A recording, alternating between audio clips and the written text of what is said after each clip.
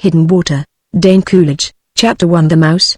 After many long, brooding days of sunshine, when the clean-cut mountains gleamed brilliantly against the sky and the grama grass curled slowly on its stem, the rain wind rose up suddenly out of Papagria and swooped down upon the desolate town of Bender, whirling a cloud of dust before it, and the inhabitants, man and horse, took to cover.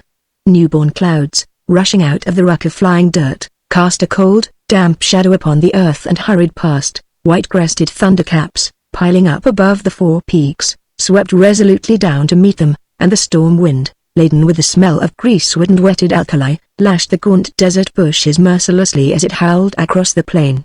Striking the town, it jumped wickedly against the old Hotel Bender, where most of the male population had taken shelter, buffeting its false front until the glasses tinkled and the bar mirrors swayed dizzily from their moorings. Then with a sudden thunder on the tin roof, the flood came down, and Black Tex set up the drinks.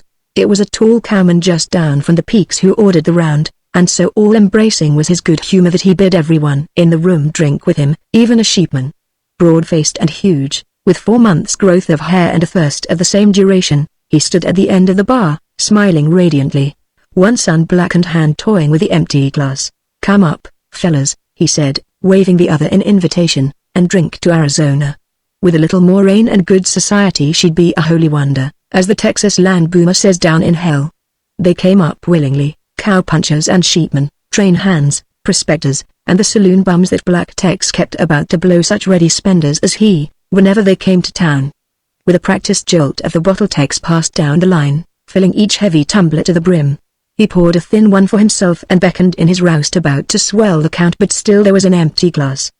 There was one man over in the corner who had declined to drink.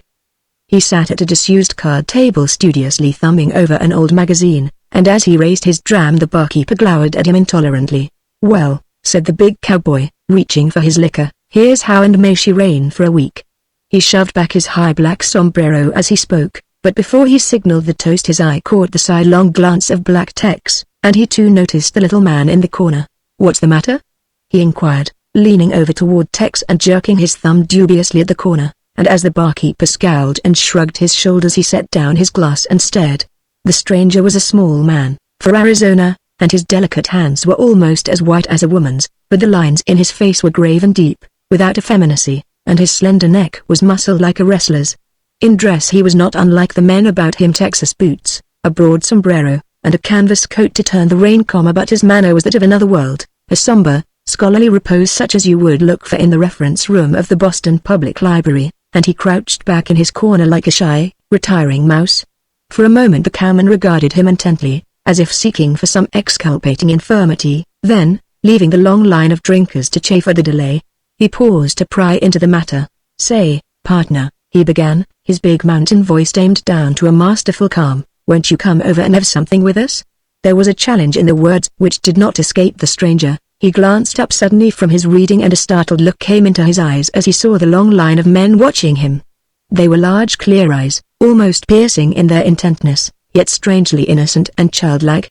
For a moment they rested upon the regal form of the big cowboy, no less a man than Jefferson Creed, foreman of the DOS, and there was in them something of that silent awe and worship which big men love to see. But when they encountered the black looks of the multitude and the leering smile of Black Tex they lit up suddenly with an answering glint of defiance. "No, thank you," he said, nodding amiably to the cowman, "I don't drink." An incredulous murmur passed along the line, mingled with sarcastic mutterings, but the cowman did not stir. "Well, have a cigar, then," he suggested patiently, and the barkeeper, eager to have it over, slapped one down on the bar and raised his glass. "Thank you just as much," returned the little man politely, "but I don't smoke, either." "I shall have to ask you to excuse me. Have a glass of milk, then," put in the barkeeper, going off into a guffaw at the familiar jest, but the cowboy shut him up with a look. "We, certainly," he said, nodding civilly to the stranger. "Come on, fellas." And with a flourish he raised his glass to his lips as if tossing off the liquor at a gulp. Then with another downward flourish he passed the whiskey into a convenient spittoon and drank his chaser pensively, meanwhile shoving a double eagle across the bar. As Black Tex rang it up and counted out the change, Creed stuffed it into his pocket, staring absently out the window at the downpour. Then with a muttered word about his horse he strode out into the storm. Deprived of their best spender, the crowd drifted back to the tables, friendly games of coon-can sprang up, stud poker was resumed, and a crew of railroad men, off duty, looked out at the sluicing waters and idly wondered whether the track would go out, the usual thing in Arizona.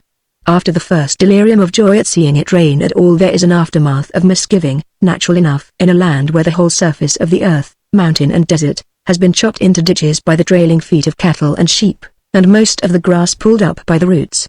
In such a country every gulch becomes a watercourse almost before the dust is laid. The arroyos turn to rivers and the rivers to broad floods, drifting with trees and wreckage. But the cattlemen and sheepmen who happen to be in Bender, either to take on hands for the spring roundup or to ship supplies to their shearing camps out on the desert, were not worrying about the railroad. Whether the bridges went out or held, the grass and browse would shoot up like beanstalks in tomorrow's magic sunshine, and even if the Rio Salagua blocked their passage, or the shearers' tents were beaten into the mud, there would still be feed, and feed was everything. But while the rain was worth $1,000 a minute to the country at large, trade languished in the Hotel Bender. In a land where a gentleman cannot take a drink without urging everyone within the sound of his voice to join in, the saloon business, while running on an assured basis, is sure to have its dull and idle moments. Having rung up the $2.50 which Jefferson Creed paid for his last drink, the same being equivalent to one day's wages as foreman of the Dos outfit, Black Tex, as Mr. Brady of the Bender Bar preferred to be called, doused the glasses into a tub, turned them over to his roustabout, and polished the cherrywood moodily. Then he drew his eyebrows down and scowled at the little man in the corner. In his professional career he had encountered a great many men who did not drink, but most of them smoked, and the others would at least take a cigar home to their friends. But here was a man who refused to come in on a treat at all, and a poor, miserable excuse for a man he was, too, without a word for anyone. Mr. Brady's reflections on the perversity of tenderfeet were cut short by a cold blast of air. The door swung open, letting in a smell of wet greasewood, and an old man, his hat dripping, stumbled in and stood swaying against the bar. His aged sombrero, blacksmithed along the ridge with copper rivets, was set far back on a head of long grey hair which hung in heavy strings down his back, like an Indian's. His beard, equally long and tangled, spread out like a chest protector across his greasy shirt, and his fiery eyes roved furtively about the room as he motioned for a drink. Black Tex set out the bottle negligently and stood waiting. "Is that all?" he inquired pointedly, as the old man slopped out a drink. "Well, have one yourself," returned the old-timer grudgingly. Then, realizing his breach of etiquette, he suddenly straightened up and included the entire barroom in a comprehensive sweep of the hand. "Come up higher, all of yoush," he said drunkenly. "Have a drink, everybody, no, everybody come up higher, I say." And the graceless saloon bums dropped their cards and came trooping up together. A few of the more self-respecting men slipped quietly out into the card rooms, but the studious stranger, disdaining such puny subterfuges, remained in his place, as impassive and detached as ever. "Hey, young man," exclaimed the old-timer jauntily, "step up higher and nominate your pizen." He closed his invitation with an imperative gesture, but the young man did not obey. "No, thank you, uncle," he replied soberly, "I don't drink." "Well, have a cigar, then," returned the old man, finishing out the formula of Western hospitality, and once more Black Tex glowered down upon this guest who was always knocking a shingle off his sign. "Or, cut it out, Bill," he sneered, "that young fella don't drink nor smoke, neither one, and he wouldn't have no truck with you." Nohow, they drank, and the stranger dropped back into his reading unperturbed. Once more Black Tex scrubbed the bar and scowled at him, then, tapping peremptorily on the board with a whiskey glass, he gave way to his just resentment. "Hey, young fella," he said, jerking his hand arbitrarily, "come over here." "Come over here," I said. "I want to talk with you." For a moment the man in the corner looked up in well-bred surprise, then without attempting to argue the point he arose and made his way to the bar. "What's the matter with you, anyway?" demanded Brady roughly. "Are you too good to drink with the likes of us?" The stranger lowered his eyes before the domineering gaze of his inquisitor and shifted his feet uneasily. "I don't drink with anybody," he said at last. "And if you had any other waiting room in your hotel," he added, "I'd keep away from your barroom altogether. As it is, maybe you wouldn't mind leaving me alone." At this retort, reflecting as it did upon the management, Black Tex began to breathe heavily and sway upon his feet. "I asked you," he roared, thumping his fist upon the bar and opening up his eyes, "whether you are too good to drink with the likes of us, me, for instance, and I want to get an answer." He leaned far out over the bar as if listening for the first word before he hit him. But the stranger did not reply immediately. Instead, With simple-minded directness he seemed to be studying on the matter. The broad grin of the card players fell to a wondering stare, and every man leaned forward when, raising his somber eyes from the floor, the little man spoke. "Why, yes," he said quietly, "I think I am." "Yes, what?" yelled the barkeeper, astounded. "You think you're what? Now, say," protested the younger man. Then, apparently recognizing the uselessness of any further evasion, he met the issue squarely. "Well, since you crowd me to it," he cried, flaring up, "I am too good. I'm too good a man to drink when I don't want to drink. I'm too good to accept treats when I don't stand treat. And more than that," he added slowly and impressively, "I'm too good to help blow that old man, or any other man, for his money." He rose to his utmost height as he spoke, turning to meet the glance of every man in the room, and as he faced them, panting, his deep eyes glowed with a passion of conviction. "If that is too good for this town," he said, "I'll get out of it, but I won't drink on treats to please anybody." The gaze of the entire assembly followed him curiously as he went back to his corner, and Black Tex was so taken aback by this unexpected effrontery on the part of his guest that he made no reply whatever. Then, perceiving that his business methods had been questioned, he drew himself up and frowned darkly. "Hoity-toity," he sniffed with exaggerated concern. "Who the hell is this, now? One of them little white ribbon boys, fresh from the east, I bet ye, travelin' for the W. P. S. Q. T. Tech me not OT." He hiked up his shoulders, twisted his head to oppose, and shrilled his final sarcasms in the tones of a finicky old lady, but the stranger stuck resolutely to his reading, whereupon the black barkeeper went sullen and took a drink by himself. Like many a good mixer, Mr. Brady of the Hotel Bender was often too good a patron of his own bar, and at such times he developed a mean streak, with symptoms of homicidal mania, which so far had kept the town marshal guessing. Under these circumstances, and with the rumor of a killing at Fort Worth to his credit, Black Tex was accustomed to being humored in his moods, and it went hard with him to be called down in the middle of a spectacular play, and by a rank stranger, at that. The chair-warmers of the Hotel Bender bar therefore discreetly ignored the unexpected rebuke of their chief and proceeded noisily with their games, but the old man who had paid for the drinks was no such time server. After tucking what was left of his money back into his overalls, he balanced against the bar railing for a while and then steered straight for the dark corner. "Young fella," he said, leaning heavily upon the table where the stranger was reading, "I'm old Bill Johnson, of Hell's Hip Pocket, and I want to shake hands with you." The young man looked up quickly and the card players stopped as suddenly in their play, for old man Johnson was a fighter in his cups. But at last the stranger showed signs of friendliness. As the old man finished speaking, he rose with the decorum of the drawing room and extended his white hand cordially. "I'm very glad to meet you, Mr. Johnson," he said. "Won't you sit down?" "No," protested the old man, "I do want to sit down. I want to ask you a question." He reeled, and balanced himself against a chair. "I want to ask you," he continued, with drunken gravity, "on the square, now, did you ever drink?" "Why, yes, uncle," replied the younger man, smiling at the question. "I used to take a friendly glass, once in a while, but I don't drink now." He added the last with a finality not to be mistaken, but Mr. Johnson of Hell's Hip Pocket was not there to urge him on. "No, no," he protested. "You're mistaken, Mr. Hardy," put in the little man. "Ah yes, Hardy, eh? And a damn good name, too. I served under a captain by that name at Old Fort Grant, 30 years ago. Whoa, Hardy, I like your face, you look honest, but I want to ask you another question. Why don't you drink now, then?" Hardy laughed indulgently, and his eyes lighted up with good humor, as if entertaining drunken men was his ordinary diversion. "Well, I'll tell you, Mr. Johnson," he said. "If I should drink whiskey the way you folks down here do, I'd get drunk." "We're sure," admitted old man Johnson, sinking shamelessly into a chair. "I'm drunk now. But what's the difference?" Noting the black glances of the barkeeper, Hardy sat down beside him and pitched the conversation in a lower key. "It may be all right for you, Mr. Johnson," he continued confidentially, "and of course that's none of my business, but if I should get drunk in this town, I'd either get into a fight and get licked, or I'd wake up the next morning broke, and nothing to show for it but a sore head." "That's me!"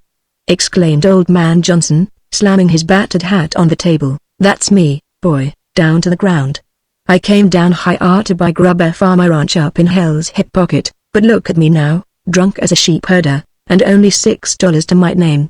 He shook his shaggy head and fell to muttering gloomily, while Hardy reverted peacefully to his magazine. After a long pause the old man raised his face from his arms and regarded the young man searchingly. "Say," he said, "you never told me why you refused to drink with me a while ago." "Well, I'll tell you," answered Hardy, honestly, "and I'm sure you'll understand how it is with me. I never expect to take another drink as long as I live in this country, not unless I get snake bit. One drink of this Arizona whiskey will make me foolish, and two will make me drunk. I'm that light-headed. Now, if I had taken a drink with you a minute ago I'd be considered a cheap sport if I didn't treat back, wouldn't I? And then I'd be drunk. Yes, that's a fact. So I have to cut it out altogether. I like you just as well, you understand, and all these other gentlemen, but I just naturally can't do it." "Oh, hell," protested the old man, "that's all right. Don't apologize, boy, whatever you do. Do you know what I came over here for?" he asked suddenly, reaching out a crabbed hand. "Well, I'll tell ye. I've been looking for years for a white man that I seed swear off to. Not one of these pink-gilled preachers, but a man that would shake hands with me on the square and hold me to it. Now, boy, I like you. Will you shake hands on that?" "Sure," responded the young man soberly. "But I tell you, uncle," he added deprecatingly, "I just came into town today and I'm likely to go out again tomorrow. Don't you think you could kind of look after yourself while I'm gone? I've seen a lot of this swearing off business already, and it don't seem to amount to much anyhow unless the fellow that swears off is willing to do all the hard work himself." There was still a suggestion of banter in his words, but the old man was too serious to notice it. "Never mind, boy," he said solemnly, "I can do all the work, but I just had to have an honest man to swear off to." He rose heavily to his feet, adjusted his copper-riveted hat laboriously, and drifted slowly out the door. And with another spender gone the hotel bender lapsed into a sleepy quietude. The rain hammered fitfully on the roof. The card players droned out their bids and bets, and Black Tex, mechanically polishing his bar, alternated successive jolts of whiskey with ill-favored glances into the retired corner where Mr. Hardy, supposedly of the W. P. S. Q. T., was studiously perusing a straw-colored Eastern magazine.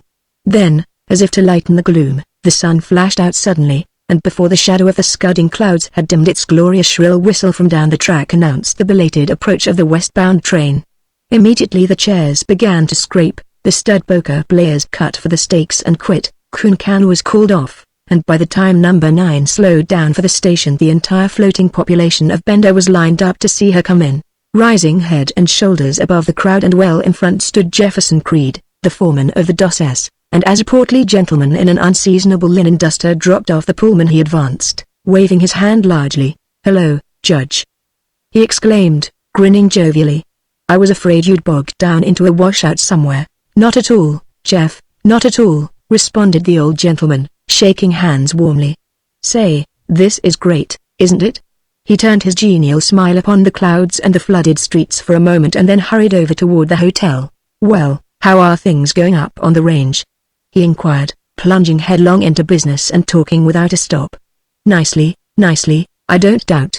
I tell you, Mr. Creed, that ranch has marvelous possibilities, marvelous. All it needs is a little patience, a little diplomacy, you understand, and holding on, until we can pass this forestry legislation. Yes, sir, while the present situation may seem a little strained and I don't doubt you are having a hard time at the same time, if we can only get along with these sheepmen, appeal to their better nature, you understand, until we get some protection at law, I am convinced that we can succeed yet. I want to have a long talk with you on this subject, Jeff, man to man, you understand, and between friends, but I hope you will reconsider your resolution to resign, because that would just about finish us off. It isn't a matter of money, is it, Jefferson? For while, of course, we are not making a fortune." He paused and glanced up at his foreman's face, which was growing more sullen every minute with restrained impatience. "Well, speak out, Jeff," he said resignedly. "What is it?" "You know damn well what it is," burst out the tall cowboy petulantly. "It's them sheepmen. And I want to tell you right now that no money can hire me to run that ranch another year, not if I've got to smile and be nice to those sons of, well, you know what kind of sons I mean, that dog-faced Jasper Swope, for instance." He spat vehemently at the mention of the name and led the way to a card room in the rear of the barroom. "Of course I'll work your cattle for you," he conceded, as he entered the booth. "But if you want them sheepmen handled diplomatically, you'd better send up a diplomat. I'm that wad I can't talk to 'em except over the top of a 6-shooter. The deprecating protestations of the judge were drowned by the scuffle of feet as the hangers-on and guests of the hotel tramped in, and in the round of drinks that followed his presence was half forgotten. Not being a drinking man himself, and therefore not given to the generous practice of treating, the arrival of Judge Ware, lately retired from the bench and now absentee owner of the Dosses Ranch, did not create much of a furore in Bender. All Black Tex and the bunch knew was that he was holding a conference with Jefferson Creed, and that if Jeff was pleased with the outcome of the interview he would treat, but if not he would probably retire to the corral and watch his horse eat hay, openly declaring that Bender was the most god-forsaken hellhole north of the Mexican line, for Creed was a man of moods. In the lull which followed the first treat, the ingratiating drummer who had set up the drinks, charging the same to his expense account, leaned against the bar and attempted to engage the barkeeper in conversation, asking leading questions about business in general and Mr. Einstein of the New York store in particular, but Black Tex, in spite of his position, was uncommunicative.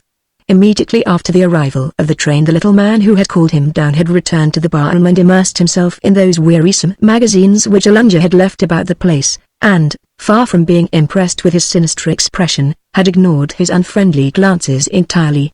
More than that, he had deserted his dark corner and seated himself on a bench by the window from which he now looked out upon the storm with a brooding preoccupation as sincere as it was maddening.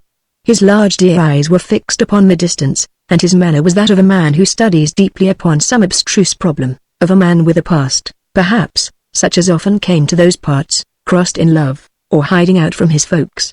Black Tex dismissed the drummer with an impatient gesture and was pondering solemnly upon his grievances when a big, square-jowled cat rushed out from behind the bar and set up a hoarse, raucous mewing. "Ah, shut up!" growled Brady, throwing him away with his foot, but as the cat's demands became more and more insistent the barkeeper was at last constrained to take some notice. "What's bitin' you?" he demanded, peering into the semi-darkness behind the bar, and as the cat, thus encouraged, plunged recklessly in among a lot of empty bottles, he promptly threw him out and fished up a mousetrap, from the cage of which a slender tail was wriggling frantically. "Aha!" he exclaimed, advancing triumphantly into the middle of the floor. "Look, boys, here's where we have some fun with Tom." And as the card players turned down their hands to watch the sport, the old cat, scenting his prey, rose up on his hind legs and clutched at the cage, yelling. Grabbing him roughly by the scruff of the neck, Black Tex suddenly threw him away and opened the trap, but the frightened mouse, unaware of his opportunity, remained huddled up in the corner. "Come out of that," grunted the barkeeper, shaking the cage while with his free hand he grappled the cat, and before he could let go his hold the mouse was halfway across the room, heading for the bench where Hardy sat. "Catch him!" roared Brady, hurling the eager cat after it, and just as the mouse was darting down a hole Tom pinned it to the floor with his claws. "What did I tell ye?" cried the barkeeper, swaggering. "That cat will catch 'em every time. Look at that now, will you?" With dainty paws arched playfully, the cat pitched the mouse into the air and sprang upon it like lightning as it darted away. Then mumbling it with a nicely calculated bite, he bore it to the middle of the floor and laid it down, uninjured. "Ain't he hell, though?" inquired Tex, rolling his eyes upon the spectators. The cat reached out cautiously and stirred it up with his paw, and once more, as his victim dashed for its hole, he caught it in full flight. But now the little mouse, its hair all wet and rumpled, crouched dumbly between the feet of its captor and would not run. Again and again the cat stirred it up, sniffing suspiciously to make sure it was not dead, then in a last effort to tempt it he deliberately lay over on his back and rolled, purring and closing his eyes luxuriously, until, despite its hurts, the mouse once more took to flight. Apparently unheeding, the cat lay inert, following its wobbly course with half-shut eyes. Then, lithe as a panther, he leapt up and took after it. There was a rush and a scramble against the wall, but just as he struck out his barbed claw a hand closed over the mouse and the little man on the bench whisked it dexterously away. Instantly the black cat leapt into the air, clamoring for his prey, and with a roar like a mountain bull Black Tex rushed out to intercede. "Put down that mouse, you freak!" he bellowed, charging across the room. "Put him down, I say, or I'll break you in two." He launched his heavy fist as he spoke, but the little man ducked it neatly and, stepping behind a table, stood at bay, still holding the mouse. "Put him down, I tell you!" shouted the barkeeper, panting with vexation. "What, you won't, eh? Well, I'll learn you." And with a wicked oath he drew his revolver and leveled it across the table. "Put down that mouse," he said slowly and distinctly, but Hardy only shook his head. Every man in the room held his breath for the report. The poker players behind fell over tables and chairs to get out of range, and still they stood there, the barkeeper purple, the little man very pale, glaring at one another along the top of the barrel. In the hollow of his hand Hardy held the mouse, which tottered drunkenly, while the cat, still clamoring for his prize, raced about under the table, bewildered. "Hurry up, now," said the barkeeper warningly, "I'll give you 5. 1 come on, now 2. At the first count the old defiance leapt back into Hardy's eyes and he held the mouse to his bosom as a mother might shield her child. At the second he glanced down at it, a poor crushed thing trembling as with an ague from its wounds. Then, smoothing it gently with his hand, he pinched its life out suddenly and dropped it on the floor. Instantly the cat pounced upon it, nosing the body eagerly, and Black Tex burst into a storm of oaths. "Well, damn your heart!" he yelled, raising his pistol in the air as if about to throw the muzzle against his breast and fire. "What in hell do you mean?" Baffled and evaded in every play, the evil-eyed barkeeper suddenly sensed a conspiracy to show him up, and instantly the realization of his humiliation made him dangerous. "Perhaps you figure on making a monkey out of me," he suggested, hissing snake-like through his teeth, but Hardy made no answer whatever. "Well, say something, can't you?" snapped the bagman, his overwrought nerves jangled by the delay. "What do you mean by interfering with my cat?" For a minute the stranger regarded him intently, his sad, far-seeing eyes absolutely devoid of evil intent, yet baffling in their inscrutable reserve. Then he closed his lips again resolutely, as if denying expression to some secret that lay close to his heart, turning it with undue vehemence to the cause of those who suffer and cannot escape. "Well, for God's sake," exclaimed Black Tex at last, lowering his gun in a pet. "Don't I get no satisfaction? What's your ID?" "There's too much of this cat-and-mouse business going on," answered the little man quietly, "and I don't like it." "Oh, you don't, eh?" echoed the barkeeper sarcastically. "Well, excuse me. I didn't know that." And with a bow of exaggerated politeness he retired to his place. "The drinks are on the house," he announced, jauntily strewing the glasses along the bar. "Won't drink, eh? All right. But lemme tell you, pardner," he added, wagging his head impressively, "you're going to get hurt someday." Chapter 2. The Man from Cherrycow. After lashing the desert to a frazzle and finding the leaks in the hotel bender, the wind from Papagria went howling out over the mesa, still big with rain for the Four Peaks country, and the sun came out gloriously from behind the clouds. Already the thirsty sands had sucked up the muddy pools of water, and the boardwalk which extended the length of the street, connecting saloon with saloon and ending with the New York store, smoked with the steam of drying. Along the edge of the walk, drying out their boots in the sun, the casual residents of the town, many of them held up by the storm, sat in pairs and groups, talking or smoking in friendly silence. A little apart from the rest, for such as he are a long time making friends in Arizona, Rufus Hardy sat leaning against a post, gazing gloomily out across the desert. For a quiet, retiring young man, interested in good literature and bearing malice toward no one, his day in the Bender barroom had been eventful out of all proportion to his deserts and wishes, and he was deep in somber meditation when the door opened and Judge Ware stepped out into the sunshine. In outward appearance the judge looked more like a large fresh-faced boy in glasses than one of San Francisco's eminent jurists, and the similarity was enhanced by the troubled and deprecating glances with which he regarded his foreman, who towered above him like a mentor. There was a momentary conference between them at the doorway, and then, as Creed stumped away down the boardwalk, the judge turned and reluctantly approached Hardy. "I beg your pardon, sir," he began, as the young man in some confusion rose to meet him, "but I should like a few words with you, on a matter of business. I am Mr. Ware, the owner of the Dos S Ranch. Perhaps you may have heard of it over in the Four Peaks country. Well, I hardly know how to begin, but my foreman, Mr. Creed, was highly impressed with your conduct a short time ago in the fray with the barkeeper. I really know very little as to the rights of the matter, but you've showed a high degree of moral courage, I'm sure. Would you mind telling me what your business is in these parts, Mr. Hardy?" supplied the young man quietly. "Rufus Hardy." "I am, a what?" exclaimed the judge, hastily focusing his glasses. "Hardy. Where have I heard that name before?" "I suppose from your daughter, Miss Lucy," replied the young man, smiling at his confusion. "Unless," he added hastily, "she has forgotten about me." "Why, Rufus Hardy!" exclaimed the judge, reaching out his hand. "Why, bless my heart, to be sure. Why, where have you been for this last year and more? I am sure your father has been quite worried about you." "Oh, I hope not," answered Hardy, shifting his gaze. I guess he knows I can take care of myself by this time if I do write poetry," he added, with a shade of bitterness. "Well, well," said the judge, diplomatically changing the subject, "Lucy will be glad to hear of you, at any rate. I believe she wrote you once, some time ago, at your Berkeley address, and the letter was returned as uncalled for." He gazed over the rims of his glasses inquiringly, and with a suggestion of asperity, but the young man was unabashed. "I hope you will tell Miss Lucy," he said deferentially, "that on account of my unsettled life I have not ordered my mail forwarded for some time." He paused and for the moment seemed to be considering some further explanation, then his manner changed abruptly. "I believe you mentioned a matter of business," he remarked bluffly, and the judge came back to earth with a start. His mind had wandered back a year or more to the mysterious disappearance of this same self-contained younger man from his father's house, not 3 blocks from his own comfortable home. There had been a servant's rumor that he had sent back a letter or 2 postmarked Bowie, Arizona, but old Colonel Hardy had said never a word. Yes, he assented absently. "But well, I declare," he exclaimed helplessly, "I've quite forgotten what it was about." "Won't you sit down, then?" suggested Hardy, indicating the edge of the boardwalk with a courtly sweep of the hand.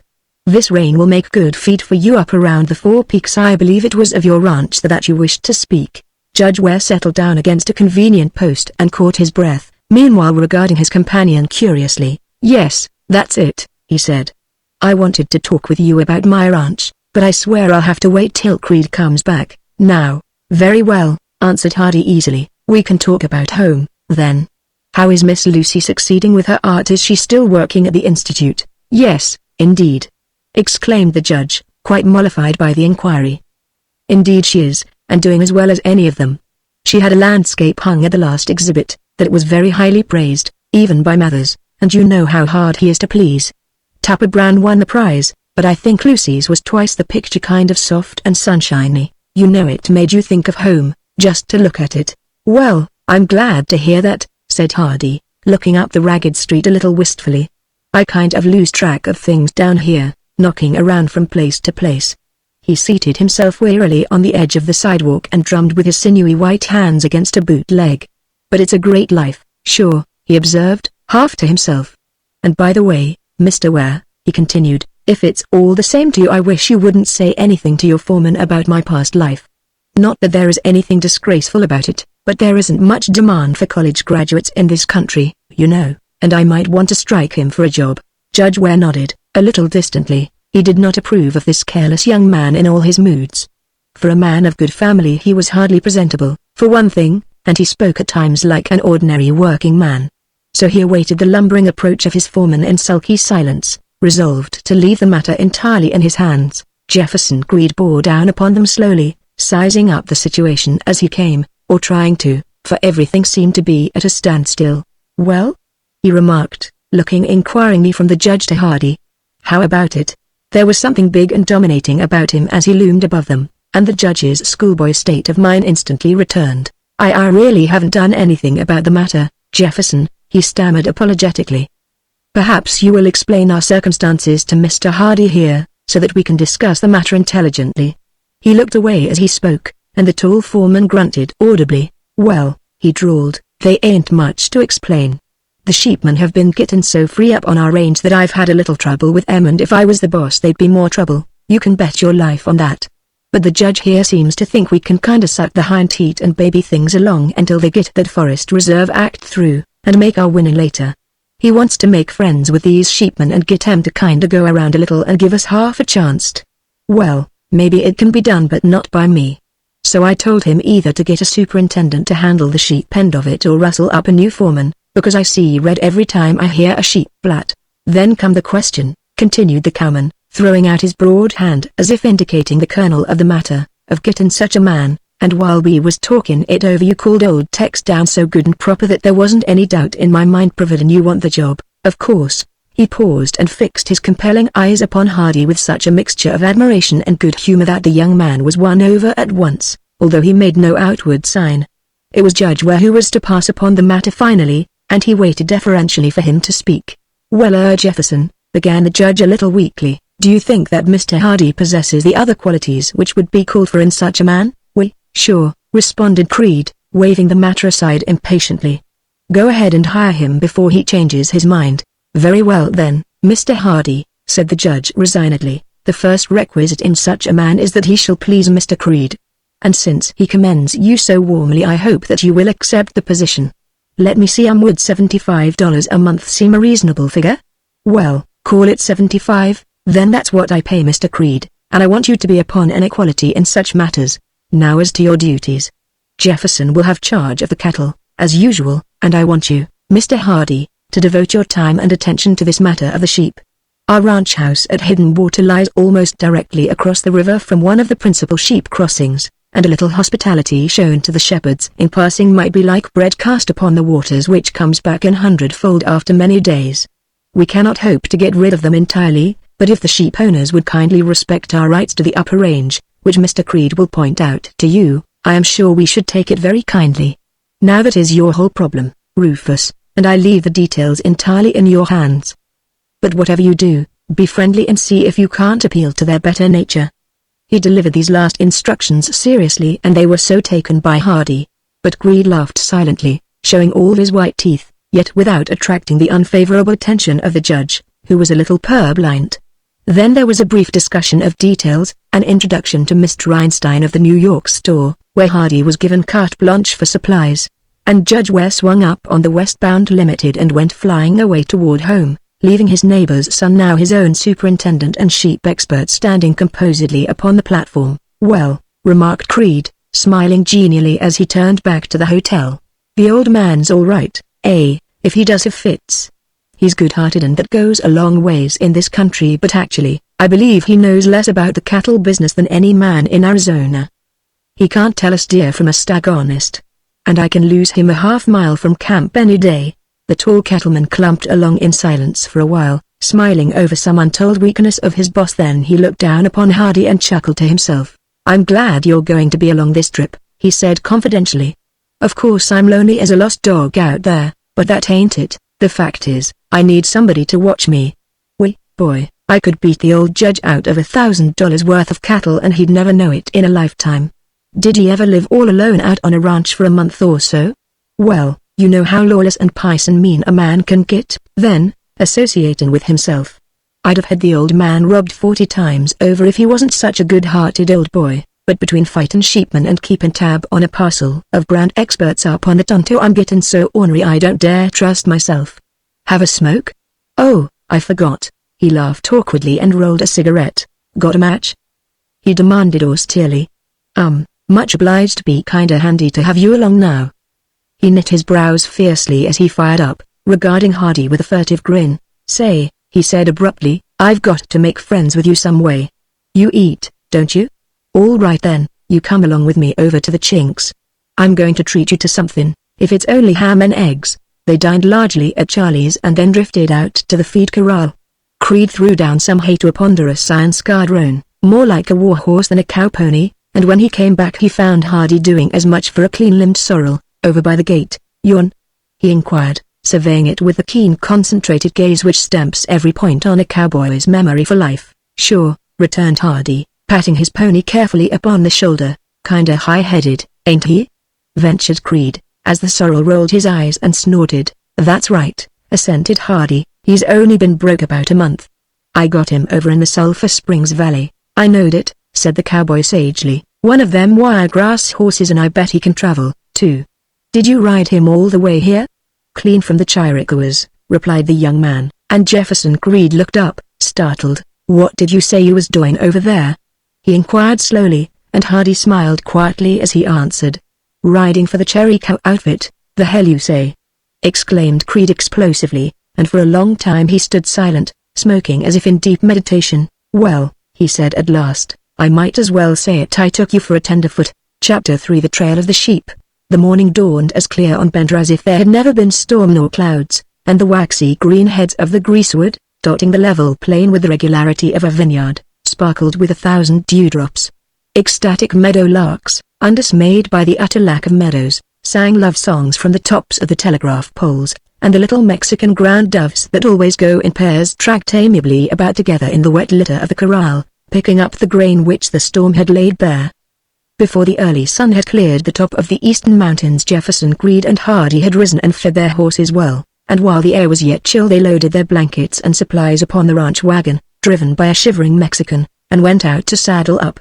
Since his confession of the evening before, Creed had put aside his air of friendly patronage and, lacking another pose, have taken to smoking in silence, for there is many a boastful cowboy in Arizona who has done his riding for the Cherry Cow outfit on a chuck wagon, swamping for the cook. At breakfast he jollied the Chinaman into giving him 2 orders of everything, from coffee to hot cakes, paid for the same at the end, and rose up like a giant refreshed. But beneath this jovial exterior he masked a divided mind. Although he had come down handsomely, he still had his reservations about the white-handed little man from Cherry Cow, and when they entered the corral he saddled his iron-scarred charger by feeling, gazing craftily over his back to see how Hardy would show up in action. Now, first the little man took a rope, and shaking out the loop dropped it carelessly against his horse's forefeet, and that looked well, for the sorrel stood stiffly in his tracks, as if he had been anchored. Then the man from Cherry Cow picked up his bridle, rubbed something on the bit, and offered it to the horse, who graciously bowed his head to receive it. This was a new one on Creed, and in the excitement of the moment he inadvertently cinched his roan-up 2 holes too tight and got nipped for it, for old Batwings had a mind of his own in such matters, and the cold air made him ugly. "Here, quit that," muttered the cowboy, striking back at him, but when he looked up, the sorrel had already taken his bit, and while he was champing on it Hardy had slipped the headstall over his ears. There was a broad leather blind on the hackamore, which was of the best plaited rawhide with a horsehair tie rope, but the little man did not take advantage of it to subdue his mount. Instead he reached down for his gaudy Navajo saddle blanket, offered it to the sorrel to smell, and then slid it gently upon his back. But when he stooped for his saddle the high-headed horse rebelled. Ears pricked suspiciously forward and eyes protruding he glared at the clattering thing in horror, snorting deep at every breath. But, though he was free-footed, by some obsession of the mind, cunningly inculcated in his breaking, the sorrel pony was afraid to move. As the saddle was drawn toward him and he saw that he could not escape its hateful embrace he leaned slowly back upon his haunches, grunting as if his forefeet, wreathed in the loose rope, were stuck in some terrible quicksands from which he tried in vain to extricate them. But with a low murmur of indifferent words his master moved the saddle resolutely toward him, the stirrups carefully snapped up over the horn, and ignoring his loud snorts and frenzied shakings of the head laid it surely down upon his back. This done, he suddenly spoke sharply to him, and with a final groan the beautiful creature rose up and consented to his fate. Hardy worked quickly now, tightening the cinch, lowering the stirrups, and gathering up the reins. He picked up the rope, coiled it deftly and tied it to the saddle, and now, relieved of the idea that he was noosed, the pony began to lift his feet and prance, softly, like a swift runner on the mark. At these signs of an early break Creed mounted hurriedly and edged in, to be ready in case the sorrel, like most half-broken broncos, tried to scrape his rider off against the fence, but Hardy needed no wrangler to shunt him out the gate. Standing by his shoulder and facing the rear he patted the sorrel's neck with the hand that held the reins, while with his right hand he twisted the heavy stirrup toward him stealthily, raising his boot to meet it. Then like a flash he clapped in his foot and, catching the horn as his fiery pony shot forward, he snapped up into the saddle like a jumping jack and went flying out the gate. "Well, the son of a gun," muttered Creed, as he thundered down the trail after him. "Darned if he can't ride. There are men in every cow camp who can rope and shoot, but the man who can ride a wild horse can hold up his head with the best of them. No matter what his race or station, if he will crawl a snake and stay with him there is always room on the wagon for his blankets. His fame will spread quickly from camp to camp, and the boss will offer to raise him when he shows up for his time." Jefferson Creed's face was all aglow when he finally rode up beside Hardy. He grinned triumphantly upon horse and man as if they had won money for him in a race, and Hardy, roused at last from his reserve, laughed back out of pure joy in his possessions. "How's that for a horse?" he cried, raising his voice above the thud of hoofs.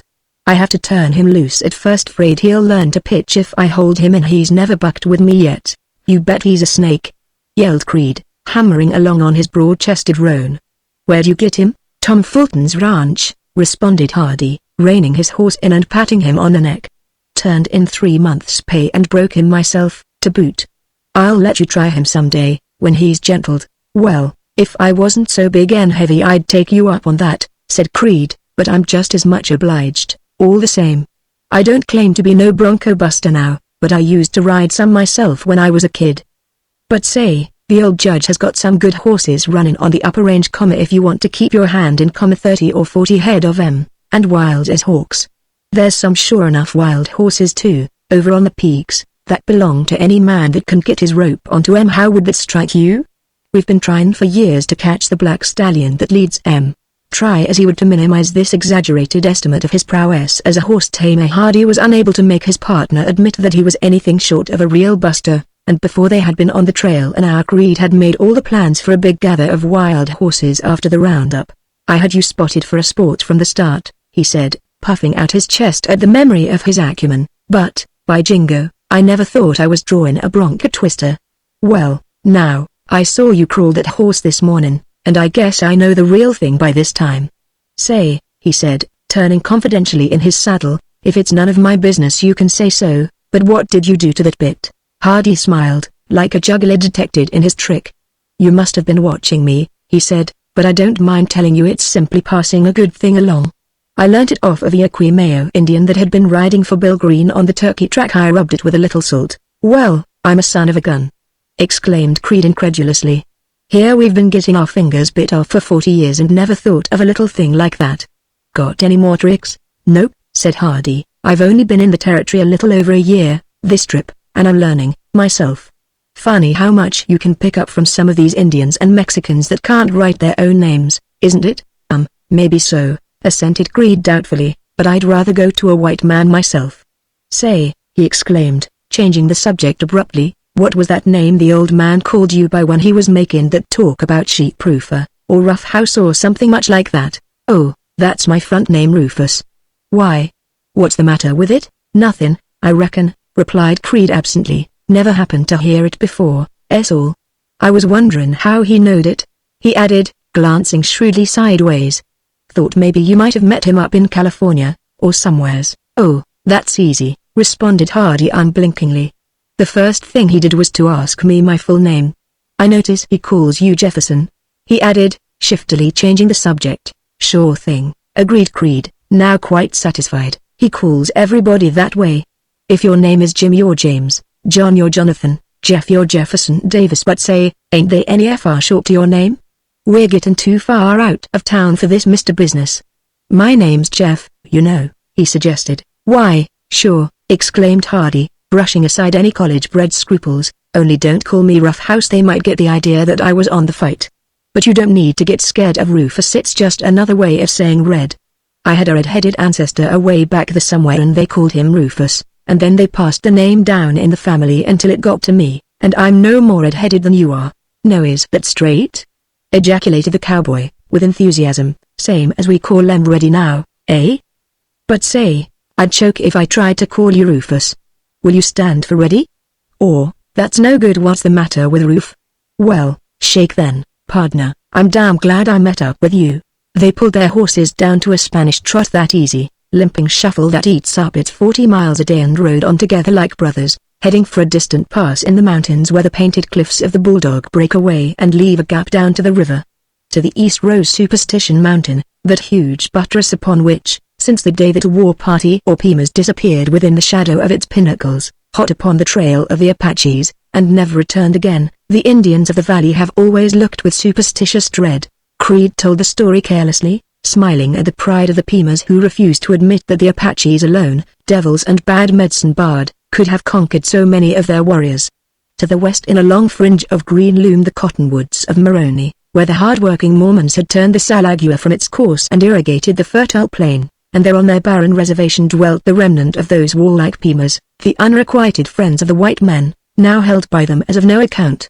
As he heard the history of its people, how the Apaches had wiped out the Tolks, and the white men had killed off the Apaches, and then, after pushing aside the Pimas and the Mexicans, closed in a death struggle for the mastery of the range, Hardy began to perceive the grim humor of the land. He glanced across at his companion, tall, stalwart, with mighty arms and legs and features rugged as a mountain crag, and his heart leapt up within him at the thought of the battles to come, battles in which sheepmen and cattlemen, defiant of the law, would match their strength and cunning in a fight for the open range. As they rode along a mile after mile toward the north, the road mounted gently, hills rose up one by one out of the desert floor, crowned with towering sorrows, and in the dip of the pass ahead a mighty forest of their misshapen stalks was thrust up like giant fingers against the horizon. But rail wound in among them, where they rose like fluted columns above the lesser cactus, great skin-covered tanks, gorged fat with water too bitter to quench the fieriest thirst, yet guarded jealously by poison-barbed spines. Gilded woodpeckers, with hearts red as blood painted upon their breasts, dipped in uneven flight from sorrow to sorrow, dodged into holes of their own making, dug deep into the solid flesh. Sparrowhawks sailed forth from their summits, with quick eyes turned to the earth for lizards, and the brown mockingbird, leaping for joy from the ironwood tree where his mate was nesting, whistled the praise of the desert in the ecstatic notes of love. In all that land which some say God forgot, there was naught but life and happiness, for God had sent the rain.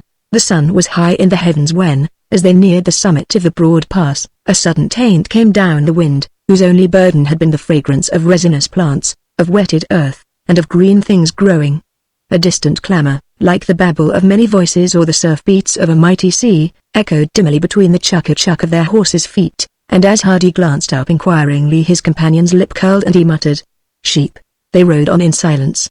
The ground, which before had been furrowed with Indian wheat and sprouting 6 weeks' grass, now showed the imprints of many tiny feet glozed over by the rain, and Hardy noticed vaguely that something was missing. The grass was gone. Even where a minute before it had covered the level flats in a promise of maturity, rising up in ranker growth beneath the thorny trees and cactus, its place was now swept bare and all the earth trampled into narrow, hard-tamped trail. Then as a brush shed and corrals, with a cook tent and a couple of water wagons in the rear, came into view, the ground went suddenly stone bare, stripped naked and trampled smooth as a floor. Never before had Hardy seen the earth so laid waste and desolate, the very cactus trimmed down to its woody stump and every spear of root grass searched out from the shelter of the spiny colas. He glanced once more at his companion, whose face was sullen and unresponsive. There was a well-defined bristle to his short moustache and he roweled his horse cruelly when he shied at the blatting horde. The shearing was in full blast, every man working with such feverish industry that not one of them stopped to look up. From the receiving corral 3 Mexicans in slouched hats and jumpers drove the sheep into a broad chute, yelling and hurling battered oil cans at the hindmost. By the chute an American punched them vigorously forward with a prod, and yet another thrust them into the pens behind the shearers, who bent to their work with a sullen, back-breaking stoop. Each man held between his knees a sheep, gripped relentlessly, that flinched and kicked at times when the shears clipped off patches of flesh, and there in the clamor of 1,000 voices they shuttled their keen blades unceasingly, stripping off a fleece, throwing it aside, and seizing a fresh victim by the foot, toiling and sweating grimly. By another chute a man stood with a paint pot, stamping a fresh brand upon every new-shorn sheep, and in a last corral the naked ones, their white hides spotted with blood from their cuts, blatted frantically for their lambs. These were herded in a small enclosure, some large and browned with the grime of the flock, others white and wobbly, newborn from mothers frightened in the shearing, and always that tremendous wailing chorus ba-a-a, ba-a-a, ba, and men in greasy clothes wrestling with the wool. To a man used to the noise and turmoil of the roundup and branding pen and accustomed to the necessary cruelties of stock raising, there was nothing in the scene to attract attention. But Hardy was of gentler blood, inured to the hardships of frontier life but not to its unthinking brutality, and as he beheld for the first time the waste, the hurry, the greed of it all, his heart turned sick and his eyes glowed with pity, like a woman's. By his side the sunburned swarthy giant who had taken him willy-nilly for a friend sat unmoved, his lip curled, not at the pity of it, but because they were sheep, and because, among the men who rushed about driving them with clubs and sacks, he saw more than one who had eaten at his table and then sheeped out his upper range. His saturnine mood grew upon him as he waited and, turning to Hardy, he shouted harshly. "There's some of your friends over yonder," he said, jerking his thumb toward a group of men who were weighing the long sacks of wool. "Want to go over and get acquainted?" Hardy woke from his dream abruptly and shook his head. "No, let's not stop," he said, and Greed laughed silently as he reined bat wings into the trail. But just as they started to go, one of the men by the scales hailed them, motioning with his hand, and, still laughing cynically, the foreman of the Dosses turned back again. "That's Jim Swope," he said, "one of our big sheep men, nice fella, you'll like him." He led the way to the weighing scales, where 2 sweating Mexicans tumbled the 8-foot bags upon the platform, and a burly man with a Scotch turned to his tongue called off the weights defiantly. At his elbow stood 2 men, the man who had called them and a will by a comma each keeping tally of the count. Jim Swope glanced quickly up from his work.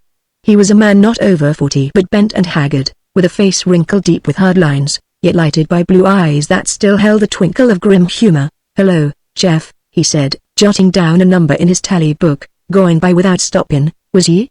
Better ask the cook for something to eat. Say, you're going up the river, ain't ye? Well, tell Pablo Moreno and the Mexicans I lost a cut of 200 sheep up there somewhere. That son of a herder of mine was too lazy to make a corral and can't so I don't know where they are lost, but I'll give 2 bits a head for delivered here. Tell the old man that, will you? He paused to enter another weight in his book, then stepped away from the scales and came out to meet them. How's the feed up your way? He inquired, smiling grimly. Damn poor, replied Creed, carrying on the jest, and it'll be poorer still if you come in on me, so keep away. Mr. Swope, I'll make you acquainted with Mr. Hardy, my new boss. Judge Ware has sent him out to be superintendent for the DOS. Glad to meet you, sir, said Swope, offering a greasy hand that smelled of sheep dip. Nice man, the old judge. Here, Umber, put that bag on straight. 315?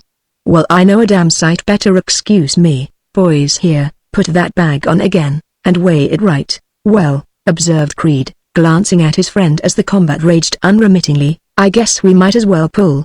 His busy day, you understand. Nice fella, though you'll like him. Once more the glint of quiet deviltry came into his eyes, but he finished out the jest soberly. Comes from a nice Mormon family down in Moroni, 6 brothers all sheepmen. You'll see the rest of the boys when they come through next month, but Jim's the best. There was something in the sardonic smile that accompanied this encomium which set Hardy thinking. Creed must have been thinking too, for he rode past the kitchen without stopping, cocking his head up at the sun as if estimating the length of their journey. Oh, did you want to get something to eat? He inquired innocently. No? That's good. That sheep smell kinda turns my stomach. And throwing the spurs into Batwings he loped rapidly toward the summit, scowling forbiddingly and passing at a small boy who was shepherding the stray herd. For a mile or two he said nothing, swinging his head to scan the sides of the mountains with eyes as keen as an eagle's. Then, on the top of the last roll, he halted and threw his hand out grandly at the panorama which lay before them. The Chiles, he said, as if delivering a funeral oration, as good a cow country as God ever made, and now even the jackrabbits have left it. Do ye see that big mesa down there? He continued, pointing to a broad stretch of level land, dotted here and there with giant cactus, which extended along the river. I've seen 1,000 head of cattle, fat as butter, feedin' where you see them sorrows, and now look at it. He threw out his hand again in passionate appeal, and Hardy saw that the mesa was empty. There was grass a foot high, cried Creed in a hushed, sustained voice, as if he saw it again, and flowers. Me and my brothers and sisters used to run out there about now and pick all kinds, big yellow poppies and daisies, and these here little pansies and forget-me-nots. God, I wish I could forget 'em, but I've been fighting these sheep so long and getting so mean and ugly them flowers wouldn't mean no more to me now than a bunch of Jimson weeds and stink squashes. But hell, what's the use? He threw out his hands once more, palms up, and dropped them limply. That's old Pablo Moreno's place down there, he said, falling back abruptly into his older way. We'll stop there overnight. I want to help get that wagon across the river when Raphael comes in by, and we'll go up by trail in the morning. Once more he fell into his brooding silence, looking up at the naked hills from habit, for there were no cattle there.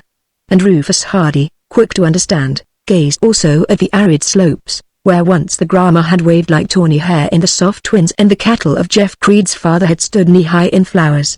Now at last the secret of Arizona the lawless and Arizona the desert lay before him. The feed was there for those who could take it, and the sheep were taking it all. It was government land, only there was no government, anybody's land, to strip, to lay waste, to desolate, to hog for and fight over forever, and no law of right, only this, that the best fighter won. Thoughts came up into his mind, as thoughts will in the silence of the desert, memories of other times and places, a word here, a scene there, having no relation to the matter in hand, and then one flashed up like the premonitions of the superstitious a verse from the Bible that he had learned at his mother's knee many years before, crying, "Peace, peace, when there is no peace." But he put it aside lightly, as a man should, for if one followed every vagrant fancy and intuition, taking account of signs and omens, he would slew and waver in his course like a toy boat in a mill pond, which after great labor and adventure comes, in the end, to nothing. Chapter 4. Don Pablo Moreno. On the edge of the barren mesa and looking out over the sandy flats where the Salagua writhed about uneasily in its bed, the casa of Don Pablo Moreno stood like a mud fort, barricaded by a palisade of the thorny cactus which the Mexicans call ocatilla. Within this fence, which enclosed several acres of standing grain and the miniature of a garden, There were all the signs of prosperity: a new wagon under its proper shade, a storehouse strongly built where chickens lingered about for grain, a clean-swept ramada casting a deep shadow across the open doorway, but outside the enclosure the ground was stamped as level as a threshing floor. As Greed and Hardy drew near, an old man, grave and dignified, came out from the shady veranda and opened the gate, bowing with the most courtly hospitality. "Buenas tardes, señores," he pronounced, touching his hat in a military salute. "Pasa. Welcome to my poor house." In response to these salutations Greed made the conventional replies, and then as the old man stood expectant he said in a hurried aside to Hardy, "Do ye talk Spanish?" "He don't understand a word of English." "Sure," returned Hardy. "I was brought up on it." "No," exclaimed Greed incredulously, and then, addressing the Señor Moreno in his native tongue, he said, "Don Pablo, this is my friend Señor Hardy, who will live with me at Agua Escondida." "With great pleasure, Señor," said the old gentleman, removing his hat. "I make your acquaintance." "The pleasure is mine," replied Hardy, returning the salutation, and at the sound of his own language Don Pablo burst into renewed protestations of delight. Within the cool shadow of his ramada he offered his own chair and seated himself in another, neatly fashioned of mesquite wood and strung with thongs of rawhide. Then, turning his venerable head to the doorway which led to the inner court, he shouted in a terrible voice, "Muchacho!" Instantly from behind the adobe wall, around the corner of which he had been slyly peeping, a black-eyed boy appeared and stood before him, his ragged straw hat held respectfully against his breast. "Sus manos!" roared the old man, and dropping his hat the muchacho touched his hands before him in an attitude of prayer. "Give the gentleman a drink," commanded Don Pablo severely, and after Hardy had accepted the gourd of cold water which the boy dipped from a purasola, resting in the three-pronged fork of a trimmed mesquite, the old gentleman called for his tobacco. This the mozo brought in an Indian basket wrought by the Apaches who live across the river, Bull Durham and brown paper. The señor offered these to his guest, while Greed grinned in anticipation of the outcome. "What?" exclaimed the Señor Moreno, astounded. "You do not smoke?" "Ah, perhaps it is my poor tobacco. But wait, I have a cigarro which the storekeeper gave me when I know. No smoke, nothing? Ah, well, no smoke, no Mexicano, as the saying goes." He regarded his guest doubtfully, with a shadow of disfavor. Then, rolling a cigarette, he remarked, "You have a very white skin, Señor Hardy. I think you have not been in Arizona very long." "Only a year," replied Hardy modestly. "Muchacho!" cried the señor. "Run and tell the señora to hasten the dinner." "And where?" he inquired, with the shrewd glance of a country lawyer. "And where did you learn, then, this excellent Spanish which you speak?" "At Old Camp Verde, to the north," replied Hardy categorically, and at the name Greed looked up with sudden interest. "I lived there when I was a boy." "Indeed!" exclaimed Don Pablo, raising his eyebrows. "And were your parents with you?" "Oh, yes," answered Hardy. "My father was an officer at the post." "Ah, see," nodded the old man vigorously. "Now I understand. Your father fought the Apaches and you played with the little Mexican boys, no? But now your skin is white. You have not lived long under our sun. When the Apaches were conquered your parents moved. Of course they are in San Francisco now, perhaps, or New York." "My father is living near San Francisco," admitted Hardy, "but," and his voice broke a little at the words, "my mother has been dead many years." "Ah, indeed," exclaimed Don Pablo sympathetically. "I am very sorry. My own mother has been many years dead also. But what think you of our country? Is it not beautiful?" "Yes, indeed," responded Hardy honestly, "and you have a wonderful air here, very sweet and pure." "Seguro," affirmed the old man, "seguro que sí. But alas," he added sadly, "one cannot live on air alone. Ah, que malo, how bad these sheep are." He sighed, and regarded his guest sadly with eyes that were bloodshot from long searching of the hills for cattle. "I remember the day when the first sheep came," he said, in the manner of one who begins a set narration. "In the year of 91 the rain came, more, until the earth was full and the excess made lagunas on the plain.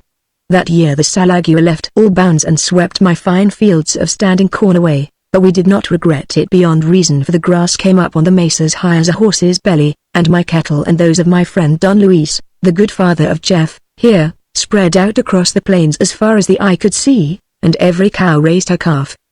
But look! On the next year no rain came, and the river ran low, yet the plains were still yellow with last year's grass. All would have been well now as before, with grass for all, when down from the north like grasshoppers came the Borregos Baja, thousands of them, and they were starving.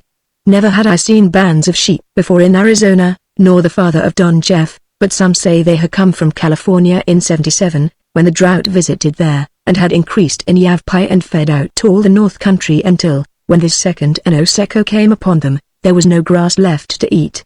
And now, amigo, I will tell you one thing, and you may believe it, for I am an old man and have dwelt here long. It is not God who sends the dry years, but the sheep, Myra. I have seen the mowing machine of the Americano cut the tall grass and leave all level, so the starved sheep of Yavapai swept across our mesa and left it bare. Yet was there feed for all, for our cattle took to the mountains and browsed higher on the bushes, above where the sheep could reach, and the sheep went past and spread out on the southern desert and were lost in it. It was so great. That was all, you will say, but no.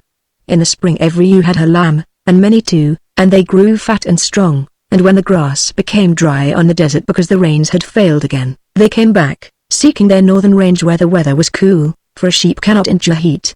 Then we who had let them pass in pity were requited after the way of the Borigeros. We were sheeped out, down to the naked rocks, and the sheepman went on, laughing insolently. Malo lost Borigeros, what devils they are, for hunger took the strength from our cows so that they could not suckle their calves, and in giving birth many mothers and their little ones died together. In that year we lost half our cows, Don Luis Creed and I, and those that lived became thin and rough, as they are to this day, from journeying to the high mountains for feed and back to the far river for water.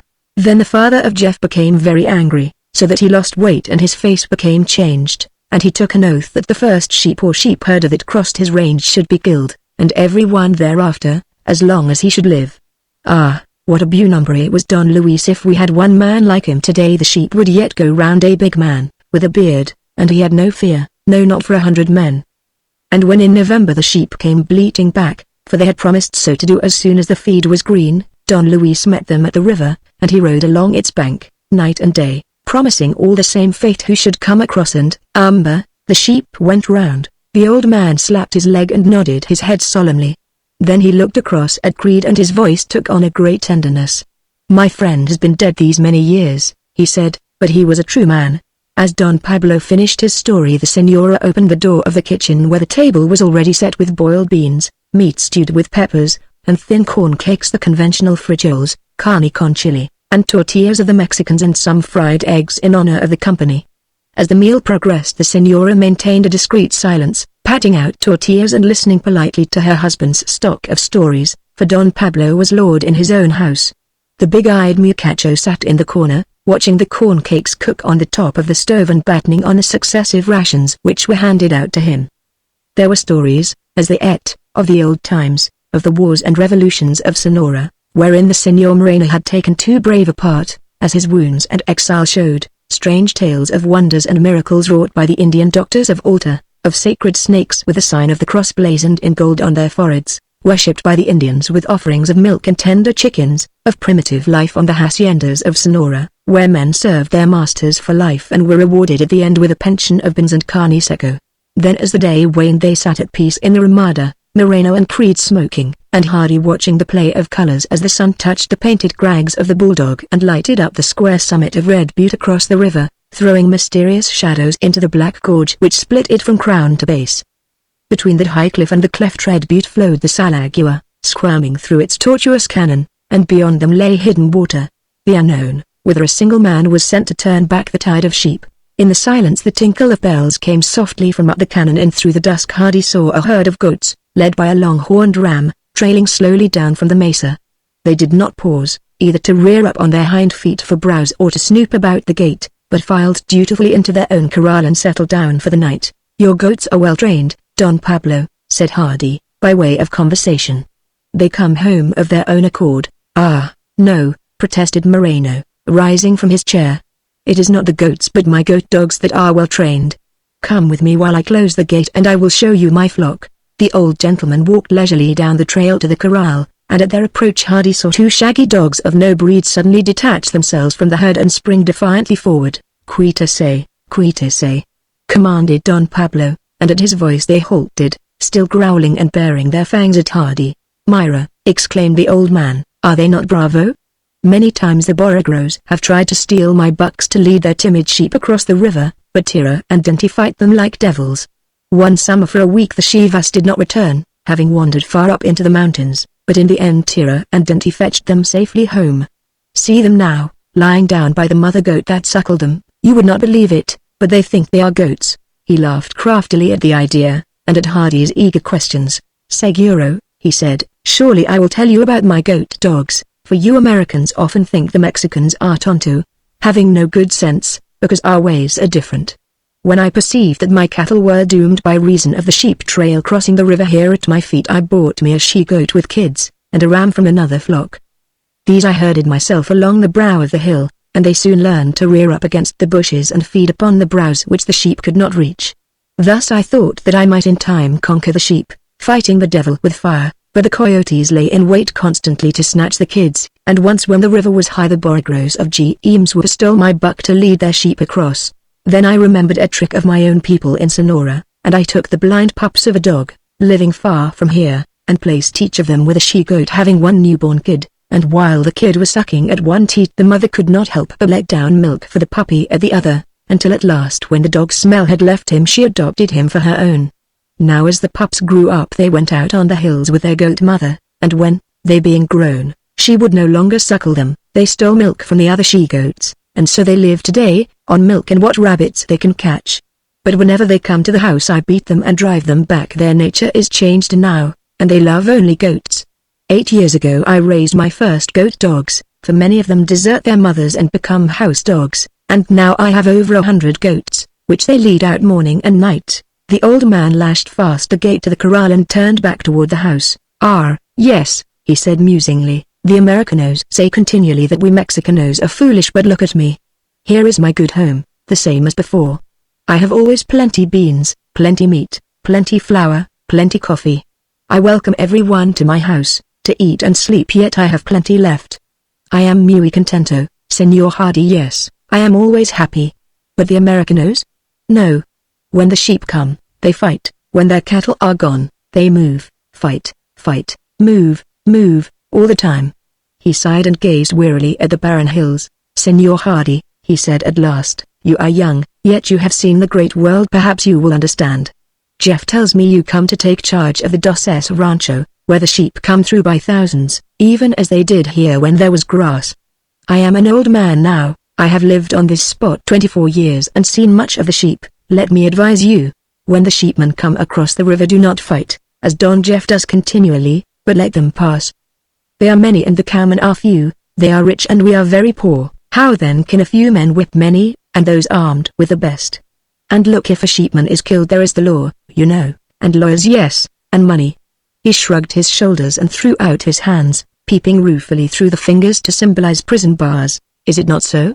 He asked, and for the first time an Americano agreed with him. One thing more, then, said Don Pablo, lowering his voice and glancing toward the house, where Creed was conversing with the Senora. The papa of Don Jeff yonder was a good man, but he was a fighting Texano and Jeff is of the same blood. Each year as the sheep come through I have fear for him, lest he should kill some saucy Borriguero and be sent to prison, for he has angry fits, like his father, and there are many bad men among the sheep herders, escaped criminals from old Mexico, ladrons, and creatures of low blood, furthered by evil Americanos and the nameless women of towns. In Sonora we would whip them from our door, but the sheepmen make much of their herders, calling them brothers and cunados and what not, to make them stay, since the work is hard and dangerous. And to every one of them, whether herder or camp rustler, the owners give a rifle with ammunition, and a revolver to carry always. So they are drunk with valor. But our Jeff here has no fear of them, no, nor decent respect. He overrides them when the fit is on him, as if they were unfanged serpents, and so far he has escaped. The old man leaned closer, and lowered his voice to a hoarse whisper, acting out his words dramatically, but some day he clasped his heart, closed his eyes, and seemed to lurch before a bullet. No? He inquired, softly. Well, then, you must watch over him, for he is a good man, doing many friendships, and his father was a buen hombre, too, in the days when we all were rich. So look after him for an old man, he added, and trudged wearily back to the house. Chapter 5 Hidden Water. The trail to Hidden Water leads up the Salagua, alternately climbing the hard mesa and losing itself in the shifting sand of the river bottom until, a mile or two below the mouth of the box cannon, it swings into the edge of the water. But the Salagua is no purling brook, dignified by a bigger name. It is not even a succession of mill ponds like the dammed up streams of the east. In its own name the Salagua is a rio, broad and swift, with a current that clutches treacherously at a horse's legs and roars over the brink of stony reefs in a long, fretful line of rapids. At the head of a broad mill race, where the yellow flood waters boiled sullenly before they took their plunge, Creed pulled up and surveyed the river doubtfully. "Swim?" he inquired, and when Hardy nodded he shrugged his shoulders and turned his horse into the water. "Keep your head upstream, then," he said. "We'll try it a whirl." Anyhow, head to tail the two horses plodded heavily across the ford, feeling their way among the submerged boulders, while 20 feet below them the irresistible onrush of the current slipped smoothly over the rim, sending up a roar like the thunder of breakers. As they struggled up the opposite bank after a final slump into a narrow ditch, Creed looked back and laughed merrily at his bedraggled companion. "How's that for high?" he inquired, slapping his wet legs. "I tell you, the old Salagua is a hell roarer when she gets started. I wouldn't cross her this afternoon for $100. She's away up since we took the wagon over last night, but about tomorrow you'll hear her talk snow's melting on the mountains. I wish to God she'd stay up," he added fervently, as he poured the water out of his boots. "Why?" asked Hardy innocently. "Won't it interfere with your bringing in supplies?" "Sure thing," said Creed, and then he laughed maliciously. "But when you've been up here a while," he observed, "you'll savvy a lot of things that look kinda curious. If the old river would get up on its hind legs and walk 40 feet high, and stay there for a month, we cowmen would simply laugh ourselves to death. We don't give a damn for supplies as long as it keeps the sheep out. Begin to see light, eh?" he queried, as he pushed on up the river. "Well, that's the only thing in God's world that wasn't made to order for these sheepmen. The old Salagua cuts right square across the country east and west without consulting nobody, not even Jim Swope, and the sheep move north and south. How'd you like to have the job of crossing 100,000 borregos and half of them with lambs, when the Rio was on a bender?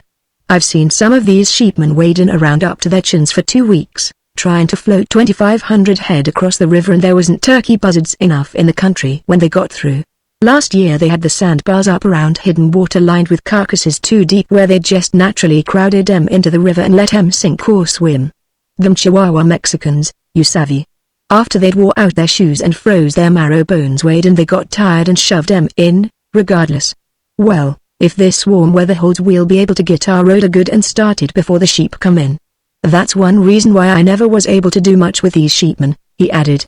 "They hit me right square inches the middle of the roundup, spring and fall, when I'm too busy gathering cattle to pay much attention to 'em.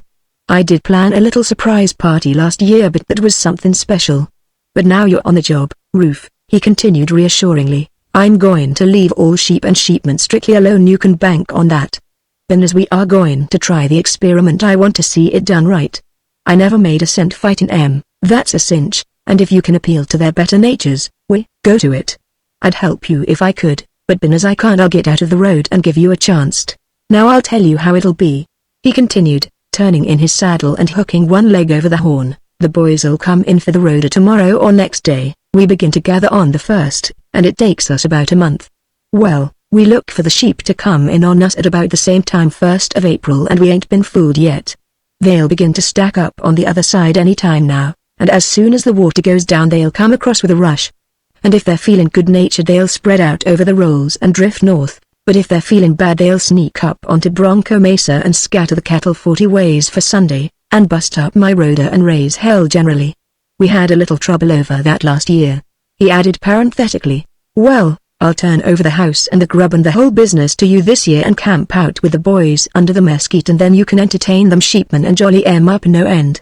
They won't have a damn thing: horse feed, grub, tobacco, matches, nothing. Never do have anything. I'd rather have a bunch of Apaches camped next to me, but if you want to be good to 'em there's your chance. Meanwhile, I'm only a cowpunch pulling off a roundup, and your name is Mr. You are the superintendent of the DOS. Your job is to protect the upper range, and I begin to think you can do it." There was a tone of half-hearted enthusiasm about this talk which marked it for a prepared spiel, laboriously devised to speed the new superintendent upon his way, but, not being schooled in social deceit, Creed failed utterly in making it convincing. "That's good," said Hardy, "but tell me, what has been your custom in the past? Haven't you been in the habit of feeding them when they came in?" "Feed 'em?" cried Creed, flaring up suddenly. "Did I feed 'em? Well, I should guess yes, I never turned one away hungry in my life. Hell, man, he exclaimed, his anger growing on him. I slept in the same blanket with Em until I become lousy. He added grimly. What? Exclaimed Hardy, aghast. You don't mean to say? No, interrupted Creed ironically, I don't mean to say anything, not from now on. But while we're on the subject and to avoid any future misunderstanding, I might just as well tell you right now that I can't see nothing good in a sheepman, nothing. I'm like my cat Tom when he sees rattlesnake, my hair bushes up clean over my ears and I see hell, damnation, and sudden death. He rose up, frowning, on his mighty horse and gazed at Hardy with eyes that burned deep with passion. If every sheep and sheepman in Arizona should drop dead at this minute, he said, it would simply give me a laughing sensation. God damn em. He added passionately, and it sounded like a prayer. Half an hour later, as they passed through the gloomy silence of the box canyon, picking their way over rocks and boulders and driftwood cast 40 feet above the river level in some terrific glut of waters, he began to talk again, evenly and quietly, pointing out indifferent things along the trail, and when at last they mounted the hill and looked down upon hidden water, his anger was forgotten. Well, he remarked, throwing out a hand. There's home. How do you like it? Hardy paused and looked it over critically. A broad V-shaped valley half a mile in length, beginning at the mouth of a great dry wash and spreading out through trees and hummocks down to the river. A broken row of cottonwoods and sycamores stretched along the farther side, following the broad, twisting bed of the sand wash where the last flood had ripped its way to the Salagua, and on the opposite side, close up against the base of the cliff, a flash of white walls and the shadow of a ramada showed where man had built his puny dwelling high in order to escape its fury. At their feet lay the ranch pasture, a broad elbow of the valley rich with grass and mesquite trees and fenced in with barbed wire that ran from cliff to cliff. Beyond the eastern wall the ground was rough and broken, cut up by innumerable gulches and waterways, and above its ridges there rose the forbidding crags of a black butte whose shoulders ran down to and confined the silvery river. Across the river and to the south the land was even rougher, rising in sheer precipices, above the crests of which towered a mighty needle of rock, standing out against the sky like a cathedral spire, yet of a greater dignity and magnificence, purple with the regal robes of distance. That's Weaver's Needle, volunteered Creed, following his companion's eyes. Every lost mine for 100 miles around here is located by sight and at that peak. The fella it's named after was picked up by the Apaches while he was out looking for the lost Dutchman, and there's been a Jonah on the hidden treasure business ever since, judging by the results. Do ye see that big butte straight ahead? That's Black Butte. She's so rough that even the mountain sheep get sore-footed, so they say we have to go up there on foot and drive our cattle down with rocks. Old Bill Johnson's place is over the other side of that far butte. He's got a fine rich valley over there. The sheep haven't got in on him yet. You remember that old fella that was drunk down at Benderwell? That's Bill. Calls his place Hell's Hip Pocket. You wait till you try to get in there someday and you'll know why. He paused and turned to the north. Might as well give you the lay of the land, he said. I'll be too busy to talk for the next month. There's the 4 Peaks, northeast of us, and our cows run clean to the rocks. There's more different brands in that 40 miles than you saw in the whole cherry cow country, I bet ye. I've got 5 myself on a couple hundred head that the old man left me and everybody else the same way. You see, when the sheep come in down on the desert and around Merinos, we kept pushing what was left of our cattle east and east until we struck the peaks, and here we are, in a corner. The old judge has got nigh onto 2,000 head, but there's about 20 of us poor devils living up here in the rocks that has got enough eons and earmarks to fill a brand book, and not 1,000 head among us. Well, I started out to show you the country, didn't I? You see that bluff back of the house down there? That runs from here clean to the 4 Peaks without a break, and then it swings west in a kind of an oxbow and makes that long ridge up there to the north that we call the Duat. All that high country between our house here and the peaks, everything east of that long bluff is Bronco Mesa. That's the upper range the judge asked me to point out to you.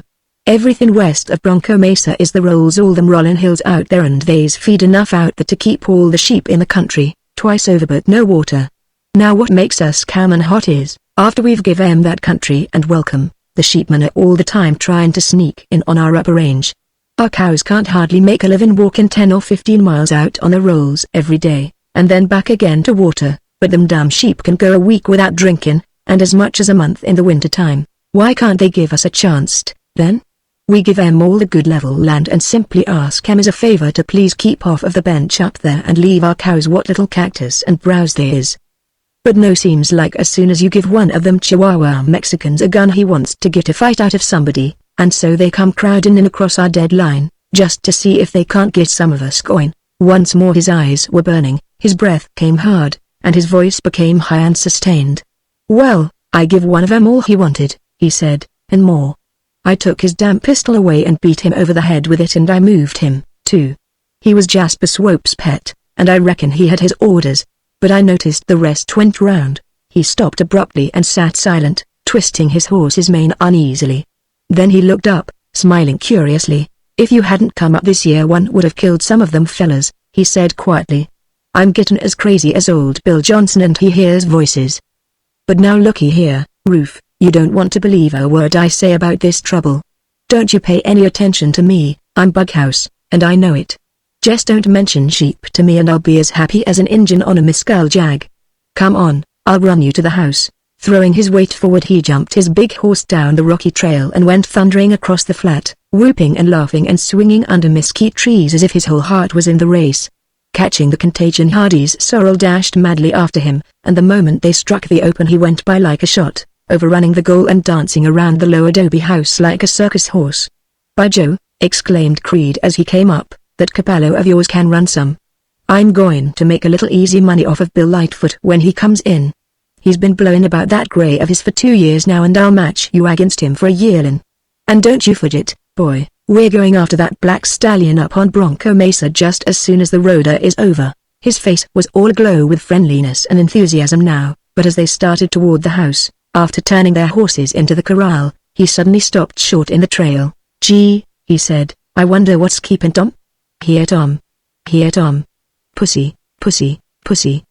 He listened, and called again.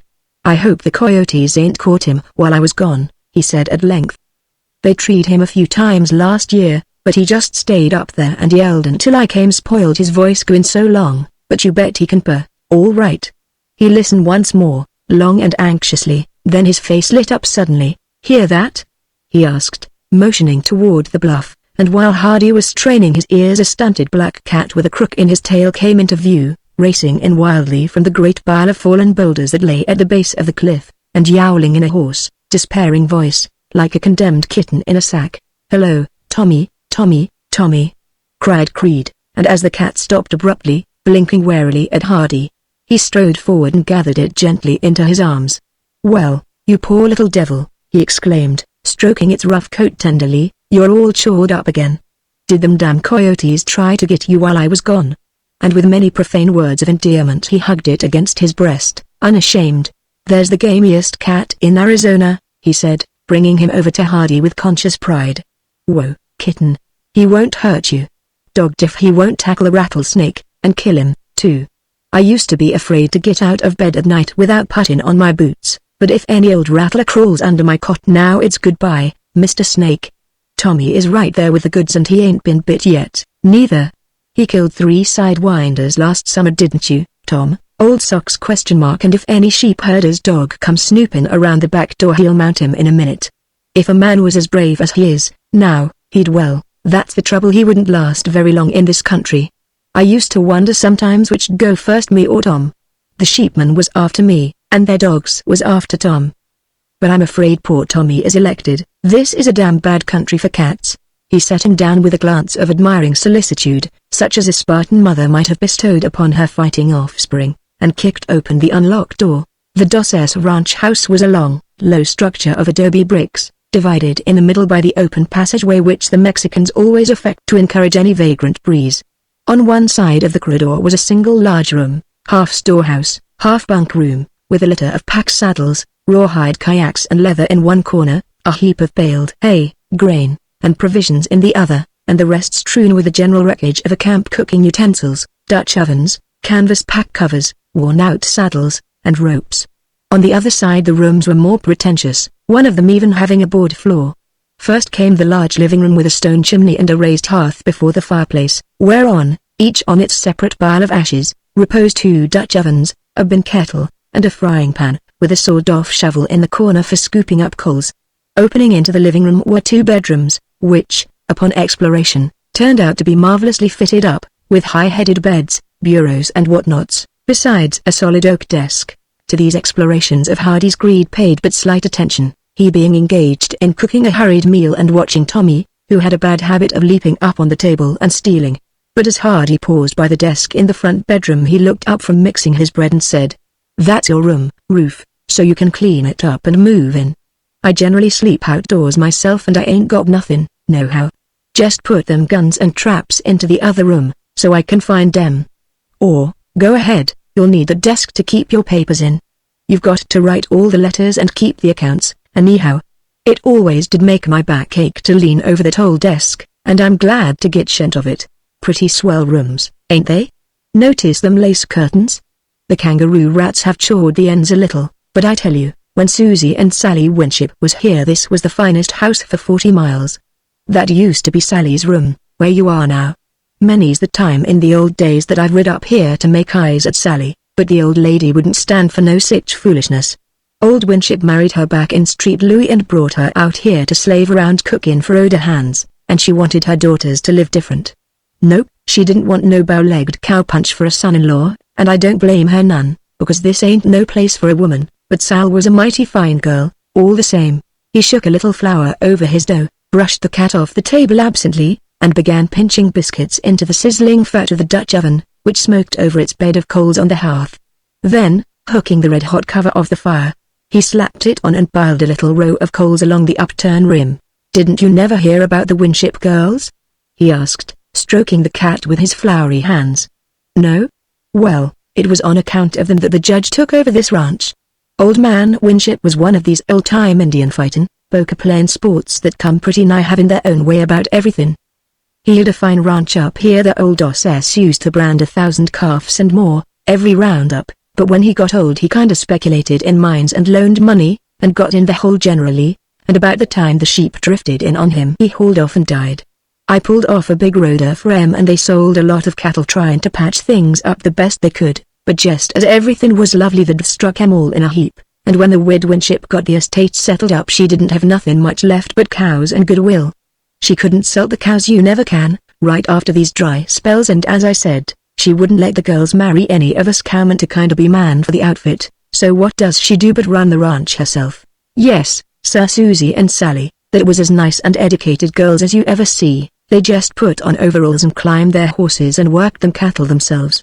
Course they had roader hands to do the dirty work in the corrals, branding and deer marking and the like, but for riding the range and driving they was as good as the best.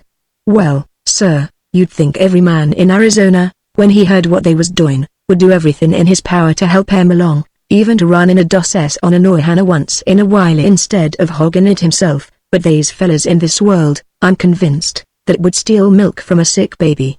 The brawny foreman of the Doss dropped the cat and threw out his hands impressively, and once more the wild glow crept back into his eyes. You remember that Jim Swope that I introduced you to down on the desert? Well, he's a good sheepman, but he's on the grab for money like a wolf.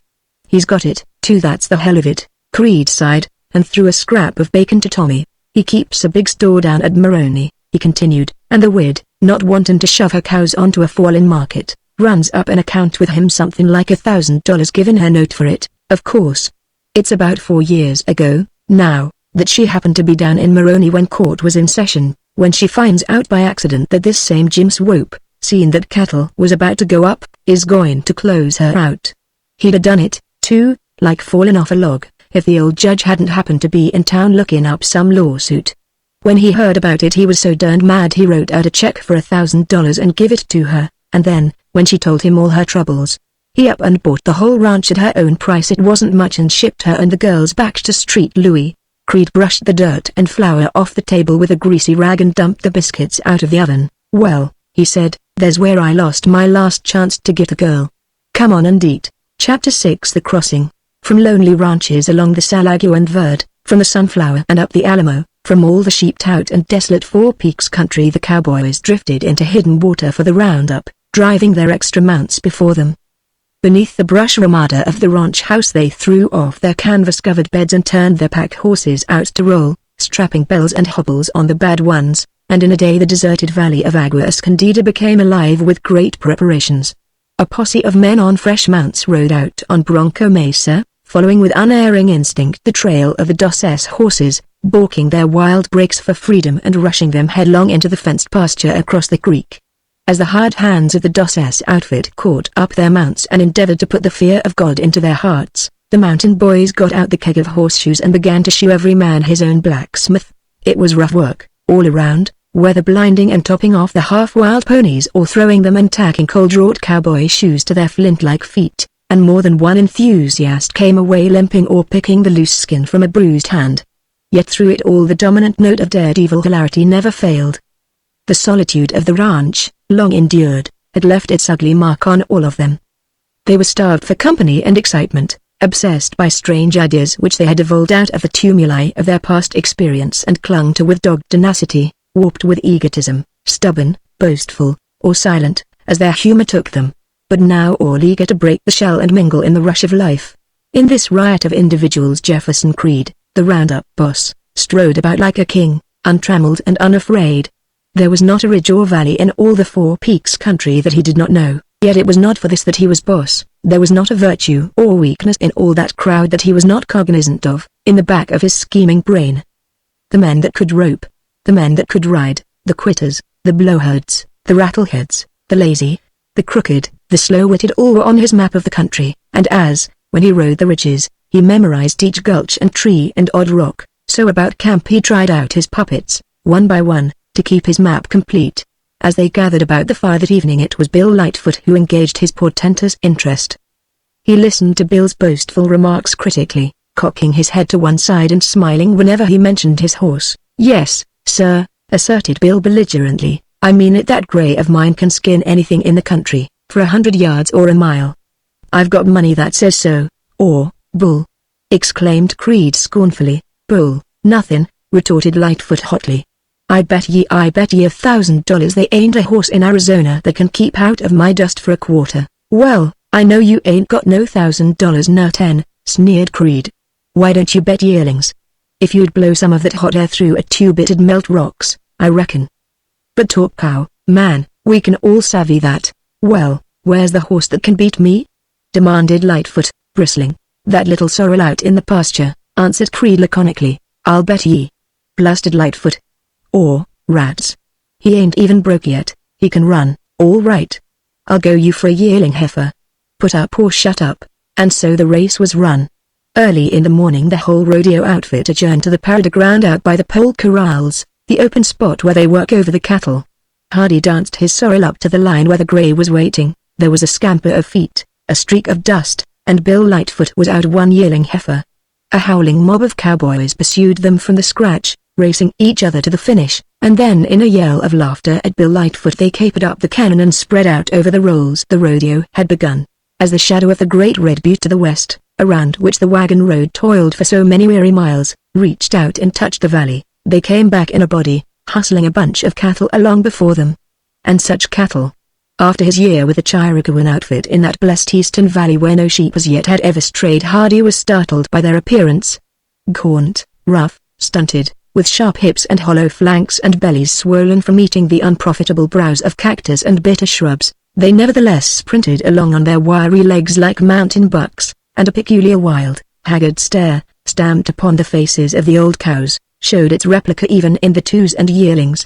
Yet he forbore to ask Creed the question which arose involuntarily to his lips, for he knew the inevitable answer. Day after day, as they hurriedly combed the rolls for what few cattle remained on the lower range, the cowmen turned their eyes to the river and to the canyons and towering cliffs beyond, for the sheep, until at last as they sat by the evening fire Creed pointed silently to the lambent flame of a campfire, glowing like a torch against the southern sky. "There's your friends, Roof," he said, and the cowmen glanced at Hardy inquiringly. "I might as well tell you fellas," Creed continued, "that one reason Roof come up here was to see if he couldn't do something with these sheepmen." He paused and looked at the circle of faces with a smile that was almost a sneer. "You fellas wouldn't back me up when it come to fighting none except Ben Revis and the Clark boys, so I told the old judge we might as well lay down, and to send up some smooth hombre to try and jockey him a little."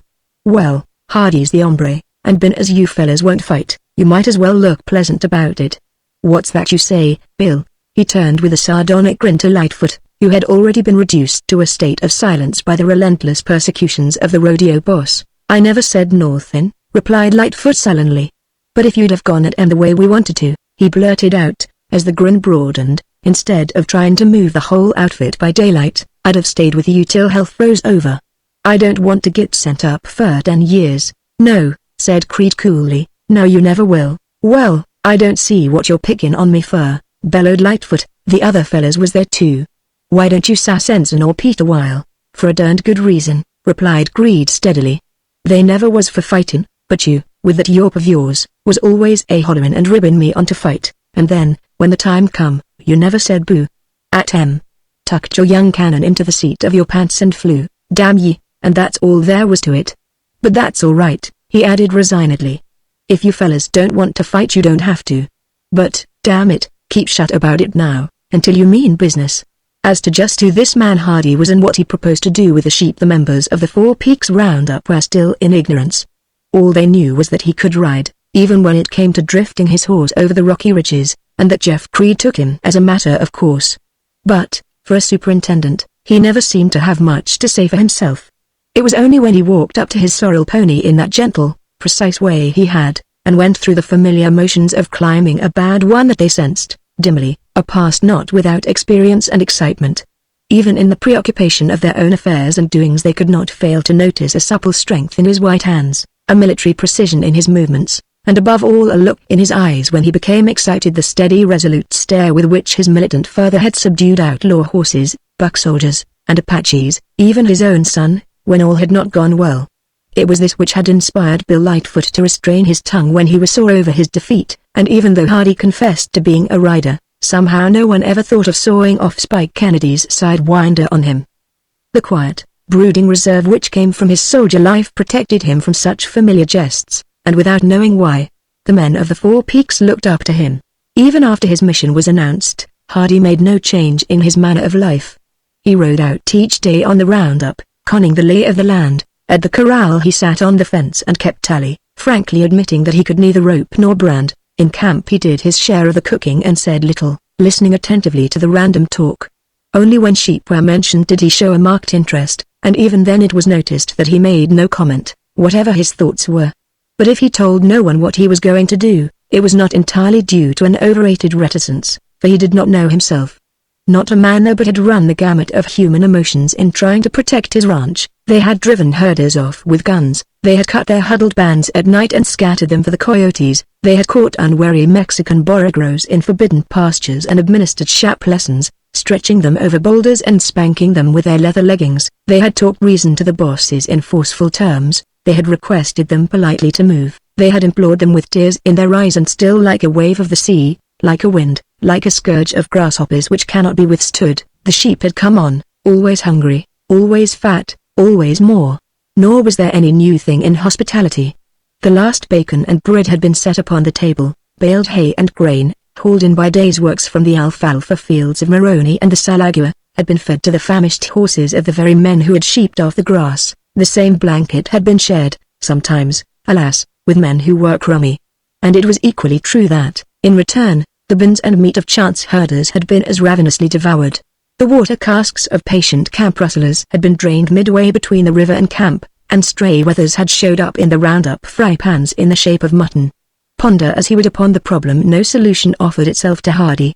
He had no policy, even, beyond that of common politeness, and as the menacing clamor of the sheep drifted up to them from the river, the diplomat who was to negotiate the great truce began to wonder whether, after all, he was the man of the hour or merely another college graduate gone wrong. On the opposite side of the river, in bands of 2,000 and 3,000, the cohorts of the sheep gathered to make the crossing, gathered and waited, for the Salagua was still high. At the foot of the high cliffs, from the cleft cannon of which water flowed forth as if some rod had called it from the rock, the leaders of the sheepmen were sitting in council, gazing at the powerful sweep of the level river, and then at the distant sandbar where their charges must win the shore or be swept into the whirlpool below. Ah, that whirlpool! Many a frightened ewe and weakling lamb in years past had drifted helplessly into its swirl and been sucked down, to come up below the point a waterlogged carcass. And for each stinking corpse that littered the lower bar, the boss sheep owner subtracted $5 from the sum of his hard-earned wealth. Already on the flats below them the willows and burro bushes were trembling as eager teeth trimmed them of their leaves. In a day, or 2 days, the river bottom would be fed bare, and behind, clear to the broad floor of the desert, Band after band was pressing on to the upper crossing of the Salagua. As Hardy rode up over the rocky point against which the river threw its full strength and then, flung inexorably back, turned upon itself in a sullen whirlpool, he could see the sheep among the willows, the herders standing impassive, leaning upon their guns as more rustic shepherds lean upon their staves, and above, at the head of the crossing, the group of men, sitting within the circle of their horses in anxious conference. If any of them saw him, outlined like a sentinel against the sky, they made no sign, but suddenly a man in a high Texas hat leapt up from the group, sprang astride his mule and spurred him into the cold water. For the first 20 feet the mule waded, shaking his ears, then he slumped off the edge of a submerged bench into deeper water and swam, heading across the stream but drifting diagonally with the current until, striking bottom once more, he struggled out upon the sand spit. The rider looked eagerly about, glanced up casually at the man on the point below, and then plunged back into the water, shouting out hoarse orders to his Mexicans, who were smoking idly in the shade of overhanging rocks. Immediately they scrambled to their feet and scattered along the hillside. The stroke of axes echoed from the crags above, and soon men came staggering down to the river, dragging the thorny limbs of palo verdes behind them. With these they quickly constructed a brush fence in the form of a wing, running parallel to the cliff and making a chute which opened into the river. Then with a great braying and bleating a huddle of sheep moved unwillingly along it, led by bold goats with crooked horns and resolute beards, and pushed forward by that same reckless rider on his black mule, assisted by a horde of shouting Mexicans. But at the touch of the cold water, 2 days from the snowbeds of the White Mountains, even the hardy bucks stepped back and shook their heads defiantly. In vain with showers of rocks and flapping tarpaulins the herders stormed the rear of the press. Every foot was set against them and the sheep only rushed about along the edge of the herd or crowded in close wedged masses against the bluff. At last a line of men leapt into the enclosure, holding up a long canvas wagon cover and, encircling the first section of the leaders, shoved them by main force into the river. Instantly the goats took water, swimming free, and below them the man on the black mule shouted and waved his broad Texas hat, heading them across the stream. But the timid sheep turned back behind him, landing below the fence against all opposition, and the babel of their braying rose higher and higher, as if in protest against their unlucky fate. Again and again the herders, stripped to their underclothes, pushed the unwilling sheep into the current, wading out to their chins to keep them headed across. Each time the sodden creatures evaded them and, drifting with the current, landed far below on the same side, whence they rushed back to join their fellows. Upon the opposite shore the goats stood shivering, watching the struggle with yellow, staring eyes which showed no trace of fear. Like brave generals of a craven band they were alone in their hardihood and, with their feet upon the promised land, were doomed either to proceed alone or return to their companions. So at last they did, plunging in suddenly, while the man on a mule spurred in below in a vain effort to turn them back. That night by the campfire Hardy mentioned the man on a black mule. "My old friend, Jasp Swope," explained Creed suavely, "brother of Jim, the fella I introduced you to. Sure, Jasp and I have had low-on talks together but he don't like me anymore." He twisted his nose and made a face, as if to intimate that it was merely a childish squabble, and Hardy said no more. He was growing wise. The next morning, and the next, Jasper Swope made other attempts at the crossing, and then, as the snow water from the high mountains slipped by and the warm weather dried up by so much each little stream, he was able at last to ford the diminished river. But first, with that indomitable energy which marked him at every move, he cleared a passage along the base of the cliff to a place where the earth-covered moraine broke off at the edge of the water. Here a broad ledge shot down to the river like a toboggan slide, with a 6-foot jump off at the bottom. Once on this chute, with the strong tug of the canvas wagon covers behind, there was nothing for the sheep to do but to take the plunge, and as his brawny herders tumbled them head over heels into the deep current, Swope and his helpers waded out in a line below, shunting each ewe and wading toward the farther shore. There on the edge of the sand spit they huddled in a bunch, gathering about the hardier bucks and serving as a lure for those that followed. As cut after cut was forced into the stream, a long row of bobbing heads stretched clear across the river, each animal striving desperately to gain the opposite bank and landing, spent and puffing, far below.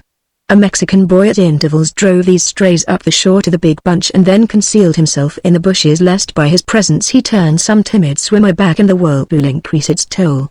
So they crossed them in 2 herds, the wethers first, and then the ewes and lambs, and all the little lambs that could not stem the stream were floated across in broad pieces of tarpaulin whose edges were held up by wading men. From Lookout Point it was a majestic spectacle, the high cliffs, the silvery river gliding noiselessly out from its black cannon, the white masses of sheep, clustering on either side of the water, and as the work went ahead merrily the Mexicans, their naked bodies gleaming like polished bronze in the ardent sun, broke into a wild refrain, a love song, perhaps, or a canción of old Mexico. Working side by side with his men, Jasper Swope joined in the song himself, and as they returned empty-handed he seized the tallest and strongest of them and ducked him in the water while his retainers roared with laughter. And Hardy, sitting unnoticed upon his horse, began to understand why these low-browed barbarians from Mexico were willing to fight, and if need be to die, for their masters. The age of feudalism had returned. The lords of the sheep went forth like barons, sharing every hardship and leading the way in danger, and their men followed with the same unthinking devotion that the Myrmidons showed for noble Achilles or the Crusaders for their White Cross knights. Upon this and many other feats Hardy had ample leisure to meditate, for the sheepmen regarded him no more than if he had been a monument placed high upon the point to give witness to their victory. As the sheep crossed they were even allowed to straggle out along the slopes of the forbidden mesa, untended by their shepherds, and if the upper range was the special reserve of the cowmen the sheep owners showed no knowledge of the fact. For 2 days the grazing herd crept slowly along the mesquite-covered flat toward Lookout Point, and on the third morning they boiled up over the rocks and spewed down into the valley of the Alamo. "Well," observed Creed, as he watched the slow creeping of the flock, "here's where I have to quit you, Ruth. In a week this ground around here will be as level as a billiard table and there won't be enough horse feed in the valley to keep a burro. The town herd pulls out for Bender this morning and the rest of us will move up to Carrizo Creek." He hurried away to oversee the packing, but when all was ready he waved the boys ahead and returned to the conversation. "As I was saying a while ago, you won't see nothing but sheep around here now for the next 2 weeks, and all I want to say is, keep them out of the pasture, and for God's sake don't let them corral in the Brandon pens. They're dirty enough already, but if you get about 6 inches of sheep manure in there and then mill a few hundred head of cattle around on top of it, the dust would choke a skunk. Our cows ain't so over particular about that sheep smell, but if we poor cowboys has got to breathe sheep and eat sheep and spit up sheep every time we brand, it's crowding hospitality pretty strong. But if they want grub or clothes or tabac, go to it and see if you can't keep them off the upper range." He paused and gazed at Hardy with eyes which suggested a world of advice and warning, then, leaving it all unsaid, he turned wearily away. "I look to find you with a sprained wrist," he drawled, "when I come back throw in flapjacks for them sheepmen." He made the quick motion of turning a pancake in midair, smiled grimly, and galloped after the long line of horses and packs that were stringing along up the Bronco Mesa trail. And, having a premonition of coming company, Hardy went in by the fireplace and put on a big kettle of beef. He was picking over another mess of bins when he heard the clatter of hooves outside, and the next moment the door was kicked violently open. It was Jasper Swope who stood on the threshold, his high Texas hat thrust far back upon his head, and if he felt any surprise at finding the house occupied he gave no expression to it. "Hello, there," he exclaimed. "I thought you folks was all gone." "Nope," replied Hardy, and continued his work in silence. "Cooking for the outfit?" queried Swope, edging in at the door. "Nope," replied Hardy. "Well, who the hell are ye cooking for then?" demanded Swope, drawing nearer. "'Scuse me if I pry into this matter, but I'm getting interested." He paused and showed a jagged set of teeth beneath his bristling red mustache, sneeringly. "Well, I'll tell you," answered Hardy easily. "I thought some white man might come along later and I'd ask him to dinner." He fixed his eyes upon the sheepman with an instant's disapproval and then resumed his cookery. As for Swope, his grey eyes flashed sudden fire from beneath bushy eyebrows, and then a canny smile crept across his lips. "I used to be a white man, myself," he said, "before I lost my soap. What's the chance to get a bite of that by and by?" He threw his hand out toward the pot of beef, which was sending out odors of a rich broth, flavored with onions and chili. Hardy looked at him again, little shrimp of a man that he was, and still with disapproval. "Do ye call that a white man's way of entering another man's house?" he inquired pointedly. "Well," temporized Swope, and then he stopped. "A man in my line of business gets in a hurry once in a while," he said lamely. "But I'm hungry." "All right," he remarked, sotto voce. "Yes," said Hardy, "I've noticed it. But here, sit down and eat." The sheepman accepted the dish of beef, dipped out a spoonful of beans, broke off a slab of bread, and began his meal forthwith, meanwhile looking at Hardy curiously. "What's that you say you've noticed?" he inquired, and a quizzical smile lurked beneath his dripping mustache as he reached over and hefted the coffee pot. "I've noticed," replied Hardy, "that you sheepmen get in a hurry once in a while. You can't stop to knock on a door so you kick it open, can't stop to go around a ranch, so you go through it, and so on. Ah, observed Swope slyly, so that's what's biting you, eh? I reckon you must be the new superintendent that Jim was telling about. That's right, admitted Hardy, and you're Mr. Swope, of course. Well, I'll say this for you, Mr. Swope, you certainly know how to get sheep across a river. But when it comes to getting along with cowmen, he added, as the sheepman grinned his self-approval, you don't seem to stack up very high. Oh, I don't, hey? Demanded Swope defiantly. Well, how about the cowmen? Your friend Greed gets along with sheepmen like a house afire, don't he? Him and a bunch of his punchers jumped on one of my herders last fall and damn nigh beat him to death. Did you ever hear of a sheepman jumping on a cowboy? No, by gad, and you never will. We carry arms to protect ourselves, but we never make no trouble. He paused and combed the coffee grounds out of his heavy red moustache with fingers that were hooked like an eagle's talons from clutching at sheep in the cold water. I don't doubt, Mr. Superintendent, he said, with sinister directness, that these cowmen have filled you up about what bad hombres we are, and of course it ain't no use to say nothing now, but I just want to tell you one thing, and I want you to remember it if any trouble should come up. We sheepmen have never gone beyond our legal rights, and we've got the law behind us. The laws of the United States and the statutes of this territory guarantee us the right to graze our sheep on public lands and to go where we damn please, and we'll go, too, you can bank on that. He added this last with an assurance which left no doubt as to his intentions, and Hardy made no reply. His whole mind seemed centered on a handful of bins from which he was picking out the rocks and little lumps of clay which helped to make up full weight. Well, challenged Swope, after waiting for his answer, ain't that straight? Sure, said Hardy absently. Swope glared at him for a moment disapprovingly. Huh, you're a hell of a cowman, he grunted. What ye going to do about it? About what? Inquired Hardy innocently. Or, you know, replied Swope impatiently. How about that upper range? He shoved back his chair as he spoke, and his eyes lit up in anticipation of the battle. Well, responded Hardy judicially, if you've got the legal right to go up there, and if you're going where you damn please, anyhow, it don't look like I could do anything. He paused and smiled patiently at the sheepman. You know very well, Mr. Swope, he said, that if you want to go up on that mesa and sheep off the feed, we haven't got any legal means of preventing you. But you know, too, that there isn't more than enough feed for what cows the boys have left. If you want to go up there, that's your privilege, and if you want to go out over the rolls, that's all right, too. Of course you don't give a damn, said Swope satirically. I guess you know how I feel. All right, returned Hardy, and then he lapsed into silence, while Swope picked his teeth and thought. Where'd you come from? He said at last, as if, forgetting all that had passed, his mind had come back from a far country, unbiased by the facts. Over the mountains, replied Hardy, jerking his thumb toward the east. Don't have no sheep over there, do they? Inquired Swope.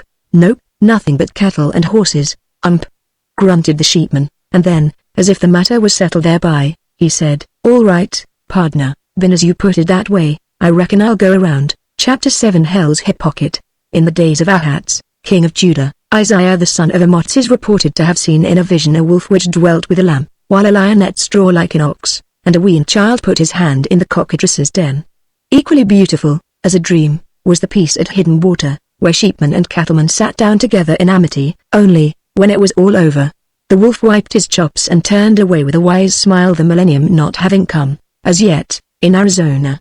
Hardy's wrist was a little lame, figuratively speaking, from throwing flapjacks for hungry sheep herders, and the pile of grain and baled hay in the storehouse had dwindled materially, but as the sheep came through, band after band, and each turned off to the west, stringing in long bleating columns out across the rolls, he did not begrudge the hard labor. After Jasper Swope came Jim, and Donald MacDonald, as jolly a Scottish shepherd as ever lived, and Bazin, the Mexican, who traced his blood back to that victorious general whom Maximilian sent into Sonora. There were Frenchmen, smelling rank of garlic and mutton tallow, Basques with eyes as blue and vacant as the summer skies, young Mormons working on shares, whose whole fortune was wrapped up in the one huddle of sheep which they corralled and counted so carefully, and then the common herders, fighting Chihuahuanos, with big round heads and staring eyes, low-browed Sonorans, slow and brutal in their ways, men of all bloods and no blood, lumped together in that careless, all-embracing Western term Mexicans. But though they were low and primitive in mental processes, nearer to their plodding burrows than to the bright-eyed sensitive dogs, they were the best who would consent to wander with the sheep through the wilderness, seeing nothing, doing nothing, knowing nothing, having before them nothing but the vision of a distant payday, a drunk, the calabozo, and the kind boss who would surely bail them out. Ah, that was it, the one love and loyalty of those simple-minded creatures who, unfit for the hurry and competition of the great world, sold their lives by spans of months for $20 and found, it was always to the boss that they looked for help, and in return they did his will. When the great procession had drifted past, with its braying clamor, its dogs, its men on muleback and afoot, the herders with their carbines, the camp rustlers with their burros, belled and laden with water casks and kayaks of grub, the sheep owners hustling about with an energy that was almost a mania, Hardy sat beneath the ramada of the ranch house with dog-fighting Tommy in his lap and pondered deeply upon the spectacle. 100,000 sheep, drifting like the shadows of clouds across the illimitable desert, crossing swift rivers, climbing high mountains, grazing beneath the northern pines, and then turning south again and pouring down through the passes like the resistless front of a cloudburst which leaves the earth bare and wasted in its wake. For this one time he had turned the stream aside and the tall grass still waved upon the upper range, but the next time, or the next what then? Long and seriously he contemplated the matter, dwelling now upon the rough good nature of the sheepmen and this almost miraculous demonstration of their goodwill, then remembered with vague misgivings their protestations against the unlawful violence which presumed to deny them what was their legal right, free grazing on all government lands. And in the end he wrote a brief note to Judge Ware, telling him that while the sheepmen had accepted his hospitality in a most friendly spirit and had respected the upper range, it was in his opinion only a question of time until they would take the whole country, unless they were restrained by law. He therefore recommended that the judge look up the status of the bill to set aside the watershed of the Salagua as a National Forest Reserve, and in case the opposition to it indicated any long delay, it would be well either to sell out or reduce his stock. This note he sent out by Raphael, the Mexican roustabout, who was still hauling in supplies from Bender, and then with a glad heart he saddled up his horse, left a bait of meat on the floor for Tommy, and struck out over the mesa for Carrizo Creek. After his long confinement in the pasture the sorrel galloped along the rocky trail with the grace and swiftness of an antelope. The warm dry wind puffed little whirls of dust before them, and once more Hardy felt like a man. If for the best interests of his employer it was desirable that he cook beef and bread for sheepmen, he could do so with good grace, but his spirit was not that of a man who serves. Since he had left home he had taken a great deal from the world, patiently accepting her arrogance while he learned her ways, but his soul had never been humbled and he rode forth now like a king.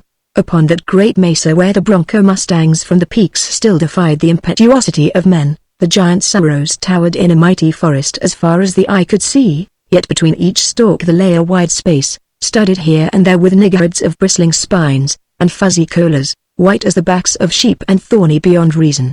Nor was this all. In the immensity of distance there was room for sorrows and niggerheads and collars, and much besides. In every gulch and sandy draw the palo verdes, their yellow flowers gleaming in the sun, stood out like lines of fire. The bottoms of the steep ravines which gashed the mesa were illuminated with the gaudy tassels of mesquite blossoms. Grey coffee berry bushes clumped up against the sides of ridges, and in every sheltered place the long grass waved its last year's banners, while the fresh green of tender growth matted the open ground like a lawn. Baby rabbits, feeding along their runways in the grass, sat up at his approach or hopped innocently into the shadow of the sheltering cat claws. Jack-rabbits with black-tipped ears galloped madly along before him, imagining themselves pursued, and in every warm sandy place where the lizards took the sun there was a scattering like the flight of arrows as the long-legged swift jacks rose up on their toes and flew. All nature was in a gala mood and Rufus Hardy no less. Yet as he rode along, gazing at the dreamy beauty of this new world, the old faraway look crept back into his eyes, a sad, brooding look such as one often sees in the faces of little children who have been crossed, and the stern lines at the corners of his mouth were deeper when he drew rein above Carrizo Creek. Below him lay the panorama of a mountain valley, the steep and rocky walls, the silvery stream writhing down the middle, the green and yellow of flowers along the lowlands, and in the middle, to give it life, a great herd of cattle on the parada ground, weaving and milling before the rushes of yelling horsemen, intent on cutting out every steer in the herd. Beyond lay the corrals of peeled cottonwood, and a square house standing out stark and naked in the supreme ugliness of corrugated iron, yet still oddly homelike in a land where shelter was scarce. As he gazed, a mighty voice rose up to him from the midst of the turmoil, the blatting of calves, the mooing of cows and the hoarse thunder of mountain bulls. Lo, Ruth, from his place on the edge of the herd Hardy saw Jefferson Creed, almost Herculean on his tall horse, waving a large black hat. Instantly he put spurs to his sorrel and leapt down the narrow trail, and at the edge of the herd they shook hands warmly, for friends are scarce, wherever you go. Just in time, said Creed, grinning his welcome. We're going over into Hell's hip pocket tomorrow, the original hole in the ground, to bring out Bill Johnson's beef critters, and I sure wanted you to make the trip. How do you get along with Jasp? All right, responded Hardy. He didn't make me any trouble. But I'm glad to get away from that sheep smell. All the same, the big cowboy fixed his eyes upon him eagerly. Did they go around? He asked incredulously. Jasp and all? Sure, said Hardy. Why? For a long minute Creed was silent, wrinkling his brows as he pondered upon the miracle. Well, that's what I want to know, he answered ambiguously. But say, you've got a fresh horse, just take my place here while me and Uncle Bill over the show them ignorant punchers how to cut cattle. He circled rapidly about the herd and, riding out into the runway where the cattle were sifted, the beef steers being jumped across the open into the hold-up herd and the cows and calves turned back, he held up his hand for the work to stop. Then by signals he sent the galloping horseman back to the edge of the herd and beckoned for old Bill Johnson. For a few minutes he sat quietly on his horse, waiting for the harassed cattle to stop their milling. Then breaking into a song such as cowboys sing at night, he rode slowly in among them, threading about at random, while old Bill Johnson on his ancient mare did likewise, his tangled beard swaying idly in the breeze. On the border of the herd they edged in as if by accident upon a fat steer and walked him amiably forth into the open. Another followed out of natural perversity, and when both were nicely started toward the beef cut the two men drifted back once more into the herd. There was no running, no shouting, no gallant show of horsemanship, but somehow the right steers wandered over into the beef cut and stayed there. As if by magic spell the outlaws and snakes became good, and with no breaks for the hills the labor of an afternoon was accomplished in the space of 2 dull and uneventful hours. That's the way to cut cattle, announced Creed, as they turned the discard toward the hills. Ain't it, Bill? He turned to Johnson who, sitting astride a flea-bitten gray mare that seemed to be in a perpetual doze, looked more like an Apache squaw than a boss cowboy. The old man's clothes were even more ragged than when Hardy had seen him at Bender. His copper-riveted hat was further reinforced by a buckskin thong around the rim, and his knees were short stirruped almost up to his elbows by the puny little boy's saddle that he rode, but his fiery eyes were as quick and piercing as ever. Sure thing, he said, straightening up jauntily in his saddle, that's my way. Been on it for years, while you boys was killin' horses, but it takes Jeff high art to see the pint. Be gentle, boys, be gentle with you don't gain nothin' for all your hard ridin'. He cut off a chew of tobacco and tucked it carefully away in his cheek. Jeff Hire, he continued, as the bunch of cowboys began to josh and laugh among themselves. He comes by his savvy right. His paw was a smart man before him, and mighty clever to his friends, to boot. Many's the time I have took little Jeffy down the river and learned him tracks and beaver signs when he wasn't knee-high to a grasshopper hind eye, Jeff. And when I tell him to be gentle with them cows he knows I'm right. I just want you boys to take notice when you go down into the pocket tomorrow what can be done by kindness, and the first man that hollers or puts a rope on my gentle stock, I'll sure make him hard to catch. You hear me, now, he cried, turning sharply upon Bill Lightfoot, who was getting off something about little Jeffy, and then for the first time he saw the face of the new cowboy who had ridden in that afternoon. Not since the day he was drunk at Bender had Bill Johnson set eyes upon the little man to whom he had sworn off, but he recognized him instantly. Hello Thar, pardner, he exclaimed, reining his mare in abruptly. Where'd you drop down from? Why howdy do, Mr. Johnson, answered Hardy, shaking hands. I'm glad to see you again. Jeff told me he was going down to your ranch tomorrow and I looked to see you then. Bill Johnson allowed this polite speech to pass over his shoulder without response. Then, drawing Hardy aside, he began to talk confidentially, expounding to the full his system of gentling cattle, launching forth his invective, which was of the pioneer variety, upon the head of all sheepmen, and finally coming around with a jerk to the subject that was uppermost in his mind. Say, he said, I want to ask you a question. Are you any relation to the Captain Hardy that I served with over at Fort Apache? Seems as if you look like him, only smaller.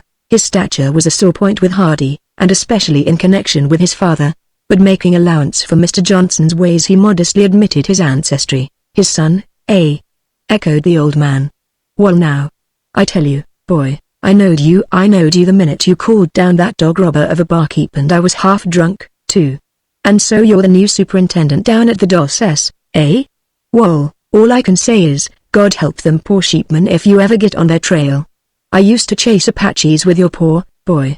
It was Bill Johnson's turn to talk that evening, and like most solitaries who have not gone into the silence, he availed himself of a listener with enthusiasm. Stories of lion hunts and bar fights fell as trippingly from his lips as the words of a professional monologist, and when he had finished his account of the exploits of Captain Samuel Barrows Hardy, even the envious Lightfoot regarded Rufus with a new respect, for there is no higher honor in Arizona than to be the son of an Indian fighter.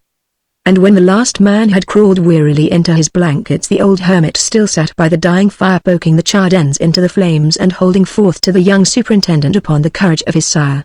Hardly had the son of his father crept under the edge of Creed's blankets and dropped asleep before that huge mountain of energy rose up and gave the long yell. The morning was at its blackest, that murky 4 a.m. darkness which precedes the first glimmer of light, but the day's work had to be done. The shivering horse wrangler stamped on his boots and struck out down the cannon after the remuda. 2 or 3 cooks got busy about the fire which roared higher and higher as they piled on the ironwood to make coals, and before the sun had more than mounted the southern shoulder of the Four Peaks the long line of horsemen was well on the trail to Hell's hip pocket. The frontier imagination had in no wise overleaped itself in naming this abyss. Even the tribute which Facilis Census Virgil paid to the local Roman hell could hardly be said of the pocket. It is not even easy to get into it. From the top of the divide it looks like a valley submerged in a smoky haze through which the peaks and pinnacles of the lower parks rise up like cathedral spires, pointing solemnly to heaven. As the trail descends through washed-out gulches and stone patches, now skating along the backbone of a ridge and now dropping as abruptly into some hollow waterway, the cliffs and pinnacles begin to loom up against the sky, then they seem to close in and block the way. And just as the cannon boxes into nothing, the trail slips into a gash in the face of the cliff where the soft sandstone has crumbled away between 2 harder strata, and climbs precariously along through the somber gloom of the gorge to the bright light of the fair valley beyond. It is a kind of fairyland, that hidden pocket in the hills, always covered by a mystic haze, for which the Mexicans give it the name Humada. Its steep cannon comes down from the breast of the most easterly of the 4 peaks, impassable except by the one trail. It passes through the box and widens out into a beautiful valley, where the grass lies along the hillsides like the tawny mane of a lion, and tender flowers stand untrampled in the rich bottoms. For 3 miles or more it spreads out between striated cliffs where hawks and eagles make their nests, then once more it closes in, the creek plunges down a narrow gorge and disappears, writhing tortuously on its way to the Salagua whose fire-blasted walls rise in huge bulwarks against the south, dwarfing the nearby cliffs into nothingness by their majestic height. In the presence of this unearthly beauty and grandeur old Bill Johnson, ex-trapper, ex-soldier, ex-prospector, ex-everything, had dwelt for 20 years, dating from the days when his house was his fortress, and his one desire was to stand off the Apaches until he could find the lost Dutchman. Where the valley narrowed down for its final plunge into the gorge, the old trapper had built his cabin, its walls laid square with a world by sighting on the North Star. When the sun entered the threshold of the western door it was noon, and his watch never ran down.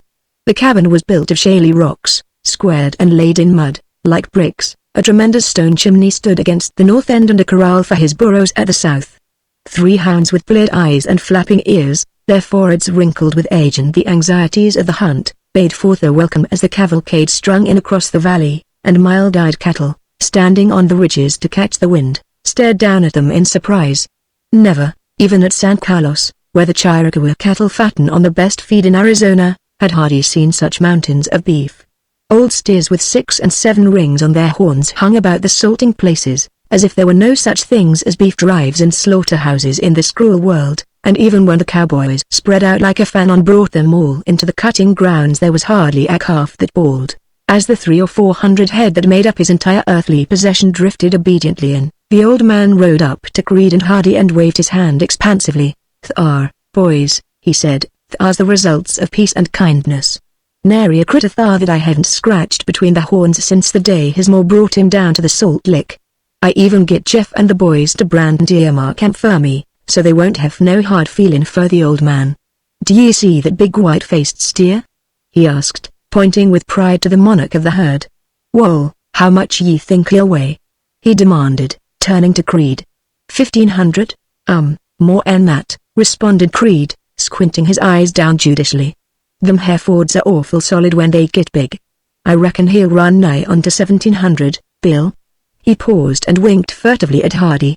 I can get $50 for that old boy, just the way he stands," he said, "and bin as he can't carry no more weight now, I'll just cut him into the town herd right now, and, hi-ah!"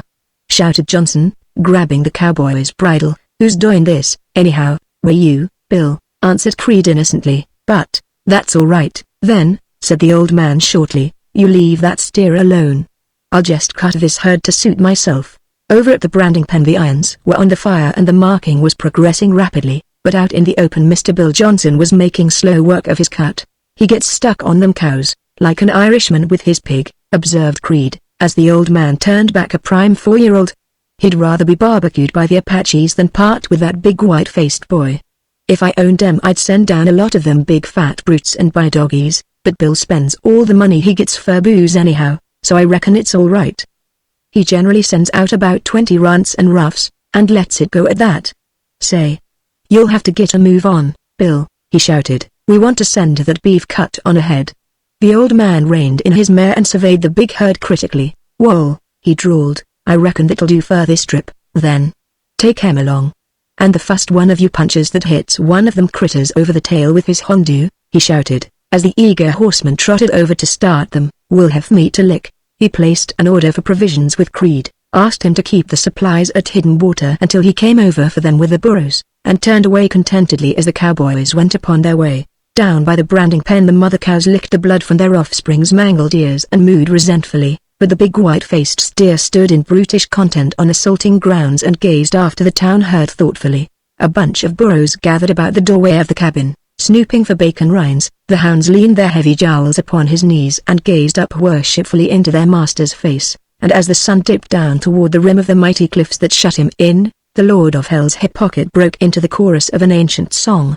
"Oh, over the prairies, and over the mountains, and over the prairies, and over the mountains, and over the prairies, and over the mountains, I'll go till I find me a home." Chapter 8. A year's mail. The beef herd was safely delivered at Bender. The feeders disposed of Ad Maroney, and the checks sent on to the absentee owner, who did not know a steer from a stag. The rodeo hands were paid off and successfully launched upon their big drunk. Bills were paid and the summer's supplies ordered in, and then at last the superintendent and rodeo boss settled down to a little domesticity. Since the day that Hardy had declined to drink with him, Creed had quietly taken to water, and he planted a bag of his accumulated wages in a corner of the mud floor, to see, as he facetiously expressed it, if it would grow. Mr. Bill Johnson had also saved his cow money from black checks and banked it with Hardy, who had a little cash of his own, as well. With their finances thus nicely disposed of, the two partners swept the floor, cleaned up the cooking dishes, farmed out their laundry to a squaw, and set their house in order generally. They were just greasing up their rears for a run after the wild horses of Bronco Mesa when Raphael pulled in with a wagon load of supplies and destroyed their peaceful life. It was late when the grinding and hammering of wheels upon the boulders of the creek bed announced his near approach, and Creed went out to help unload the provisions. A few minutes later he stepped into the room where Hardy was busily cooking and stood across the table from him with his hands behind his back, grinning mischievously. "Ruth," he said, "you've got a girl." Hardy looked up quickly and caught the significance of his pose, but he did not smile. He did not even show an interest in the play. "How do you figure that out?" he asked, indifferently. "Oh, I know," drawled Creed. "Got a letter from her." A single hawk-like glance was the only answer to this sally. "She says, 'Why the hell don't you write?'" volunteered the cowboy. "Is that so?" commented Hardy, and then he went on with his cooking. For a minute Creed stood watching him, his eyes keen to detect the slightest quaver, but the little man seemed suddenly to have forgotten him. He moved about absently, mechanically, dropping nothing, burning nothing, yet far away, as in a dream. "Huh!" exclaimed Creed, disgusted with his own make-believe. "You don't seem to care whether school keeps or not. I'll excuse you from any further work this evening, and here's your mail." He drew a bundle of letters from behind his back and dropped it heavily upon the table.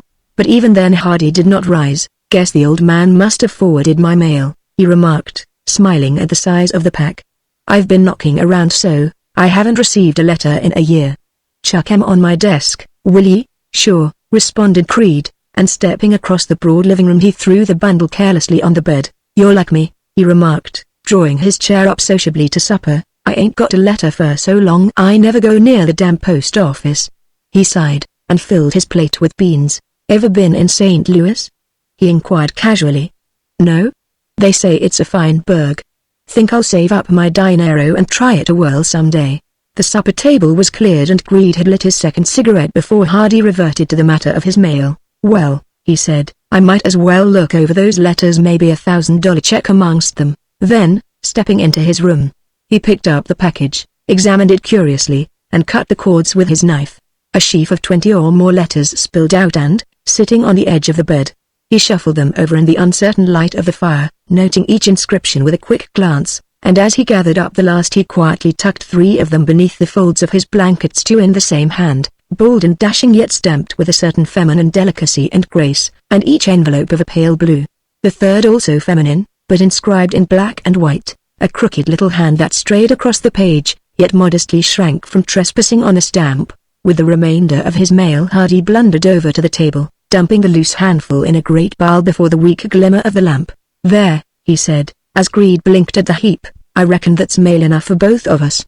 You can read the advertisements and I'll see what the judge has to say for himself. Pitch in, now. He waved his hand towards a lot of business envelopes, but Greed shook his head and continued to smoke dreamily. Nope, he said briefly, don't interest me. He reached out and thumbed the letters over dumbly, spelling out a long word here and there or scrutinizing some obscure handwriting curiously, as if it were Chinese, or an Indian sign on a rock. Then, shoving back his chair, he watched Hardy's face as he skimmed rapidly through the first letter. Good news in the first part of it and bad in the last, he remarked, as Hardy put it down. That's right, admitted Hardy, but how do you know? He gazed up at his complacent partner with a look of innocent wonder, and Greed laughed. Well, hell boy, he said, I can read you like a book. Your face tells the whole story as you go along. After you've been down here in Arizona a few seasons and got them big eyes of yours squinched down a little, well, I may have to ask you a few questions. Then, he waved his hand in a large gesture and blew out a cloud of smoke, while a twinkle of amusement crept into Hardy's unsquinched eyes. Maybe I'm smoother than I look, he suggested dryly. You big, fat fellows get so self-satisfied sometimes that you let lots of things go by you. Well, I'll take my chances on you, answered Greed placidly. What did the old judge say? He says you did fine with the cattle, said Hardy, and sold them just in time. The market fell off within a week after we shipped. Grunted Greed. And what's the bad bunch of news at the end? The bad bunch of news was really of a personal nature, stirring up unpleasant memories, but Hardy passed it off by a little benevolent dissimulation.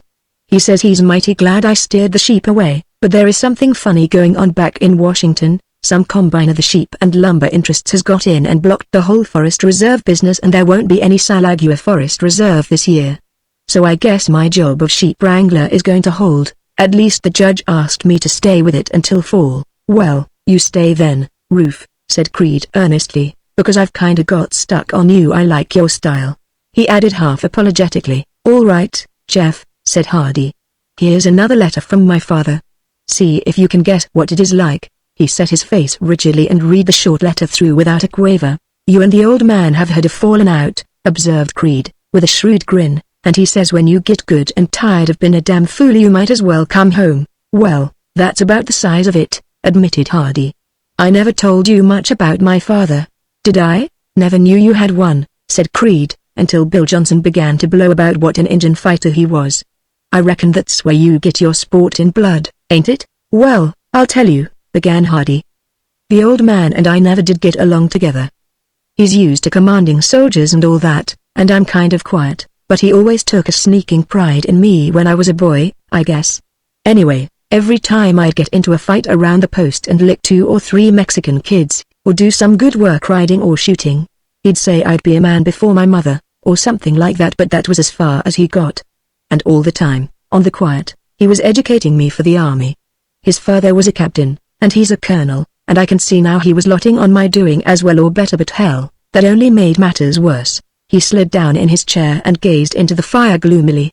It was the first time Greed had heard his partner use even the mildest of the range expletives, for in that particular he was still a tenderfoot, and the word suddenly conveyed to him the depths of the little man's abandonment and despair. Why, what was the matter? He inquired sympathetically. Couldn't you get no appointment, huh? Growled Hardy. I guess you know. All right. Look at me, he exclaimed, in a sudden gust of passion and resentment. Why, damn it, man, I'm an inch too short. Well, I'll be dogged, breathed Greed. I never thought of that. No, rejoined Hardy bitterly, nor the old man, either, not until I stopped growing. Well, he hasn't had a bit of use for me since. That's the size of it. And he didn't take any pains to conceal the fact most army men don't. There's only one man in the world to them, and that's a soldier, and if you're not a soldier, you're nothing. He waved a hand as if dismissing himself from the universe, and sank moodily into his seat, while Creed looked him over in silence. Ruth, he said quietly, do you remember that time when I picked you to be boss sheep wrangler, down at Bender? Well, I might as well tell you about that now. Tea won't do no harm. The old judge couldn't figure out what it was I see in you to recommend you for the job. Like's not you don't know yourself. He thought I was picking you because you was a peaceful guy, and wouldn't fight black techs, but that's where he got fooled, and fooled bad. I picked you because I knew damn well you would fight. He leaned far over across the table and his eyes glowed with a fierce light. Do you think I want some little suckin' mama's joy of a diplomat on my hands when it comes to a showdown with them sheepmen? He cried. No, by God, I want a man, and you're the boy, Ruth, so shake. He rose and held out his hand. Hardy took it. I wouldn't have sprung this on you, partner, he continued apologetically, if I didn't see you so kinda down in the mouth about your old man. But I just want you to know that there's one man that appreciates you for a plain scrapper. And I'll tell you another thing, when the time comes you'll look just as big over the top of a six-shooter as I do, and stand only half the chance to get hit. Why, shucks. He exclaimed magnanimously, my size is agin me at every turn, my horse can't hardly pack me, I eat such a hell of a lot, and, well, I never can get a pair of pants to fit me. What's this here letter? He picked one up at random, and Hardy ascertained that his tailor some 6 months previously had moved to a new and more central location, where he would be pleased to welcome all his old customers. But the subject of diminutive size was effectually dismissed and, having cheered up his little friend as best he could, Creed seized the occasion to retire.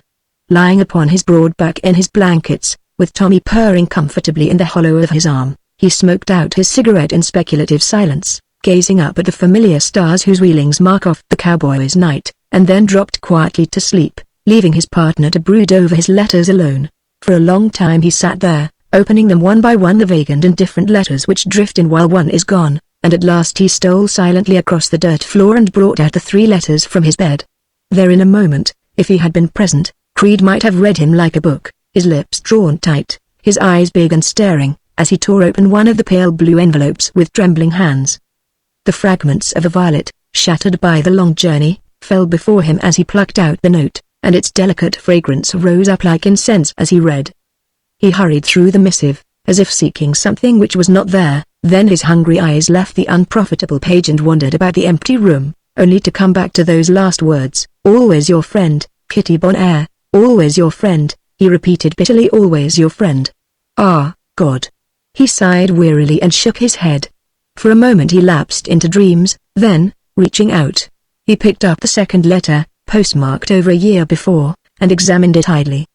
The very hour of its collection was recorded Ferry Star, 1.30 a.m. And the date he could never forget. Written on that very same day, and yet its message had never reached him. He could see as in a vision the shrouded form of Kitty Bonaire slipping from her door at midnight to fling a final word after him, not knowing how far he would flee. He could see the lonely mail collector, half obscured in the San Francisco fog, as he scooped the letter from the box with many others and boarded the car for the ferry. It was a last retort, and likely bitter, for he had spoken in anger himself, and Kitty was not a woman to be denied. There was an exaggerated quirk to the square corners of her letters, a brusque shading of the downstrokes. Undoubtedly Kitty was angry. But for once he had disarmed her. It was a year after, now, and he had read her forgiveness first. Yet it was with a strange sinking of the heart that he opened the blue envelope and stared at the scribbled words. Dear friend that was, my heart is very sore tonight. I had trusted you so, I had depended upon you so, and now you have deliberately broken all your faith and promises. Rufus, I had thought you different from other men, more gentle, more considerate, more capable of a true friendship which I fondly hoped would last forever, but now, oh, I can never forgive you. Just when life was heaviest with disappointments, just when I was leaning upon you most as a true friend and comrade, then you must needs spoil it all. And after I had told you I could never love anyone. Have you forgotten all that I told you in the balcony? Have you forgotten all that I have risked for the friendship I held so dear? And then to spoil it all. Oh, I hate you, I hate you. He stopped and stiffened in his chair, and his eyes turned wild with horror. Then he gathered his letters together blindly and crept away to bed.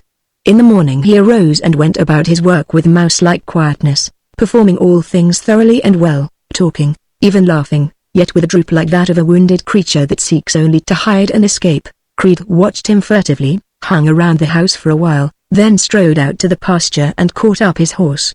"Be back this aft," he said, and rode majestically away up the canon, where he would be out of the way. For men, too, have their instincts and intuitions, and they are even willing to leave alone that which they cannot remedy and do not understand. As Creed galloped off, leaving the ranch of a sudden lonely and quiet, Tommy poked his head anxiously out through a slit in the canvas bottom of the screen door and began to cry, his poor cracked voice, all broken from calling for help from the coyotes, quavering dismally. In his most raucous tones he continued this lament for his master until at last Hardy gathered him up and held him to his breast. "Ah, Kitty, Kitty," he said, and at the caressing note in his voice the black cat began to purr hoarsely, raising his scrawny head in the ecstasy of being loved.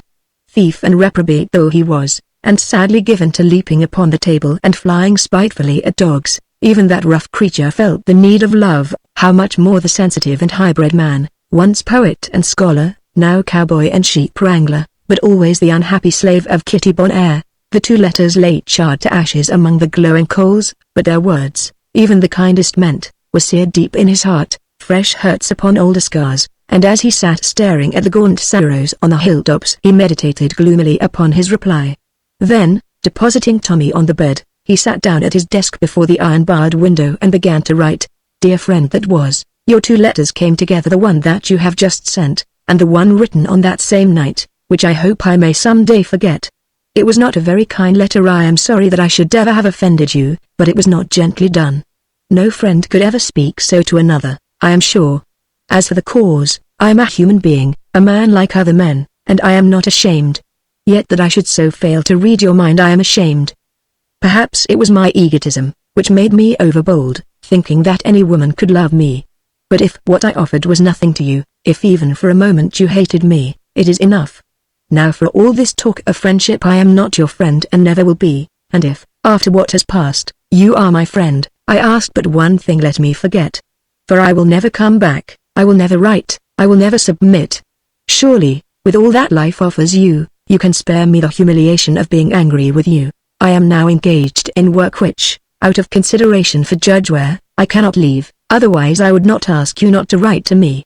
Trusting that you will remember me kindly to your mother, I remain, sincerely, Rufus Hardy." He signed his name at the bottom, folded the sheet carefully, and thrust the sealed envelope into an inner pocket.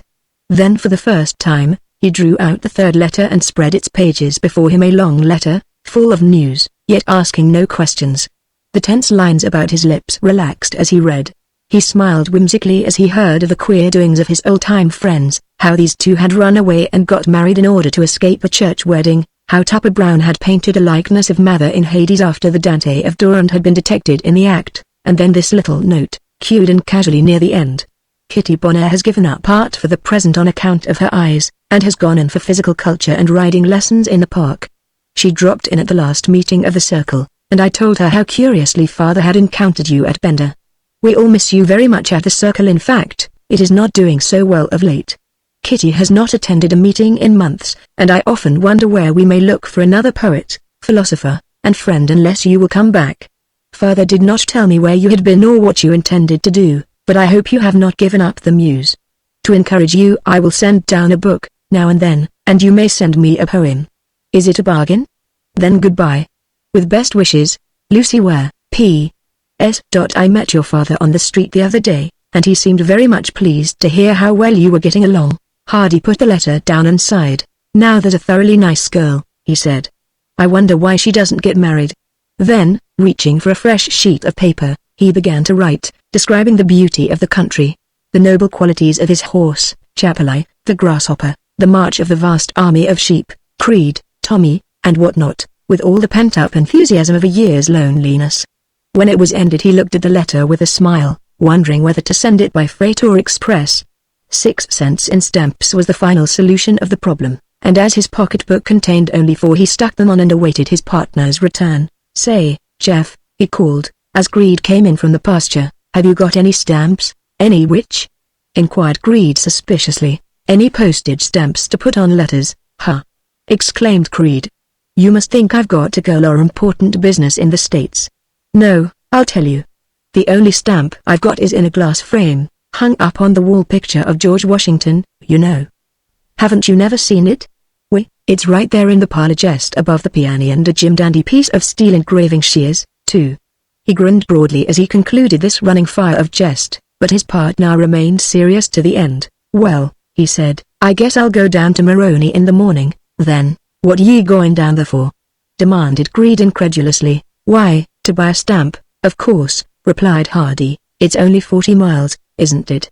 And early in the morning, true to his word, he saddled up Chapelai and struck out down the river. From the doorway Creed watched him curiously, his lips parted in a dubious smile. There's something funny going on here, ladies, he observed sagely. Something funny, and I'm dogged if I savvy what it is.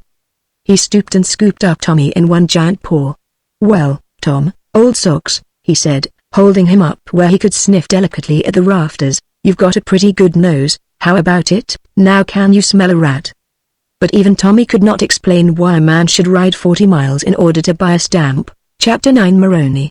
The Mormon settlement of Maroney proved to belong to that large class of western cities known as string towns, a long line of stores on either side of a main street, brick where fires have swept away the shacks, and wood with false fronts where dynamite or a change of wind has checked the conflagration, a miscellaneous conglomeration of saloons, restaurants, general stores, and livery stables, all very satisfying to the material wants of man, but in the ensemble not over-pleasing to the eye. At first glance, Maroney might have been Reno, Nevada, or Gilroy, California, or Deming, New Mexico, or even Bender except for the railroad. A second glance, however, disclosed a smaller number of disconsolate cow ponies standing in front of the saloons and a larger number of family rigs tied to the horse rack in front of Swope's store. There was also a tithing house with many doors, a brick church, and women and children galore. And for 20 miles around there was nothing but flowing canals and irrigated fields waving with wheat and alfalfa, all so green and prosperous that a stranger from the back country was likely to develop a strong leaning toward the faith before he reached town and noticed the tithing house. As for Hardy, his eyes, so long accustomed to the green lawns and trees of Berkeley, turned almost wistful as he gazed away across the rich fields, dotted with cocks of hay or resounding to the whir of the mower. But for the sweating latter-day saints who labored in the fields, he had nothing but the pitying contempt of the cowboy. It was a fine large country, to be sure, and produced a lot of very necessary horse feed, but Chapelai shied when his feet struck the freshly sprinkled street, and somehow his master felt equally ill at ease. Having purchased his stamp and eaten supper, he was wandering aimlessly up and down the street, that being the only pleasure and recourse of an Arizona town outside the doors of a saloon, when in the medley of heterogeneous sounds he heard a familiar voice boom out and as abruptly stop. It was evening and the stores were closed, but various citizens still sat along the edge of the sidewalk, smoking and talking in the semi-darkness. Hardy paused and listened a moment. The voice which he had heard was that of no ordinary man. It was deep and resonant, with a rough, overbearing note almost military in its brusqueness, but it had ceased and another voice, low and protesting, had taken its place. In the gloom he could just make out the forms of the two men, sitting on their heels against the wall and engaged in a one-sided argument. The man with the southern drawl was doing all the talking, but as Hardy passed by, the other cut in on him again. Well, he demanded in masterful tones, what ye going to do about it? Then, without waiting for an answer, he exclaimed, "Hello, there, Mr. Hardy." "Hello," responded Hardy. "Who is this, anyway?" "Jim Swope," replied the voice, with dignified directness. "What are you doing in these parts?" "Came down to buy a postage stamp," replied Hardy, following a habit he had of telling the truth in details. "Huh," grunted Swope. "It's a wonder you wouldn't go to Bender for it. That Jew over there might make you a rate." "Nope," responded Hardy, ignoring the too evident desire of the Maroney storekeeper to draw him into an argument. "He couldn't do it. They say the government loses money every time it sells one." "Nice town you've got down here," he remarked, by way of a parting compliment, but Swope was not satisfied to let him escape so easily. "Hold on, there," he exclaimed, rousing up from his place. "What's your bloody hurry? Come on back here and shake hands with Mr. Thomas. Mr. Thomas is my boss herder up in Apache County. Thinking of bringing him down here next fall," he added laconically, and by the subtle change in his voice Hardy realized intuitively that that move had been the subject of their interrupted argument. More than that, He felt vaguely that he himself was somehow involved in the discussion, the more so as Mr. Thomas balked absolutely at shaking hands with him. "I hope Mr. Thomas will find it convenient to stop at the ranch," he murmured pleasantly, "but don't let me interfere with your business." "Well, I guess that's all tonight, Shep," remarked Swope, taking charge of the situation. "I just wanted you to meet Hardy while you was together. This is the Mr. Hardy, of the Doss outfit, you understand," he continued, "and a white cowman.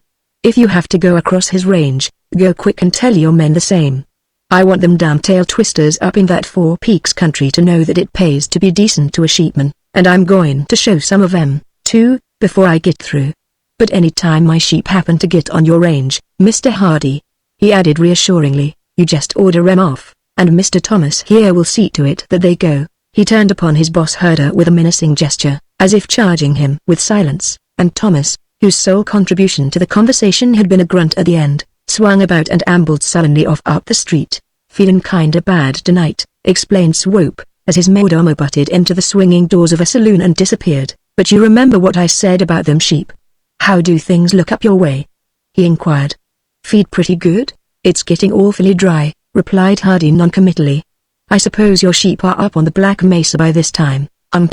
Responded the sheepman, and then there was a long pause. "Sit down," he said at last, squatting upon the edge of the sidewalk. "I want to talk business with you." He lit a short black pipe and leaned back comfortably against a post. "You seem to be a pretty smooth young fella," he remarked, patronizingly. "How long have you been in these parts?" "2 months, eh? How'd Judge Ware come to get a hold of you?" "Just picked me up down at Bender," replied Hardy. "Oh, just picked you up, hey? I thought maybe you was some kin to him. Ain't interested in the cattle, are you?" "Well, I just thought you might be, being put in over Jeff that way, you know. Nice boy, that, but hot-headed as a goat. He'll be making hair bridles down in Yuma someday, I reckon. His old man was the same way. So you ain't no kin to the judge and have got no interest in the cattle, either, eh?" How long do you figure on holding down that job?" "Don't know," replied Hardy. "Might quit today or get fired tomorrow." "It's a good place, though." "Not the only one, though," suggested the sheepman shrewdly. "Not by a damn sight." "Ever investigate the sheep business?" "No?" "Then you've overlooked something. I've lived in this country for nigh on to 20 years, and followed most every line of business, but I didn't make my pile punching cows, nor running a store, neither I made it raising sheep. Started in with nothing at the time of the big drought in '92, herding on shares. Sheep did well in them good years that followed, and first thing I knew I was a sheepman. Now I've got 40,000 head, and I'm making 100% on my investment every year. Of course, if there comes a drought I'll lose half of them. But did you ever sit down and figure out 100% a year? Well, 5,000 this year is 10 next year, and 10 is 20 the next year, and the 20 looks like $40,000 at the end of 3 years. That's quite a jag of money, eh? I won't say what it would be in 3 years more, but here's the point. You're a young man and out to make a stake, I suppose, like the rest of them. What's the use of wasting your time and energy trying to hold that bunch of half-starved cows together? What's the use of going into a poor business, man, when there's a better business? And I'll tell you right now, the sheep business is the coming industry of Arizona. The sheepmen are going to own this country, from flag to the Mexican line, and you might as well get on a boat, boy, before it's too late." He paused, as if waiting for his points to sink home, then he reached out and tapped his listener confidentially on the knee. "Hardy," he said, "I like your style. You've got a head, and you know how to keep your mouth shut. More'n that, you don't drink. A man like you could get to be a boss sheep herder in 6 months, you could make a small fortune in 3 years and never know you was working. You don't need to work, boy, I can get 100 men to work. What I want is a man that can think. Now, say, I'm going to need a man pretty soon. Come around and see me sometime." "All right," said Hardy, reluctantly, "but I might as well tell you now that I'm satisfied where I am." "Satisfied?" ripped out Swope, with an oath. "Satisfied? Why, man alive, you're just hanging on by your eyebrows up there at Hidden Water. You haven't got nothing, you don't even own the house you live in. I could go up there tomorrow and file on that land and you couldn't do a damn thing. Judge Ware thought he was pretty smooth when he euchred me out of that place, but I want to tell you, boy, and you can tell him, if you want to, that old man Winship never held no title to that place, and it's public land today. That's all public land up there, There ain't a foot of land in the Four Peaks country that I can't run my sheep over if I want to, and keep within my legal rights. So that's where you're at, Mr. Hardy, if you want to know." He stopped and rammed the cut of tobacco into his pipe, while Hardy tapped his boot meditatively. "Well," he said at last, "if that's the way things are, I'm much obliged to you for not sheeping us out this spring. Of course, I haven't been in the country long, and I don't know much about these matters, but I tried to accommodate you all I could, thinking."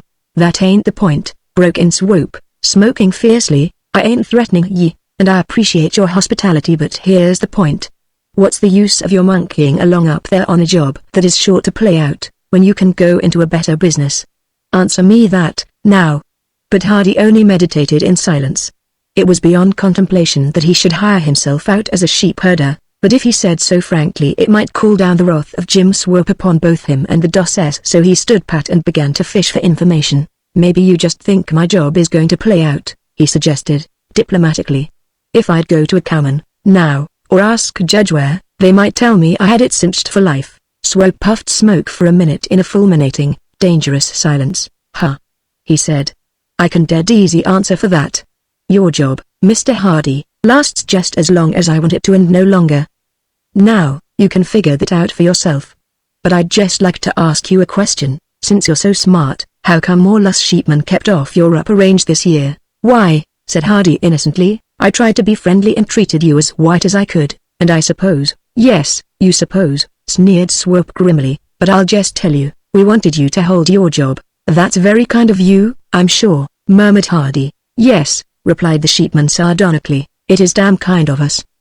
But now the question is, what ye going to do about it?" "Why, in what way?" "Well, now," began Swope, patiently feeling his way, "suppose, just for instance, that some fool Mexican herder should accidentally get in on your upper range. Would you feel it your duty to put him off?" "Well," said Hardy, hedging, "I really hadn't considered the matter seriously. Of course, if Judge Ware—" "The judge is in San Francisco," put in Swope curtly. "Now, suppose that all of us sheepmen should decide that we wanted some of that good feed up on Bronco Mesa, and, suppose, furthermore, that we should all go up there, as we have a perfect legal right to do, what would you do?" "I don't know," replied Hardy politely. "Well, supposin' I dropped a stick of dynamite under you," burst out Swope hoarsely, "would you jump? Speak up, man, you know what I'm talking about. You don't think you can stand off the whole Sheepmen's Protective Association, do you?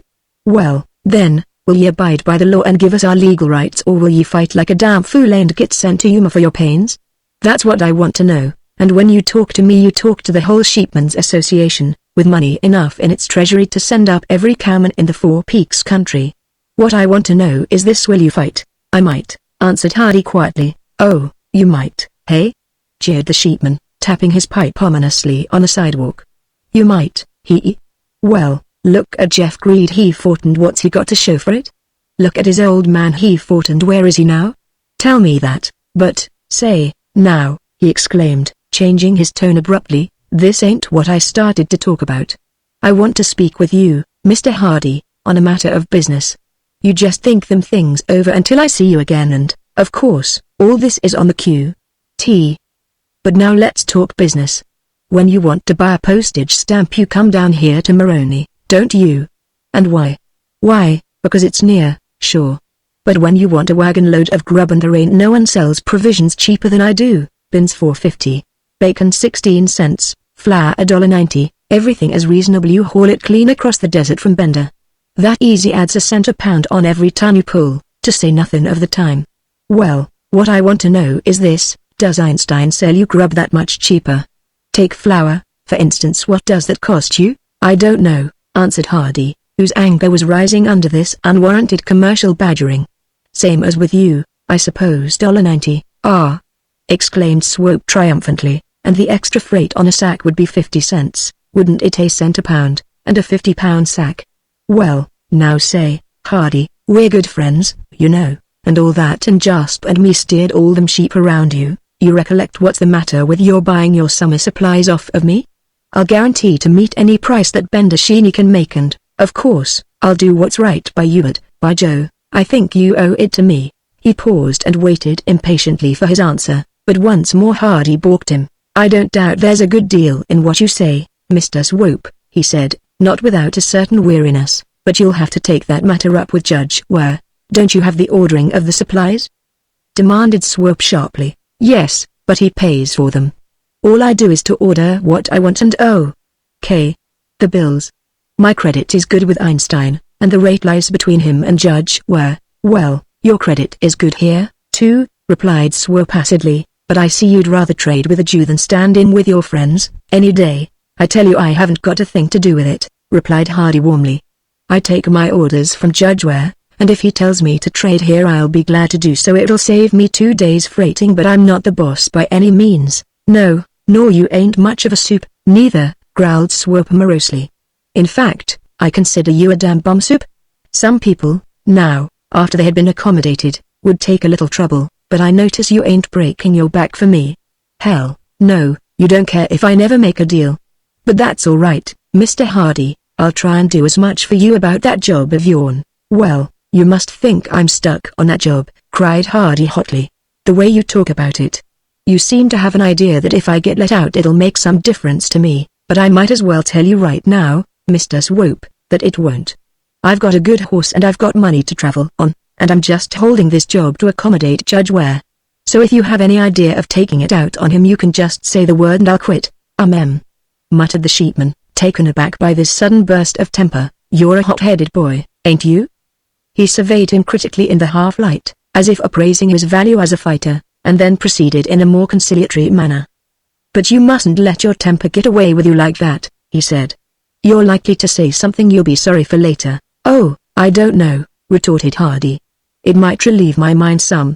I've only been in this country a few months, but if a sheepman is the only man that has any legal or moral rights I'd like to know about it. You talk about coming in on our upper range, having a right to the whole country, and all that. Now I'd like to ask you whether in your opinion a cowman has got a right to live? Oh, tut, now, protested Swope, you're getting excited. Well, of course I'm getting excited, replied Hardy, with feeling. You start in by telling me the sheepmen are going to take the whole country, from flag to the line, then you ask me what I'd do if a Mexican came in on us, then you say you can sheep us out any time you want to, and what am I going to do about it? Is that the way you talk to a man who has done his best to be your friend? I never said we was going to sheep you out, retorted the sheepman sullenly. And if I'd thought for a minute you would take on like this about it I'd have let you go bust for your postage stamps. I know you didn't say it, said Hardy, but you hinted it good and strong, all right. And when a man comes as near to it as you have I think I've got a right to ask him straight out what his intentions are.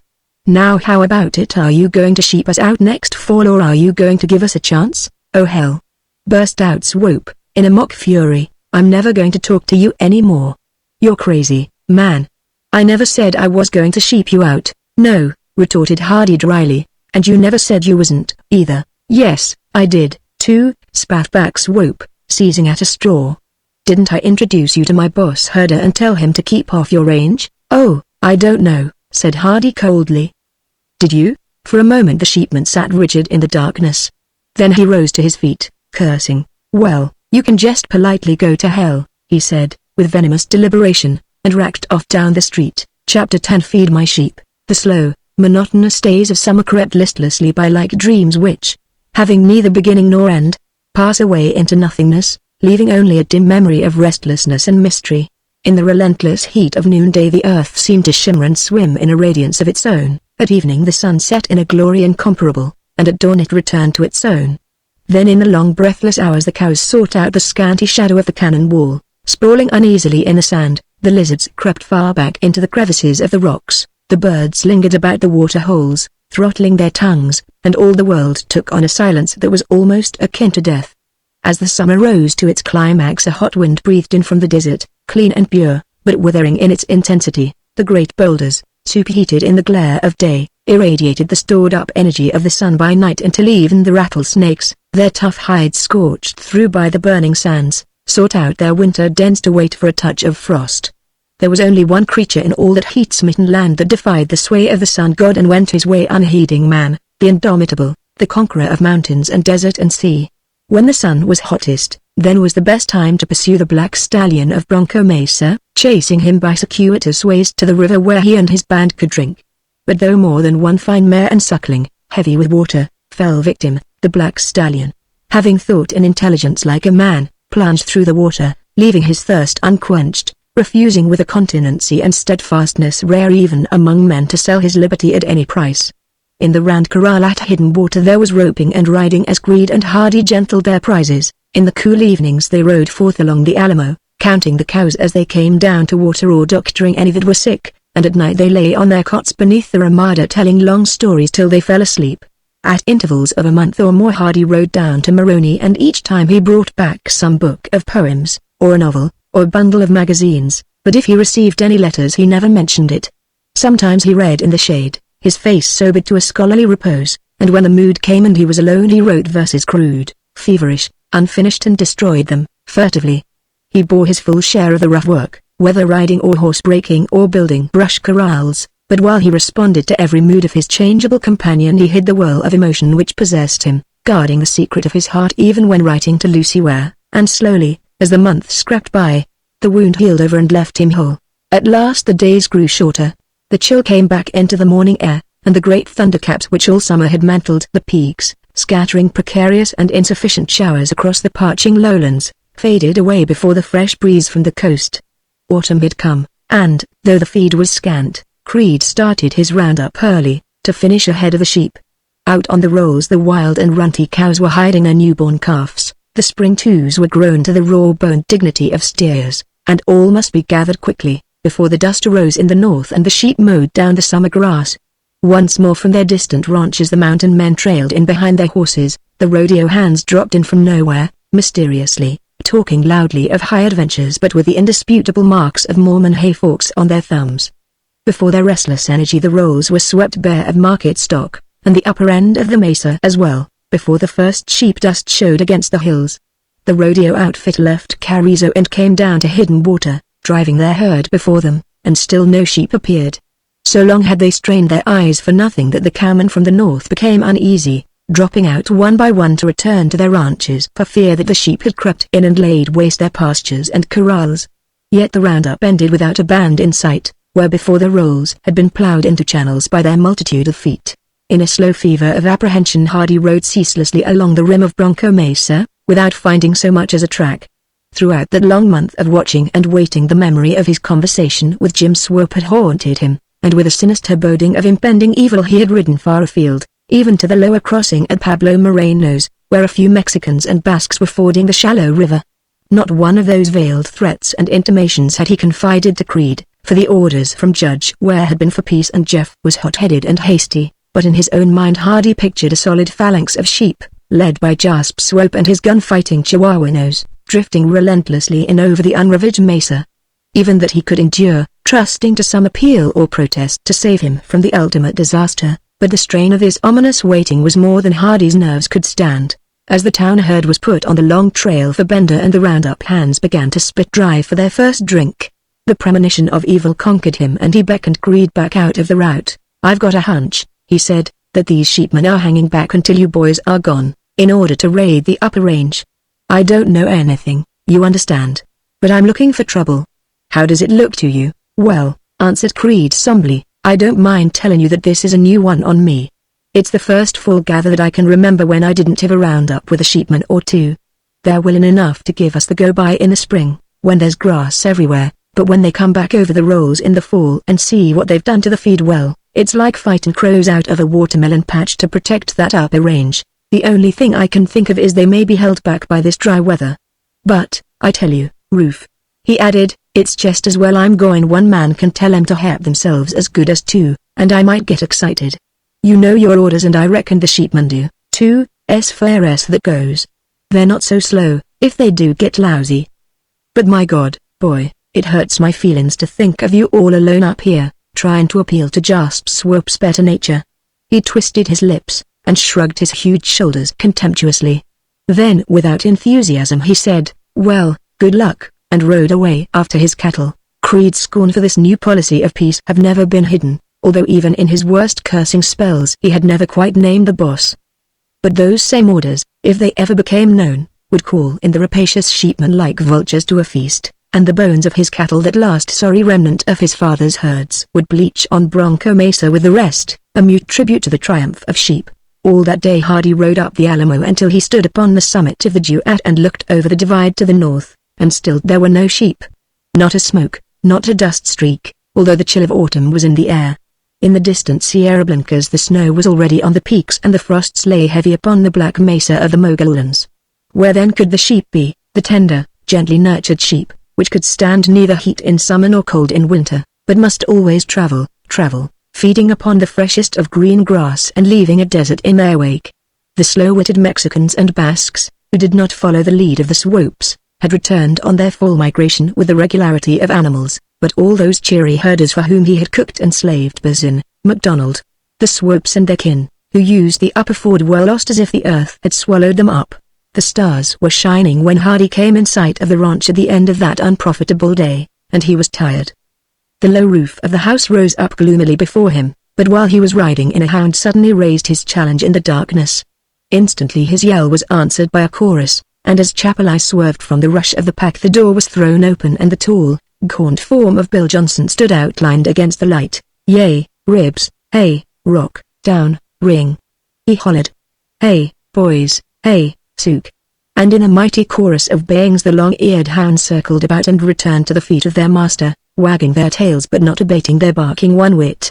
Standing bareheaded in the doorway with his hair and beard bushed out like a lion's mane, Johnson strove by kicks and curses to quiet their uproar, shouting again and again some words which Hardy could not catch.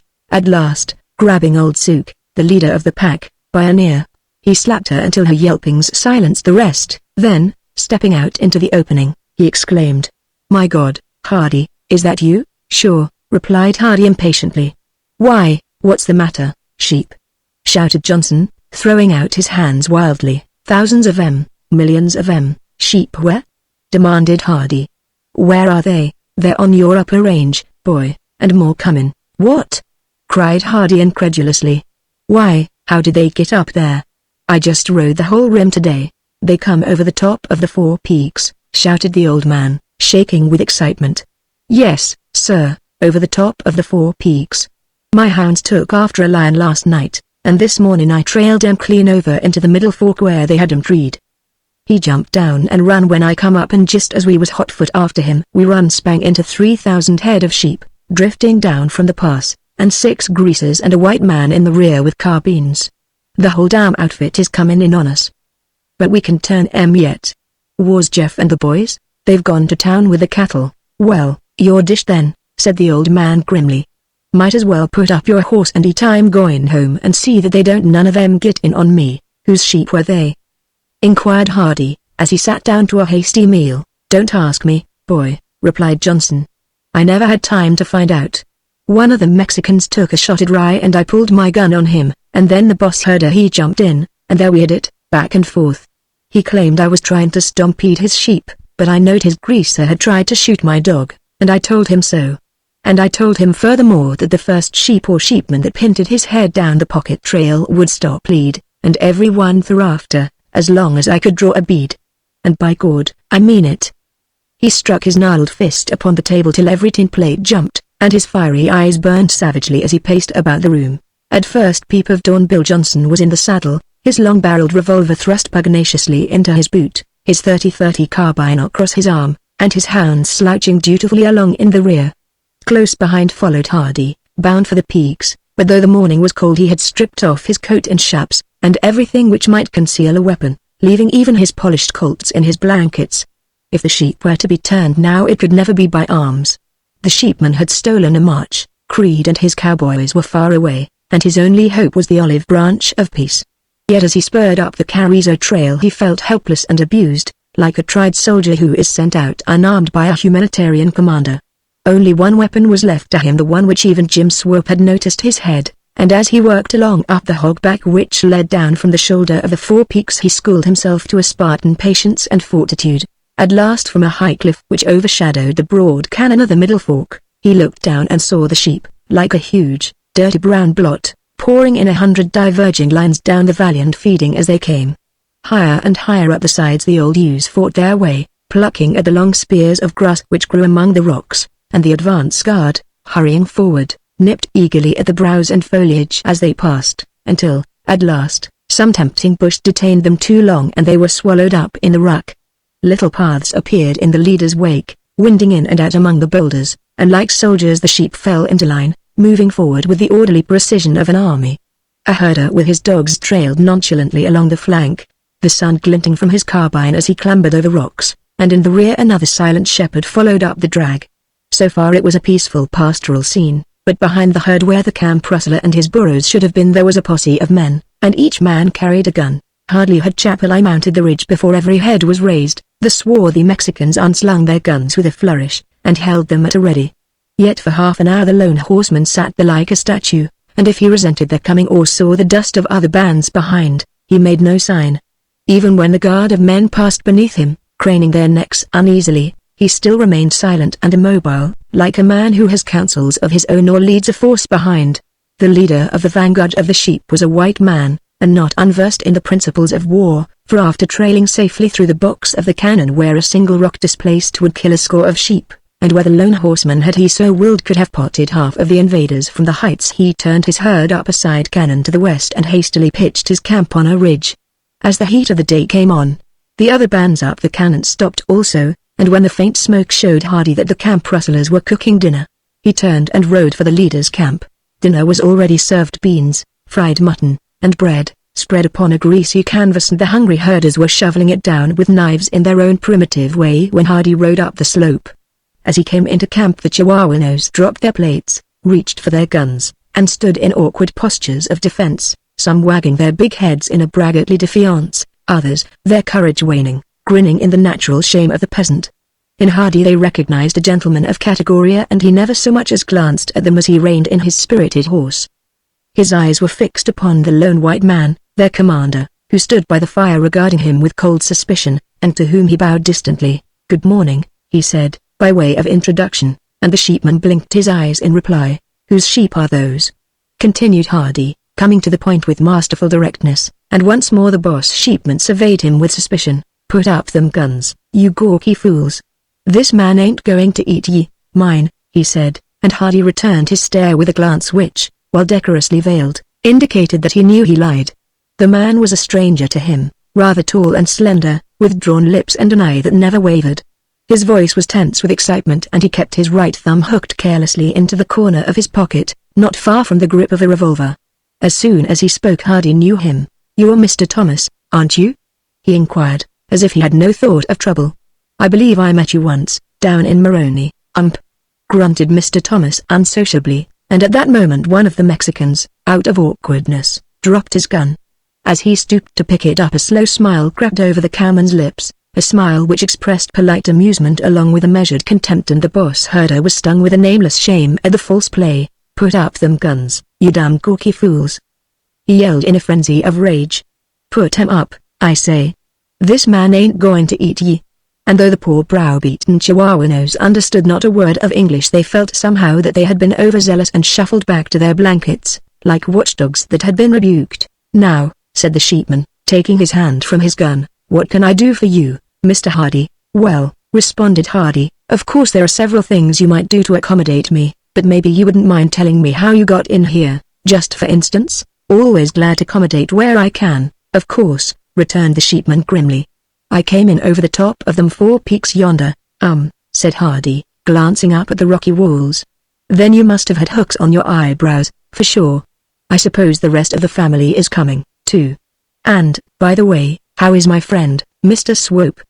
He appended this last with an artless smile, quite lacking in bitterness, but somehow the boss herder felt himself discredited by the inquiry, as if he were consorting with thieves. It was the old shame of the sheepman, the shame which comes to the social outcast, and burns upon the cheek of the dishonored bastard, but which is seared deepest into the heart of the friendless herder, the Ishmaelite of the cow country, whose hand is against every man and every man's against him. Hunger and thirst he can endure, and the weariness of life, but to have all men turn away from him, to answer him grudgingly, to feed him at their table, that refuse themselves to eat, this it is which turns his heart to bitterness and makes him a man to be feared.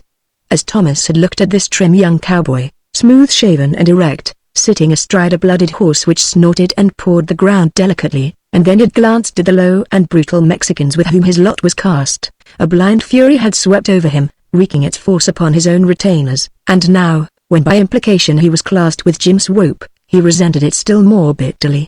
Damn Fino, he answered sullenly. Haven't seen him for a month. Oh, isn't he with you this trip? Asked Hardy, in surprise. I had hoped that I might find him up here. There was a suggestion of irony in his words which was not lost upon the mayordomo, but Thomas let the remark pass in silence. Perhaps his brother Jasper is along, ventured Hardy. No? Well, that's Jim's earmark on those sheep, and I know it. What's the matter? Matter with what? Growled Thomas morosely. Why, with Jim, of course. I thought after the pleasant times we had together last spring he'd be sure to come round. In fact, he added meaningly, I've been looking for him. At this naive statement, the sheepman could not restrain a smile. You don't know Jim as well as I do, he said, and there was a suggestion of bitterness in his voice which Hardy was not slow to note. Well, perhaps not, he allowed, but you know, and I know, that this is no pleasure trip you're on. In fact, it's dangerous, and I never thought that Jim Swope would send a man where he was afraid to go himself. Now I've got nothing against you, Mr. Thomas, and of course you're working for him, but I ask you, as a man, don't you think, after what I've done for him, that Jim Swope ought to come along himself if he wants to sheep me out? I've fed him, and I've fed all his herders and all his friends. I've grained his horses when they were ganted down to a shadow because his own sheep had cleaned up the feed. I've made him welcome to my house and done everything I could for him, and all I asked in return was that he would respect this upper range. He knows very well that if his sheep go through here this fall our cattle will die in the winter. And he knows that there is plenty of feed out on the rolls where our cows can't go, and yet he sends you in where he's scared to go himself, just to hog our last piece of good feed and to put us out of business. I asked him down in Moroni if he thought a cowman had a right to live, and he dodged the question as if he was afraid he'd say something. He stopped abruptly and looked out over the country toward hidden water, while the Mexicans watched him furtively from beneath their slouched hats. Expecting some friends? Inquired Thomas, with a saturnine grin. Hardy shook his head. No. I came out here alone, and I left my gun in camp. I haven't got a friend within 40 miles, if that's what you mean. I suppose you've got your orders, Mr. Thomas, but I just want to talk this matter over with you. All right, said the sheepman, suddenly thawing out at the good news.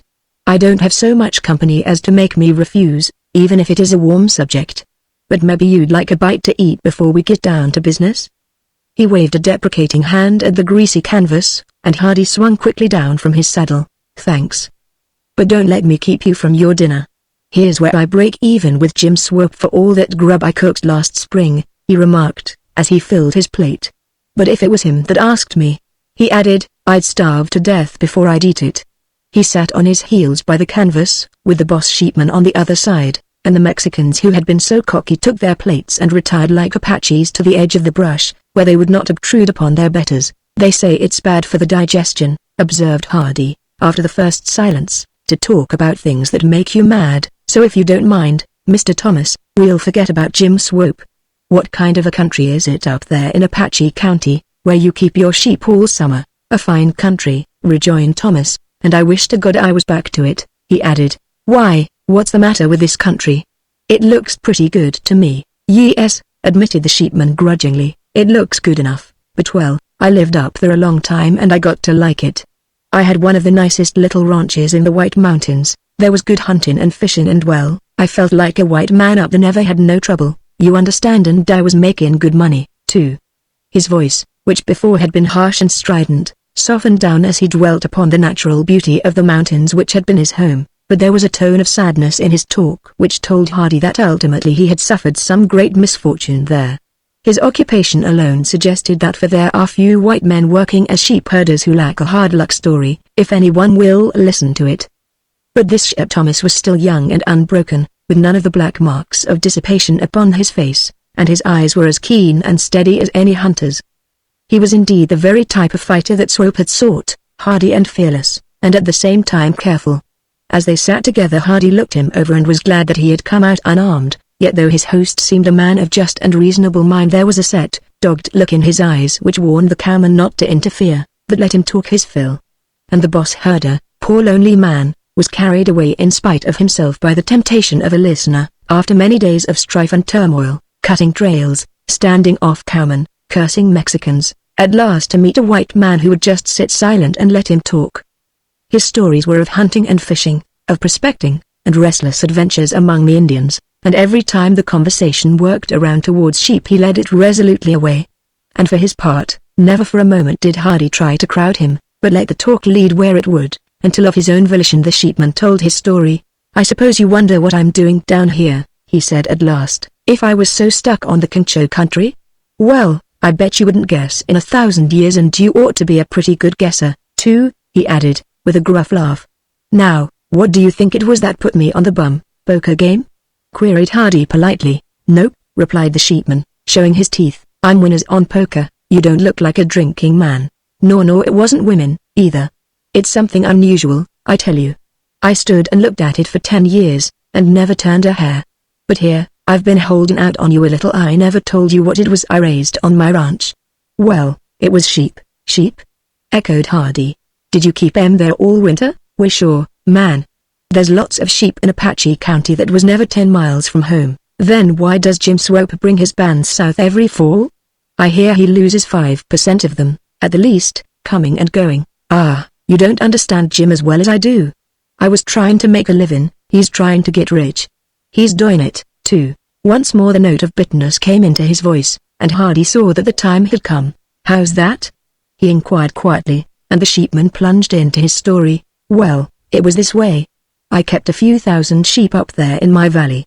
In the summer we went up the mountain, following the grass, and in the winter we fed down below, where the ground was bare. It never got very cold, and my sheep was used to it, anyhow. The Navajos don't move their sheep south, do they? Well, they're away north of where I was.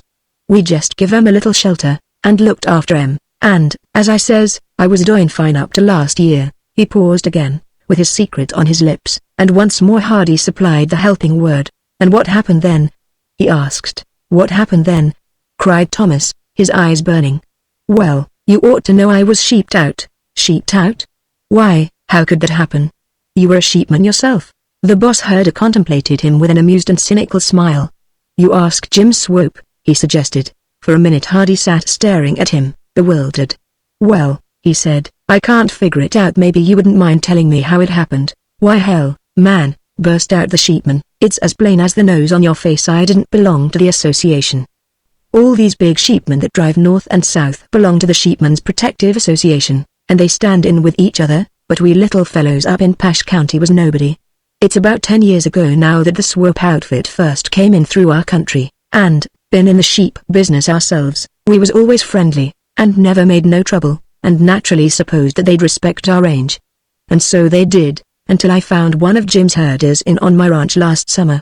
Well, I thought there was some misunderstanding, but when I told him and his compadres to move, it was a bad case of no savvy from the start, and while I was monkeying around with them a couple of more bands sneaked in behind, and first thing I knew my whole lower range was skin clean. Well, sir, I worked over one of them Paisnos until he was a total wreck, and I took a shot at another hombre, to the one that couldn't savvy, but there was no use caving round about it. I was just naturally sheeped out. It looked like I was busted, but I wouldn't admit it, and while I was studying on the matter along comes Jim himself and offers me $5,000 for my sheep. They was worth 10 if they was worth a cent, all fine and fat, but my winter feed was gone and of course I was up against it. I see something would have to be done, and damn quick, too, so I chased down to St. John and tried to get a higher bid.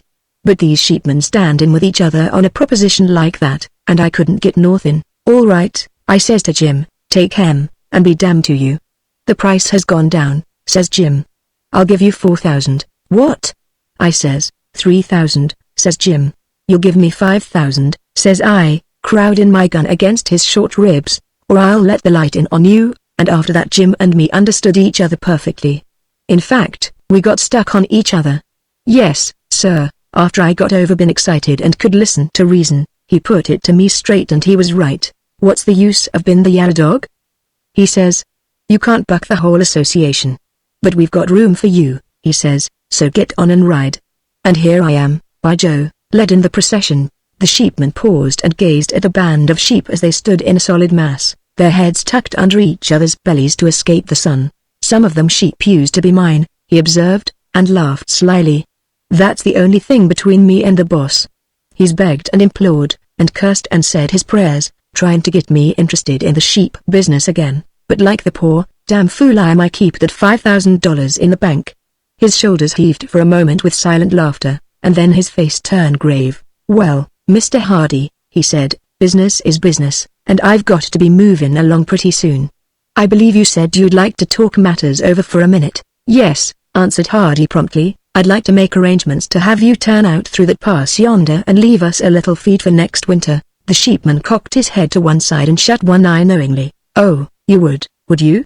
And what word shall I take back to the boss, then?" "I expect I'll see him before you do," said Hardy, "but if you get ahead of me you can just say that I asked you to move, and so you followed out your orders." "Yes," responded Thomas, smiling satirically, "that'd be lovely.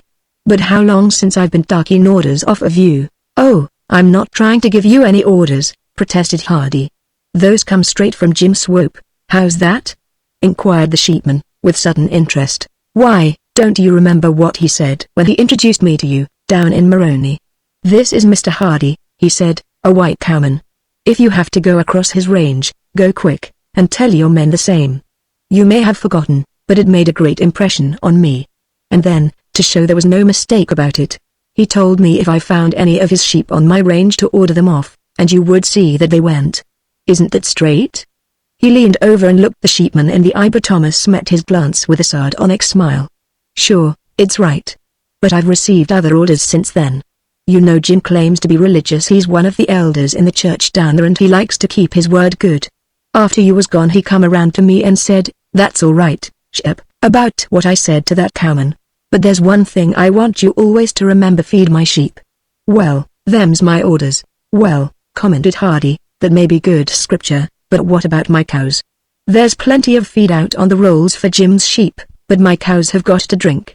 We cowmen have been sheeped out of all the lower country down there, and here we are, crowded clear up against the rocks. You've stolen a march on us and of course you're entitled to some feed, but give us a chance. You've been sheeped out yourself, and you know what it feels like. Now all I ask of you is that you turn out through this pass and go down onto the rolls. If you'll do that I can turn all the rest of the sheep and keep my cows from starving, but if you go through me they'll all go through me, and I'm done for. I don't make any threats and I can't offer any inducements, but I just ask you, as a white man, to go around." As he ended his appeal he stood with his hands thrown out, and the sheepman looked at him, smiling curiously. "Well," he said, "at last, you're a new kind of cowman on me, pardner, but I'll go you, if Jim throws a fit." He advanced, and held out his hand, and Hardy took it. "If all sheepmen were like you," he said, "life would be worth living in these parts." And so, in a friendship unparalleled in the history of the Four Peaks country, a sheepman and a cowman parted in amity and the sheep went around. Chapter 11 Jumped. Winter, the wonted season of torrential rains, 6 weeks grass, and budding flowers, when the desert is green and the sky washed clean and blue, followed close in the wake of the sheep, which went drifting past hidden water like an army without banners. But alas for hidden water and the army of sheep! In this barren winter the torrential rains did not fall, the grass did not sprout, and the flowers did not bloom. A bleak north wind came down from the mountains, cold and dry and crackling with electricity, and when it had blown its stint it died down in a freezing, dusty silence. Then the mighty south, the rain wind that blows up out of Papagria, rose up, big with promise, and whirled its dust clouds 1,000 feet high against the horizon. But, after much labor, the keen, steely, north wind rushed suddenly down upon the black clouds, from whose edges the first spatter of rain had already spilled, and swept them from the horizon, howling mournfully the while and wrestling with the gaunt trees at night. In shaded places the icicles from slow-seeping waters clung for days unmelted, and the migrant ducks, down from the Arctic, rose up from the half-frozen sloughs and winged silently away to the far south. Yet through it all the Dosses cattle came out unscathed, feeding on what dry grass and browse the sheep had left on Bronco Mesa, and in the spring, when all hope seemed past, it rained. Only those who have been through a drought know what music there is hidden in rain. It puts a wild joy into the heart of every creature. The birds sing, the rabbits sleep and caper, and all the cattle and wild horses take to roaming and wandering out of pure excess of spirits. It was early in March when the first showers came, and as soon as the new feed was up Greed began his preparations for the spring rodeo. The winter had been a hard one, and not without its worries. In an interview, which tended on both sides to become heated and personal, Jim Swope had denounced Hardy for misrepresenting his orders to his majordomo, and had stated in no uncertain terms his firm intention of breaking even in the spring, if there was a blade of grass left on the upper range. The season had been a bad one for his sheep, windy and cold, with sandstorms which buried the desert in a pall and drove many flocks to the hills, and as the feed became shorter and shorter, vagrant bands began to drift in along the Salagua. In the battle for the range that followed, herders and punchers greeted each other with angry snarls which grew more wolfish every day, and old Pablo Moreno, shaking his white head over their quarrels, uttered gloomy prophecies of greater evils to come. Sheep would die, he said, cattle would die. It was only a question now of how many, and of which. It was a coming in Oseco, nay, the whole country was drying up. In Hermosillo, so they said. The women stood by the public well all night, waiting to fill their rollers. Not for 9 years had the rains fallen there, and now the drought was spreading north. Arizona, California, Nevada, all were doomed, yet Paciencia. Perhaps, and then came the rain. Yes, it was a good rain, but and then it rained again. Que bueno, who would not be made a liar for rain? But cuidado, behold, the ground was still dry, it drank up the water as it fell and was thirsty again. The river fell lower and lower and the water was clear, a bad sign, a very bad sign. But if the young should wait upon the advice of the old, there would be no more miracles. Creed and Hardy passed up the weather, strapped on their 6-shooters, and began to patrol the range, talking reason to the stray Mexicans who thought that, because their sheep were getting poor, they ought to move them to better feed. The time for friendship and diplomacy was past, as Hardy politely informed his employer by letter, after which he told Raphael to keep away from the post office and not bring him any more crow, if he valued his job. But though he had made his note to Judge Webb brief, it had said too much. He had suggested that if the judge did not like his change of policy, he had better come down and see the actual conditions for himself, and the old judge came. It was mid-afternoon of that fateful day when Creed and Hardy, riding in from up the river, saw Raphael's wagon in front of the house. This was not surprising in itself, as he had been down to Bender for roundup supplies, but as the two partners approached the house, Creed suddenly grabbed Hardy's rein and drew back as if he were on top of a rattlesnake. For God's sake, he said, what's that? Listen. He jerked a thumb toward the house, and in the tense silence Hardy could clearly discern the sound of women's voices. Now you could ride the Four Peaks country far and wide and never hear the music of such voices, never see calico on the line, or a lace curtain across the window. There were no women in that godless land, not since the widow Winship took Sally and Susie and left precipitately for St. Louis, none save the Senora Moreno and certain strapping Apache squaws who wore buckskin tuos and carried butcher knives in their belts. Even the heart of Rufus Hardy went pit-a-pat and stopped, at the sound of that happy chatter. They're rustlin' the whole damn house, exclaimed Creed, all nerves and excitement. Didn't you hear that pan go bamp? Say, I believe they're clean in-house. Ruf, he whispered, I bet you money we're jumped. The possibility of having their ranch preempted during their absence had been spoken of in a general way, since Jim Swope had gone on the warpath, but in his secret soul Rufus Hardy had a presentiment which made claim jumping look tame. There was a chastened gaiety in the voices, a silvery ripple in the laughter, which told him what Creed with all his cunning could never guess. They were voices from another world, a world where Hardy had had trouble and sorrow enough, and which he had left forever. There was soldier blood in his veins, and in 2 eventful years he had never weakened, but the suddenness of this assault stampeded him. You better go first, Jeff, he said, turning his horse away. They might. But Creed was quick to intercept him. Know that, now, pardner, he said, catching his rein. Your parlor broke, go on ahead. There was a wild, uneasy stare in his eye, which nevertheless meant business, and Hardy accepted the rebuke meekly. Perhaps his conscience was already beginning to get action for the subterfuge and deceit which he had practiced during their year together.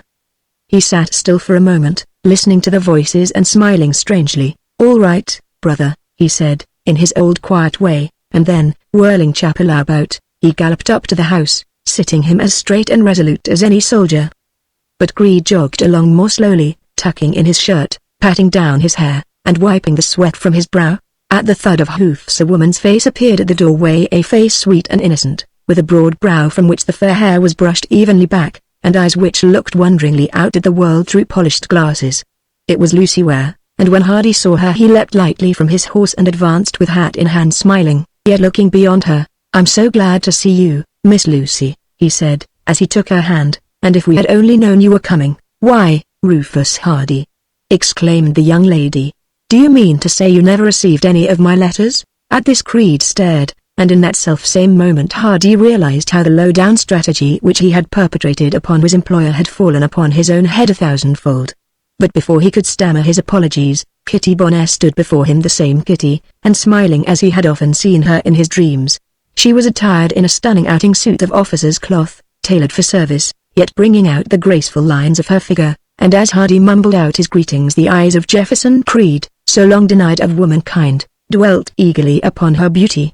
Her dainty feet, encased in tan high boots, held him in rapt astonishment. Her hands fascinated him with their movements like the subtle turns of a mesmerist, and the witchery of her supple body, the mischief in the dark eyes, and the teasing sweetness of her voice smote him to the heart before he was so much as noticed. No less absolute, for all his strivings, was the conquest of Rufus Hardy, the frozen bulwarks of whose heart burst suddenly and went out like spring ice in the radiance of her first smile. "I knew you'd be glad to see me, too," she said, holding out her hand to him, and forgetful of all his bitterness he grasped it warmly.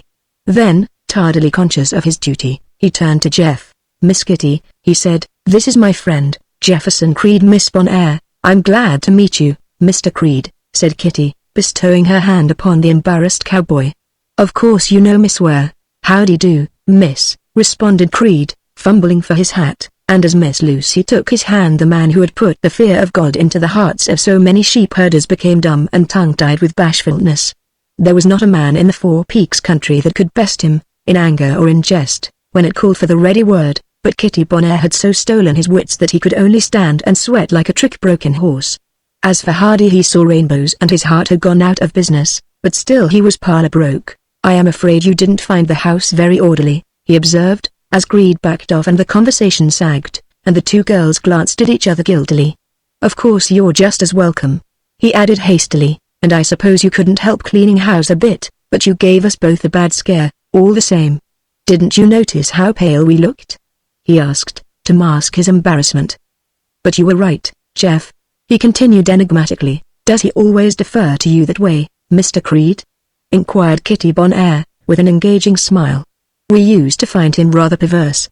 She glanced roguishly at Hardy as she gave this veiled rebuke. "But what was it that you were right about? I'm just dying to ask you questions." She confessed this with a naive frankness which quite won the big cowboy's heart, and, his nerve coming back, he grinned broadly at his former suspicions. "Well," he said, "I might as well come through with it. I told him I bet we'd been jumped." "Jumped?" repeated Miss Kitty, mystified. "Oh, is that one of your cowboy words? Tell me what it means." It means," drawled Creed, "that two young fellas like me and Roof goes out to ride the range, and when we come back some other outfit has moved into our happy home and we're orphans. We've been having a little trouble with the sheep lately, and when I heard them pots and kettles rattling around in here I thought for sure some Mormon sheepman had got the jump on us and located the ranch." "And what would you have done if he had?" continued Kitty eagerly. "Would you have shot him with that big pistol?" She pointed to the heavy Colts which Creed had slung on his hip. But this was getting too romantic and western, even for Jeff. "No, Mom," he said modestly. "We just carry that to balance us in the saddle." "Oh!" exclaimed Kitty, disappointed. "And didn't you ever shoot anybody?" Creed blushed for her, in spite of himself. "Well," he replied evasively, "I don't know how it would be up where you come from, but that's kind of a leaden question, ain't it?" "Oh, you have, then?" exclaimed Kitty Bonaire ecstatically. "Oh, I'm so glad to see a really, truly cowboy." She paused, and gazed up at him soulfully. "Won't you let me have it for a minute?" she pleaded, and with a sheepish grin Creed handed over his gun, but if there had been another cowboy within a mile he would have hesitated, infatuated as he was. Every land has its symbolism, and though the language of flowers has not struck root in the cow country nor yet the amorous Mexican system of playing the bear to give up one's pistol to a lady is the sign and token of surrender. However, though it brought the sweat to his brow, the byplay was pulled off unnoticed. Hardy and Lucy were being likewise deep in confidences. "How strange you look, Rufus," exclaimed Lucy, as Kitty Bonaire began her assault upon the happiness of Jefferson Creed. "What have you been doing to yourself in these 2 years?" "Why, nothing," protested Hardy, a little won from his encounter with Kitty. "Perhaps you have forgotten how I used to look. Our hair gets pretty long up here," he added apologetically. "But, no," said Lucy firmly. "It isn't a matter of hair, although I will admit I hardly knew you. It's in your eyes, and you have some stern, hard lines about your mouth, too. Father says you spend all your time trying to keep the sheep out, and he's very much displeased with you for disobeying his directions, too. He gave up some important business to come down here and see you, And I hope he scolds you well. Have you been writing any lately? She asked accusingly. No, answered Hardy absently. We don't have to fight them. But, Rufus, protested Lucy Ware, laying her hand on his arm, do take your mind from those dreadful sheep. I asked you if you have been doing any writing lately. You promised to send me some poems, don't you remember? And I haven't received a thing. Oh, said Hardy, blushing at his mistake. Well, I acknowledge that I haven't done right, and you have been very kind, too, Miss Lucy, he added gently. But somehow I never finish anything down here, and the sheep have been pretty bad lately. I have to do my work first, you know. I'll tell you, though, he said, lowering his voice confidentially, if I can see you when no one is around, I'll give you what little I've written, at least, some of the best. A poet at his worst, you know, he added, smiling, is the poorest man in the world. He's like a woman who tells everything no one could respect him. But if we can take our finer moods, and kind of sublimate them, you know, well, every man is a poet sometime. He hesitated, ended lamely, and fell suddenly into a settled silence. The hard lines about his lips deepened. His eyes, cast to the ground, glowed dully, and in every feature Lucy read the despair that was gnawing at his heart. And with it there was something more, a tacit rebuke to her for having brought Kitty there to meet him. We have missed you very much, she began softly, as if reading his thoughts, and your letters were so interesting. Ever since I showed Kitty the first one she has been crazy to come down here. Yes, she has been reading the Virginian and O. Henry and Wolfville until it is simply awful to hear her talk. And ride she has been taking lessons for a year. Her saddle is out there now in the wagon, and if she could have caught one of those wild horses out in that enclosed field, I really believe she would have mounted him and taken to the hills like an Indian. I had to come down to take care of father, you know, and aren't you glad to see us, Rufus? She gazed up at him anxiously, and her eyes became misty as she spoke, but Hardy was far away and he did not see. Yes, he said absently, but I shall be very busy. Oh, where is your father? A light went suddenly from Lucy's eyes and her lips quivered, but her voice was as steady as ever. He has gone down to the river, she said patiently. Would you like to see him? Yes, he replied, still impersonally, and with his head down. He walked out to where Chapley was standing. Then, as if some memory of her voice had come to him, he dropped the bridle lash and stepped back quickly into the house. You mustn't notice my rudeness, Miss Lucy, he began abjectly. Of course I am glad to see you, but I am a little confused, and well, you understand. He smiled wanly as he spoke, and held out his hand. Is it all right? He asked. Goodbye, then.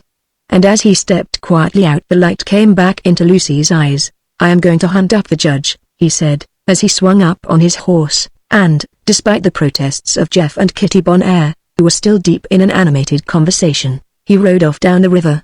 It was not exactly like a draft of Nepenthe to go out and face the righteous indignation of Judge Ware, but Hardy's brain was in such a whirl that he welcomed the chance to escape. Never for a moment had he contemplated the idea of Kitty's coming to him, or of his seeing her again until his heart was whole. He had felt safe and secure forever within the walled valley of hidden water, but now from a cloudless sky the lightning had fallen and blinded him.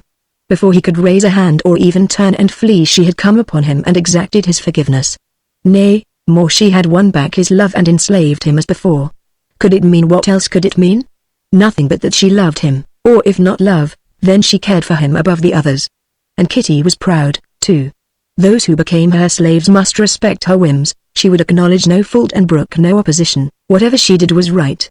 Yes, it had always been the same with her. The queen could do no wrong, yet now she had put aside her regal prerogatives and come to him. He hugged the thought to his bosom like a man infatuated, and then a chill misgiving came upon him. Perhaps after all it was but another of those childish whims which made her seem so lovable, always eager, always active, always striving for the forbidden and unusual, yet so dear with her laughing eyes and dancing feet that all the world gave way before her. He bowed his head in thought, following the judge's tracks mechanically as he cantered down the trail, and when he came to the hill above the whirlpool and looked down at the empty landscape, he was still wrestling with his pride. Never in the 2 years of his exile had he so much as mentioned her name to anyone. It was a thing too sacred for confidences, this love which had changed the deep current of his life, a secret for his own soul and God. And yet, Lucy Ware might help him. And where in all the world would he find a more faithful friend than Lucy Ware? A secret shared with her would be as safe as if still locked in his own breast, and Lucy could understand. Perhaps she understood already, perhaps his heart stopped, and pounded against his side. Perhaps Kitty had told Lucy her story already and asked her to intercede. He dwelt upon the thought again as he gazed dumbly about for his employer, and then suddenly the outer world, the plain, rough, rocks and cactus world that he had lived in before they came, flashed up before him in all its uncompromising clearness. The judge was nowhere in sight. A sudden memory of Creed saying that he could lose his boss any time within half a mile of camp startled Hardy out of his dreams, and he rode swiftly forward upon the trail. At the foot of the hill the tracks of Judge Ware's broad shoes with their nice new hobnails stood out like a bas-relief, pointing up the river. Not to take any chances, Hardy followed them slavishly through the fine sand until they turned abruptly up onto a ridge which broke off at the edge of the river bottom. Along the summit of this they showed again, plainly, heading north. Then as the ravine swung to the west they scrambled across it and began to zigzag, working off to the east where Black Butte loomed up above the maze of brushy ridges like a guiding sentinel. At first Hardy only smiled at the circuitous and aimless trail which he was following, expecting to encounter the judge at every turn, but as the tracks led steadily on he suddenly put spurs to his horse and plunged recklessly up and down the sides of the brushy hogbacks in a desperate pursuit, for the sun was sinking low. The trail grew fresher and fresher now. Dark spots where drops or sweat had fallen showed in the dry sand of the washes, and at last, half an hour before sundown, Hardy caught sight of his wandering employer, zealously ascending a particularly rocky butte. "Hello there, Judge," he called, and then, as Judge Ware whirled about, he inquired, with well-feigned surprise, "Where'd you drop down from?" This was to let the old gentleman down easy, lost people having a way of waxing indignant at their rescuers, and the judge was not slow to take advantage of it. "Why, howdy do, Rufus," he exclaimed, sinking down upon a rock. "I was just taking a little shortcut to camp. My, but this is a rough country. Out looking for cattle?" "Well, yes," responded Hardy. "I was taking a little ride. But say, it's about my supper time. You better give up that shortcut idea and come along home with me." "Well," said the judge, reluctantly descending the butte, "I guess I will." "How far is it?" "About 2 miles, by trail." 2 miles? exclaimed Judge Ware, aghast. "Why, it's just over that little hill, there. Why don't you take a shortcut?" "The trail is the shortest cut I know," replied Hardy, concealing a smile. "That's the way the cattle go, and they seem to know their business. How does the country look to you?" But the old judge was not to be led aside by persiflage. He was interested in the matter of trails, cattle trails. He exclaimed, "Do you mean to say that you do all your traveling on these crooked cowpaths?" "Why, it is a matter of scientific observation that even on the open prairie a cowpath loses nearly a quarter of its headway by constant winding in and out, merely to avoid frail bushes and infinitesimal stones. Now if you and Jeff would spend a little of your leisure in cutting trails, as they do in forestry, you would more than save yourselves the time and labor involved, I'm sure." "Yes," said Hardy coldly. There was a subtle tone of fault-finding in his employer's voice which already augured ill for their debate on the sheep question, and his nerves responded instinctively to the jab. Fate had not been so kind to him that day, that he was prepared to take very much from any man, and so he remained quiet and let the judge go the whole length. "Why, yes, if you would stay about the ranch a little closer instead of going off on these armed forays against sheep. Now just for example, how much would it cost to clear a passable trail over that ridge to the ranch?" He pointed at the hill which in his misguided enthusiasm he had been mounting, and Hardy's eyes glittered wickedly as he launched his barbed jest. "About $1 billion, I guess," he answered, after mature consideration. $1 billion, repeated the judge. $1 billion. "Now here, Rufus," he cried, choking with exasperation, "I am in earnest about this matter. I don't altogether approve of the way you and Jeff have been conducting my affairs down here, anyway, and I intend to take a hand myself, if you don't mind. I may not know as much as you about the minor details of the cattle business, but I have been looking into forestry quite extensively, and I fail to see anything unreasonable in my suggestion of a trail. How far is it, now, over that hill to the ranch?" "About 25,000 miles, replied Hardy blandly. 25,000. "Why, at least, so I am informed," explained Hardy. "Geographers agree, I believe, that that is the approximate distance around the world. The ranch is over here, you know." He pointed with one small, sinewy hand in a direction diametrically opposite to the one his boss had indicated, and struck out down a cow trail. It was a harsh blow to the old judge, and rankled in his bosom for some time, but after making sure that his superintendent was correct he followed meekly behind him into camp. On the way, as an afterthought, He decided not to put down his foot in the matter of the sheep until he was quite sure of the material facts. They found Creed in the last throes of agony as he blundered through the motions of cooking supper. Half an hour of house cleaning had done more to disarrange his kitchen than the services of 2 charming assistants could possibly repair. His Dutch oven was dropped into the wood box, his bread pan had been used to soak dirty dishes in, the water bucket was empty, and they had thrown his grease swab into the fire. As for the dish rag, after long and faithful service it had been ruthlessly destroyed, and he had to make another one out of a flour sack. Add to this a hunger which had endured since early morning and a series of rapid-fire questions, and you have the true recipe for bad bread, at least. Kitty Bonaire had taken a course in sanitation and domestic science in her college days, since which time the world had been full of microbes and every unpleasant bacillus, of which she discoursed at some length. But Jefferson Creed held steadily to his fixed ideas, and in the end he turned out some baking powder biscuits that would have won honors in a cooking school. There was nothing else to cook, his kettle of beans having been unceremoniously dumped because the pot was black, but Kitty had the table spotlessly clean. There was an assortment of potted meats and picnic knickknacks in the middle of it, and Lucy had faithfully scoured the dishes, so supper was served with frills. If the ladies had taken hold a little strong in the first spasms of house cleaning, Jeff and Rufus were far too polite to mention it, and while the dishes were being washed they quietly gathered up their belongings, and moved them into the storeroom. Their beds being already spread beneath the ramada, it was not difficult to persuade the girls to accept Hardy's room, which for a man's, was clean, and the judge fell heir to Jeff's well-littered den. All being quickly arranged and the beds made, Creed threw an armful of ironwood upon the fire and they sat down to watch it burn. 3 hours before, Hidden Water had been the hangout of 2 sheep-harrying barbarians, bushy-headed and short of speech. Now it was as bright and cheerful as any home and the barbarians were changed to lovers. Yet, as they basked in the warmth of the fireside there was one absent from his accustomed place, a creature so fierce and shy that his wild spirit could never become reconciled to the change.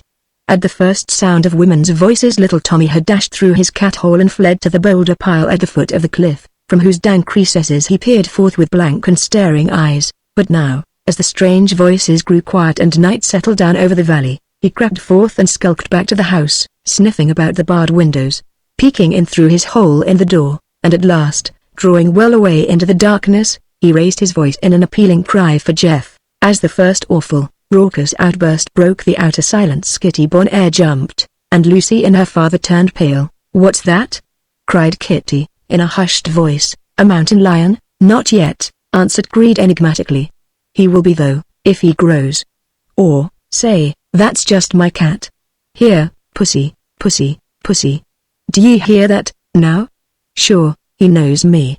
Wait a minute and I'll try and catch him." He returned a few minutes later, with Tommy held firmly against his breast, blacker, wilder, and scrawnier than ever, but purring and working his claws. "How's this for a mountain lion?" said Creed, stopping just inside the door and soothing down his pet. "Do ye see that hook?" he inquired, holding up the end of Tommy's crooked tail and laughing at Kitty's dismay. "He uses that to climb cliffs with." "That's right, he's a new kind of cat." "Sure. There used to be lots of 'em around here, but the coyotes got all the rest. Tom is the only one left. Want to pet him?" "Well, whoa, pussy, come up careful, then. He's never ouch." At the first twist of skirts, Tommy's yellow eyes turned green and he sank every available hook and claw into his master's arm, but when Kitty reached out a hand he exploded in a storm of spits and hisses and dashed out through the door. "Well, look at that, now," said Creed, grinning and rubbing his arm. "Do ye know what's the matter with him? You're the first woman he ever saw in his life." "We, sure. They ain't no women around here. I got him off a cowman over on the Verd. He had a whole litter of 'em used to pinch Tom's tail to make him fight, so when I come away I just quietly slipped Mr. Tommy into my shaps." "Oh, the poor little thing," said Kitty, and then she added, puckering up her lips, "but I don't like cats." "Oh, I do," exclaimed Lucy quickly, as Creed's face changed, and for a moment the big cowboy stood looking at them gravely. "That's good," he said, smiling approvingly at Lucy, and then, turning to Kitty Bonaire, he said, "You want to learn, then?" But Kitty was not amenable to the suggestion. "No," she cried, stamping her foot. "I don't. They're such stealthy, treacherous creatures and they never have any affection for people." Denied Creed, shaking his head slowly. "You don't know, cats just think you do, maybe. Tommy was the only friend I had here for 2 years. D'ye think he could fool me all that time? Roof here will tell you how he follows after me for miles and crying, too, when the coyotes might get him any time. And he sleeps with me every night," he added, lowering his voice. "Well, you can have him," said Kitty lightly. "Do they have any real mountain lions here, huh?" inquired Creed, still big-eyed with his emotions. "Oh, yes, Bill Johnson over in Hell's Hip Pocket makes a business of hunting $M. $20 bounty, you know." Oh, cried Kitty. "Will he take me with him? Tell me all about it." Jefferson Creed moved over toward the door with a faraway look in his eyes. "That's all," he said indifferently. "He runs them with hounds." "Well, I'll have to bid you good night." He ducked his head, and stepped majestically out the door, and Hardy, who was listening, could hear him softly calling to his cat. "Oh, Rufus!" cried Kitty appealingly, as he rose to follow. "Do stop and tell me about Bill Johnson, and, yes, Hell's Hip Pocket." "Why, Kitty!" exclaimed Lucy Ware innocently, and while they were discussing the morals of geographical swearing, Hardy made his bow, and passed out into the night. The bittersweet of love was upon him again, making the stars more beautiful, the night more mysterious and dreamy, but as he crept into his blankets he sighed. In the adjoining cot he could hear Jeff stripping slivers from a length of jerked beef, and Tommy mewing for his share. "Want some jerky, Roof?" asked Creed, and then, commenting upon their late supper, he remarked, "A picnic dinner is all right for canary birds, but it takes good hard grub to feed a man. I'm going to start the roader camp in the morning and cook me up some bins." He lay for a while in silence, industriously feeding himself on the dry meat, and gazing at the sky. "Say, Roof," he said, at last, "ain't you been holding out on me a little?" Assented Hardy. "Been getting letters from Miss Lucy all the time, eh?" "Sure." "Well," remarked Creed, "you're a hell of a fella. But I reckon I learned something," he added philosophically, "and when I want somebody to tell my troubles to, I'll know where to go." "Say, she's all right, ain't she?" "Yeah, who you talking about?" "Who you? Oh, you know, all right, but, say, well, it's a pity she don't like cats." Chapter 12 The Garden in the Desert. The sun was well up over the canyon rim when the tired visitors awoke from their dreams. Kitty Bonaire was the first to open her eyes and peep forth upon the fairy world which promised so much of mystery and delight. The iron bars of their window, deep set in the adobe walls, suggested the dungeon of some strong prison where Spanish maidens languished for sight of their lovers. A rifle in the corner, overlooked in the hurried moving, spoke eloquently of the armed brutality of the times. The hewn logs which supported the lintels completed the picture of primitive life, and a soft breeze, breathing in through the unglazed sills, whispered of dark canyons and the wild, free out of doors. As she lay there drinking it all in, a murmur of voices came to her ears, and, peering out, she saw Creed and Rufus Hardy squatting by a fire out by the giant mesquite tree which stood near the bank of the creek.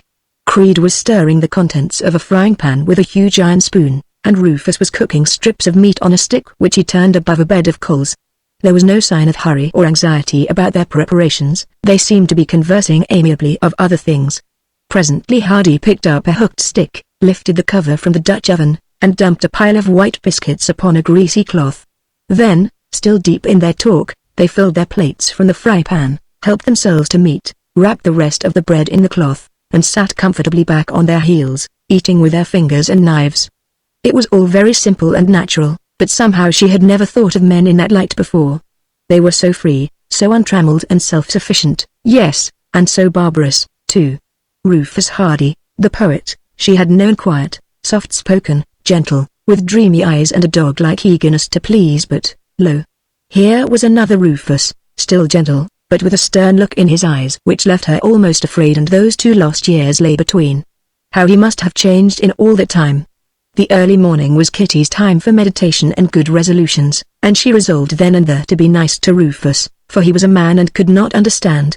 As the sound of voices came from the house, Jefferson Creed rose up from his place and stalked across the open, rolling and swaying in his high-heeled boots like a huge, woolly bear. "Well, Judge," he said, after throwing a mountain of wood on the fire as a preliminary to cooking breakfast for his guests, "I suppose now you're here you'd like to ride around a little and take stock of what you've got. The boys will begin coming in for the roader today, and after tomorrow I'll be pretty busy, but if you say so I'll just catch up a gentle horse, and show you the upper range before the work begins." "Oh, won't you take me, too?" cried Kitty, skipping in eagerly. "I've got the nicest saddle and I bet I can ride any horse you've got," She assumed a cowboy-like strut as she made this assertion, shaking her head in a bronco gesture which dashed the dark hair from her eyes and made her look like an unbroken thoroughbred. Never in all his life, even in the magazine pictures of stage beauties which form a conspicuous mural decoration in those parts, had Creed seen a woman half so charming, but even in his love-blindness he was modest. "We'll have to leave that to the judge," he said deferentially, "but they's horses for everybody." He glanced inquiringly at Lucy, who was busily unpacking her sketching kit, but she only smiled, and shook her head. "The home is going to be my sphere for some time," she remarked, glancing about at the half-clean room, and then, she added, with decision, "I'm going to make some of the loveliest watercolors in the world. I think that big giant cactus standing on that red and grey cliff over there is simply wonderful." Pretty good," observed Creed judicially. "But you just ought to see 'em in the gorge where hidden water comes out. Are ye going along, Roof?" he inquired, bending his eyes upon Hardy with a knowing twinkle. "No? Well, you can show her where it is. Didn't you never hear why they call this hidden water?" he asked, gazing benignly upon the young ladies. "Well, listen. There's a big spring of water right up here, not half a mile.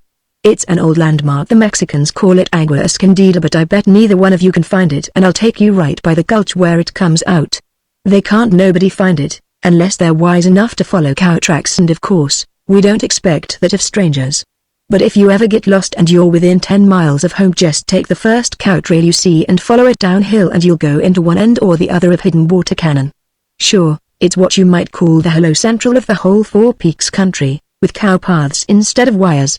The only thing lacking is the girls, to talk back, and call you down for your ungentlemanly language, and well, this country is coming up every day." He grinned broadly, wiping his floury hands on his overalls in defiance of Miss Kitty's most rudimentary principles, and yet even she, for all her hygiene, was compelled to laugh. There was something about Creed that invited confidence and feminine badgering. He was so like a big, good-natured boy. The entire meal was enlivened by her efforts, in the person of a hello girl, to expurgate his language, and she ended by trying to get him to swear politely, but in this the noble cowboy was inexorable. "No, Mom," he said, with an excess of moral conviction. "I never swear except for cause, and then I always regret it. But if you want to get some of the real thing to put in your funny graft, just come down to the pasture tomorrow when the boys are breaking horses.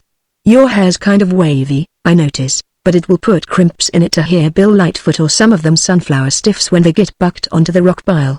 And say, if you call yourself a rider, I can give you a snake for today." "Oh, thank you, Mr. Creed," answered Miss Kitty, bowing low as she left the table.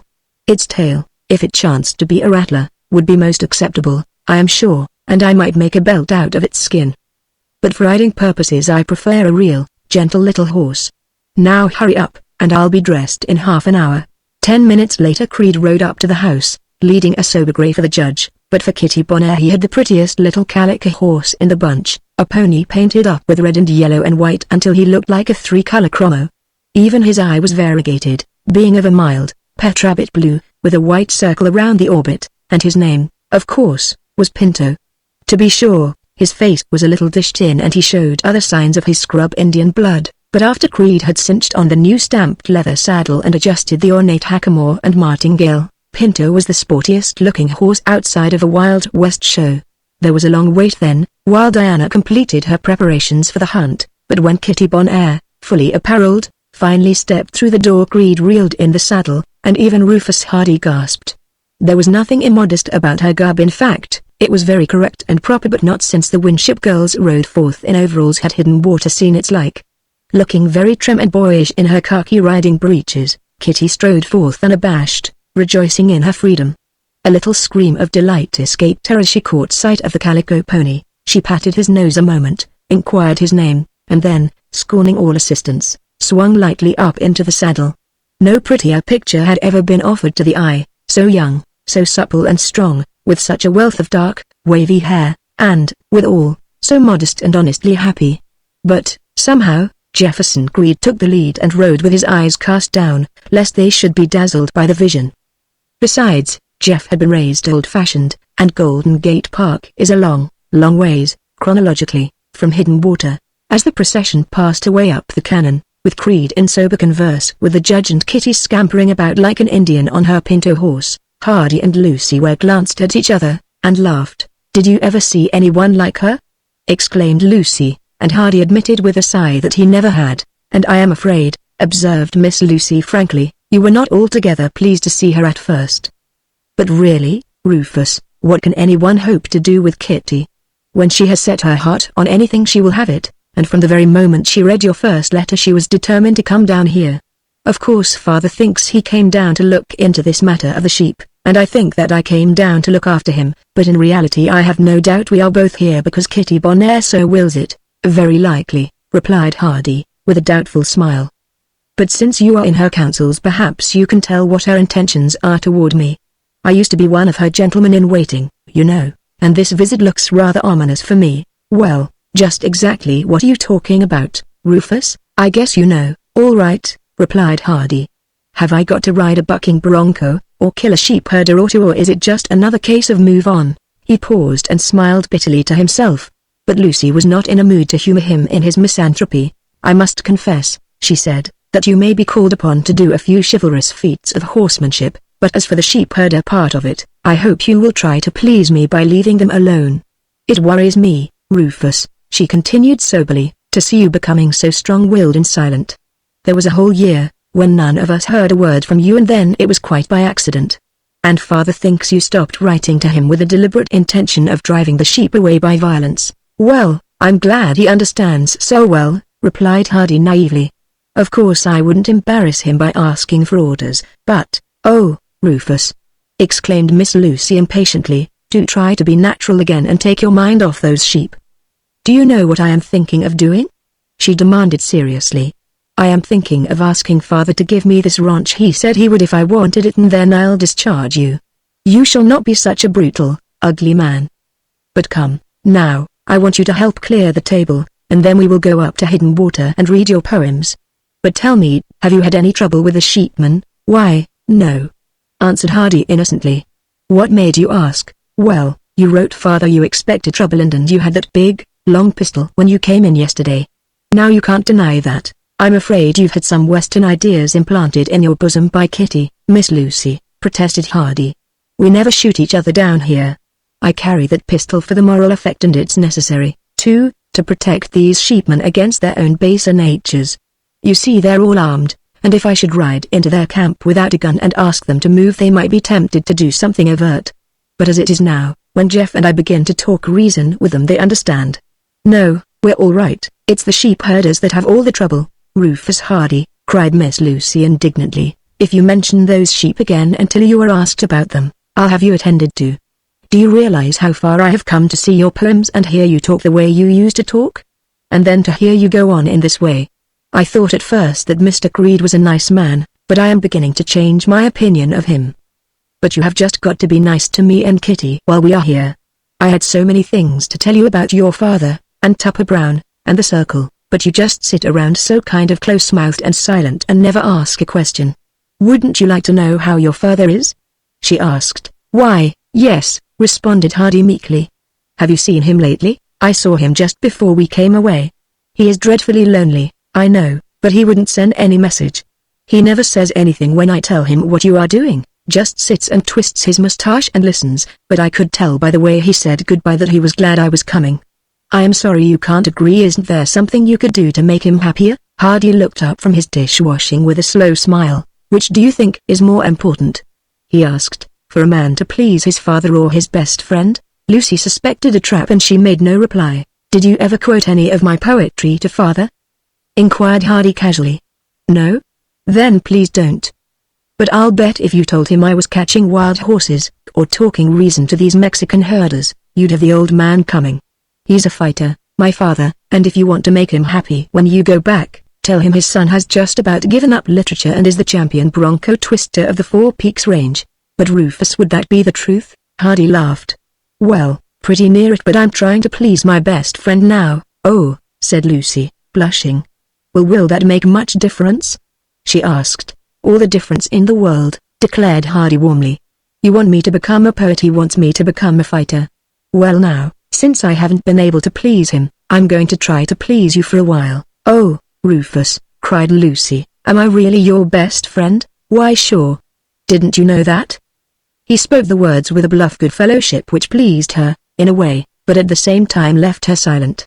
And he, too, realized that there was a false note, a rift such as often creeps in between friends and if not perceived and checked widens into a breach. "You know," he said, quietly making his amends, "when I was a boy my father always told me I talked too much, and after mother died I didn't talk so much. I was intended for a soldier, you know, and good officers have to keep their own counsel. But well, I guess the habit struck in, so if I don't always thank you, or tell you things, you will understand, won't you? I wasn't raised to please folks, you know, but just to fight Indians, and all that. How would you like to be a soldier's wife?" "Not very well, I am afraid," she said. "All the fear and anxiety, and well, I'm afraid I couldn't love my husband if he killed anybody." She paused and glanced up at him, but he was deep in thought. "My mother was a soldier's wife," he said, at last, and Lucy, seeing where his thoughts had strayed, respected his silence. It was something she had learned long before, for while Rufus would sometimes mention his mother he would never talk about her, even to Lucy Ware.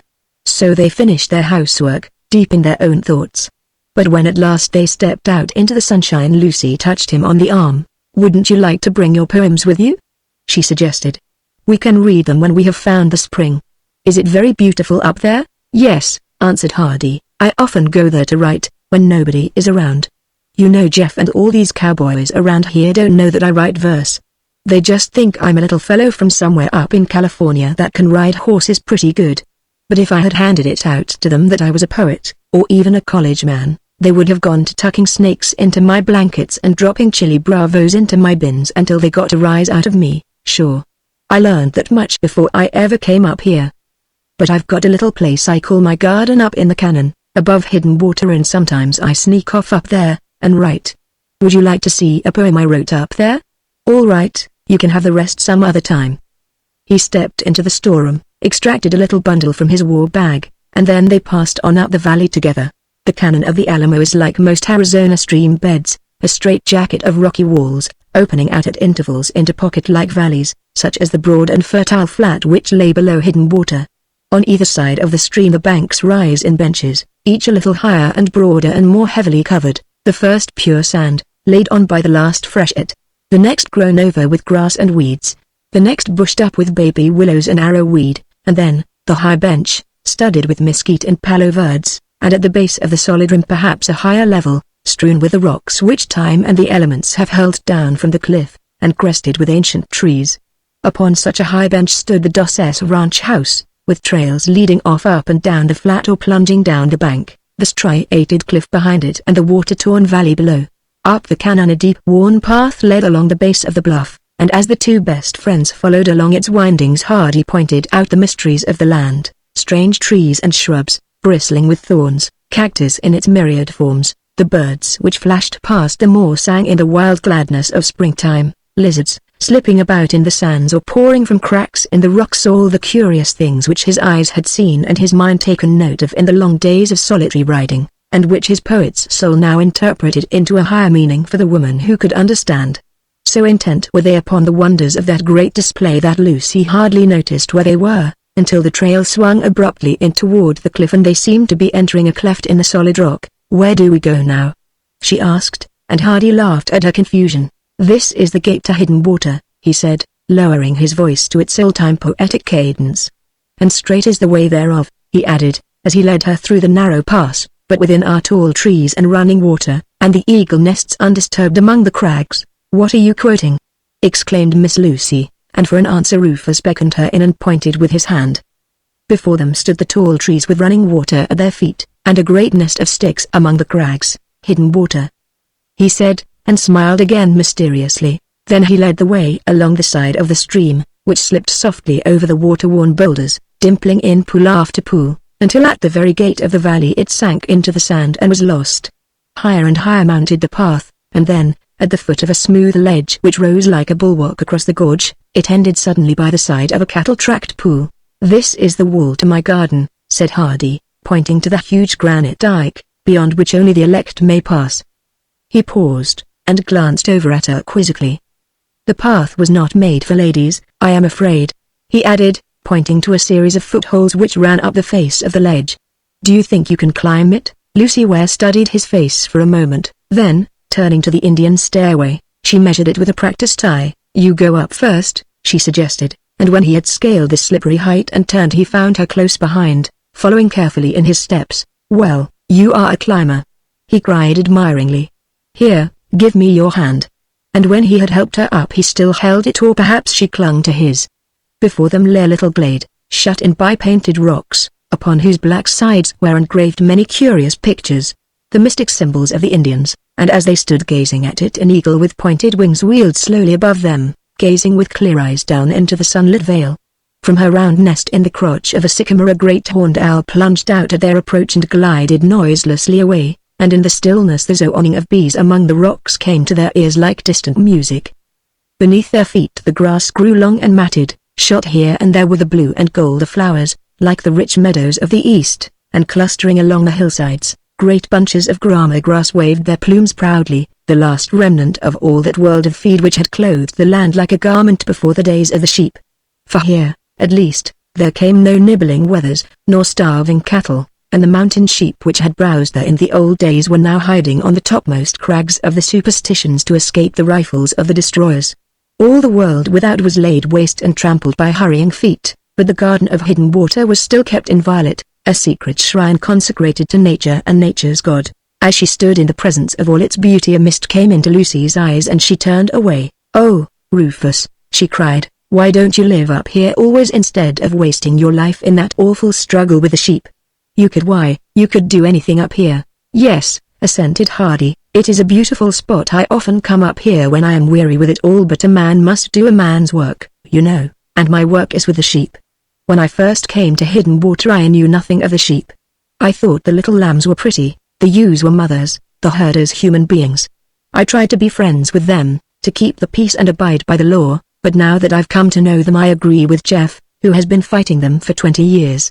There is something about the smell of sheep which robs men of their humanity. They become greedy and avaricious, the more they make the more they want. Of all the sheepmen that I know there isn't one who would go around me out of friendship or pity, and I have done favors for them all. But they're no friends of mine now," he added ominously. "I have to respect my friends, and I can't respect a man who is all hog. There's no pretense on either side now, though they are trying to sheep us out and we are trying to fight them off, and if it ever comes to a showdown, well." He paused, and his eyes glowed with a strange light. "You know I haven't very much to live for, Miss Lucy," he said earnestly, "but if I had all that God could give me I'd stand by Jeff against the sheep. It's all right to be a poet or an artist, a lover of truth and beauty, and all that, but if a man won't stand up for his friends when they're in trouble he's a kind of closet philosopher that shrinks from all the realities of life, a poor, puny creature, at the best." He stood up very straight as he poured out this torrent of words, gazing at her intently, but with his eyes set, as if he beheld some vision. Yet whether it was of himself and Jeff, fighting their hopeless battle against the sheep, or of his life as it might have been if Kitty had been as gentle with him as this woman by his side, there was no telling. His old habit of reticence fell back upon him as suddenly as it had been cast aside, and he led the way up the little stream in silence.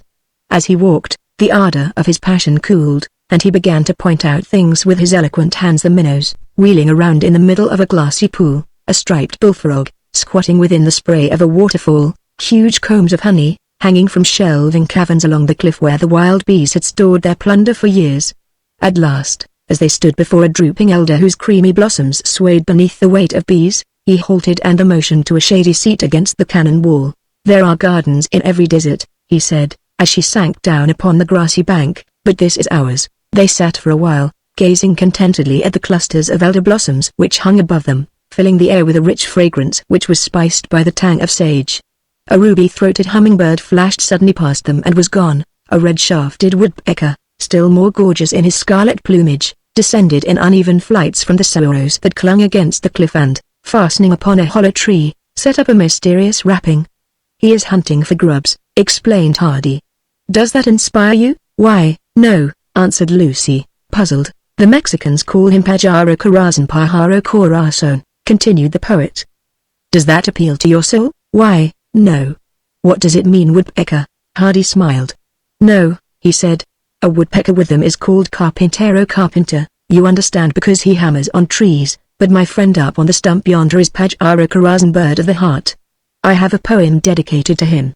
Then, as if to excuse himself from the reading, He hastened on, of course, no true poet would commit such a breach. He would write a sonnet to his lady's eyebrow, a poem in memory of a broken dream, or some sad lament for love, which has died simultaneously with his own blasted hopes. But a sense of my own unimportance has saved me or the world, at any rate from such laments. Pajara and Tuberosa, a little hummingbird who lives in that elder tree, have been my only friends and companions in the muse, until you came. I wouldn't abuse Tuberosa's confidence by reading my poem to her. Her lover has turned out a worthless fellow and left her. That was him you saw flying past just now, going up the cannon to sport around with the other hummers. But here is my poem to Pajara. He drew forth his bundle of papers and in a shamefaced way handed one of them to Lucy. It was a slip of yellow note paper, checked along the margin with groups of rhyming words and scansion marks, and in the middle this single verse, Pajara. Bird of the heart, some knight of honor in those bygone days, of dreams and gold and quests through desert lands, seeing thy blood-red heart flash in the rays of setting sun which lured him far from Spain, lifted his face and, reading there a sign from his dear lady, crossed himself and spake, then first, the name which still is thine. Lucy folded the paper and gazed across at him rapturously. Oh, Rufus, she cried, why didn't you send it to me? Is it good? Asked Hardy, forgetting his pose, and when she nodded solemnly he said, there is another verse, look on the other side. Lucy turned the paper over quickly and read again. Pajara. Bird of the heart, some padre, wayworn, stooping towards his grave, whom God by devious ways had sent so far from Spain, still pressing on to save the souls he loved, now, raising up his eyes, and seeing on thy breast the bleeding heart, O Jesus, cast his robes aside and spake, thy name and set that place apart. As she followed the lines Hardy watched her face with eyes that grew strangely soft and gentle. It was Lucy, aware of all the world, who understood him.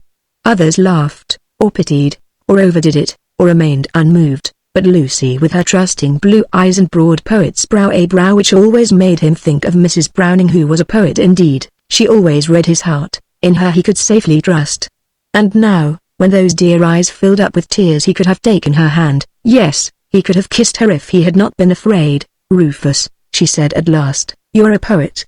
And then she dried her eyes and smiled. Let me read some more, she pleaded, but Hardy held the bundle resolutely away. No, he said gently. It is enough to have pleased you once. You know poetry is like music, it is an expression of thoughts which are more than thoughts. They come up out of the great sea of our inner soul like the breath of flowers from a hidden garden, like the sound of breakers from the ocean cliffs, but not everyone can scent their fragrance, and some ears are too dull to hear music in the rush of waters. And when one has caught the music of another's song, then it is best to stop before some discord comes. Lucy, he began, as his soul within him rose up and clamoured for it knew not what. Lucy. He paused, and the woman hung upon his lips to catch the words. Yes, she said, but the thought had suddenly left him. It was a great longing that he knew, a great desire, unsensed because unknown but deep, deep. Yes, Rufus? She breathed, leaning over, but the light had gone out of his eyes and he gazed at her strangely. It is nothing, he murmured, nothing. I have forgotten what I was going to say. He sighed, and looked moodily at his feet. The thoughts of a would-be poet, he mused, cynically. How valuable they are, how the world must long for them when he even forgets them himself. I guess I'd better keep still and let you talk a while, he ended, absently. But Lucy Ware sat gazing before her in silence. Isn't it time we returned? She asked, after a while. You know I have a great deal to do. Oh, that's all right, said Hardy, easily, I'll help you. What do you want to do? Clean house? Lucy could have cried at her hero's sudden lapse from Parnassus to the scullery, from love to the commonplaces of living, but she had schooled herself to bear with him, since patience is a woman's part. Yet her honest blue eyes were not adapted to concealment and, furtively taking note of her distress, Hardy fell into the role of a penitent. Is my garden such a poor place, he inquired gravely, that you must leave it the moment we have come? You have not even seen Tuberosa. Well, show me Tuberosa and then we will go. She spoke the words reluctantly, rising slowly to her feet, and Hardy knew that in some hidden way he had hurt her, yet in what regard he could not tell. A vague uneasiness came over him and he tried awkwardly to make amends for his fault, but good intentions never yet crossed a river or healed a breach. Here is her nest, he said, almost above our seat. Look, Lucy, it is made out of willow down and spider webs, bound round and round the twig. Don't you want to see the eggs? Look. He bent the limb until the dainty white treasures, half buried in the fluffy down, were revealed, but still she did not smile. Oh, stop, Rufus, she cried. What will the mother bird think? She might be frightened at us and leave her nest. Come, let's hurry away before she sees us. She turned and walked quickly down the valley, never pausing to look back, even when Rufus stopped to pluck a flower from among the rocks. Here, he said, after he had helped her down the Indian stairway, and when she held up her hand, passively, he dropped a forget-me-not into it. Oh, she cried, carried away for a moment. Do they grow down here? Yes, he said, soberly, even here. And they sometimes you find them where you wouldn't expect, in rough places, you know, and among the stones. I hope you will keep it, he said, simply. And Lucy divined what was in his heart, better perhaps than he himself. But when at last she was alone, she buried her face in the pillow, and for a long time the house was very still. Chapter 13 A Snow Scene. There was a big fire out under the mesquite that night, and a band of cowboys, in all the bravery of spurs, chaps, and pistols, romped around it in a stage-struck exuberance of spirits. The night was hardly cold enough to call for French leather charpajos, and their guns should have been left in their blankets, nor are long-shanked Texas spurs quite the proper thing about camp, having a dirty way of catching and tripping their wearers. But the rodeo outfit felt that it was on dress parade and was trying its best to look the cowboy part. Bill Lightfoot even had a red silk handkerchief draped about his neck, with a slack in front, like a German napkin, and his cartridge belt was slung so low that it threatened every moment to drop his huge Colt's revolver into the dirt. But you could say a word? The news of Judge Ware's visit had passed through the Four Peaks country like the rumor of an Indian uprising, and every man rode into Hidden Water with an eye out for calico, some with a foolish grin, some downcast and reserved, some swaggering in the natural pride of the ladies' man. But a becoming modesty had kept Lucy Ware indoors, and Kitty had limited herself to a furtive survey of the scene from behind what was left of Sally Winship's lace curtains. With the subtle wisdom of the rodeo boss, Jefferson Creed had excused himself to the ladies at the first sound of jangling horse bells, and now he kept resolutely away from the house, busying himself with the manifold duties of his position. To the leading questions of Bill Lightfoot and the fly bunch which followed his lead he turned a deaf ear or replied in unsatisfying monosyllables, and at last, as the fire lit up the trees and flickered upon their guns and silver-mounted trappings and no fair maids sallied forth to admire them, the overwrought emotions of the cowboys sought expression in song. "Oh, my little girl, she lives in the town," chanted Lightfoot, and the fly bunch, catching the contagion, joined promptly in on the refrain. A toodle-link, a toodle-link, a two-o-a-day. At this sudden and suggestive outbreak Jeff Creed surveyed Bill Lightfoot coldly and puffed on his cigarette. Bill was always trying to make trouble, and every time I see her, she asks me if I gown, caroled the leading cowboy, and the bunch, not to seem faint-hearted, chimed in again. Reladen to reladen, and reladen to relate. Now they were verging toward the sensational part of the ballad, the place where a real gentleman would quit, but Lightfoot only tossed his head defiantly. "Oh, he began, and then he stopped with his mouth open. The rodeo boss had suddenly risen to an upright position and fixed him with his eye. "I like to see you boys enjoy in yourselves," he observed, quietly, "but please don't discuss politics or religion while them ladies is over at the house. You better switch off onto My Bonnie Lies Over the Ocean, Bill." And Bill switched. "What's the matter?" he demanded aggrieved. "Ain't anybody but you got any rights and privileges around here? You go sportin' around and having a good time all day, but as soon as one of us punchers opens his mouth you want to jump down his throat. What do we know about ladies? I ain't seen none." The discussion of the moral code which followed was becoming acrimonious and personal to a degree when a peal of girlish laughter echoed from the ranch house and the cowboys beheld Judge Ware and Hardy, accompanied by Miss Lucy and Kitty Bonaire, coming towards their fire. A less tactful man might have taken advantage of the hush to utter a final word of warning to his rebellious subjects, but Creed knew Kitty Bonaire and the human heart too well. As the party came into camp he rose quietly and introduced the judge and the ladies to every man present, without deviation and without exception, and then, having offered Miss Ware his cracker box, he moved over a man or two and sat down. In the bulk of his mighty frame, the rugged power of his countenance, and the unconscious authority of his words he was easily master of them all, but though he had the voice of Mars and a head like Olympian's Zeus he must needs abase his proud spirit to the demands of the occasion, for the jealousy of mortal man is a proverb. Where the punchers that he hired for $30 a month were decked out in chaps and handkerchiefs he sat in his shirt sleeves and overalls, with only his high-heeled boots and the enormous black sombrero which he always wore, to mark him for their king. And the first merry question which Miss Kitty asked he allowed to pass unnoticed, until Bill Lightfoot, to save the credit of the bunch, answered it himself. "Yes, ma'am," he replied politely. "That was a genuine cowboy song we was singin'. We sing 'em to keep the cattle awake at night." "Oh, how interesting!" exclaimed Kitty, leaning forward in her eagerness. "But why do you try to keep them awake? I should think they would be so tired, after traveling all day." "Yes, ma'am," responded Bill, twisting his silk handkerchief nervously, "but if they go to sleep and anything wakes 'em up quick they stampede, so we ride through 'em and sing songs." "Just think of that, Lucy!" cried Miss Kitty enthusiastically. "And it was such a pretty tune, too. Won't you sing it again, Mr. Lightfoot? I'd just love to hear it." Here was a facer for Mr. Lightfoot, and Jefferson Creed, to whom all eyes were turned in the crisis, smiled maliciously and let him sweat. "Bill ain't in very good voice tonight," he observed at last, as the suspense became unbearable, "and we're kinda bashful about singing to company, anyway. But if you want to hear something good, you want to get Bill going about Colorado. Sure, Mr. Lightfoot is our best storyteller, and he's had some mighty exciting times up there in them parts, hain't you, Bill?" Bill cast a baleful glance at his rival and thrust out his chin insolently. His Colorado experiences were a matter of jest with Jeff Creed, but with the ladies it might be different. His courage rose before the flattering solicitude of Kitty Bonaire, and he resolved then and there to fool Mr. Creed or know the reason why. "Well," he replied, stoutly, "they may look kinda tame alongside of your Arizona lies, but, oh, Mr. Lightfoot, do tell me all about it," broke in Kitty, with an alluring smile. "Colorado is an awfully wild country, isn't it? And did you ever have any adventures with bears?" "Bears!" exclaimed Bill contemptuously. "Bears? Ha, we don't take no more account of ordinary bears up in Colorado than they do of coons down here. But them big silvertips excuse me." He paused and swaggered a little on the precarious support of his cracker box. "And yet, Miss Bonaire," he said, lowering his voice to a confidential key, "I slept a whole night with one of them big fellas and never turned a hair.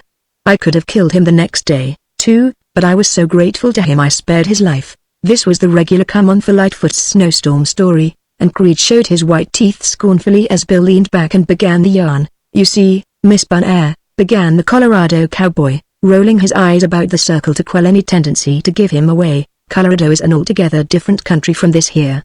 The mountains is mighty steep and brushy, with snow on the peaks, and the cactus ain't more'n an inch high out on the prairie.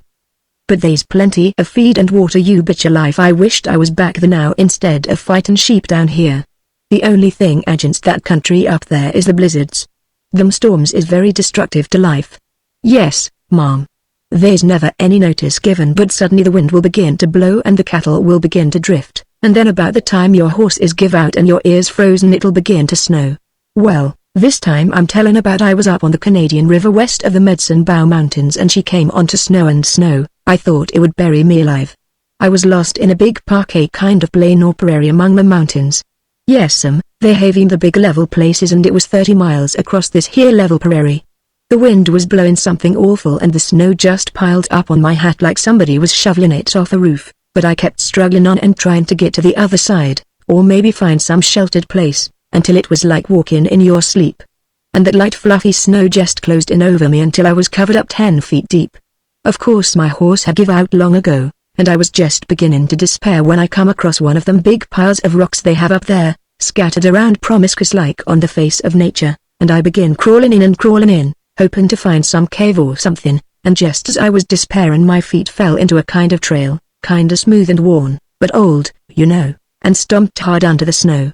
Well, I follows along this path with my feet until it come to a hole in the rocks, and when I come to that hole I went right in, for I was desperate, and I crawled in until I come to a big nest of leaves, and then I begin to burrow down into them leaves. And as soon as I had made a hole I pulled them leaves over me and fell to sleep. I was that exhausted. But after a while I had some awful bad dreams, and when I woke up I felt something kicking under me. Yes, that's right, I felt something kinda moving around and squirming, and when I began to investigate I found I was laying down right square on top of a tremendous big grizzly bear. Well, you fellas can laugh, but I was, all the same. What do you know about it, you woolies, punching cows down here in the rocks and cactus? How's that, Miss Bonaire? We're sure, he was hibernating. They all hibernate up in them cold countries. Well, The funny part of this was that old Bryn had gone to sleep sucking his off forefoot, just like a little baby, and when I had piled in on top of him I had knocked his paw out of his mouth and he was trying to get it back. But he was all quilled up with himself under them leaves, and his claws were so long he couldn't get that foot back into his mouth nohow. He snooped and grabbed and fumbled, and every minute he was getting madder and madder, sucking and slobbering like a calf trying to draw milk out of a hard man's thumb, and grunting and groaning something awful. Well, I see my finish in about a minute if he ever got good and woke up, so I resolved to do something desperate. I just naturally grabbed onto that foot and twisted it around and stuck it into his mouth myself. Afraid? Not me. The only thing I was afraid of was that he'd get my hand and go to suck in it by mistake. But when I steered his paw around in front of him he just grabbed onto that big black pad on the bottom of his foot like it was molasses candy, and went off to sleep again as peaceful as a kitten. The man from Colorado ended his tale abruptly, with an air of suspense, and Kitty Bonaire took the cue. "What did I do then?" demanded Lightfoot, with a reminiscent smile. "Well, it was a groundhog case with me. If I moved I'd freeze to death, and if I knocked his paw out in his mouth again he'd mash my face in with it, so I just snuggled down against him, tucked my head under his chin, and went to sleep, holding that paw in his mouth with both hands." "Oh, Mr. Lightfoot," exclaimed Kitty, "how could you? Why, that's the most remarkable experience I ever heard of. Lucy, I'm going to put that story in my book when I get home." But what are you laughing at, Mr. Creed?" "Who? Me?" inquired Jeff, who had been rocking about as if helpless with laughter. I ain't laughing." "Yes, you are too," accused Miss Kitty. "And I want you to tell me what it is." "Don't you think Mr. Lightfoot's story is true?" "True?" echoed Creed, soberly. "Sure it's true. I ain't never been up in those parts, but if Bill says so, that settles it.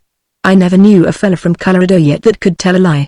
No, I was just laughing to think of that old bear sucking his paw that way." He added this last with such an air of subterfuge and evasion that Kitty was not deceived for a moment. "No, you're not, Mr. Creed," she cried. "You're just making fun of me, so there." She stamped her foot and pouted prettily, and the big cowboy's face took on a look of great concern. "Oh, no, Mom," he protested, "but since it's gone so far I reckon I'll have to come through now in order to square myself. Of course I never had no real adventures, common nothing that you would care to write down or put in a book, like Bill''s, but just hearing him tell that story of getting snowed in reminded me of a little experience I had up north here in Coconino County. Arizona ain't all sand and cactus, not by no means. Them San Francisco mountains up above Flag are sure snow-crested and covered with tall timber, and it gets so cold up there in the winter time that it breaks rocks. No, that's straight. Them prospectors up there, when they run short of powder, just drill a line of holes in the rock, and when one of them awful cold snaps comes on they run out and fill the holes up with hot water out of the tea kettle. Well, sir, when that water freezes, which it does in about a minute, it just naturally busts them rocks wide open. But that ain't what I started to tell you about."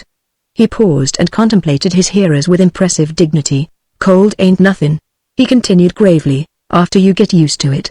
But once in a while, ladies, she snows up there. And when I say snows I don't refer to such phenomena as Bill was telling about up in Colorado, but the real genuine Arizona article, the kind that gets started and can't stop, no more 'n a cloudburst. Well, one time I was knocking around up there in Coconino when I ought to have been at home, and I come to a big plain or prairie that was 70 miles across, and I got lost on that big plain, right in the dead of winter. There was an awful cold wind blowing at the time, but I could see the mountains on the other side, and so I struck out for 'em. But just as I got in the middle of that great plain or prairie, she come onto snow. At first she come straight down, kinda soft and fluffy, then she began to beat in from the sides, and the flakes began to get bigger and bigger, until I felt like the Chinaman that walked down Main Street when they had that snowstorm in Tucson. Yes, sir, it was just like having every old whiskey bum in town soaking you with snowballs and all the kids thrown in. My horse, he began to puff and blow, and the snow began to bank up higher and higher in front of us and on top of us, until, by and by, he couldn't stand no more, and he just laid down and died. Well, of course that put me afoot, and I was almost despairing. The snow was stacked up on top of me about 10 feet deep, and I was desperate, but I kept surging right ahead, punching a hole through that fluffy stuff, until she was 20 foot deep. But I wasn't afraid none, not me. I just kept a-crawling and a-crawling, hoping to find some rocks or shelter, until she stacked up on top of me 30 foot deep. 30 foot and slumped down on top of me until I felt like a horny toad under a haystack. Well, I was getting powerful, weak and puny, but just as I was despairing I come across a big rock, right out there in the middle of that great plain or prairie. I tried to crawl around that old rock but the snow was pushing down so heavy on top of me I couldn't do nothing, and so when she was 52 foot deep by actual measurement I just give out and laid down to die. He paused and fixed a speculative eye on Bill Lightfoot. I reckon that would be considered pretty deep up in Colorado, he suggested, and then he began to roll a cigarette. Sitting in rigid postures before the fire the punchers surveyed his face with slow and suspicious glances, and for once Kitty Bonaire was silent, watching his deliberate motions with a troubled frown. Balanced rakishly upon his cracker box Bill Lightfoot regarded his rival with a sneering smile, a retort trembling on his lips. But Greed only leaned forward and picked a smoking brand from the fire. He was waiting for the come on. Now to ask the expected question at the end of such a story was to take a big chance. Having been bitten a time or two all around, the rodeo hands were wary of Jeff Creed and his bobbed jests. The visitors, being ignorant, were still gaping expectantly. It was up to Bill Lightfoot to spring the mine. For a moment he hesitated, and then his red-hot impetuosity, which had often got him into trouble before, carried him away. "We, sure it would be deep for Colorado," he answered, guardedly. Jefferson Creed glanced up at him, smoking luxuriously, holding the cigarette to his lips with his hand as if concealing a smile. "Or, rats," snapped out Lightfoot at last, "why don't you finish up and quit?" "What happened then?" drawled Creed, with a slow smile. "Nothing. Bill I died." "Ah ha ha!" yelled the punchers, throwing up handfuls of dirt in the extravagance of their delight, and before Bill could realize the enormity of the cell one of his own partisans rose up and kicked the cracker box out from under him in token of utter defeat. For an hour after their precipitate retreat the visitors could hear the whoops and jibes of the cowboys, the loud-mouthed and indignant retorts of Lightfoot, and the soothing remonstrances of Jefferson Creed, and from the house Kitty the irrepressible, added to their merriment a shriek of silvery laughter. But after it was all over and he had won, the roundup boss swore soberly at himself and sighed, for he discerned on the morrow's horizon the Indian signs of trouble. Chapter 14 Forebodings. To the east nigh, blinded by local color, the Four Peaks country looked like a large and pleasantly variegated cactus garden, sparsely populated with rollicking, fun-loving cowboys who wore their interesting six-shooters solely to keep their balance in the saddle. The new grass stood untrampled beneath the bushes on Bronco Mesa, there were buds and flowers everywhere, and the wind was as sweet and untainted as if it drew out of Eden. But somewhere in that great wilderness of peaks which lay to the south and through which only the dogged sheepmen could fight their way, stealthily hidden, yet watching, lay Jasper Swope and his sheep. And not only Jasper with his pet man-killing Chihuahuano and all those low-browed compadres whom he called by circumlocution brothers, but Jim, Saw with his defeat, and many others, and every man armed. After the first train they had disappeared from the desert absolutely, their tracks pointing toward the east. The drought had hit them hard, and the cold of winter, yet the ewes had lambed in the springtime, and as if by magic the tender grass shot up to feed their little ones. Surely, God was good to the sheep. They were ranging far, now that the shearing was over, but though they fed to the topmost peaks of the superstitions, driving the crooked-horned mountain sheep from their pastures, their destiny lay to the north, in the cool valleys of the Sierra Blancas, and there in the end they would go, though they left havoc in their wake. Once before the sheep had vanished in this same way, mysteriously, and at last, traveling circuitous ways and dealing misery to many Tonto cowmen, they had poured over the very summit of the Four Peaks and down upon Bronco Mesa. And now, though they were hidden, every man on the roundup felt their presence and knew that the uprange was in jeopardy. After amusing the ladies with inconsequential tales, the rodeo outfit therefore rose up and was gone before the light, raking the exposed lowland for its toll of half-fed steers, and even Rufus Hardy, the parlor-broke friend and lover, slipped away before any of them were stirring and rode far up along the river. What a river it was now, this unbridled Salagua which had been their moat and rampart for so many years. Its waters flowed thin and impotent over the rapids, lying in clear pools against the base of the black cliffs, and the current that had uprooted trees like feathers was turned aside by a snag. Where before the sheep had hung upon its flank hoping at last to swim at hidden water, the old ewes now strayed along its sandy bed, browsing upon the willows. From the towering black buttes that walled in Hull's hip pocket to the Rio Verde it was passable for a spring lamb, and though the thin grass stood up fresh and green on the mesas the river showed nothing but drought. Drought and the sheep, those were the twin evils of the Four Peaks country. They lowered the price of cattle and set men to riding the range restlessly. for the drought is a visitation of God, to be accepted and endured, but sheep may be turned back. As he rode rapidly along the river trail, halting on each ridge to search the landscape for sheep, Hardy's conscience smote him for the single day he had spent in camp, dallying within sight of Kitty or talking with Lucy Ware. One such day, if the sheepmen were prepared, and Bronco Mesa would be a desert. Threats, violence, strategy, would be of no avail. Once the evil was done, the sheep must be turned back at the river or they would swarm in upon the whole upper range. One man could turn them there, for it was the dead line, but once across they would scatter like quail before a hawk, crouching and hiding in the gulches, refusing to move, yet creeping with brutish stubbornness toward the north and leaving a clean swath behind. There were 4 passes that cut their way down from the southern mountains to the banks of the river, old trails of Apaches and wild game, and to quiet his mind Hardy looked for tracks at every crossing before he turned Chapelai's head toward camp. The smoke was drifting from the chimney when, late in the afternoon, he rode past the door and saw Lucy Ware inside, struggling with an iron kettle before the fireplace. Poor Lucy, she had undertaken a hard problem, for there is as much difference between camp cooking and home cooking as there is between a Dutch oven and a steel range, and a cooking school graduate has to forget a whole lot before she can catch the knack of the open fire. For the second time that day Rufus Hardy's conscience, so lately exercised over his neglect of the sheep, rose up and rebuked him. Throwing Chapelai into the corral he kicked off his spurs and chaps and gave Lucy her first lesson in frontier cookery, taught her by the force of his example how to waste her wood and save her back, and at the end of the short demonstration he sat down without ceremony, and fell to eating. "Excuse me," he said, "if I seem to be greedy, but I had my breakfast before sunup." "Where's your father, and Kitty?" "Oh, they had the Mexican boy catch their horses for them and have ridden up the valley to watch for the cattle. I stayed behind to make my first watercolor, and then I thought you would be coming back soon, so I tried to cook supper instead. I'm a pretty good housekeeper at home," she said apologetically. Hardy watched her as she experimented painstakingly with the fire, scooping out shovelfuls of coal from beneath the glowing logs and planting her pots and kettles upon them with a hooked stick, according to instructions. "You look like a picture of one of our sainted Puritan ancestors," he observed, at last, "and that's just exactly the way they cooked, too, over an open fire. How does it feel to be Priscilla?" "Well, if Priscilla's hands looked like mine," exclaimed Lucy despairingly, "John Alden must have been madly in love with her." "How do you keep yours clean?" "That's a secret," replied Hardy, "but I'll tell you. I never touch the outside of a pot and I scour them with sand soap."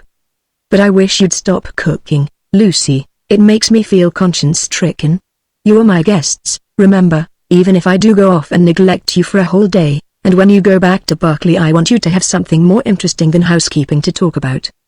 "Didn't I see 2 ladies' saddles out in the wagon?" Miss Lucy's eyes lighted up with pleasure as, anticipating his drift, she nodded her head. "Well then," said Hardy, with finality, "if you'll get up early in the morning, I'll catch you a little pony that I gentled myself, and we can ride up the river together. How does that strike you?" "Fine!" exclaimed Lucy, with sudden enthusiasm. "Oh, Rufus," she cried impulsively, "if you only knew how weak and helpless a thing it is to be a woman and how glad we are to be noticed. Why, I was just thinking before you came in that about the only really helpful thing a woman could do in this world was just to stay around home and cook the meals." "Well, you just let me cook those meals for a while," said Rufus, with brotherly authority, "and come out and be a man for a change. Can you ride pretty well?" Lucy glanced at him questioningly, and thought she read what was in his mind. "Yes," she said, "I can ride, but I just couldn't bring myself to dress like Kitty." She burst out. "I know it's foolish, but I can't bear to have people notice me so. But I'll be a man in everything else, if you'll only give me a chance." She stood before him, radiant, eager, her eyes sparkling like a child's, and suddenly Hardy realized how much she lost by being always with Kitty. Seen by herself she was as lithe and graceful as a fairy, with a steady gaze very rare in women, and eyes which changed like the shadows in a pool, answering every mood in wind and sky, yet always with their own true light. Her cheeks glowed with a fresh color which her father's still retained, and she had inherited his generous nature, too, but in mind and stature she took after her dainty mother, whose exquisite grace and beauty had made her one of the elect. Perhaps it was this quality of the petite in her which appealed to him, for a little man cannot endure to be laughed at for his size, even in secret, or perhaps it was only the intuitive response to a something which in his prepossession he only vaguely sensed. But Rufus Hardy felt his heart go out to her in a moment, and his voice sank once more to the caressing fullness which she most loved to hear. "Ah, Lucy, he said, "you need never try to be a man in order to ride with me.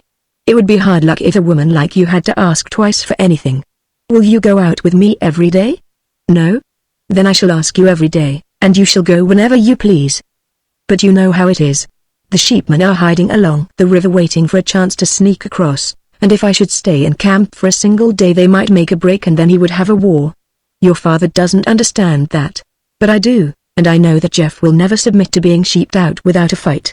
Can't you see how it is? I should like to stay here and entertain you, and yet I must protect your father's cattle, and I must protect Jeff. But if you will ride out with me when it is not too hot, you'll go tomorrow, won't you?" He rose and took her hand impulsively, and then as quickly dropped it and turned away. The muffled chuck, chuck, of a horse's feet stepping past the door smote upon his ear, and a moment later a clear voice hailed them. "What are you children chattering about in there?" cried Kitty Bonaire, and Hardy, after a guilty silence, replied, "The ways of the weary world. Won't you come in and have the last word?" He stepped out and held Pinto by the head, and Kitty dropped off and sank wearily into a rawhide chair. "Oh, I'm too tired to talk, riding around trying to find those cattle, and just as I was tired out we saw them coming. Away out on the rolls. Lucy, do put on your riding habit and go back on Pinto. You haven't been out of the house today." As half an hour later Lucy Ware trotted obediently away, riding up the canon toward the distant bawling of cattle, Kitty turned suddenly upon Hardy with half-closed, accusing eyes. "You seem to be very happy with Lucy," she said, with an aggrieved smile. "But why?" she continued, with quickening animus, "why should you seek to avoid me? Isn't it enough that I should come clear down here to see you? But when I want to have a word with you after our long silence I have to scheme and manage like a gypsy." She paused, and flicked her booted leg with the lash of a horsehair quirt, glancing at him furtively with eyes that drooped with an appealing sadness. "If I had known how hard-hearted you could be," she said, after a silence, "I should never have spoken as I did, if the words choked me.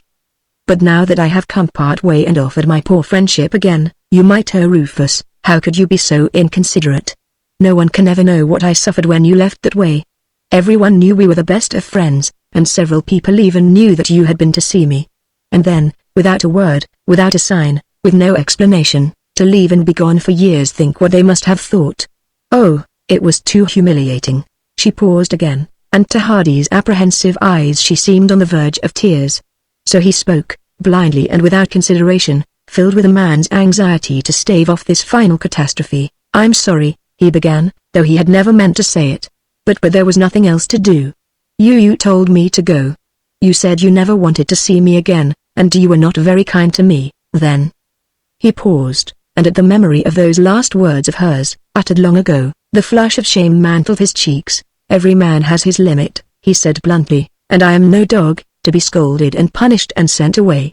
I have been ashamed many times for what I did, but I had to keep my own respect and so I left. Is it too much for a man to go away when he is told?" Kitty Bonaire fixed him with her dark eyes and shook her head sadly. "Ah, Rufus," she sighed, "when will you ever learn that a woman does not always mean all she says? When you had made me so happy by your tender consideration for you could be considerate when you chose. I said that I loved you, and I did, but not in the way you thought. I did mean it at the moment, from my heart, but not for life. It was no surrender, no promise. I just loved you for being so good and kind. But when, taking advantage of what I said in a moment of weakness, you tried to claim that which I had never given, I said more than I meant again. Don't you understand? I was hurt, and disappointed, and I spoke without thinking, but you must not hold that against me forever. And after I have come clear down here to avoid me, to always go out with Lucy and leave me alone to force me to arrange a meeting." She stopped, and Hardy shifted uneasily in his seat. In his heart of hearts he had realized from the first his inequality in this losing battle.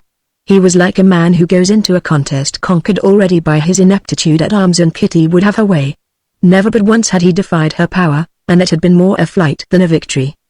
There was fighting blood in his veins, but it turned to water before her.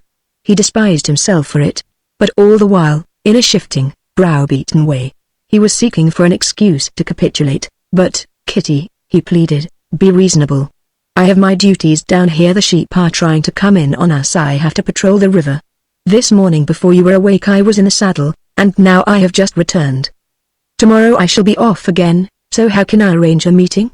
He held out his hands to her appealingly, carried away by the force of his own logic. You might at least invite me to go with you, she said.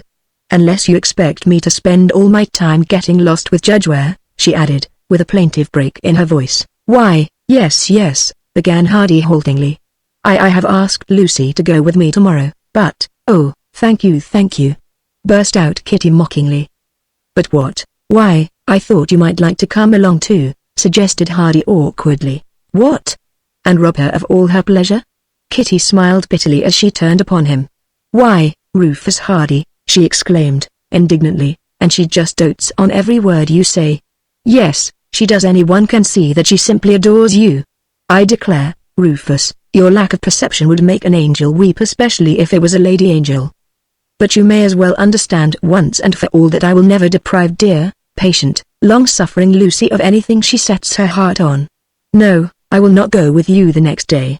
If you haven't consideration enough to invite me first, I have sense enough to stay away. It was only yesterday that you took Lucy up to Hidden Water, and today I find you with her again, and tomorrow, well, I perceive that I must amuse myself down here.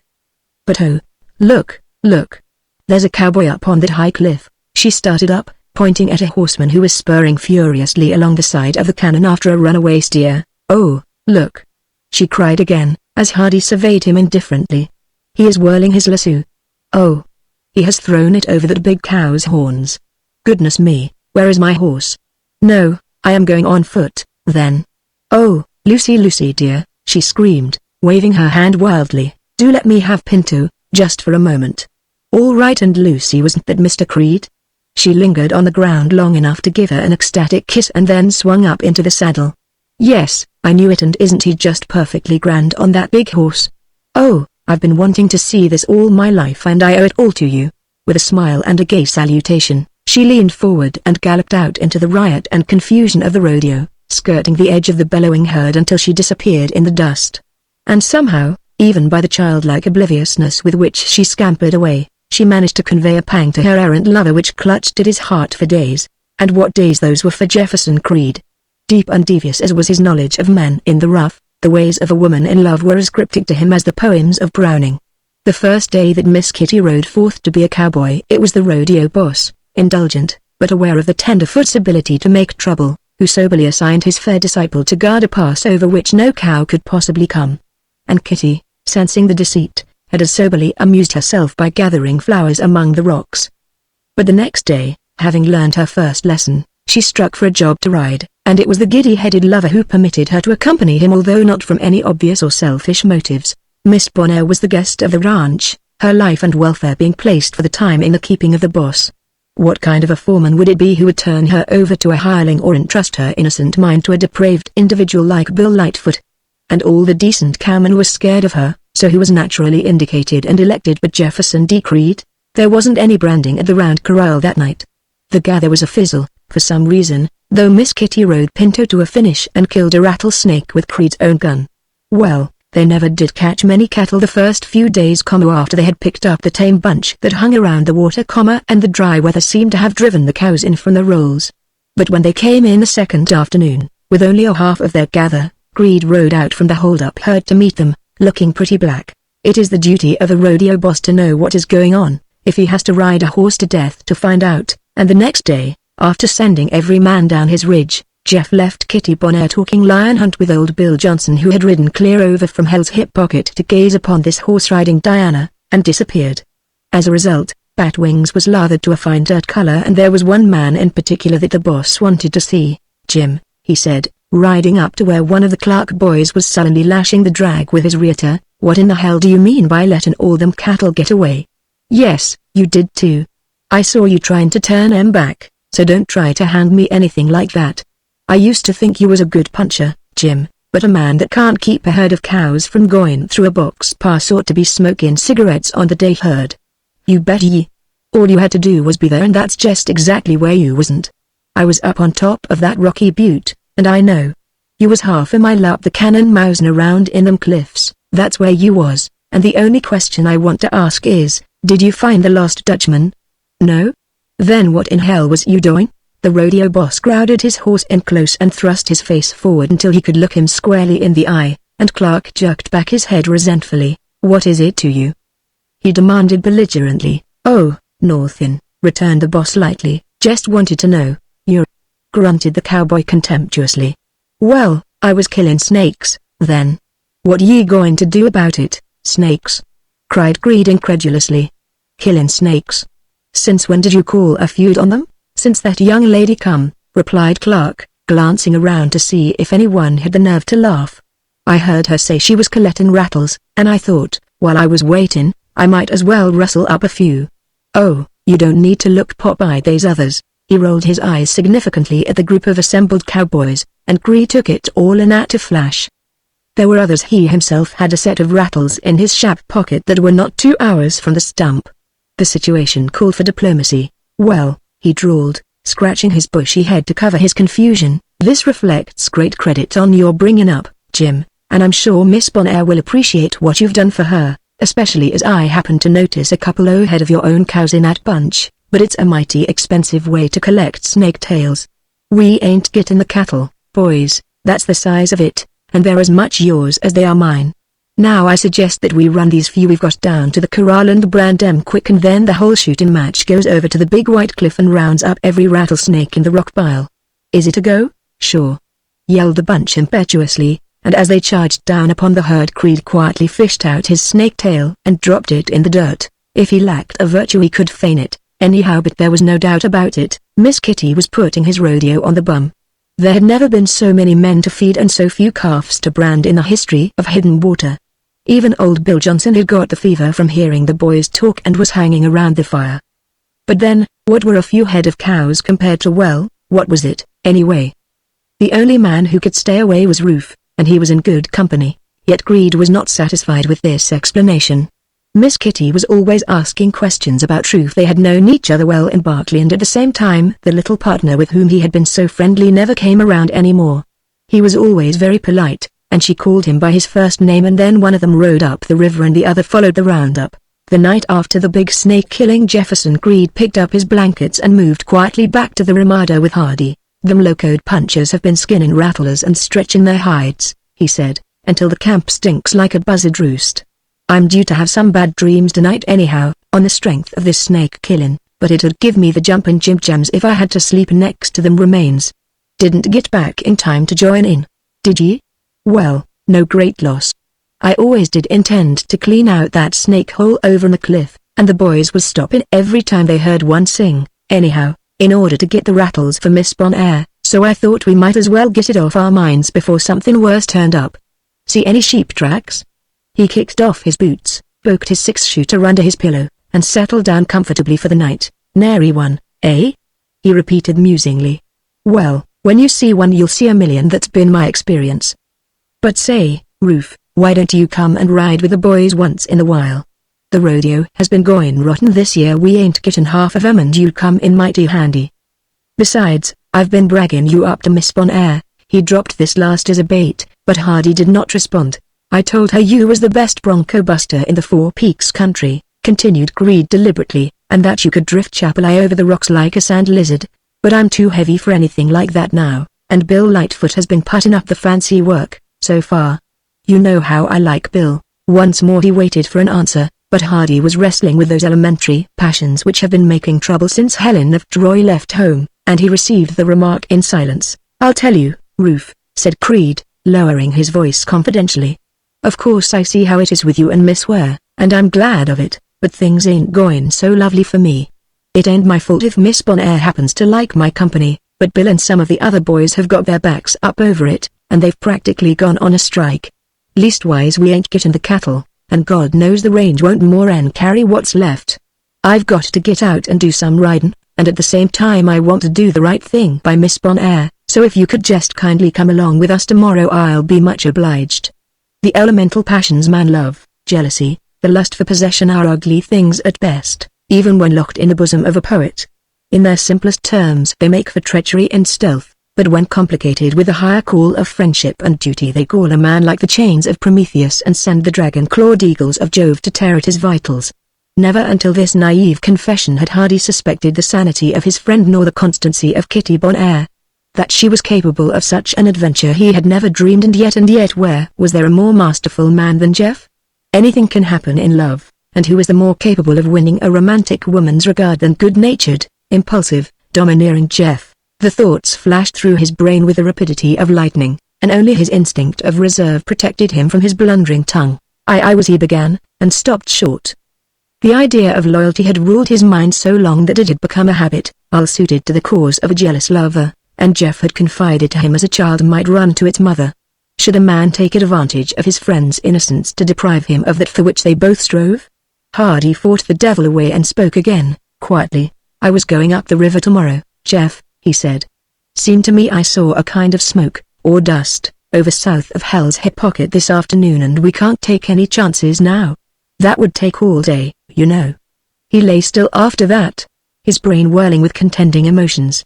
Each evening as he listened to the music of her laughter he had resolved to quit his lonely watch and snatch from life the pleasure of a single day with Kitty, such days as they used to have when he was her unacknowledged lover and all the world was young. Then he could always please her. He could bend to her moods like a willow, braving the storms of her displeasure, which only drew them closer in the end, secure in the hope of her ultimate yielding. But now the 2 barren years lay between, years which had stiffened his jaw and left him rough in his ways, years which had wrought some change in her, he knew not what. A single day might solve the crux, nay, it might bring the great happiness of which he dreamed.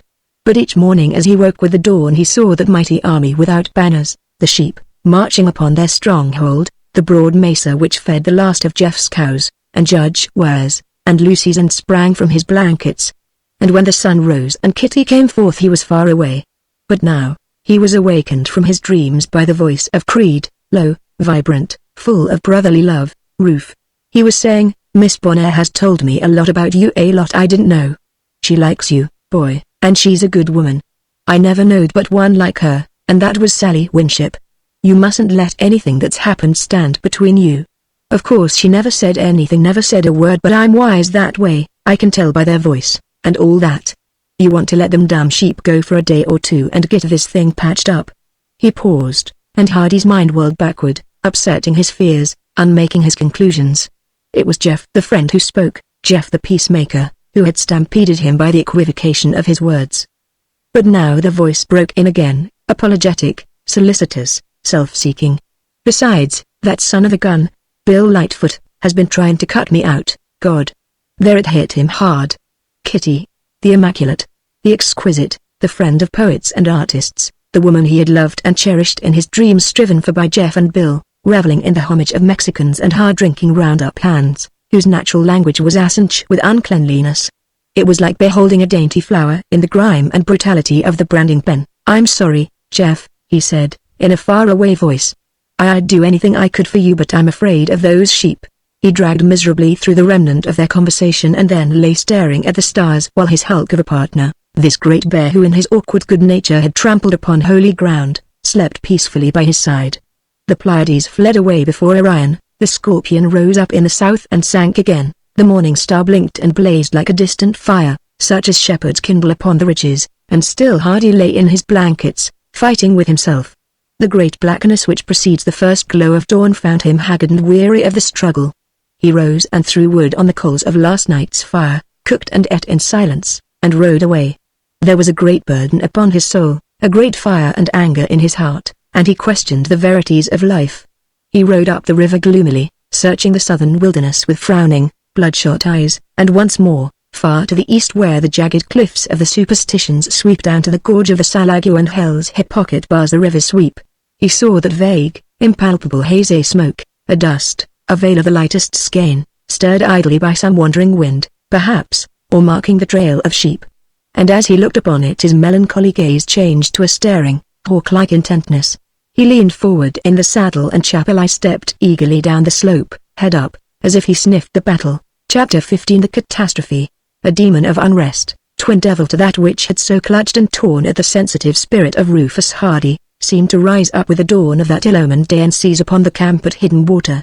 It was like a touch of the north wind, which rumples the cat's back, sets the horses to fighting in the corrals, and makes men mean and generally contrary. Bill Johnson's hounds were the first to feel the madness. They left before sunup, heading for the wooded heights of the Duat, and led him a weary chase.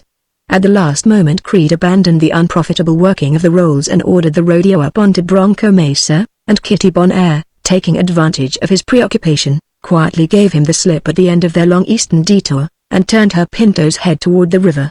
As for Kitty, her will was the wind's will, which changes with the times and seasons but is accountable to no universal law. Never in her life had she met a man who could quarrel like Rufus Hardy. Beneath her eye he was as clay in the hands of the potter, every glance spoke love, and for her alone. And yet it was something more than a smoldering resentment which made him avoid her, riding out before the dawn, more than the tremulous bashfulness which had stayed his hand when at times he might have taken hers. There was something deep, hidden, mysterious, lurking in those fawn-like eyes, and it made him insurgent against her will. It was a secret, hidden from all the world, which he must yield to her. And then she would forgive him for all the unhappiness he had caused her and teach him what a thing it is for a woman to love and be misunderstood. But first she must see him alone. She must burst upon him suddenly, taking his heart by storm as she had on that first day, and leave the rest to fate. So she lingered to gather some flowers which nodded among the rocks, the shy and dainty forget-me-nots which they had picked together at home, and when Creed was over the first ridge she struck out boldly up a side cannon, tucking the miniature bouquet into the shadows of her hair. The southern flank of Bronco Mesa breaks off sharply above the Salagua, rising slowly by slopes and terraced benches to the heights, and giving way before the river in a succession of broken ridges. Along these summits run winding trails, led high to escape the rougher ground.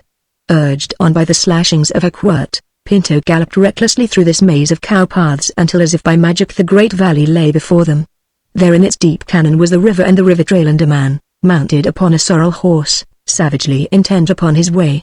For a minute Kitty studied him curiously as he hustled along, favoring his horse up the hills but swinging to the stirrup as he dodged bushes across the flats. Then she flung out her hand impulsively, and called his name. In a flash he was up in his saddle, looking. Chapelai tossed his head and in the act caught a glimpse of the other horse. Then they both stood rigid, gazing in astonishment at the living statue against the sky. At sight of that witching figure, beckoning him from the mountaintop, Hardy's heart leapt within him and stopped. Once more the little hand was thrown out against the sky and a merry voice floated down to him from the sun-touched heights. "Hello, Rufus," it called teasingly, and still he sat gazing up at her. All the untamed passions of his being surged up and choked his voice. He could not answer. His head turned and he gazed furtively over his shoulder to the east, where his duty lay. Then of his own accord Chapelai stepped from the trail and began to pick his way soberly up the hill. From the high summit of the butte all the world lay spread out like a panorama, the slopes and canyons of Bronco Mesa, picketed with giant cerros, the silvery course of the river flowing below, the unpeopled peaks and cliffs of the Superstitions, and a faint haze like zephyr, floating upon the eastern horizon. And there at last the eyes of Rufus Hardy and Kitty Bonaire met, questioning each other, and the world below them took on a soft, dreamy veil of beauty. "Why, how did you come here?" he asked, looking down upon her wonderingly. "Were you lost?" And Kitty smiled wistfully as she answered. "Yes, till I found you." "Oh," said Hardy, and he studied her face warily, as if doubtful of her intent. "But how could you be lost?" he asked again, "and travel so far? This is a rough country, and you got here before I did." He swung down from his horse and stood beside her, but Kitty only laughed mischievously and shook her head, at which, by some lover's magic, the dainty forget-me-nots fell from her hair in a shower of snowy blossoms. "I was lost," she reiterated, smiling into his eyes, and in her gaze Hardy could read without you. For a moment the stern sorrow of the night withheld him. His eyes narrowed, and he opened his lips to speak. Then, bowing his head, he knelt and gathered up the flowers. "Yes," he said gently, "I understand. I have been lost, too." They smiled and sat down together in the shadow of a great rock, gazing out over the peaks and pinnacles of the mountains which wall in hidden water and talking placidly of the old days until at last, when the spell of the past was on him, Kitty fell silent, waiting for him to speak his heart. But instantly the spell of her laughter was broken. An uneasy thought came upon Hardy, and he glanced up at the soaring sun. "Jeff will be worried about you," he said at last. "He will think you are lost and give up the rodeo to hunt for you. We must not stay here so long." He turned his head instinctively as he spoke, and Kitty knew he was thinking of the sheep. "Cattle and sheep, cattle and sheep," she repeated slowly. "Is there nothing else that counts, Rufus, in all this broad land? Must friendship, love, companionship, all go down before cattle and sheep? I never knew before what a poor creature a woman was until I came to Arizona." She glanced at him from beneath her drooping lashes, and saw his jaws set tense. "And yet only yesterday," he said, with a somber smile, You had 20 men risking their lives to give you some snake tails for playthings. But my old friend Rufus was not among them, rejoined Kitty quietly, and once more she watched the venom working in his blood. No, he replied, he refuses to compete with Bill Lightfoot at any price. Oh, Rufus, cried Kitty, turning upon him angrily, aren't you ashamed? I want you to stop being jealous of all my friends. It is the meanest and the most contemptible thing a man can do. I won't stand it. He glanced at her again with the same sad look of disapproval still upon his face. Kitty, he said, if you knew what lives some of those men lead, the thoughts they think, the language they speak, you would not. He stopped, for the sudden tears were in her eyes. Kitty was crying. No, said Kitty, you do not love me. Oh, Rufus, she sobbed, if you only knew. Who else could I go with? How else? Oh, I cannot bear to be scolded, and I only did it to make you jealous. She bowed her head against her knees, and Hardy gazed at her in awe, shame and compassion sweeping over him as he realized what she had done. Kitty dear, he stammered, striving to unlock the twisted fingers. I didn't understand. Look, here are your flowers, and I love you, Kitty, if I am a brute. He took one hand and held it, stroking the little fingers which he had so often longed to caress. But with a sudden willfulness she turned her face away. Don't you love me, Kitty? He pleaded. Couldn't you, if I should try to be good and kind? I don't understand women. I know I have hurt you, but I loved you all the time. Can't you forgive me, Kitty? But Kitty only shook her head. The man I love must be my master, she said, in a faraway voice, not looking at him. He must value me above all the world. But, Kitty, protested Hardy, I do. No, said Kitty, you do not love me. There was a lash to the words that cut him, a scorn half spoken, half expressed by the slant of her eye. As he hesitated he felt the hot blood burn at his brow. Rufus, she cried, turning upon him quickly, do you love me? Then take me in your arms and kiss me. She spoke the words fiercely, almost as a command, and Hardy started back as if he had been shot. Take me in your arms and kiss me. She repeated evenly, a flash of scorn in her eyes. But the man who had said he loved her faltered and looked away. Kitty, he said gently, you know I love you. But what? She demanded sharply. I have never. Well, said Kitty briefly, it's all over, you don't have to. I just wanted to show you. She paused, and her lip curled as she gazed at him from a distance. Look at my horse, she exclaimed suddenly, pointing to where Pinto was pawing and jerking at his bridle rein. When Hardy leapt up to free his foot she frowned again, for that is not the way of lovers. He came back slowly, leading the horse, his face very pale, his eyes set. You were right, he said. Shall we go? There was no apology in his voice, no appeal. It had grown suddenly firm and resonant, and he fixed her with his great honest eyes steadfastly. Something in the man seemed to rise up suddenly and rebuke her, nay, to declare her unworthy of him. The thought of those 2 years without a word came upon Kitty and left her sober, filled with misgivings for the future. She cast about for some excuse, some reason for delay, and still those masterful eyes were fixed upon her, sad, wistful, yet steadfast, and like a child she obeyed them. It was a long ride to camp, long for both of them. When he had turned her horse into the corral, Hardy wheeled and rode off up the canon, where the hold-up herd was bellowing and there was a man's work to do. There was wild riding that day, such as Judge Ware and Lucy had never seen before, and more than one outlaw, loping for the hills, was roped and thrown, and then lashed back to his place in the herd.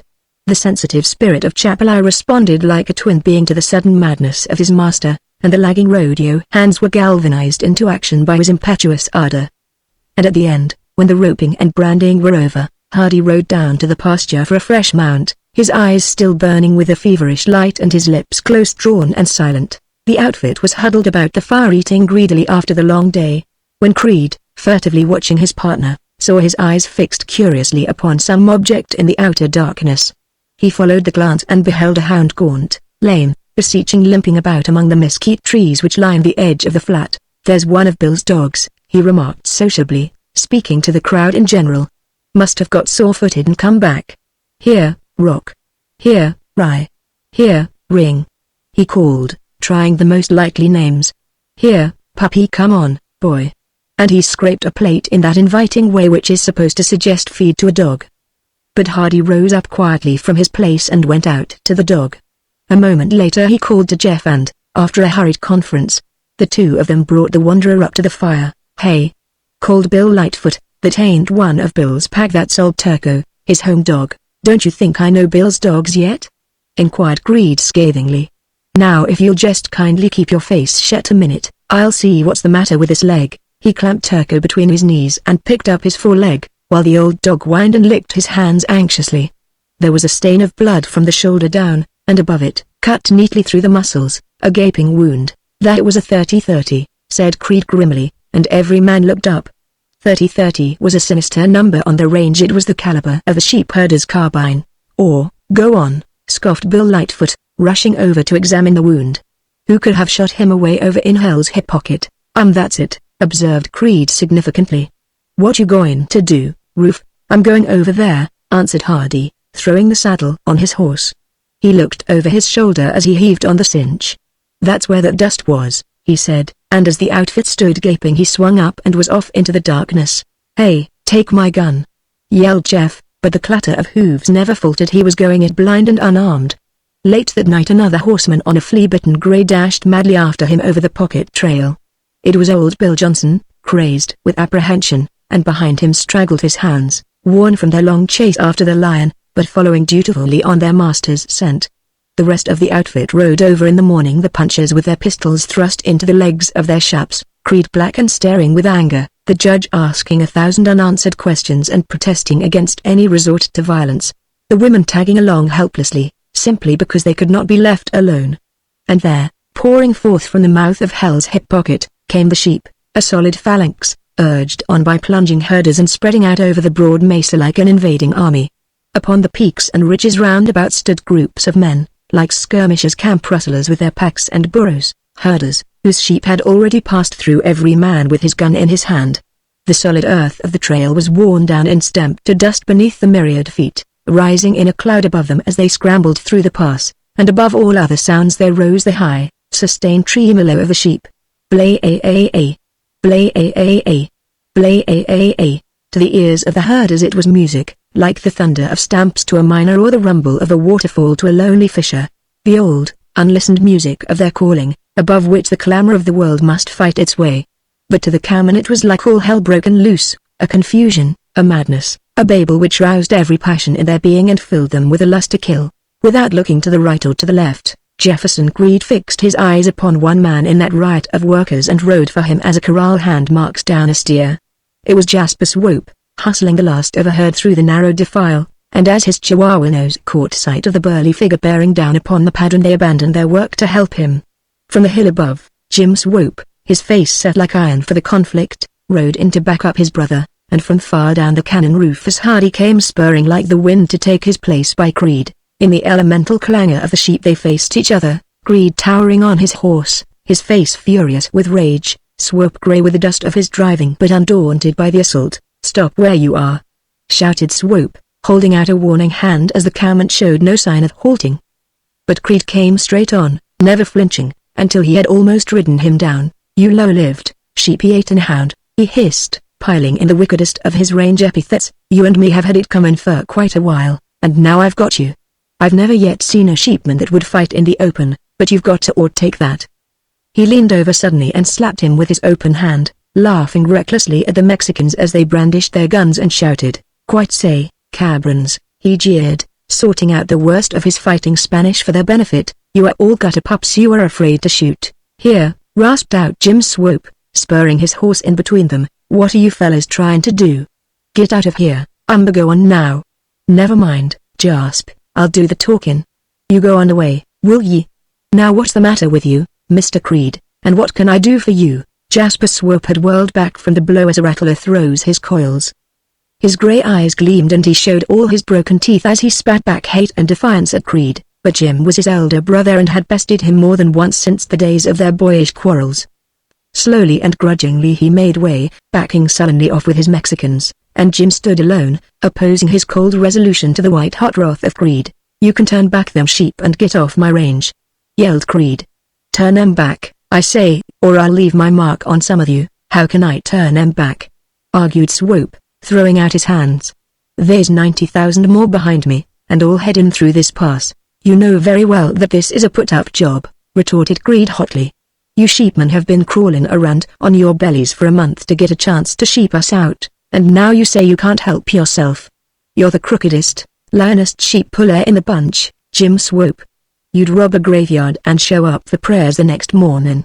I can lick you, you big Mormon-faced stiff, with one hand tied behind me, and what's more, here no ow, protested Swope, holding out his hand for peace. They ain't no call for no such talk. Maybe you can lick me, and maybe you can't, but it won't do you any good to try. My sheep is here, and here they'll stay, until I get good and ready to move 'em. This is a free range and a free country, and the man ain't born that can make me stop. He paused, and fixed his keen eyes upon Creed, searching him to the heart, and before that cold, remorseless gaze the fighting frenzy in his brain died away. Meanwhile Hardy had come up from where he had been turning back sheep, and as he rode in Jeff instinctively made way for him.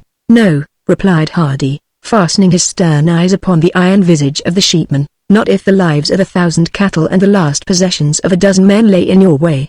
You and your legal rights. It is men like you who make the law worse than nothing and turn honest cowmen into criminals. If there is anything in it you will lie to the assessor or rob a poor man's cabin with the best of them, but when it comes to your legal right to sheep us out you are all for law and order. Sure, you will uphold the statutes with your life. Look at those renegade Mexicans, every man armed by you with a rifle and a revolver. Is that the way to come onto another man's range? If you are going to sheep us out, you can try it on, but for God's sake cut it out about your sacred rights." He rose up in his saddle, haranguing the assembly as he spoke, and once more Jim Swope felt his cause being weakened by the attacks of this vehement little cowman. "Well, what can I do about it?" he cried, throwing out his hands in virtuous appeal. "My sheep has got to eat, hain't they?" "Sure," assented Hardy, "and so have our cattle. But I tell you what you can do, you can go out through that pass yonder." He pointed at the canon down which the sheep had come in the fall, the great middle fork which led up over the 4 peaks, but the sheepman's only reply was a snarl of refusal. "Not if I know myself," he muttered spitefully. "How do, Judge?" He fixed his eyes eagerly upon Judge Ware, who was hastening to join in the struggle. "You're just the man I want to see," he continued, advancing briskly to meet him, "and I want to ask you, here and now before these witnesses, do you claim any right to the exclusive use of this land?" "Why, certainly not, answered the judge warmly, "but at the same time I do claim an equity which rises from prior and undisputed possession, and which has always and ought now to protect my range from any outside invasion." Very likely," remarked Swope dryly. "And now, Judge, I want to ask you another question before these witnesses. Did you or did you not authorize your superintendent and foreman to threaten and intimidate my men and me, with the idea of driving us off this public land?" "I did not," replied the judge, his mind suddenly filled with visions of criminal proceedings.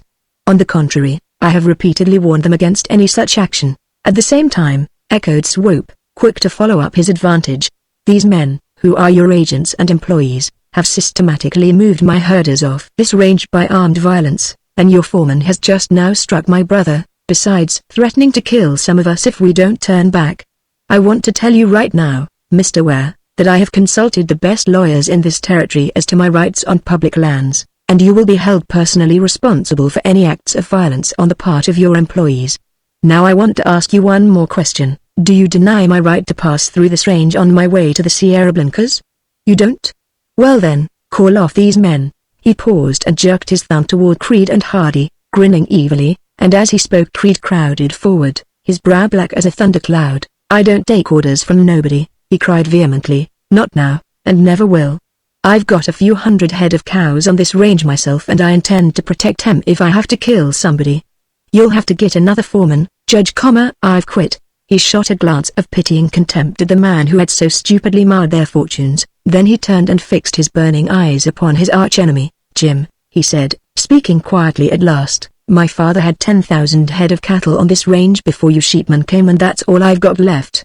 If you think you can sheep me out, go to it." He turned his horse's head toward Hidden Water, never looking back at the sheep, and the cowmen fell in behind him, glad of an excuse to retreat. What were a bunch of cowboys, armed with 6-shooters, to half a hundred sheepmen armed with repeating rifles and automatic revolvers? No, it was better to let the sheep come, let them spread out and scatter, and then jump the herders at night, if it came to that. But what, reasoned the cautious ones, were a few hundred head of cows anyhow, in a losing fight against the law itself? What was a petty revenge upon some low-browed Mexican to the years of imprisonment in Yuma which might follow? There were some among that little band of cowmen who yelled for action, others who were disgusted enough to quit, and others yet who said nothing, riding by themselves or exchanging furtive glances with greed.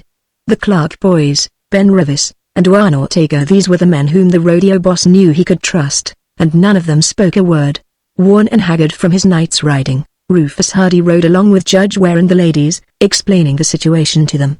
The sheep had come in from the far east, crossing where sheep had never crossed before, at the junction of Hell's Hip Pocket Creek and the drought-shrunk Salagua. They had poured into the pocket in solid columns, sheeping it to the rocks, and had taken the pass before either he or Bill Johnson could get to it. All through the night the sheepmen had been crowding their flocks through the defile until there were already 20 or 30,000 on Bronco Mesa, with 50,000 to follow. Bill Johnson had shot his way through the jam and disappeared into the pocket, but he could do nothing now. His little valley was ruined. There would not be a spear of grass left for his cattle, and his burros had already come out with the pack animals of the sheepmen. No one knew what had happened when he reached his home, but the Mexican herders seemed to be badly scared, and Johnson had probably tried to drive them out of the valley. All this Hardy explained in a perfectly matter-of-fact way, free from apprehension or excitement. He listened in respectful silence to Judge Ware's protests against violence and threats of instant departure, and even humored Kitty's curiosity by admitting that Mr. Johnson, who was apparently out of his head when he shot the sheep, had probably taken a shot or two at the herders, as well. But Lucy Ware was not deceived by his repose. She saw the cold light in his eyes, the careful avoidance of any allusion to his own actions, and the studied concealment of his future intent. But even then she was not prepared when, after supper, her father came into the ranch house and told her that Mr. Hardy had just resigned. "I can't imagine why he should leave me at this time," exclaimed the judge, mopping the sweat from his brow, and groaning with vexation. "But a man who will desert his own father in the way he has done is capable of anything, I suppose. Just because he doesn't approve of my policies in regard to these sheep, he coolly says he won't embarrass me further by staying in my employ. I declare, Lucy, I'm afraid I'm going to lose everything I have down here if both he and Greed desert me. Don't you think you could persuade Rufus to stay? Go out and see him and tell him I will consent to anything except this unlawful harrying of the sheep." The old judge, still perspiring with excitement, sank wearily down into a chair, and Lucy came over and sat upon his knee. "Father," she said, "do you remember that you once told me you would give me this ranch if I wanted it? Well, I want it now, and perhaps if you give it to me Rufus will consent to stay." "But, daughter," protested the judge, and then he sat quiet, pondering upon the matter. "Perhaps you are right," he said at last. "But tell me one thing, there is nothing between you and Rufus, is there?" He turned her face so that he could look into her honest eyes, but Lucy twisted her head away, blushing. "No," she said faintly. He is in love with Kitty," cried Judge Ware, outraged at the idea. "Why, but never mind, darling. I am glad at least that it is not with you. We must be going home soon now, anyway, and that will break her off this but I don't remember having seen them together much." "No," said Lucy demurely, "he has been very discreet." "But you haven't answered my question, Father. Will you give me the ranch if I get Rufus to stay?" "Oh, you're a dear. Now you just leave everything in my hands and see what a good businesswoman I am." She skipped lightly out the door and hurried over to where Hardy and Jefferson Creed were sitting under a tree, talking gravely together. They stopped as she approached, and Hardy looked up a little sullenly from where he sat. Then he rose, and took her off his hat. "May I have a few words with you on a matter of business, Rufus?" she asked, with her friendliest smile. "No, don't go, Mr. Creed, you are interested in this, too. In fact," she added mysteriously, "I need your assistance." A slow smile crept into the rough cowboy's eyes as he sat watching her. "What can I do for you?" he inquired guardedly. "Well," answered Lucy, "the situation is like this, and I'm not trying to rope you in on anything, as you say, so you needn't look suspicious. My father has become so discouraged with the way things are going that he has given the entire Dos S ranch to me if I can manage it. Now I know that you both have quit because you don't approve of my father's orders about the sheep. I don't know what your plans are, but I want to get a new superintendent, and that's where I need your assistance, Mr. Creed." She paused long enough to bestow a confiding smile upon the rodeo boss, and then hurried on to explain her position. "Of course you understand how it is with father. He has been a judge, and it wouldn't do for a man in his position to break the laws.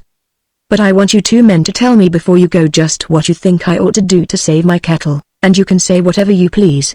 Mr. Creed, if you were a woman and owned the DOS outfit, what would you do about the sheep? For a minute Creed sat silent, surveying the little lady from beneath his shaggy hair. Well, he said judicially, I think I'd do one of two things. I'd either marry some nice kind man whose judgment I could trust, and turn the job over to him. He glanced sideways at Hardy as he spoke, or I'd hire some real mean, plug ugly fella to wade in and clean them out. Failing in that, I think I'd turn the whole outfit over to Roof here and go away and forget about it. He added these last words with a frank directness which left no doubt as to his own convictions in the matter, and Lucy turned an inquiring eye upon Hardy. He was busily engaged in pounding a hole in the ground with a rock, and Lucy noted for the first time a trace of silver in his hair. The setting sun cast deep shadows in the set lines of his face, and when he finally looked up his eyes were bloodshot and haggard. There's no use in talking to me about that job, he said morosely. I've got tired of taking orders from a man that doesn't know what he's talking about, and I want to use my own judgment for a while. We won't let anything happen to your cattle, Miss Lucy, and I thank you very much, but I'm afraid I can't do it. He stopped, and bowed his head, hammering moodily away at his hole in the rocky ground. Excuse me a minute, Miss Ware, said Creed, rising to his feet as the silence became oppressive. Come over here, Roof, I want to talk with you. They stood with their heads together, Jeff tapping the little man on the chest with every word, and still there was the same dogged resistance. Well, come on and let's find out, protested Creed at last, impatiently dragging him back. Miss Ware, he said politely, what do you expect of this here soup? I might want that job myself, later on, he observed importantly. Lucy smiled at the barefaced fraud and hastened to abet it. I expect him to look after my cattle, she responded promptly, and to protect my best interests according to his own judgment. The only thing I insist upon is that he leave his gun at home. I'm sorry, said Creed briefly. And I needed the job, too, he added lugubriously. How about your foreman? He inquired, as if snatching at a straw. Same thing, eh? Well, I'll go you next month, he laughed, shrugged his shoulders, and crowded his big black sombrero down over his eyes until it gave him a comical air of despair. Luck's gone, he remarked, reaching parenthetically for a cigarette paper. See you later. And, with a last roguish twinkle at Miss Lucy, he slouched off toward the fire. His luck indeed had gone, but somewhere in that giant carcass which harbored the vindictive hate of an Apache, and the restless energy of a Texano, there still lingered the exuberant joyousness of a boy, the indomitable spirit of the pioneer, resigned to any fate so long as there is a laugh in it. As he drifted into the crowd, Lucy's heart went out to him. He was so big and strong and manly in this, the final eclipse of his waning fortunes. Mr. Creed is a noble kind of a man, isn't he? She said, turning to where Hardy was still standing. Won't you sit down, Rufus, and let's talk this over for a minute. But before you decide anything, I want you to get a good night's sleep. You are a free man now, you know, and if there's any worrying to be done it's my funeral, isn't it? If he heard her at all, Hardy made no response to the jest. He stood before her, swaying dizzily as he groped about for his hat, which had fallen from his hand. Then at last a faint smile broke through the drawn lines in his face. That's right, he said, sinking down at her side, and as he settled back against the tree his eyes closed instantly, like a child whose bedtime has come. I'm so dead tired I can't talk straight, Lucy, to say nothing of think. But I'll take care of you. We aren't sheeped out yet. Only I can't forget what I'm going to say. His head fell forward as he spoke, his hands hung heavy, and he slipped slowly to the ground, fast asleep. After 2 days and nights of turmoil and passion his troubles were ended, suddenly, and as she raised him up Lucy Ware bent down quickly under cover of the dusk and kissed his rumpled hair. Chapter 16 The Departure. The gentle hand of sleep, which held Hardy in a grip that was akin to death, blotting out the past and dispelling all remembrance of his sorrows, failed utterly to abate the fighting spirit of Jefferson Creed or sap the Spartan grimness of his purpose. Worn by the destroying anger of the previous day, thwarted and apparently defeated, he rose up at the first glow of dawn and set about his preparations with an unemotional directness which augured ill for Jasper Swope. Before the sun was an hour high he had the town herd on the trail for Bender, entrusted to the care of Bill Lightfoot and several others of whom he wanted to be rid. The camp was dismantled, the packs were loaded upon the spare horses, and the outfit was ready to start for Carrizo Creek before breakfast was more than finished in the ranch house. After a final survey to make sure that nothing had been overlooked in the scuffle, the rodeo boss waved his hand to the leaders. Then, as the train strung out up the cannon, he rode over to the house to say goodbye. The last farewell is a formality often dispensed with in the Far West, but in this case the boss had business to attend to, and well, he had something to say to Kitty Bonaire, too, very quietly, in order not to awaken his partner whom he had picked up like a tired baby and stored away in the darkened bunk room the evening before. Creed opened the door of the living room, greeted his ladylove with a cheerful grin, and beckoned Miss Lucy outside by a backward jerk of the head. "Sorry to disturb you, Miss Ware," he said, "but we're moving camp this morning, and before I go I want to tell you about them cattle I'm just sending to town. If I didn't have other business on hand I'd go down with you gladly and sell 'em for you. But when you get to Bender you go to Chris Johansson, the cattle buyer, and give him this list. You won't savvy what it is but Chris will, and you tell him that if he don't give you the best market price for them cows he'll have to lick me. This is a dry year and feeders ain't much nohow, but I don't want to see no friend of mine robbed. Well, so long, Miss Ware. Hope you have a good trip." He gripped her hand awkwardly, picked up his bridle lash, and thrust one boot thoughtfully into the stirrup. Then, as if suddenly cognizant of a neglected duty, he snapped his foot out and threw the lash back on the ground. "I'll say goodbye to the judge," he drawled, "so's to show they ain't no hard feelin'. Your old man don't exactly fit in these parts," he observed apologetically, "but he means well, I reckon. You can tell him sometime that I was kind of excited when I quit." His farewell was a sober and dignified affair, after the courtly school of the South. No allusions to the past, no references to the future, merely a gentlemanly expression of regret that his guest's visit should have been so suddenly terminated. But when he turned to Miss Kitty his masterful eyes began to glow and waver and he shifted his feet uneasily. "Can I speak with you a minute outside?" he said at last, and Kitty, still eager to read the heart of man, the unfinished, followed after him, laughing as he stooped to pass his high hat through the door. "Come on out by the corral," he urged, confidently leading the way.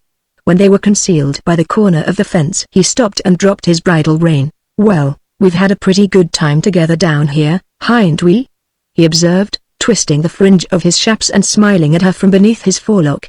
"I ain't got but a minute and there's some rough work ahead, I reckon, but I just wanted to give you this."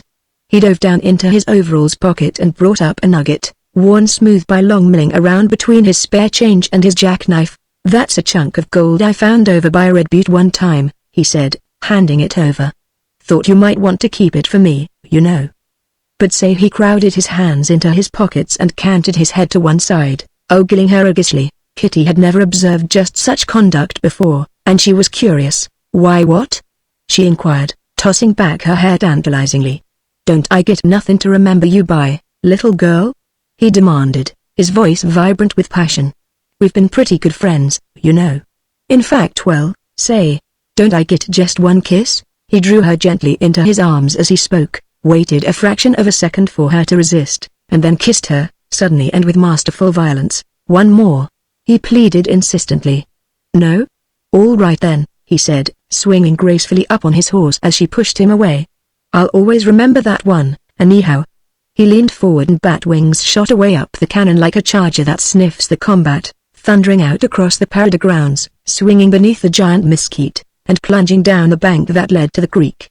And all the time his rider sat with one hand on the cantle, his white teeth flashing back a wistful smile. Taken by surprise, Kitty Bonaire stood staring blankly after him, rubbing her cheek which burned hot where he had kissed her. She would always remember that kiss too, and all too late she remembered to become indignant. But, no one being about, she laughed low to herself and hurried back to the house, her eyes downcast and pensive. She had known many men and lovers in her time, but never a one like Jeff Creed.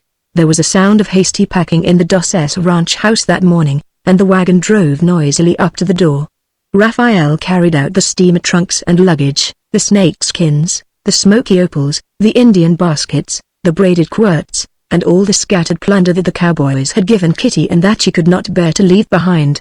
He saddled up their horses, clattering recklessly into the bunkhouse where Hardy was sleeping in order to get his blankets, and still, unmindful of noise or preparation, or the friends who must say goodbye, he lay sprawled on the rough blankets, dead with sleep. Raphael kicked off the brake and started on his weary journey around Red Butte to Moreno's, which would take him the rest of the day. Judge Ware, possessed to get out of the country before he became particeps criminis to some lawless outrage, paced restlessly up and down the Ramada, waiting for the girls to get ready, and Kitty and Lucy, glancing guiltily at each other, fidgeted around in their rooms waiting for Rufus to wake up. "I'm ready," said Lucy at last, putting the final touches to the room which he had given up to her. "Are you, Kitty?" Their eyes met in an uneasy stare, each wishing the other would speak. "Yes," said Kitty. "But shall we go without saying goodbye? What in the world are you girls waiting for?"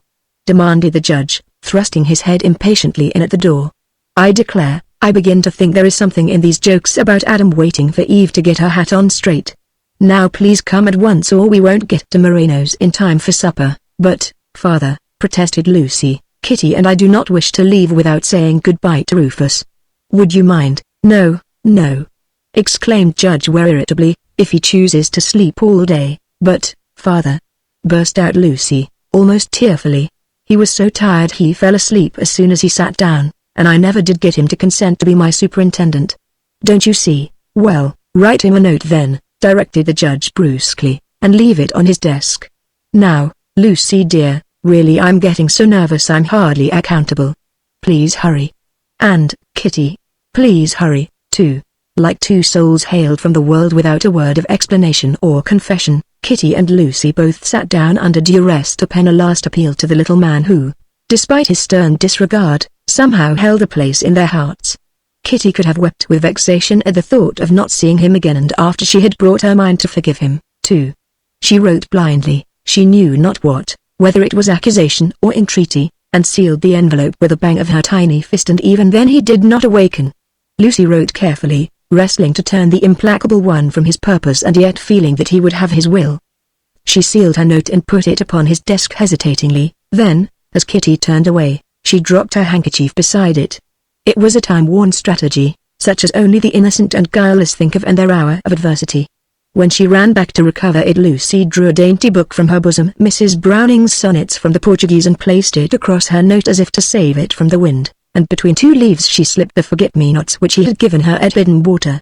As the thud of horses' hooves died away, silence settled down upon the Dosses ranch house, the somber silence of the desert, unbroken by the murmur of women's voices or the echo of merry laughter, and the sleeping man stirred uneasily on his bed. An hour passed, and then from the Ramada there came a sound of wailing. Hardy rose up on his bed suddenly, startled. The memory of the past came to him vaguely, like fragments of an eerie dream. Then the world came right and he found himself in the bunkhouse, alone, and Tommy outside, crying as if for the dead.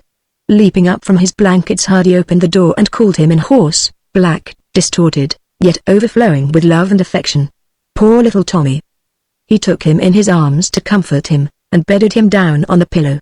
But when he stepped outside he found that his world too was vacant, the house deserted, the corrals empty, the rodeo camp a smoldering fireplace, surrounded by a wilderness of tin cans. As the slow grief of the forsaken came upon him, he turned and went to his room, where the atmosphere of womankind still lingered to suggest the dear hands that were gone, and suddenly his eyes leapt to the letters left upon the table. It was Kitty's which he opened first, perhaps because it was nearest, but the torrent of inconsequential words confused him by their unreason, and he turned to Lucy's, reading it over thoughtfully. "Dear Rufus, we have waited a long time for you to wake up, and now father says we must go. You were so tired last night that I doubt if you heard a word I said, although I thought I was making a great impression in my new role as a businesswoman. I asked father to give me the ranch, not because I wanted to own it but to save you from your madness. The cattle are all mine now and I leave them in your care. Whatever you do I will consent to, if you will leave your guns at home. Is that too much for a friend to ask?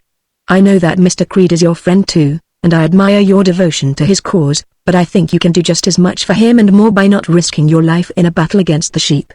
They are so many, Rufus, and they have their rights, too. Father is confident that the forest reserve will be declared next winter and then the sheep will be debarred forever. Can't you give over the fight for my sake? And I will pay you any price, I will do anything you ask, but if you should be killed or kill some other man, I could never be happy again, though I gained the whole world. Dear Rufus, please, but I leave it for you to decide." The note ended abruptly. It was not even signed, and Hardy could imagine the agitation in which it was written. "Dear little Lucy, always thinking of others, always considerate, always honest and reasonable. If only Kitty but know in her own right as queen of love and of his heart, she was above all criticism and blame." It was a madness, deeper than his anger against the sheep, mightier than his fiercest resentment. He could not help it. He loved her. Changeable, capricious, untamed, she held him by her faults where virtues would hardly have sufficed in another. He had tried, and failed, So long as she was in the world he must love her. But what a life.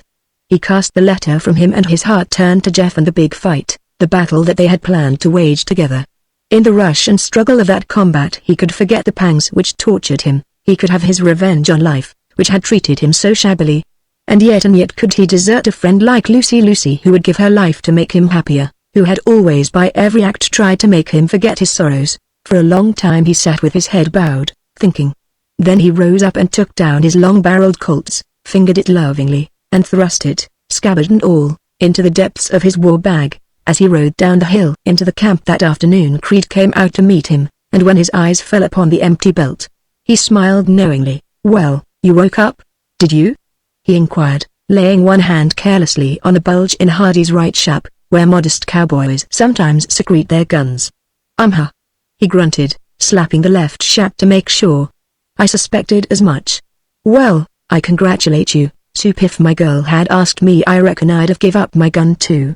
But she gimme a kiss, anyway," he added, tossing his head triumphantly. "Who did?" demanded Hardy, coming suddenly out of his dream. "Why, Kitty, sure," returned Creed artlessly, and then, noting the look of incredulity on his partner's face, he slapped him on the leg and laughed consumedly. "Oh, you're not the only pebble on the beach," he cried. There are others. Say, it's hell to be in love, ain't it?" He looked up at Hardy, the laughter still in his cheeks, but for once there was no answering smile.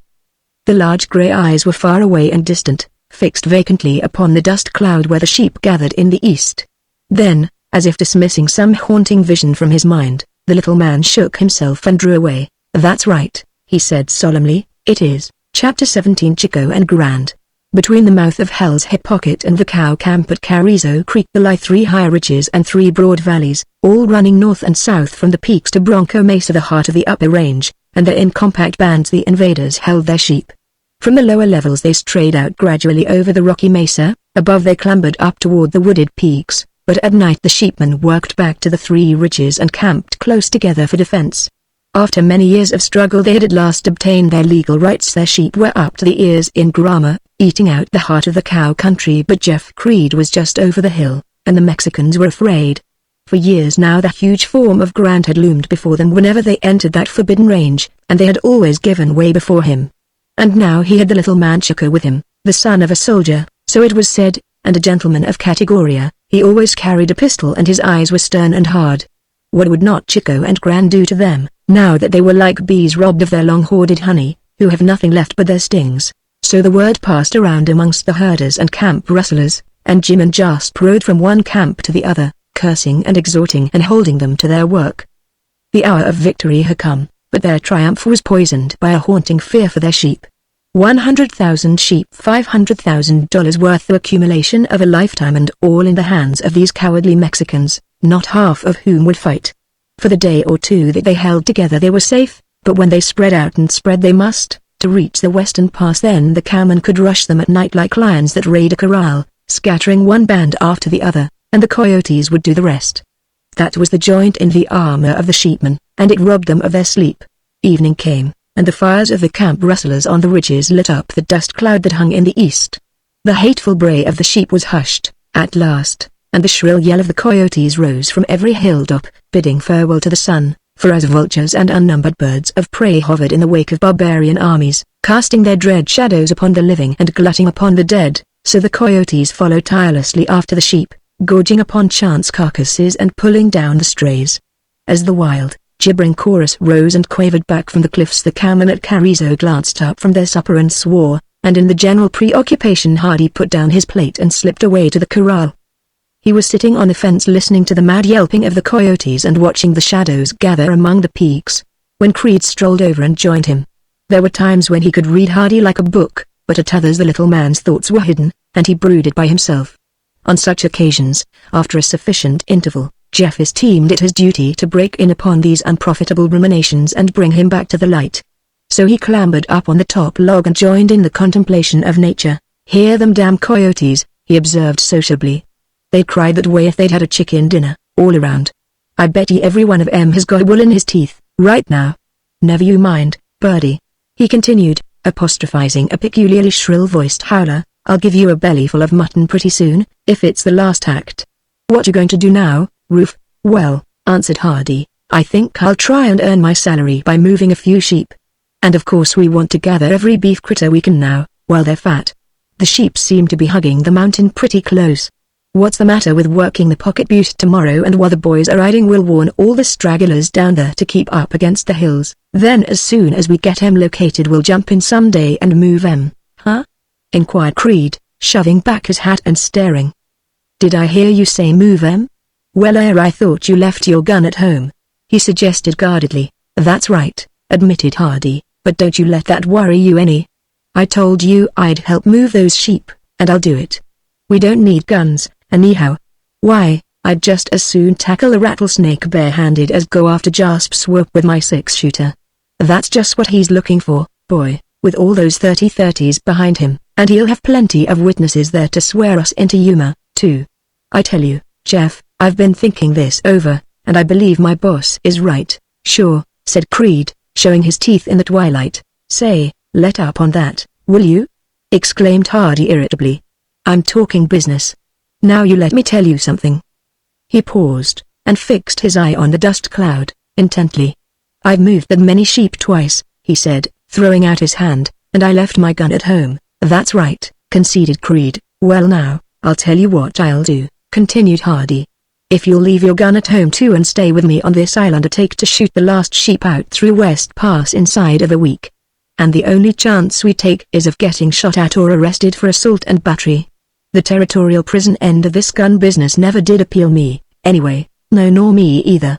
But what's the scheme? The big cowboy leaned forward eagerly, his eyes flashing as he half-guessed the plan. We ride out together, said Hardy, his voice far away, as if he saw it in his mind's eye, unarmed, and we notify every sheep herder we seek to move. If Jasp Swoop or any of his men kill us while we're unarmed, it'll be cold-blooded murder, and there'll be witnesses to prove it. And if the sheep don't move, we'll move 'em. What kind of a crime is that, anyway, to drive sheep off the public range? There isn't an officer of the law within 60 miles, anyhow, and if anybody pulls a gun on us we can slug him in self-defense. Sure, agreed Creed, but suppose one of them big-headed Chihuahua Mexicans should happen to shoot you? Well then, I'd be dead, said Hardy soberly. But wouldn't you rather be dead than shut up in that hellhole down at Yuma? Yes, cried Creed, holding out his hands as if taking an oath.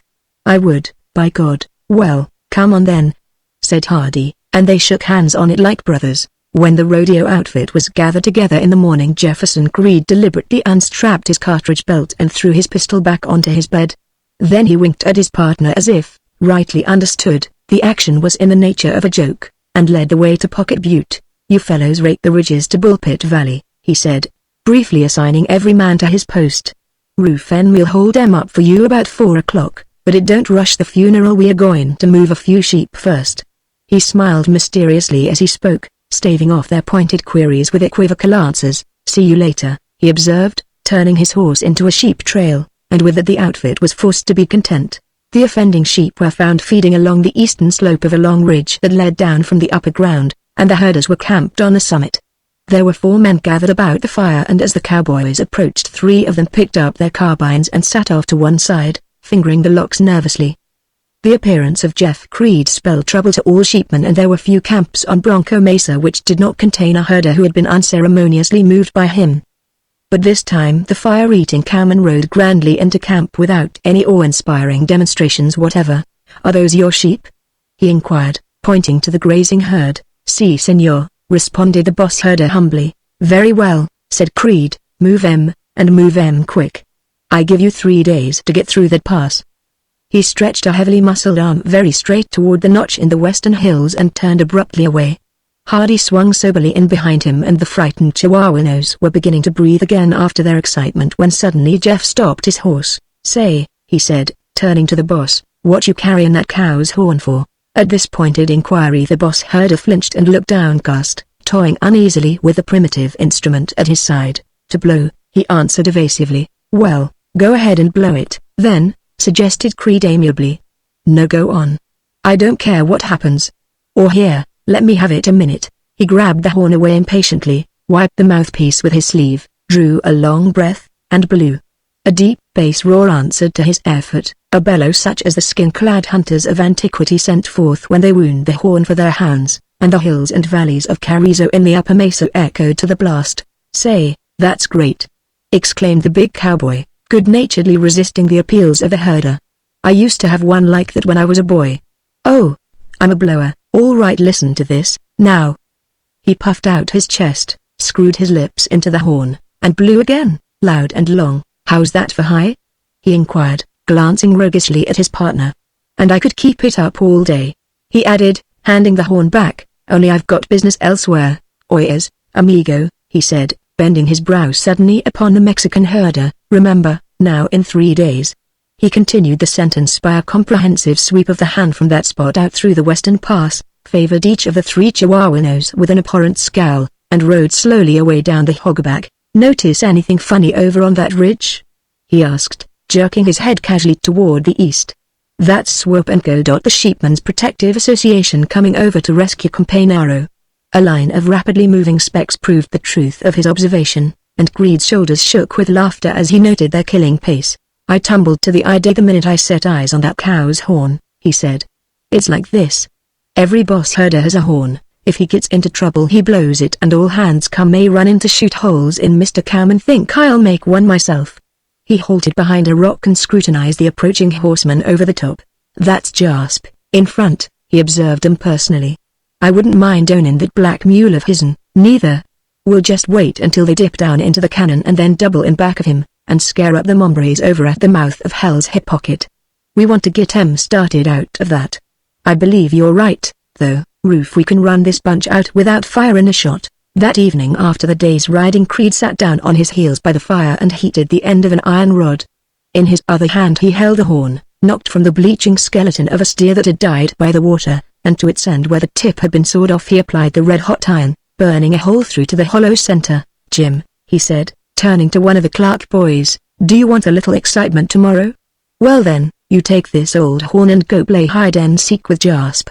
Keep him chasing, and while the rest of the boys are gathering cattle, Roof and me will move a few sheep." "Well, say," broke in Ben Revis impatiently, "where do us fellas come in on this play?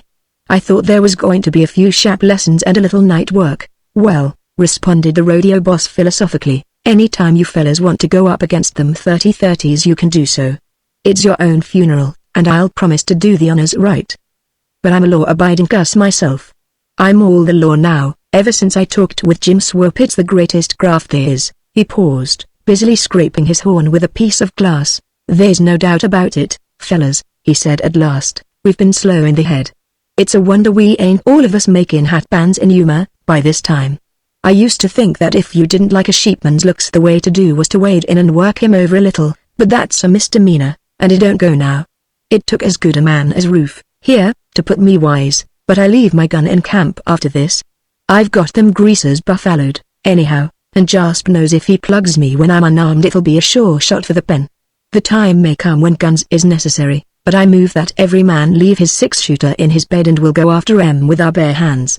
What do ye say, Ben?" Ben Revis rose up on one elbow, rolled his eyes warily, and passed a jet of tobacco juice into the hissing fire. "Not F-Army," he said, with profane emphasis. "No, n'air F-Army, either," chimed in Charlie Clark. "A man stays dead a long time in this dry climate." "Well, you fellas see how many of my steers you can catch, then," said Creed, "and I'll move them sheep myself leastways, me and Roof." "All right," assented Revis resignedly, "but you want to hurry up. I saw a cloud o' dust halfway to Hidden Water this afternoon." The next morning as the rodeo outfit hustled out to pick up what cattle they could before they were scattered by the sheep, Jim Clark, tall, solemn-faced, and angular, rode by devious ways toward the eastern shoulder of the Four Peaks, where a distant clamor told of the great herds which mowed the mountain slopes like 1,000 sickles. Having seen him well on his way, Creed and Hardy galloped down the canyon, switched off along the hillside and, leaving their horses among the rocks, climbed up on a rocky butte to spy out the land below. Higher ridges and deep canyons, running down from the flanks of the Four Peaks, lay to the east and north and west, and to the south they merged into the broad expanse of Bronco Mesa. There it lay, a wilderness of little hills and valleys, flat-topped benches and sandy gulches threaded minutely with winding trails and cowpaths, green with the illusion of drought-proof giant cactus and vivid desert bushes, one vast preserve of browse and grass from the peaks to the gorge of the Salagua. Here was the last battleground, the last stand of the cowman against the sheep, and then unless that formless myth, the government, which no man had ever seen or known, stepped in, there would be no more of the struggle, the green mesa would be stripped of its evanescent glory and the sheep would wander at will. But as long as there was still a chance and the cows had young calves that would die, there was nothing for it but to fight on, warily and desperately, to the end. As Jefferson Creed looked out across that noble landscape which he had struggled so resolutely to save and saw the dust clouds of the sheep drifting across it, the tears came to his eyes and blinded his keen vision. Here at last was the end of all his struggles and all his dreams. Another year, or 2 years, and the mesa would be devastated utterly, his cows would be hollow-flanked and gaunted, his calves would totter and die, their tender lips pierced with the spiny cactus upon which their hard-mouthed mothers starved, and all that fair land which he knew and loved so well would be lost to him forever. He raised his hand to his eyes as if shading them from the sun, and brushed the tears away. "Well, look at those Sunzo guns hike," he said, baring his teeth venomously, "and every band headed for hidden water. Go it, you terriers, and if you can't stop to eat the grass, trample on it. But wait, and if I don't push in some greaser's face today it'll be because every one of them bands is heading for the western pass." He clambered slowly down from his perch and swung up into the saddle.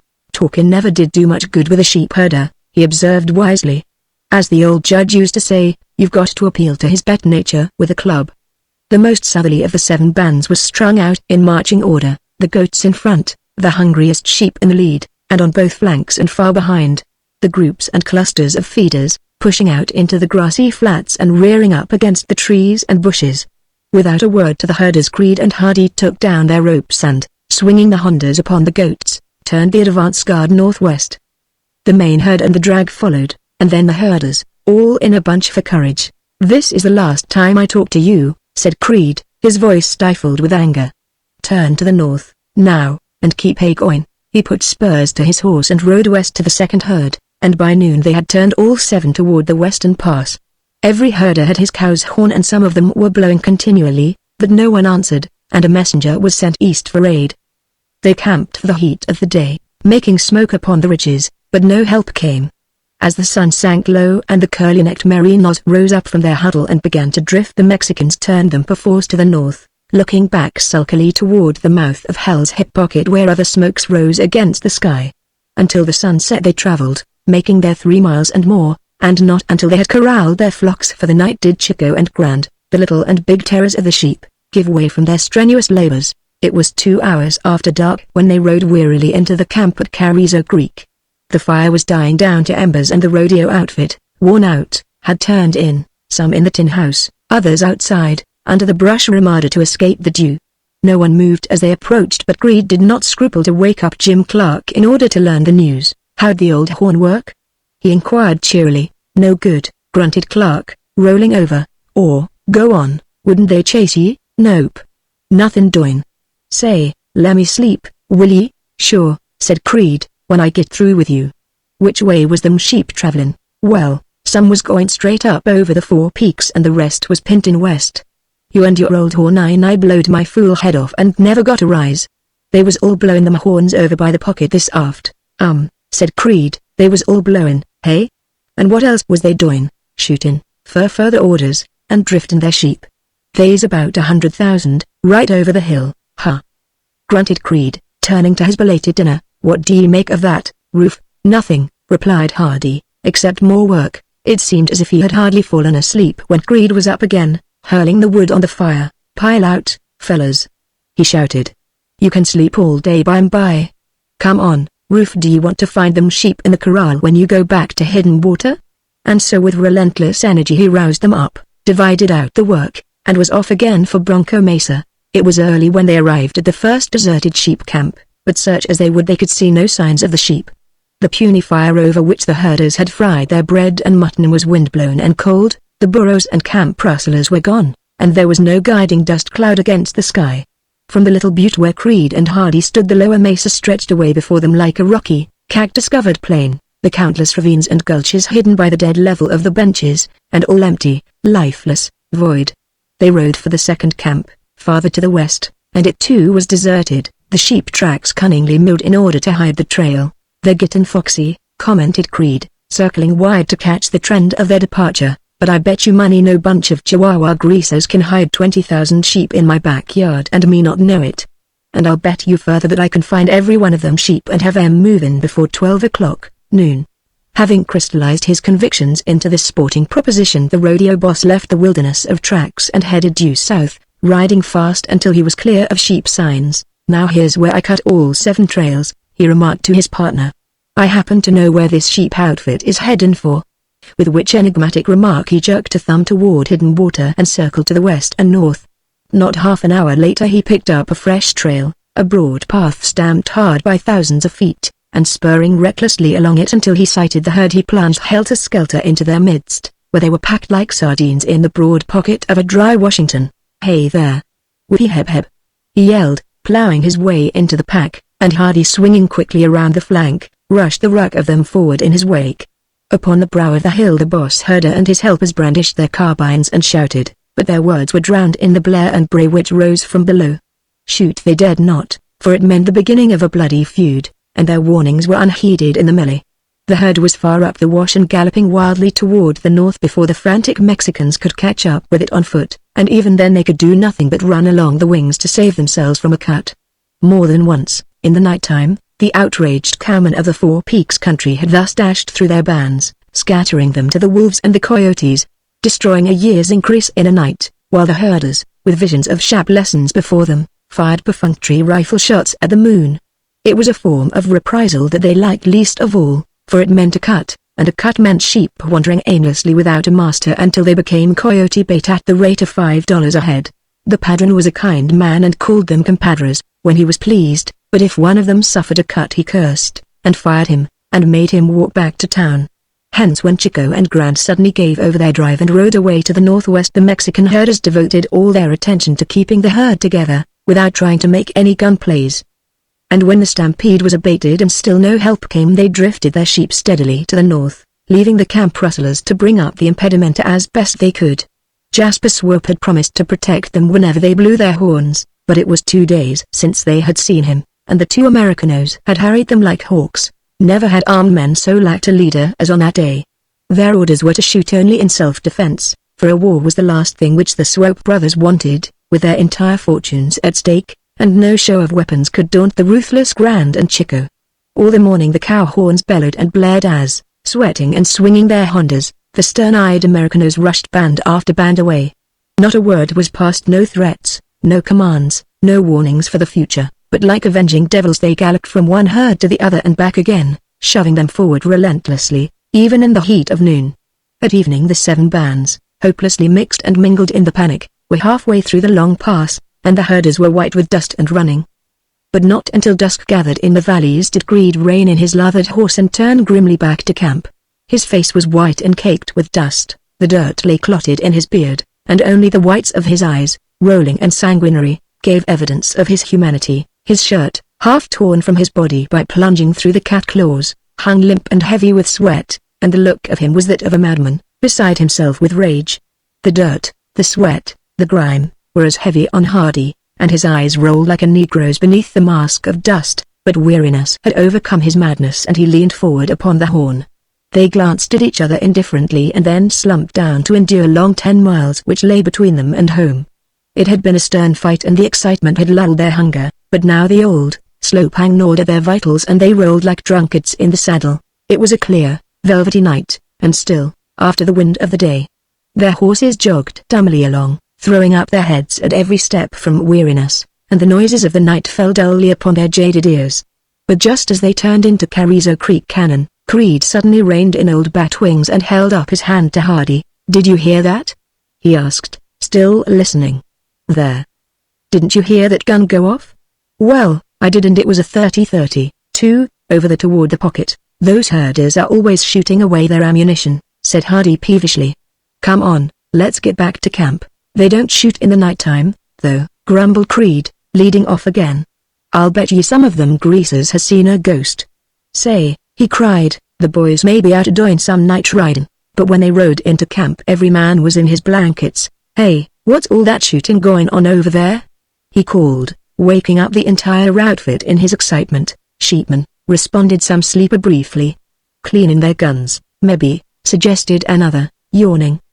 Did you move Jeff? You bitch neck," replied Creed promptly, "and I'm going back in the morning, too." The morning turned black, and flushed rosy, and fell black again, but for once the merciless driver of men slept on, for he was over-weary. It was a noise, far away, plaintive, insistent, which finally brought him to his feet, the bleating of ewes to lambs, of lambs to mothers, of wethers to their fellows, beautiful in itself as the great elemental sounds of the earth, the abysmal roarings of winds and waves and waterfalls, but to the cowman hateful as the clamors of hell. As Creed stood in his blankets, the salt sweat of yesterday still in his eyes, and that accursed blat in his ears, his nerves gave way suddenly, and he began to rave. As the discordant babel drew nearer and nearer, his passion rose up like a storm that has been long brewing, his eyes burned, his dirty face turned ghastly. Grabbing up his six-shooter, he stood like a prophet of destruction, calling down the wrath of God himself, if there was a God, upon the head of every sheepman. But even as he cursed, the first dirty brown wave spewed in over the ridge and swept down upon their valley. Then in a moment his madness overcame him and, raising his heavy pistol, he emptied it against them defiantly, while the resounding cliffs took up his wrath and hurled it back. A herder with his rifle leapt up on a distant rock and looked toward their camp, and at the sight the black anger of Jeff's father came upon him, filling him with the lust to kill. He rushed into the house and came out with a high-power rifle. "You will stand up there and laugh at me, will you?" he said, deliberately raising the sights. "You." He rested the rifle against one of the ramada posts, and caught his breath to aim, while the cowmen regarded him cynically, yet with a cold speculation in their eyes. Hardy alone sprang forward to spoil his aim, and for a minute they bandied words like pistol shots as they struggled for the gun. Then with a last wailing curse, the big cowboy snapped the cartridge out of his rifle and handed it over to his partner. "You're right," he said, "let the dastard live. But if I ever get another chance to just swoop, I'll kill him, if I swing for it. He's the boy I'm looking for, but you see how he dodges me? I've been moving his sheep for 2 days. He's afraid of me, he's afraid to come out and fight me like a man. But I'll get him yet." "All right," said Hardy soothingly, "you can do it, for all of me. But don't go to shooting Mexicans off of rocks as if they were turkey buzzards. That's what gets people into the pen. Now, you just take my advice for once and wash some of that dirt off your face. You're locoed, man, you are not a human being, and you won't be until you wash up and get your belly full." Half an hour later they sat down to breakfast, the burly fighting animal and the man who had taught him reason, and as they ate the fierce anger of the cowboy passed away like mists before the morning sun. He heaped his plate up high and emptied it again, drinking coffee from his big cup, and as if ashamed of his brutishness he began forthwith to lay out a campaign of peace. With sheep scurrying in every direction across the range in the great drive that was now on, it was no use to try to gather cows. What they had they could herd, and the rest would have to wait. The thing to do now was to protect the feed around the water, so that the cattle would not have to travel so far in the heat of summer. No objection being offered, he gave each man a watercourse to patrol, sending one over into the pocket to see what had happened to Bill Johnson, and then, with his gun packed in his bed, he started back with Hardy to watch over hidden water. The sun was well up as they topped the high ridge, and the mesa, though plowed through and through by the trails of the hurrying sheep, still shimmered in its deceptive green. Not for a month had there been a cloud in the sky, and the grass on the barren places was already withering in the heat, yet in the distance the greasewood and the palo verdes and giant cactus blended into one mighty sheet of verdure. Only on the ground where the feed should be were there signs of the imminent drought, and where the sheep had crossed the ground lay hard and baked or scuffled into dust. In the presence of those swift destroyers the dreaded ano seco had crept in upon them unnoticed, but soon it would scourge the land with heat and dust and failing waters, and cattle lowing to be fed. And there before their eyes, clipping down the precious grass, tearing up the tender plants, shearing away the browse, moved the sheep, army after army, phalanx and cohort, drifting forward irresistibly, each in its cloud of dust. For a minute the two men sat gazing hopelessly, then Creed leaned forward in his saddle and sighed. "Well," he observed philosophically, "they're moving, anyhow." They rode down a long slope and, mounting a low roll, paused again apathetically to watch a band of sheep below. "Say," exclaimed Creed, his eyes beginning to burn, "do you notice how them sheep are traveling? And look at them other bands back yonder. By Joe," he cried, rising in his stirrups, "we've got 'em going. Look at the dust out through the pass, and clean to hell's hip pocket. They're hiking, boy, they're hitting it up for the rolls." But what in the world has struck him? He stood up straight in his saddle, swinging his head from east to west, but no band of horsemen met his eye. He looked again at the flock below him, the goats, forever in the lead, heading straight for the western pass. The herders swinging their carbines upon the dragon seemed to study upon the miracle. "Have you got any money to spare, Roof?" he inquired quietly. "Sure," responded Hardy. "Well, then," said Creed deliberately, "I'd like to make you a sporting proposition. I'll bet you $40 to the price of a drink that old Bill Johnson has been shooting up their camps. Will you go me?" "All right, and I'll make you a little side bet. I'll bet you any money that Jim Swope has lost some sheep." He spurred his horse recklessly down the hill, grinning, and at the clatter of rocks the fearful herders jumped forward and raised a great clamor behind their sheep, whistling and clubbing their guns. But the heart of the monster grand was no longer turned to wrath. He laughed and called out to them, leaping his horse playfully over washouts and waving his black hat. "Cuidado, hombres," he shouted. "Be careful, do not hurry, look at the nice grass." But despite this friendly admonition the herders still yelled and whistled at their sheep, jabbing them spitefully with the sharp muzzles of their rifles until at last, all riot and confusion, they fled away bleating into the west. Chapter 18 Bad Blood. The sheep were on the run, drifting across Bronco Mesa as if the devil was after them, and Creed could hardly stay on his horse from laughing, but when he drew near to Hidden Water his face changed. There was a fresh sheep trail in the canon and it led away from the ranch.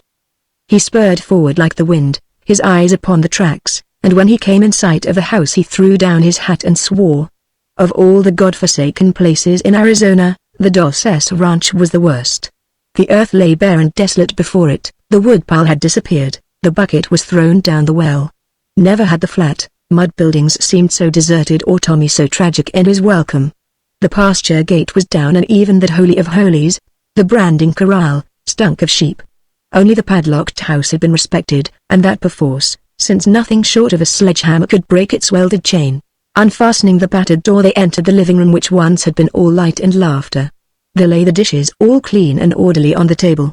The floors swept, the beds made, some withered flowers on Hardy's desk. "Huh," grunted Creed, looking it over coldly. "We're on the bum." All right, now." "How long since they went away?" "About a year," replied Hardy, and his partner did not contradict him. They cooked a hasty meal and ate it, putting the scraps in the frying pan for Tommy. "Go to it, Tom," said Creed, smiling wistfully as the cat lapped away at the grease. He never could get used to them skirts rustling round here, could he? And then there was a long silence. Tommy sat up and washed his face contentedly, peering about with intent yellow eyes and sniffing at the countless odors with which his world was filled. Then suddenly with a low whining growl he lashed across the room like a tiger and leapt up into his cat hole. This was a narrow tunnel, punched through the adobe wall near the door and boxed in with a projecting cribbing to keep out the snakes and skunks. Through it when his protectors were away he could escape the rush of pursuing coyotes, or sally forth with equal ferocity when sheepdogs were about. He peered out of his porthole for a moment, warily, then his stump tail began to twitch. He worked his hind claws into the wood, and leapt. A yelp of terror from the Ramada heralded his success and Creed ran like a boy to look. "He's jumped one, by Joe!" he exclaimed. "What did I tell you? That cat is a holy terror on dogs." The dog in question, a slinking, dispirited cur, wagged its tail apologetically from a distance, shaking its bloody ears, while Tommy swelled and hissed viciously at him from his stronghold. It was a sheepdog, part collie, part shepherd, and the rest plain yellow, a friendly little dog, too, and hungry. But the heart of Creed, ordinarily so tender, was hardened by his disasters. "Get out of here," he commanded roughly. "Git, you yap, or I'll burn you up with a bullet. This is what comes of leaving your gun off," he grumbled, as he unbound his bed and grabbed up his pistol. But as he stepped out into the open to shoot, his barbarity was checked by a clatter of hooves and, looking up, he saw Jasper Swope on his big black mule, ambling truculently in across the open. "Hi-ah!" he shouted, shaking his fist angrily. "Don't you shoot my dog, you, or I'll be the death of ye." "Oh, I don't know," responded Creed, bristling back at him. "Keep the blame pup away, then, and keep that other dog away, too, or my cat'll eat him up." "Well, I notice you took the occasion to come down and sheep me out," he observed, as Swope pulled up before the door. "I did not," retorted the sheepman promptly, but grinning nevertheless at the damage. "But I see some other fella has though, and saved me the trouble." He ran his eye approvingly over the devastated homestead, and then, rising in his stirrups, he plunged suddenly into his set speech. "I've took a lot offen you, Jeff Creed," he shouted, swinging his arms wildly, "but I've got a belly full of this night work. And I come down to tell you that next time you shoot up one of my camps there'll be trouble. I never shot up your old camp, growled Creed, nor any other camp. I'm damn glad to hear that somebody else did though, he added vindictively, and I hope to God he fixed you good and proper. Now what can I do for you, Mr. Swope? He inquired, thrusting out his chin. I suppose you must be hurrying on. Of course, no, cried Swope, slapping his saddle horn vehemently. I come down here to get some satisfaction out of you. My sheep has been killed and my men has been intimidated on this here public range, and I want to tell you right now, Mr. Creed, that this funny business has got to stop. Well, don't choke, said the cowman, fingering his gun coldly. Go ahead and stop it, why don't you? He paused, a set smile on his lips, and for a moment their eyes met in the baleful glare which rival wolves, the leaders of their packs, confer upon each other. Then Hardy stepped out into the open, holding up his hand for peace. You are mistaken, Mr. Swope, he said quietly. Jeff hasn't shot up any camps. He hasn't even packed a gun for the last 3 days. Oh, he hain't, hey? Sneered the sheepman, showing his jagged teeth. He seems to have one now. You bet your neck I have, cried Creed, flaring up at the implication, and if you're looking for trouble, gasped Swope, you can open up any time. Wait, what's the matter with you? Protested Swope righteously. You must have something on your mind, the way you act. Then without waiting for a reply to this innuendo he turned his attention to Hardy. He hain't shot up any camps, he repeated, nor packed a gun for 3 days, hey? Now here's where I prove you a liar, Mr. Smarty. I seen him with my own eyes take 6 shots at one of my herders this very morning and you was there. He punctuated his speech by successive downward jabs of his grimy forefinger as if he were stabbing his adversary to the heart, and Hardy turned faint and sick with chagrin. Never had he hated a man as he hated this great, overbearing brute before him, this man-beast, with his hairy chest and freckled hands that clutched at him like an ape's. Something hidden, a demon primordial and violent, rose up in him against this crude barbarian with his bristling beard and gloating pig eyes, and he forgot everything but his own rage at being trapped. You lie! He cried passionately, and then in his anger he added a word which he had never used, a word which goes deep under the skin and makes men fight. For a moment the sheepman sat staring, astounded by his vehemence, but before he could move the sudden silence was split by the yelp of a dog, a wild, gibbering yelp that made them jump and bristle like hounds that are assailed from behind, and, mingling stridently with it, was the harsh snarl of a cat.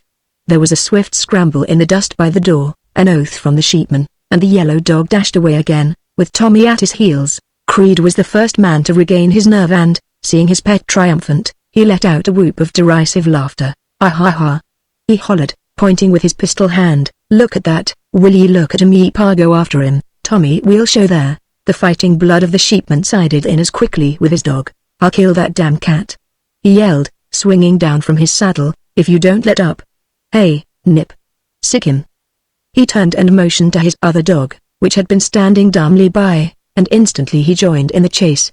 Sick him, boy, sick him, he bellowed, urging him on. And before Creed could get his face straight, the long, rangy brindle had dashed up from behind and seized Tommy by the back.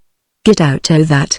Thundered the cowman, and then, without waiting on words, he threw his gun down on the dog and fired. Hear none of that, now!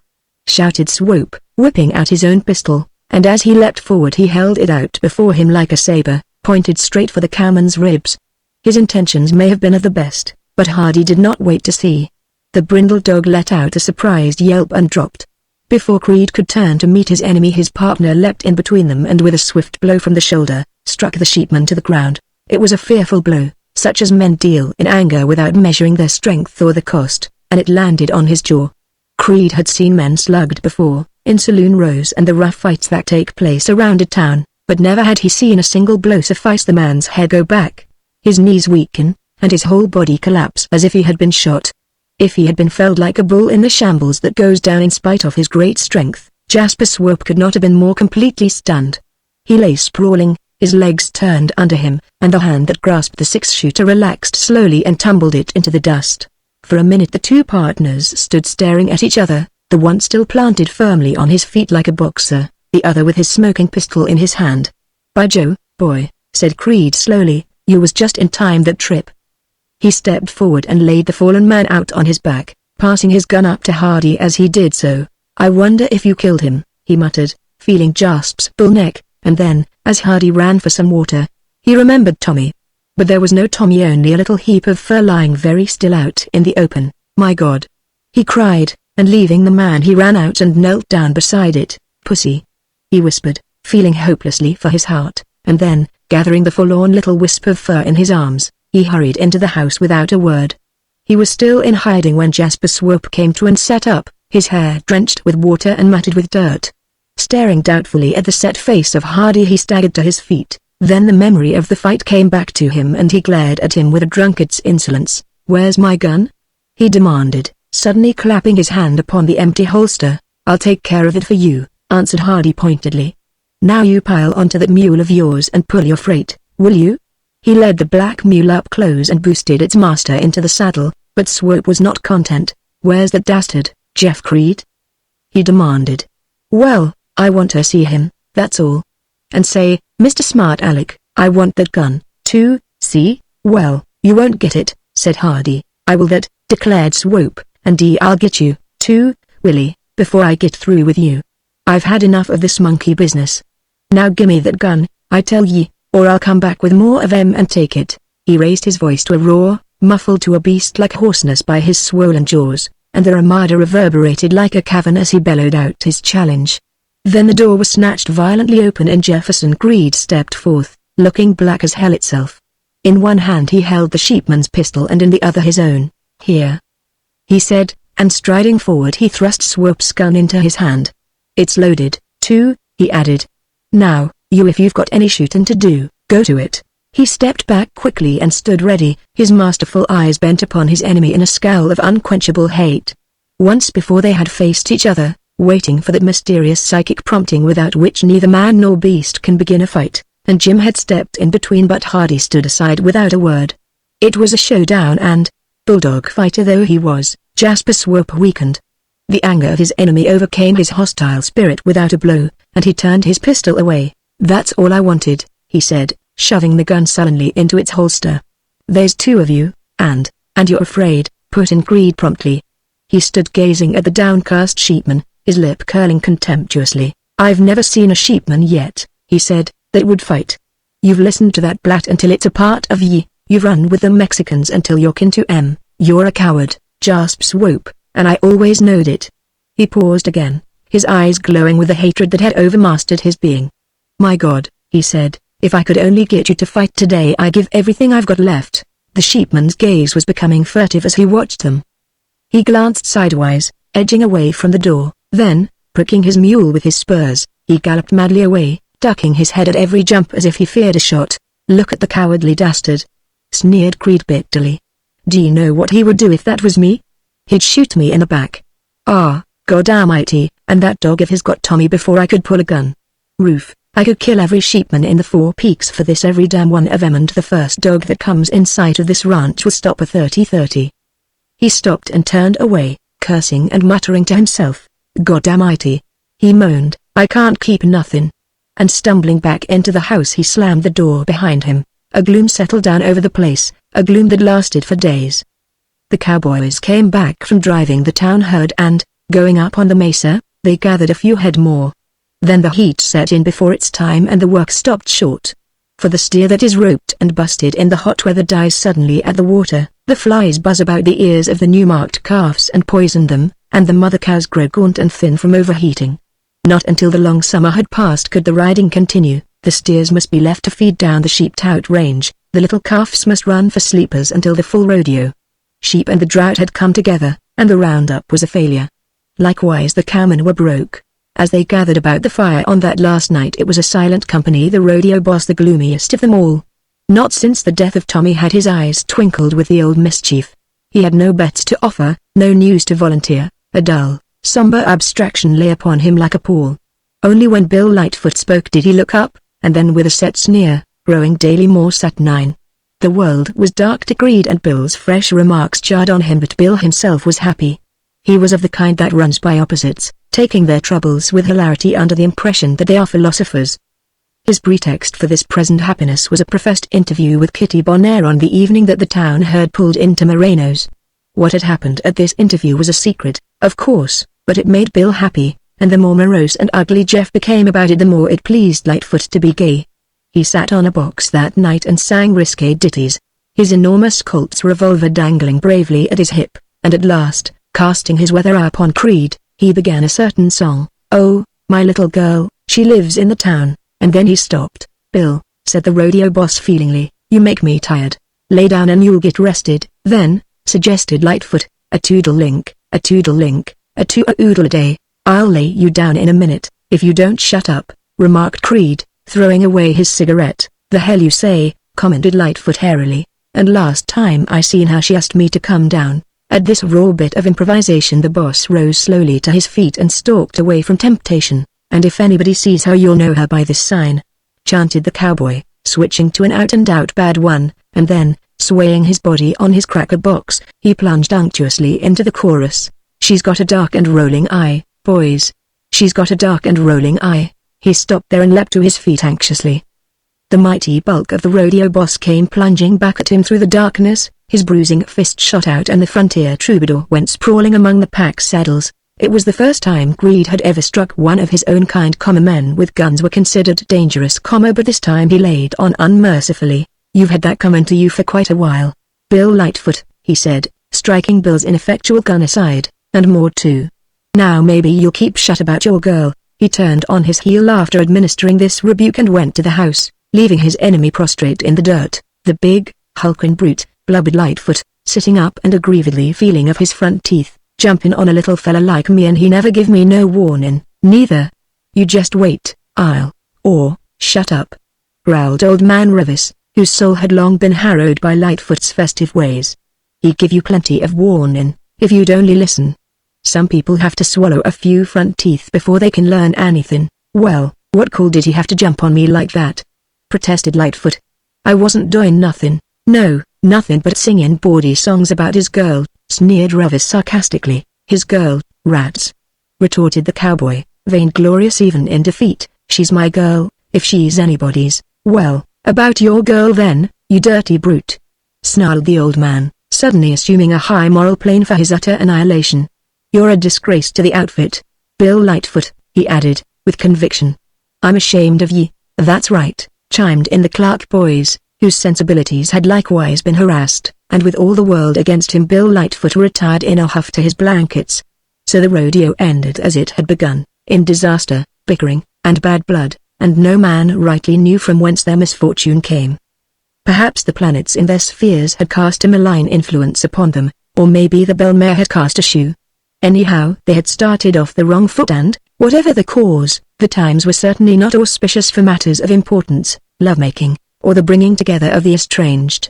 Let whatsoever high-priced astrologer cast his horoscope for good, Saturn was swinging low above the earth and dealing a special misery to the Four Peaks, and on top of it all the word came that old Bill Johnson, after shooting up the sheep camps, had gone crazy and taken to the hills. For a week, Creed and Hardy dawdled about the place, patching up the gates and fences and cursing the very name of sheep.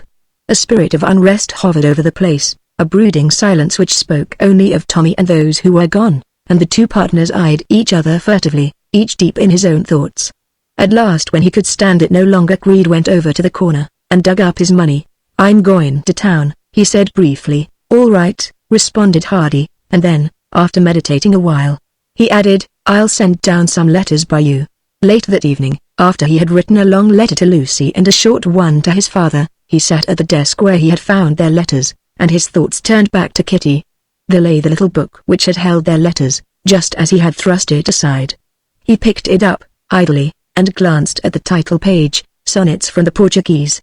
How dim and far away it all seemed now, this world of the poets in which he had once lived and dreamed, where sweetness and beauty were enshrined as twin goddesses of light, and gentleness brooded over all her children. What a world it had been, with its graceful, smiling women, its refinements of thought and speech, its aspirations and sympathies and Kitty. He opened the book slowly, wondering from whence it had come, and from the deckled leaves a pressed forget-me-not fell into his hand. That was all. There was no mark, no word, no sign but this, and as he gazed his numbed mind groped through the past for a forget-me-not. Ah yes, he remembered. But how far away it seemed now, the bright morning when he had met his love on the mountain peak and the flowers had fallen from her hair and what an inferno of strife and turmoil had followed since. He opened to the place where the imprint of the dainty flower lay and read reverently. If thou must love me, let it be for naught, except for love's sake only. Do not say, I love her for her smile, her look, her way of speaking gently, for a trick of thought that falls in well with mine, and certes brought a sense of pleasant ease on such a day. For these things in themselves, beloved, may be changed, or change for the end. Love, so wrought, may be unwrought so. Neither love me for thine own dear pities wiping my cheek dry, a creature might forget to weep, who bore thy comfort long, and lose thy love thereby. But love me for love's sake, that evermore thou mayst love on, through love's eternity. The spell of the words laid hold upon as he read, and he turned page after page, following the cycle of that other woman's love, a love which waited for years to be claimed by the master hand, never faltering to the end. Then impulsively he reached for a fair sheet of paper to begin a letter to Kitty, a letter which should breathe the old gentleness and love, yet for love's sake only. But while he sat dreaming, thinking with what words to begin, his partner lounged in, and Hardy put aside his pen and waited, while the big man hung around and fidgeted. "Well, I'll be in town tomorrow," he said, drearily. "Aha," assented Hardy. "What ye got there?" inquired Creed, after a long silence. He picked up the book, griming the dainty pages as he turned them with his rough fingers, glancing at the headings. He grunted. "Sonnets from the Portuguese, eh? I never thought them Dagos could write. What I've seen of 'em was mostly driving fish wagons or swamping around some slaughterhouse. How does she go, now?" he continued, as his schooling came back to him. "See if I can make sense out of it."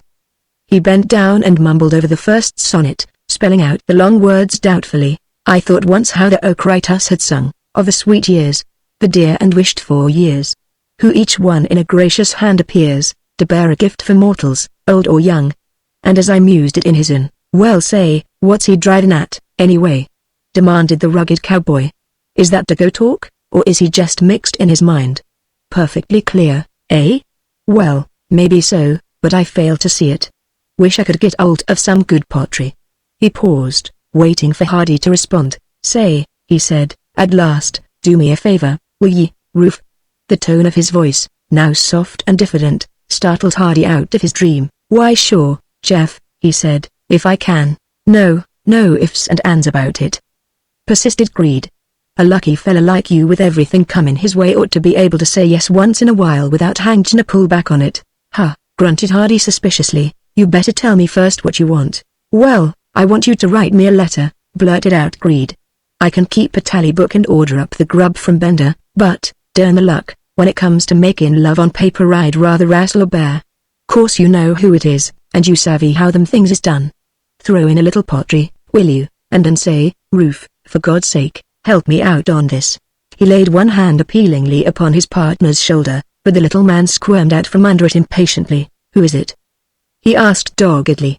"Sally Winship, or, say," protested Creed. "Don't throw it into a fella like that. Sal went back on me years ago. You know who I mean, Kitty Bonaire, Kitty Bonaire."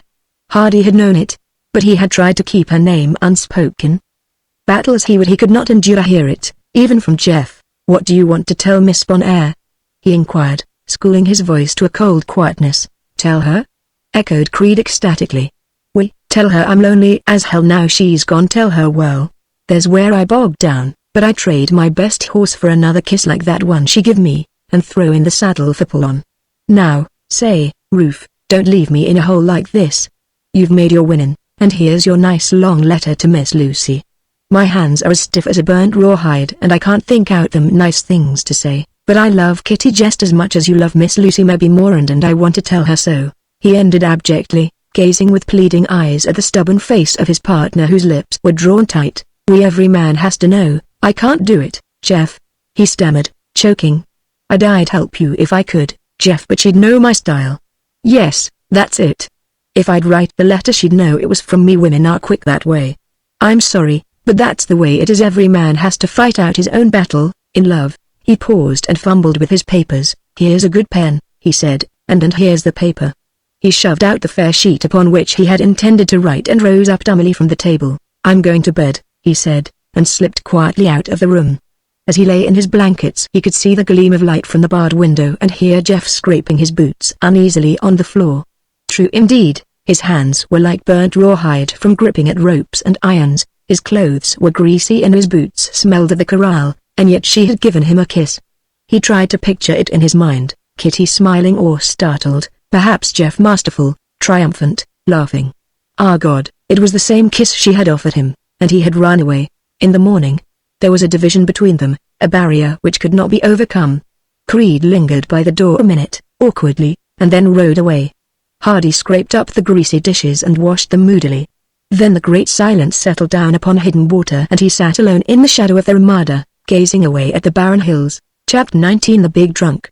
The sun rose clear for the 100th time over the shoulder of the four peaks. It mounted higher, glowing with a great light, and the smooth round tops of the boulders shone like half-buried skulls along the creek bed. It swung gloriously up to its zenith and the earth palpitated with a panting heat. Summer had come, and the long days when the lizards crawl deep into their crevices and the cattle follow the scanty shade of the box cannons or gather in standing places where the wind draws over the ridges and mitigates the flies. In the pasture at Hidden Water the horses stood head and tail together, side by side, each thrashing the flies from the other's face and dozing until hunger or thirst aroused them or perversity took them away. Against the cool face of the cliff the buzzards moped and stretched their dirty wings in squalid discomfort. The trim little sparrowhawks gave over their hunting, and all the world lay tense and still. Only at the ranch house where Hardy kept a perfunctory watch was there any sign of motion or life. For 2 weeks now he had been alone, ever since Jeff went down to Bender, and with the solitary's dread of surprise he stepped out into the Ramada regularly, scanning the western trail with eyes grown weary of the earth's emptiness. At last as the sun sank low, throwing its fiery glare in his eyes, he saw the familiar figure against the sky. Creed, broad and bulky and topped by his enormous hat, and old bat wings, as raw-boned and ornery as ever. Never until that moment had Hardy realized how much his life was dependent upon this big, warm-hearted barbarian who clung to his native range as instinctively as a beef and yet possessed human attributes that would win him friends anywhere in the world.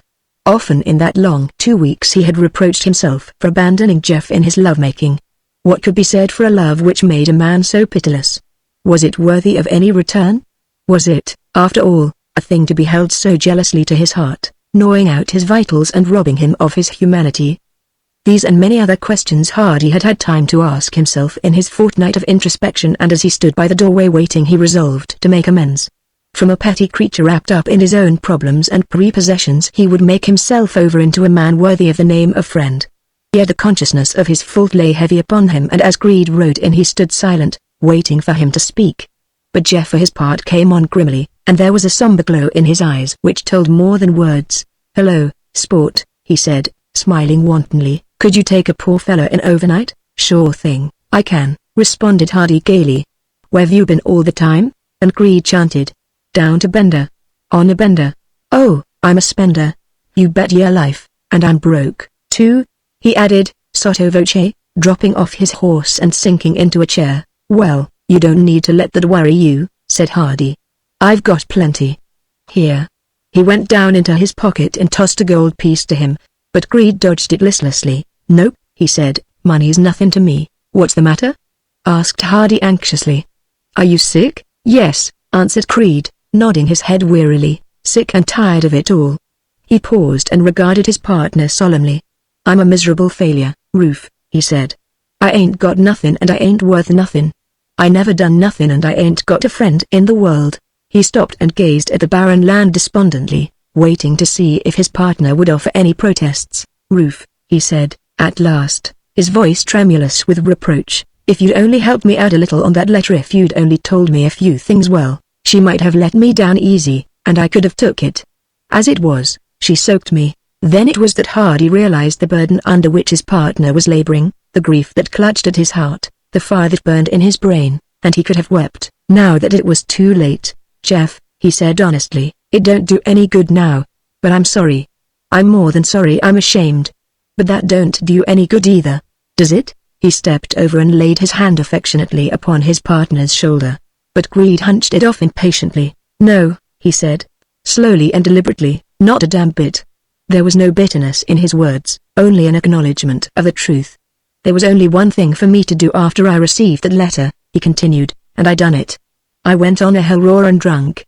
That's right. I filled up on that 40-rod whiskey until I was crazy drunk, and then I picked out the biggest man in town and fought him to a whisper." He sighed and glanced at his swollen knuckles, which still showed the marks of combat. "That fella was a Jim Dandy scrapper," he said, smiling magnanimously, but I downed him. All right.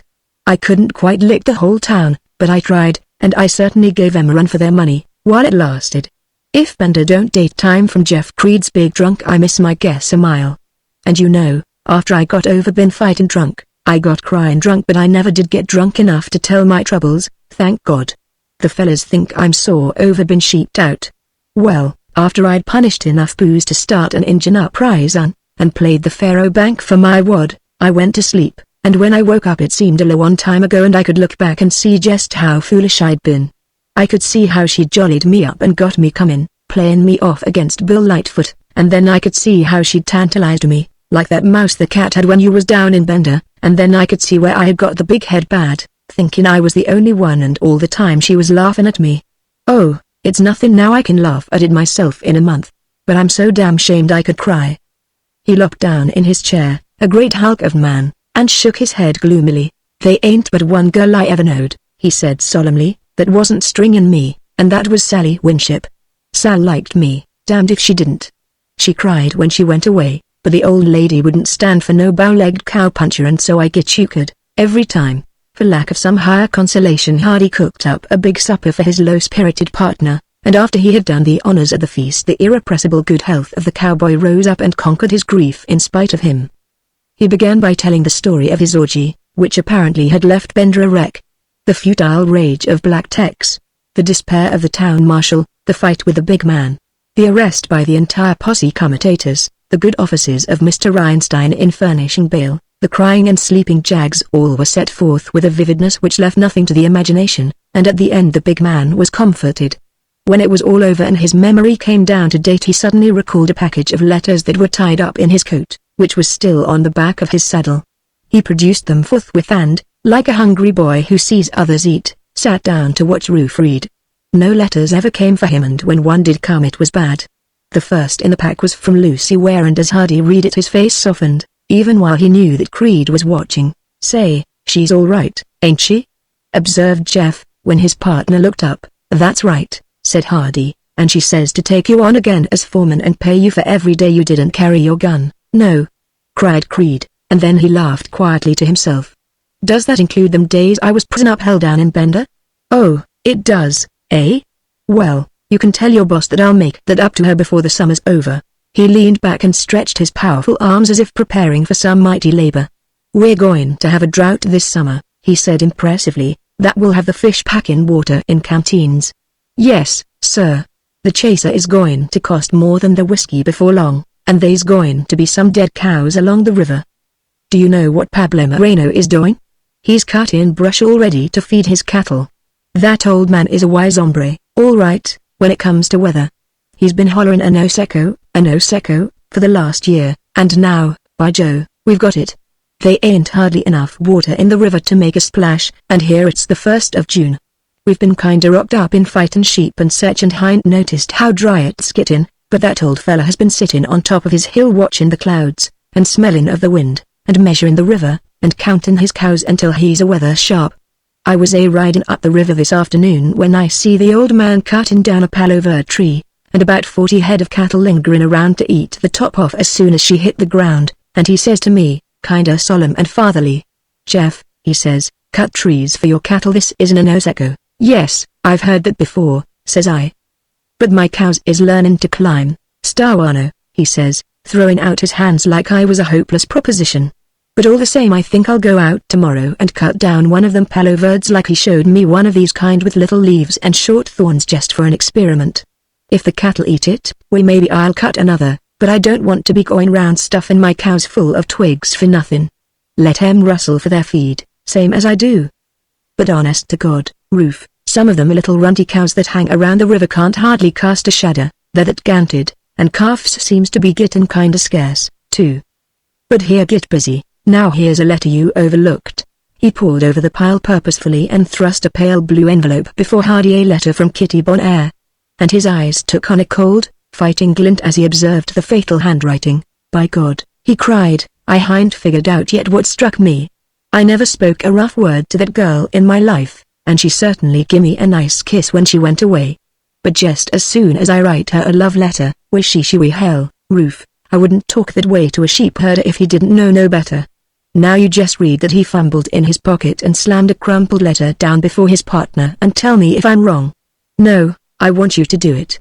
"Well, I'll read it to you, then." He ripped open the worn envelope, squared his elbows across the table, and opened the scented enclosure defiantly, but before he could read it Hardy reached out suddenly and covered it with his hand. "Please don't, Jeff," he said, his face pale and drawn. "It was all my fault. I should have told you, but please don't read it to me. I can't stand it." "Oh, I don't know," retorted Creed coldly. "I reckon you can stand it if I can. Now suppose you wrote a real nice letter, the best you know how, to your girl, and she handed you something like this: 'My dear Mr. Creed, your amazing letter here, what ye doing?' I won't listen to it," cried Hardy, snatching the letter away. "It's, now looky here, Ruth Hardy," began Creed, rising up angrily from his chair. "I want to tell you right now that you've got to read that letter or lick me, and I doubt if you can do that, the way I happen to be feeling. You got me into this in the first place, and now, by God, you'll see it out. Now you read that letter and tell me if I'm wrong." He reared up his head as he spoke, and Hardy saw the same fierce gleam in his eyes that came when he harried the sheep. But there was something beside that moved his heart to pity.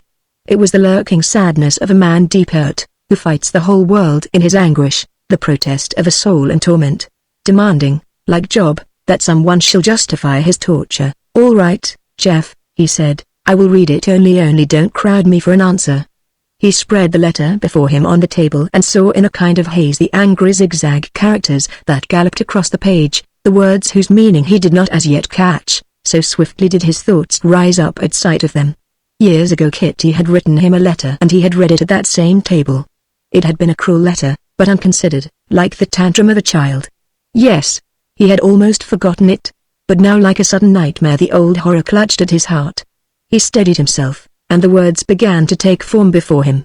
Surely she would be gentle with Jeff. He was so big and kind. Then he read on, slowly, grasping at the meaning, and once more his eyes grew big with horror at her words. He finished, and bowed his head upon the table, while the barren room whirled before him. From his place across the table the big cowboy looked down upon him, grim and masterful, yet wondering at his silence. "Well, am I wrong?" he demanded, but the little man made no answer. Upon the table before Hardy there lay another letter, written in that same woman's hand, a letter to him, and the writing was smooth and fair. Jeff had brought it to him, tied behind his saddle, and he stood before him now, waiting. "Am I wrong?" he said again, but Hardy did not answer in words. Holding the crumpled letter behind him he took up his own fair missive, such a one as he would have died for in years gone by, and laid it on the fire, and when the tiny flame leapt up he dropped the other on it and watched them burn together. "Well, how about it?" inquired Creed, awed by the long silence, but the little man only bowed his head. "Who am I, to judge?" he said. Chapter 20 The Drought. For a year the shadowy clouds had flitted past Hidden Water, drifting like flocks of snowy birds to their resting place against the peaks, and as the wind raged and the darkness gathered the cattle had raised their heads and bellowed, sniffing the wet air. In summer the thunderheads had mounted to high heaven and spread from east to west. The heat lightning had played along the horizon at night, restless and incessant. The sky had turned black and the south wind had rushed up, laden with the smell of distant showers. At last the rain had fallen, graciously, bringing up grass and browse, and flowers for those who sought them. But all the time the water lay in black pools along the shrunken river, trickling among the rocks and eddying around huge snags of driftwood, clear, limpid, sparkling, yet always less and less. Where the winter floods had scoured the lowlands clear, a fuzz of baby trees sprang up, growing to a rank prosperity and dying suddenly beneath the sun. Along the river's edge little shreds of watercress took root and threw out sprouts and blossoms. The clean water brought forth snaky eelgrass and scum which fed a multitude of fishes. In the shadows of deep rocks the great bony tails and Colorado River salmon lay in contented shoals, like hogs in wallows, but all the time the water grew less and less. At every shower the Indian wheat sprang up on the mesas, the myriad grass seeds germinated and struggled forth, sucking the last moisture from the earth to endow it with more seeds. In springtime the deep-rooted mesquites and paloverds threw out the golden halo of their flowers until the canyons were aflame. The soggy sorrows drank a little at each sparse downpour and defied the drought. All the world of desert plants flaunted their pigmented green against the barren sky as if in grim contempt, but the little streams ran weaker and weaker, creeping along under the sand to escape the pitiless sun. As Creed and Hardy rode out from Hidden Water, the earth lay dead beneath their horses' feet, stark and naked, stripped to the rocks by the sheep. Even on Bronco Mesa the ground was shorn of its covering. The cloven hoofs of the sheep had passed over it like a scalping knife, tearing off the last sun-blasted fringe of grass. In open spaces where they had not found their way, the gaunt cattle still curled their hungry tongues beneath the bushes and fetched out spears of grass, or licked the scanty Indian wheat from the earth itself. With lips as tough and leathery as their indurated faces, the hardiest of them worked their way into bunches of stick cactus and colas, breaking down the guard of seemingly impenetrable spines and munching on the juicy stalks, while along the ridges long-necked cows bobbed for the high browse which the sheep had been unable to reach. The famine was upon them. Their hips stood out bony and unsightly above their swollen stomachs as they racked across the benches, and their eyes were wild and haggard. But to the eye of Creed, educated by long experience, they were still strong and whole. The weaklings were those that hung about the water, footsore from their long journeyings to the distant hills and too weary to return. At the spring hole at Carrizo they found them gathered, the runts and roughs of the range, old cows with importunate calves bunting at their flaccid udders, young heifers, unused to rustling for two, or hannas with no mothers to guide them to the feed, rough steers that had been busted and half crippled by some reckless cowboy, all the unfortunate and incapable ones, standing dead-eyed and hopeless or limping stiffly about. A buzzard rose lazily from a carcass as they approached, and they paused to note the brand. Then Creed shook his head bodingly and rode into the bunch by the spring. At a single glance the rodeo boss recognized each one of them and knew from whence he came. He jumped his horse at a wild steer and started him toward the ridges. The cows with calves he rounded up more gently, turning them into the upper trail. The Oahanas, poor helpless orphans that they were, followed hopefully, leaving one haggard-eyed old stag behind. Creed looked the retreating band over critically and shook his head again. "Don't like it," he observed, briefly, and then, unlocking the ponderous padlock that protected their cabin from hungry sheepmen, he went in and fetched out the axe. "Guess I'll cut a tree for that old stiff," he said. From his stand by the long troughs where all the mountain cattle watered in summer, the disconsolate old stag watched the felling of the tree curiously. Then after an interval of dreary contemplation, he racked his hide-bound skeleton over to the place and began to browse. Presently the rocks began to clatter on the upper trail, and an old cow that had been peering over the brow of the hill came back to get her share. Even her little calf, whose life had been cast in thorny ways, tried his new teeth on the tender ends and found them good. The Oahanas drifted in one after the other, and other cows with calves, and soon there was a little circle about the treetop, munching at the soft, brittle twigs. "Well, that settles it," said Creed. "One of us stays here and cuts brush, and the other works around hidden water. This ain't the first drought I've been through, not by no means, and I've learned this much: the Alamo can be dry as a bone and Carrizo, too, but there's always water here and at the home ranch. Sooner or later every cow on the range will be going to one place or the other to drink, and if we give 'em a little bait of brush each time it keeps 'em from getting too weak. As long as a cow will rustle she's all right, but the minute she's too weak to travel she gets to be a water bum, hangs around the spring and drinks until she starves to death. But if you feed 'em a little every day they'll drift back to the ridges at night and pick up a little more. I'm sorry for them lily white hands of yourn, pardner, but which place would you like to work at?" "Hidden water," replied Hardy, promptly, "and I bet I can cut as many trees as you can." "I'll go you, for a $5," exclaimed Creed, emuliously. "Next time Raphael comes in tell him to bring me up some more grub and baled hay, and I'm fixed. And say, when you write to the boss you can tell her I've traded my gun for an axe." As Hardy turned back towards home he swung in a great circle and rode down the dry bed of the Alamo, where water-worn boulders and ricks of mountain drift lay strewn for miles to mark the vanished stream. What a power it had been in its might, floating sycamores and ironwoods as if they were reeds, lapping high against the granite walls, moving the very rocks in its bed until they ground together. But now the sand lay dry and powdery, the willows and bottomwoodies were dead to the roots, and even the ancient cottonwoods from which it derived its name were dying inch by inch. 100 years they had stood there, defying storm and cloudburst, but at last the drought was sucking away their life. On the mesa the waxy greasewood was still verdant, the gorged sorrows stood like great tanks, skin-tight with bitter juice, and all the desert trees were tipped with green, but the children of the river were dying for a drink. A string of cattle coming in from the rolls stopped and stared at the solitary horseman, head up against the sky. Then as he rode on they fell in behind him, traveling the deep worn trail that led to hidden water. At the cleft gate of the pass, still following the hard-stamped trail, Hardy turned aside from his course and entered, curious to see his garden again before it succumbed to the drought. The before him stood the sycamores, as green and flourishing as ever. The eagle soared out from his cliff, the bees owned in their caves, and beyond the massive dike that barred the way the tops of the elders waved the last of their creamy blossoms. In the deep pool the fish still darted about, and the waterfall that fed it was not diminished. The tinkle of its music seemed even louder, and as Hardy looked below he saw that a little stream led way from the pool, flowing in the trench where the cattle came to drink. It was a miracle, springing from the bosom of the earth from whence the waters come. When all the world outside lay dead and bare, hidden water flowed more freely, and its garden lived on untouched. Never had Hardy seen it more peaceful, and as he climbed the Indian steps and stood beneath the elder, where Chuparosa had built her tiny nest, his heart leapt suddenly as he remembered Lucy. Here they had sat together in the first gladness of her coming, reading his forgotten verse and watching the eagle's flight, only for that one time, and then the fight with the sheep had separated them. He reached up and plucked a spray of elder blossoms to send her for a keepsake, and then like a blow he remembered the forget-me-not. From that same garden he had fetched her a forget-me-not for repentance, and then forgotten her for Kitty. Who but Lucy could have left the little book of poems, or treasured a flower so long to give it back at parting? And yet in his madness he had forgotten her. He searched wistfully among the rocks for another forget-me-not, but the hot breath of the drought had killed them. As he climbed slowly down the stone steps he mused upon some poem to take the place of the flowers that were dead, but the spirit of the drought was everywhere. The very rocks themselves, burnt black by centuries of sun, were painted with Indian prayers for rain. 1,000 times he had seen the sign, hammered into the blasted rocks, the helix, that mystic symbol of the ancients, a circle, ever widening, never-ending comma, and wondered at the fate of the vanished people who had prayed to the sun for rain. The fragments of their sacrificial altars lay strewn among the boulders, but the worshippers were dead, and now a stranger prayed to his own god for rain.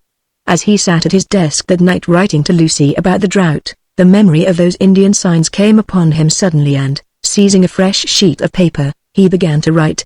At the second stanza he paused, planned out his rhymes and hurried on again, but just as his poem seemed finished, he halted at the last line. Wrestle as he would, he could not finish it. The rhymes were against him, it would not come right.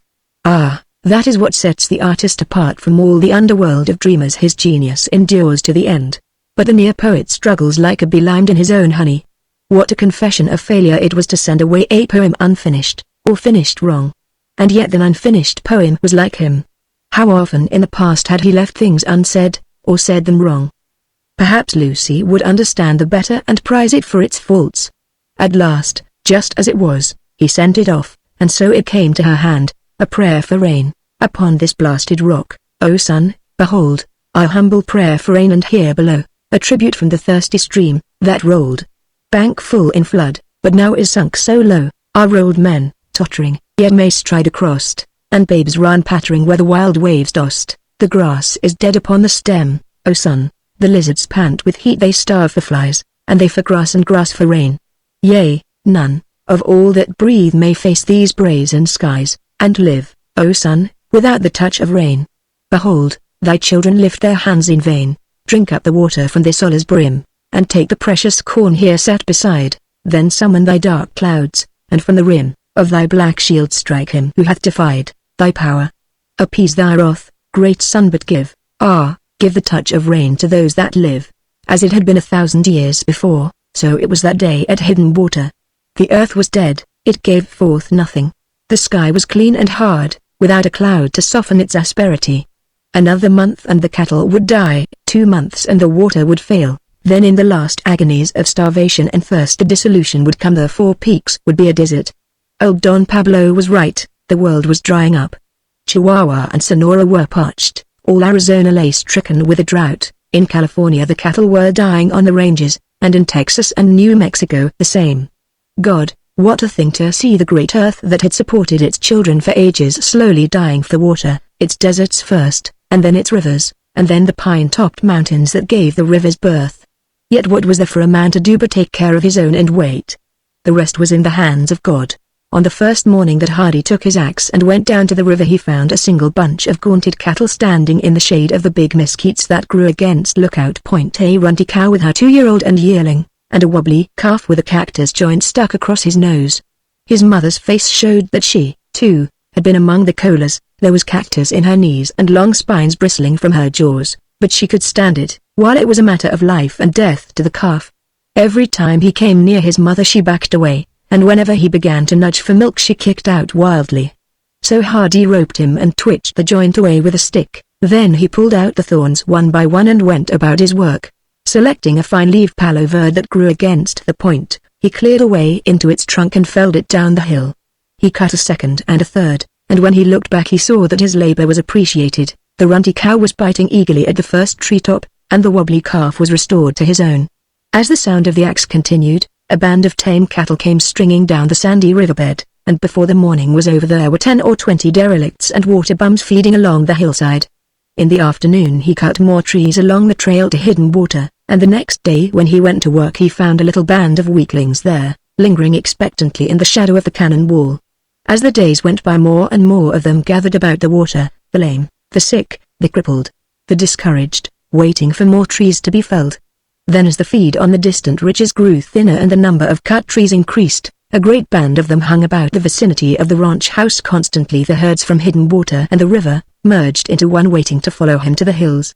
For a mile up and down the cannon of the Alamo, the palo-verde stumps dotted the hillside, each with its top below it, stripped to the bark and bed of every twig. As the breathless heat of July came on, Hardy was up before dawn, hewing and felling, and each day the long line of cattle grew.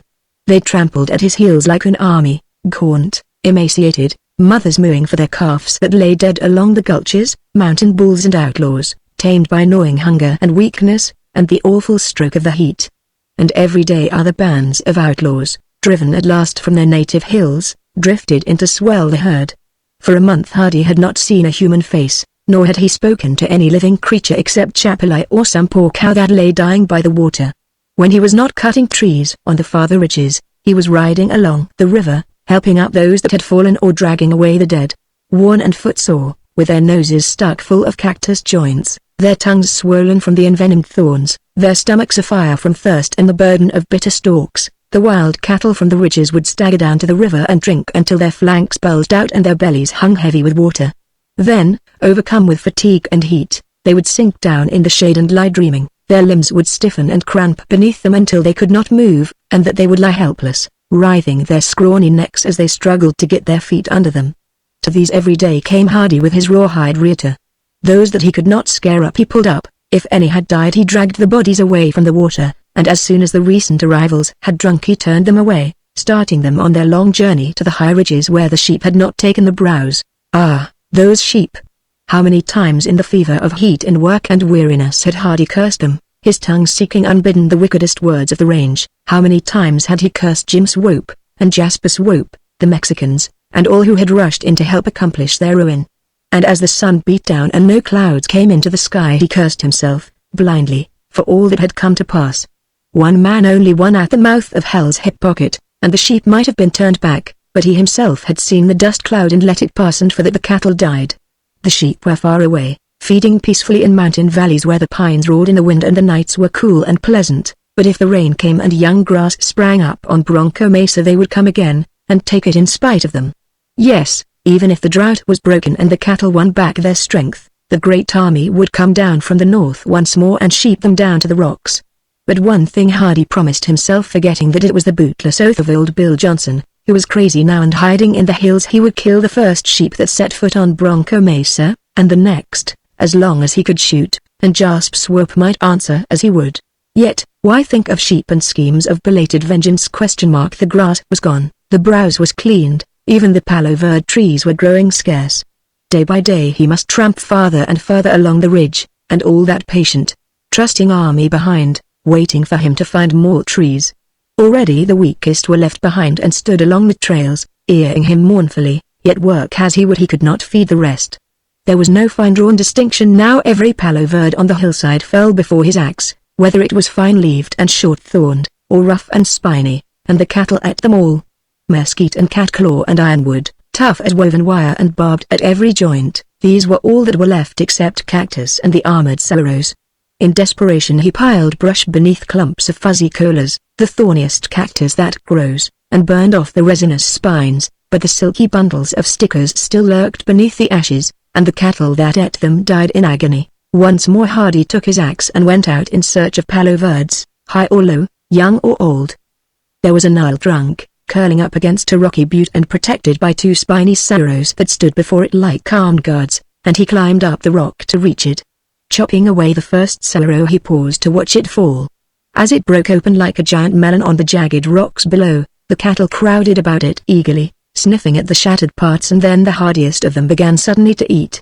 On the outside the wiry spines stood in rows like 2-inch knife blades, but now the juicy heart, laid open by the fall, was exposed, and the cattle munched it greedily. A sudden hope came to Hardy as he watched them feed, and, climbing higher, he felled two more of the desert giants, dropping them from their foothold against the butte far down into the rocky cañon. As they struck and burst, and the sickly aroma filled the air, the starved cattle, bitten with a new appetite, rushed forward in hordes to eat out their bitter hearts. At last, when the battle had seemed all but over, he had found a new food, one that even Pablo Moreno had overlooked, each plant a ton of bitter pulp and juice. The coarse and wiry spines, whose edges would turn an axe, were conquered in a moment by the fall from the precipitous cliffs. And the mesa was covered with them, like a forest of towering pincushions, as far as the eye could see.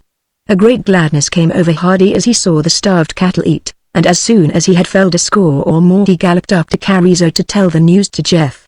The mesa was deserted of every living creature. There was not a snake track in the dust or a raven in the sky, but as he topped the brow of the hill and looked down into the cañon, Hardy saw a great herd of cattle, and Creed in the midst of them still hacking away at the thorny palo verdes. At the clatter of hooves, the big man looked up from his work, wiping the sweat and grime from his brow, and his face was hard and drawn from working beyond his strength. "Hello," he called. "How's things down your way, water holding out?" "Well, you're in luck, then. I've had to dig the spring out twice, and you can see how many cows I'm feeding. But say," he continued, "d'ye think it's as hot as this down in hell? Well, if I thought for a minute it'd be as dry I'd take a big drink and join the church. You can bet money on that." "What's the matter, have you got enough?" "I've got enough of cutting palo verdes," replied Hardy, "but you just lend me that axe for a minute and I'll show you something." He stepped to the nearest sorrow and with a few strokes felled it down the hill, and when Creed saw how the cattle crowded around the broken trunk he threw down his hat and swore. "Well damn me," he said, "for a pinhead. Here I've been cutting these ornery palo verdes until my hands are like a Gila monster's back, and now look at them cows eat giant cactus. There's no use talking, Roof, the fella that wears the number 5 hat and the number 40 jumper ain't worth hell room when you're around here. Gimme that axe."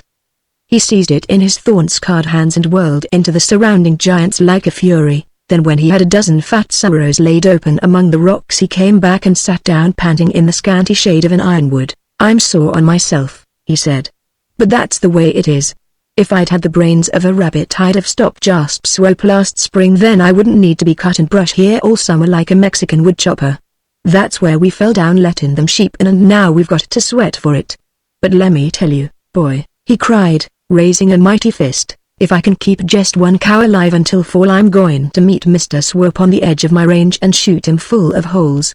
Nothing else will do. Somebody has got to be killed before this monkey business will stop. I've been making faces and skin in my teeth at that dastard long enough now, and I'm going to make him fight if I have to put high life on him." He stopped and looked out over the hillside where the heat quivered in rainbows from the rocks, and the naked palo verdes, stripped of their bark, bleached like skeletons beside their jagged stumps. "Say, Roof," he began, abruptly, "I'm going crazy." He shook his head slowly and sighed. "I always thought I was," he continued, "but old Bill Johnson blew in on me the other day. He's crazy, you know, and when I see him I knowed it. We, pardner, Bill is the most reasonable son of a gun you can imagine.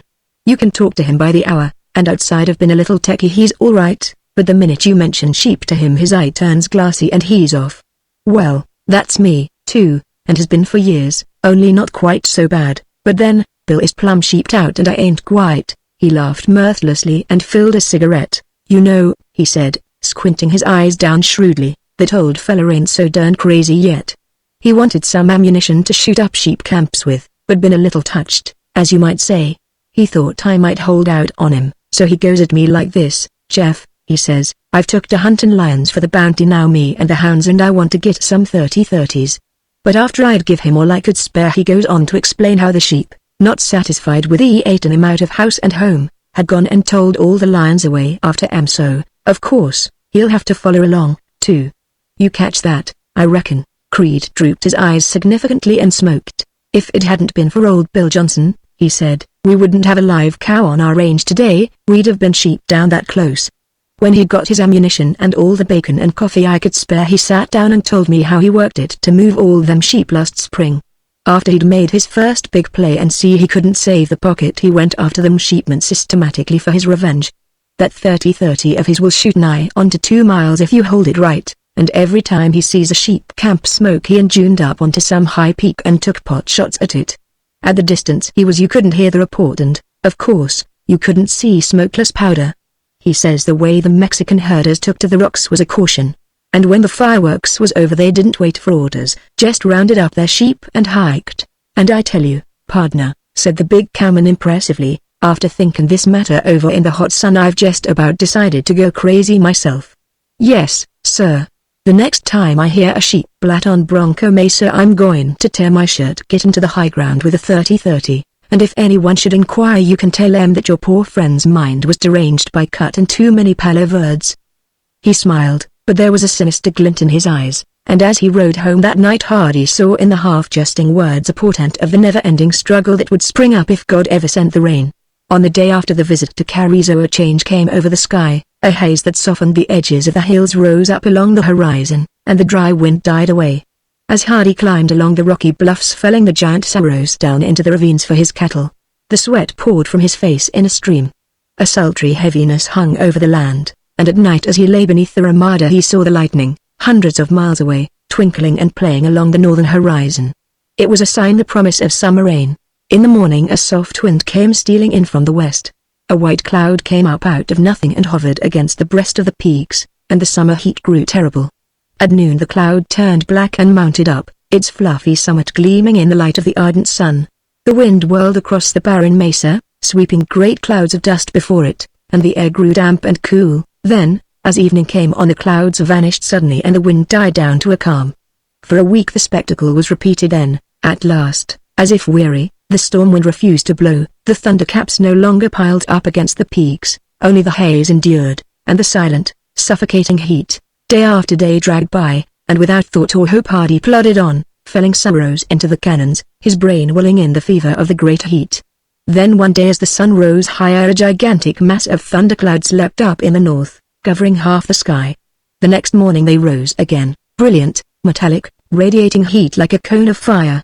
The heavens were crowned with sudden splendor, the gorgeous pageantry of summer clouds that rise rank upon rank, basking like newborn cherubim in the glorious light of the sun, climbing higher and higher until they reached the zenith. A moist breeze sprang up and rushed into the storm's black heart, feeding it with vapors from the Gulf. Then in the south, the home of the rain, another great cloud arose, piling in fluffy billows against the grim cliffs of the Superstitions and riding against the flying cohorts that reared their snowy heads in the north. The wind fell and all nature lay hushed and expectant, waiting for the rain. The cattle would not feed, the bearded ravens sat voiceless against the cliffs, the gaunt trees and shrubs seemed to hold up their arms for the rain that did not come. For after all its pomp and mummery, its black mantle that covered all the sky and the bravery of its trailing skirts, the storm, that rode in upon the wind like a king, slunk away at last like a beaten craven. Its black front melted suddenly, and its draggled banners, trailing across the western sky, vanished utterly in the kindling fires of sunset. As he lay beneath the starlit sky that night, Hardy saw a vision of the end, as it would come. He saw the cannons stripped clean of their high-standing sorrows, the spring at Carrizo dry, the river stinking with the bodies of the dead, even hidden water quenched at last by the drought. Then a heavy sleep came upon him as he lay sprawling in the pitiless heat, and he dreamed of gaunt steers and lowing cows, and skeletons, strewn along the washes, of labor, never-ending, and sweat, dripping from his face. He woke suddenly with the horror still upon him and gazed up at the sky, searching vainly for the stars. The night was close and black. There was a stir among the dead leaves as if a snake writhed past, and the wind breathed mysteriously through the bare trees. Then a confused drumming came to his ears, something warm and wet splashed against his face, and into his outstretched hand God sent a drop of rain. Chapter 21 The Flood. The rain came to hidden water in great drops, warmed by the sultry air.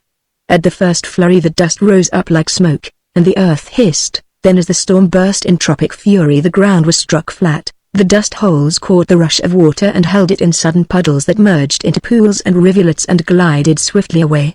Like a famine-stricken creature, the parched earth could not drink, Its bone-dry dust set like cement beneath the too generous flood and refused to take it in, and still the rain came down in sluicing torrents that never stayed or slackened. The cracked dirt of the Ramada roof dissolved and fell away, and the stick frame leaked like a sieve. The rain wind, howling and rumbling through the framework, hurled the water to the very door where Hardy stood, and as it touched his face, a wild, animal exultation overcame him and he dashed out into the midst of it. God, it was good to feel the splash of rain again, to lean against the wind, and to smell the wet and mud. He wandered about through it recklessly, now bringing in his saddle and bedding, now going out to talk with his horse, at last simply standing with his hands outstretched while his whole being gloried in the storm. As the night wore on and the swash of water became constant, Hardy lay in his blankets listening to the infinite harmonies that lurk in the echoes of rain, listening and laughing when, out of the rumble of the storm, there rose the deeper thunder of running waters. Already the rocky slides were shedding the downpour, the draws and gulches were leading it into the creek. But above their gurgling murmur there came a hoarse roar that shook the ground, reverberating through the damp air like the diapason of some mighty storm piece. At daybreak he hurried up the canon to find its source, plunging along through the rain until, on the edge of the bluff that looked out up the Alamo, he halted, astounded at the spectacle. From its cleft gate hidden water, once so quiet and peaceful, was now vomiting forth mud, rocks, and foaming waters in one mad torrent. It overwhelmed the creek, piling up its debris in a solid dam that stretched from bank to bank, while from its lower side a great sluiceway of yellow water spilled down into the broad bed of the Alamo. Above the dam, where the cannon boxed in between perpendicular walls, there lay a great lagoon, a lake that rose minute by minute as if seeking to override its dam, yet held back by the torrent of sand and water that hidden water threw across its path. For an hour they fought each other, the Alamo striving vainly to claim its ancient bed, hidden water piling higher its hurtling barrier. Then a louder roar reverberated through the valley and a great wall of dancing water swept down the cannon and surged into the placid lake. On its breast it bore brush and sticks, and trees that waved their trunks in the air like the arms of some devouring monster as they swooped down upon the dam. At last the belated waters from above had come. The outpourings of 100 mountain creeks that had belched forth into the Alamo like summer cloudbursts. The forefront of the mighty storm crest lapped over the presumptuous barrier in one hissing, high-flung waterfall. Then with a final roar the dam went out and, as the boulders groaned and rumbled beneath the flood, the Alamo overwhelmed them and thundered on. A sudden sea of yellow water spread out over the lower valley, trees bent and crashed beneath the weight of drift, the pasture fence ducked under and was gone. Still irked by its narrow bed the Alamo swung away from the rock-bound bench where the ranch house stood and, uprooting everything before it, plowed a new channel to the river. As it swirled past, Hardy beheld a tangled wreckage of cottonwoods and sycamores, their tops killed by the drought, hurried away on this overplus of waters, the bare limbs of palo verdes, felled by his own axe, and sun-dried skeletons of cattle, light as cork, dancing and bobbing as they drifted past the ranch. The drought was broken, and as the rain poured down it washed away all token of the past. Henceforward there would be no sign to move the uneasy spirit, no ghastly relic, hinting that God had once forgotten them. Only the water-scarred gulches and canyons, and the ricks of driftwood, piled high along the valleys in memory of the flood. All day the rain sluiced down, and the Alamo went wild in its might, throwing a huge dam across the broad bed of the river itself. But when at last in the dead of night the storm crest of the Salagua burst forth, raging from its long jostling against chasm walls, a boom like a thunder of cannon echoed from all the high cliffs by hidden water, and the warring waters, bellowing and tumbling in their titanic fury, joined together in a long, mad race to the sea. So ended the great flood, and in the morning the sun rose up clean and smiling, making a diamond of every dewdrop. Then once more the cattle gathered about the house, waiting to be fed, and Hardy went out as before to cut sorrows. On the second day the creek went down and the cattle from the other bank came across, lowing for their share. But on the third day, when the sprouts began to show on the twining stick cactus, the great herd that had dogged his steps for months left the bitter sorrows and scattered across the mesa like children on a picnic, nipping eagerly at every shoot. In a week the flowers were up and every bush was radiant with new growth. The grass crept out in level places, and the flats in the valley turned green, but the broad expanse of Bronco Mesa still lay half barren from paucity of seeds. Where the earth had been torn up and trampled by the sheep the flood had seized upon both soil and seed and carried them away, leaving nothing but gravel and broken rocks. The sheep trails had turned to trenches, the washes to gulches, the gulches to ravines. The whole mesa was crisscrossed with tiny gullies where the water had hurried away, but every tree and bush was in its glory, clothed from top to bottom in flaunting green. Within a week the cattle were back on their old ranges, all that were left from famine and drought. Some there were that died in the midst of plenty, too weak to regain their strength. Others fell sick from overeating and lost their hard-earned lives. Mothers remembered calves that were lost and bellowed mournfully among the hills. But as rain followed rain and the grass matured, a great peace settled down upon the land. The cows grew round-bellied and sleepy-eyed, the bulls began to roar along the ridges, and the Four Peaks cattlemen rode forth from their mountain valleys to see how their neighbors had fared. They were a hard-looking bunch of men when they gathered at the Dossett ranch to plan for the full rodeo. Heat and the long drought had lined their faces deep, their hands were worn and grabbed from months of cutting brush, and upon them all was the sense of bitter defeat. There would be no branding in the pens that full. The spring calves were all dead, nor was there any use in gathering beef steers that were sure to run short weight. There was nothing to do, in fact, but count up their losses and organize against the sheep. It had been a hard summer, but it had taught them that they must stand together or they were lost. There was no one now who talked of waiting for forest reserves, or of diplomacy and peace. Every man was for war, and war from the jump, and Jefferson Greed took the lead. "Fellas," he said, after each man had had his say, "there's only one way to stop them sheep, and that is to stop the first band. Never mind the mandama herder, you can buy one for $20 a month. Get the sheep. Now suppose we stampede the first bunch that comes on our range and scatter 'em to hell. That's $15,000 gone. Goddamnity, boys, think of losing that much real money when you're on a make like Jim Swope. Jim would go crazy. He'd throw a fit, and, more than that, fellas," he added, sinking his voice to a confidential whisper, "he'd go round. Well, now, what ye going to do?"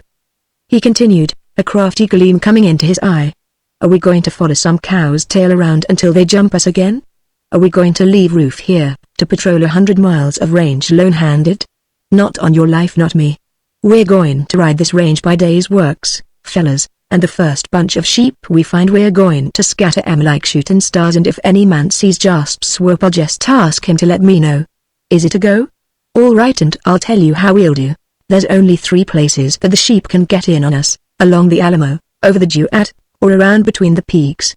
Well, the whole caboodle of us will camp up on the Alamo somewhere, and we'll just naturally ride them 3 ridges night and day. I'm going to ask one of you fellas to ride away up north and follow them sheepmen down, so they can't come a circumbendibus on us again.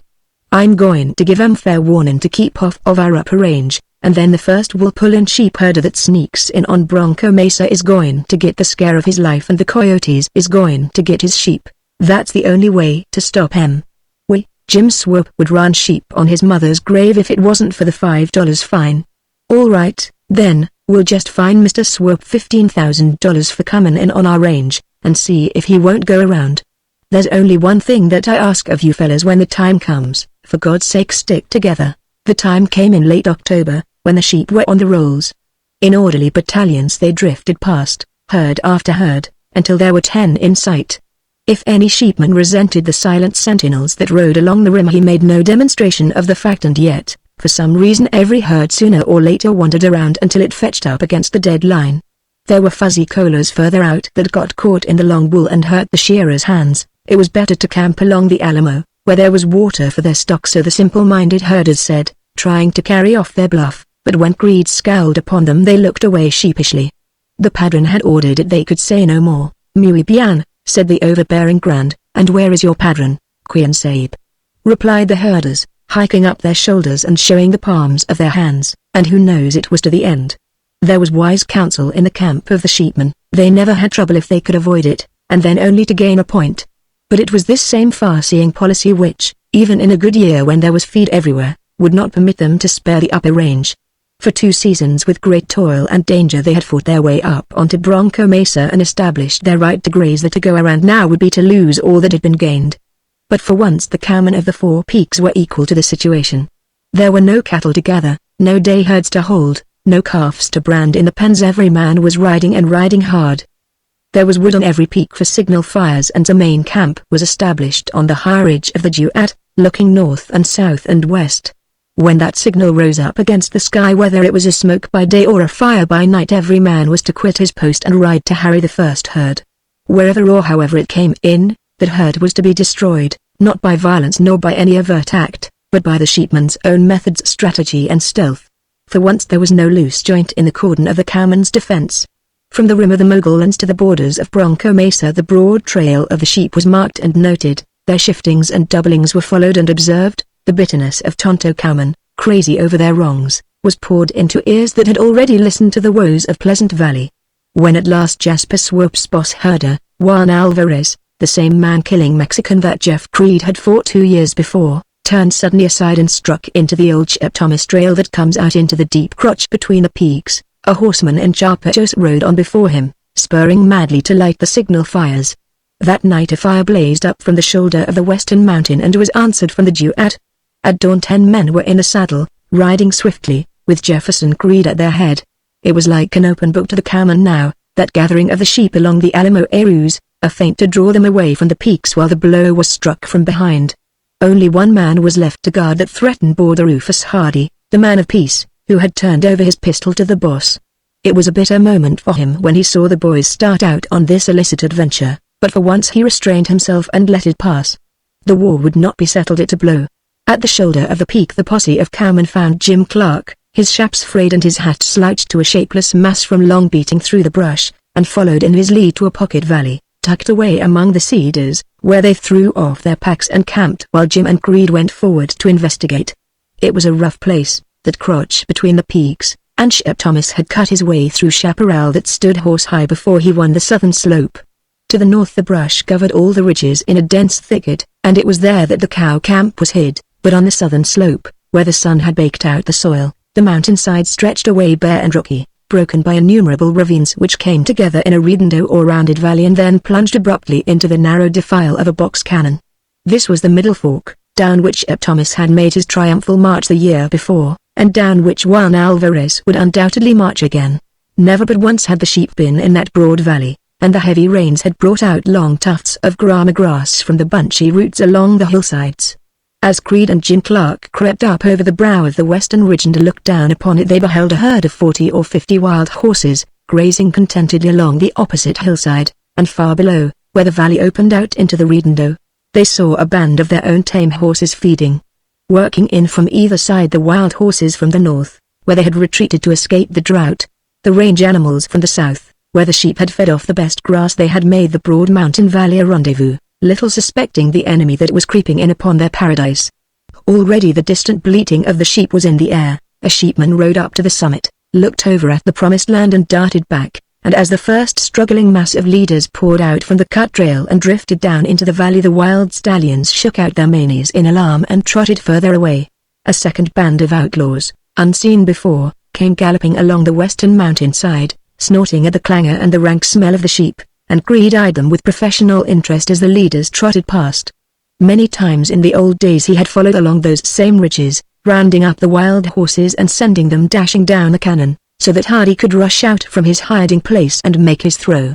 It was a natural hold-up ground, that redondo, and they had often talked of building a horse trap there, but so far they had done no more than rope a chance horse and let the rest go charging down the box cannon and out the other end onto Bronco Mesa. It was still early in the morning when Juan Alvarez rode down the pass and invaded the forbidden land. He had the name of a bad hombre, this boss herder of Jasper Swope, the kind that cuts notches on his rifle stock. Only one man had ever made Juan eat dirt, and that man now watched him from the high rocks with eyes that followed every move with the unblinking intentness of a mountain lion. "Hurrah!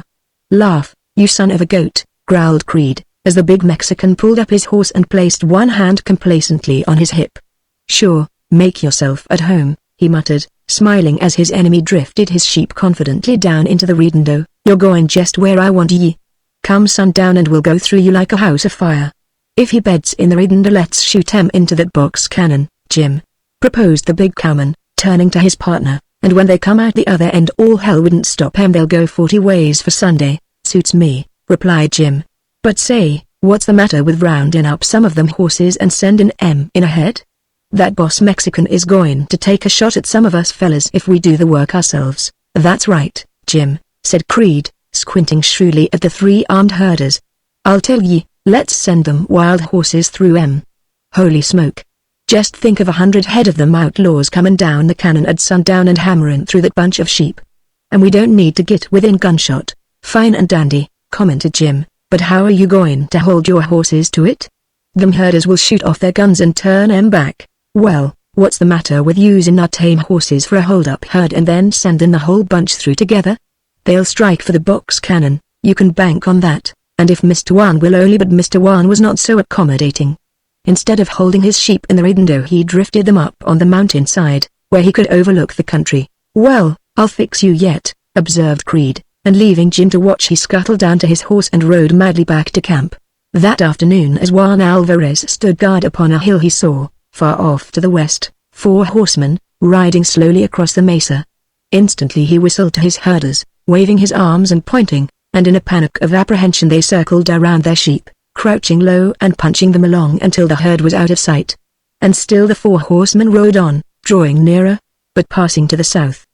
But the sheep, disturbed and separated by the change, now set up a plaintive bleating, and the boss herder, never suspecting the trap that was being laid for him, scrambled quickly down from his lookout and drove them into the only available hiding place, the box cannon. Many years in the sheep business had taught him into what small compass a band of sheep can be pressed, and he knew that, once thrown together in the dark cannon, they would stop their telltale blatting and go to sleep. Leaving his herders to hold them there, he climbed back up to his peak and beheld the cowboys in the near distance, but still riding east. An hour passed and the sheep had bedded together in silence, each standing with his head under another's belly, as is their wont, when the 4 horsemen, headed by Jeff Creed himself, appeared suddenly on the distant mountainside, riding hard along the slope. Galloping ahead of them in an avalanche of rocks was the band of loose horses that Alvarez had seen in the ridendo that morning, and with the instinct of their kind they were making for their old stamping ground. Once more the sheepman leapt up from his place and scampered down the hill to his herd, rounding up his pack animals as he ran. With mad haste he shooed them into the dark mouth of the cannon, and then hurried in after them like a badger that, hearing the sound of pursuers, backs into some neighboring hole until nothing is visible but teeth and claws. So far the boss herder had reasoned well. His sheep were safe behind him and his back was against a rock. 100 men could not dislodge him from his position if it ever came to a fight, but he had not reckoned upon the devilish cunning of horse-taming Jeff Creed.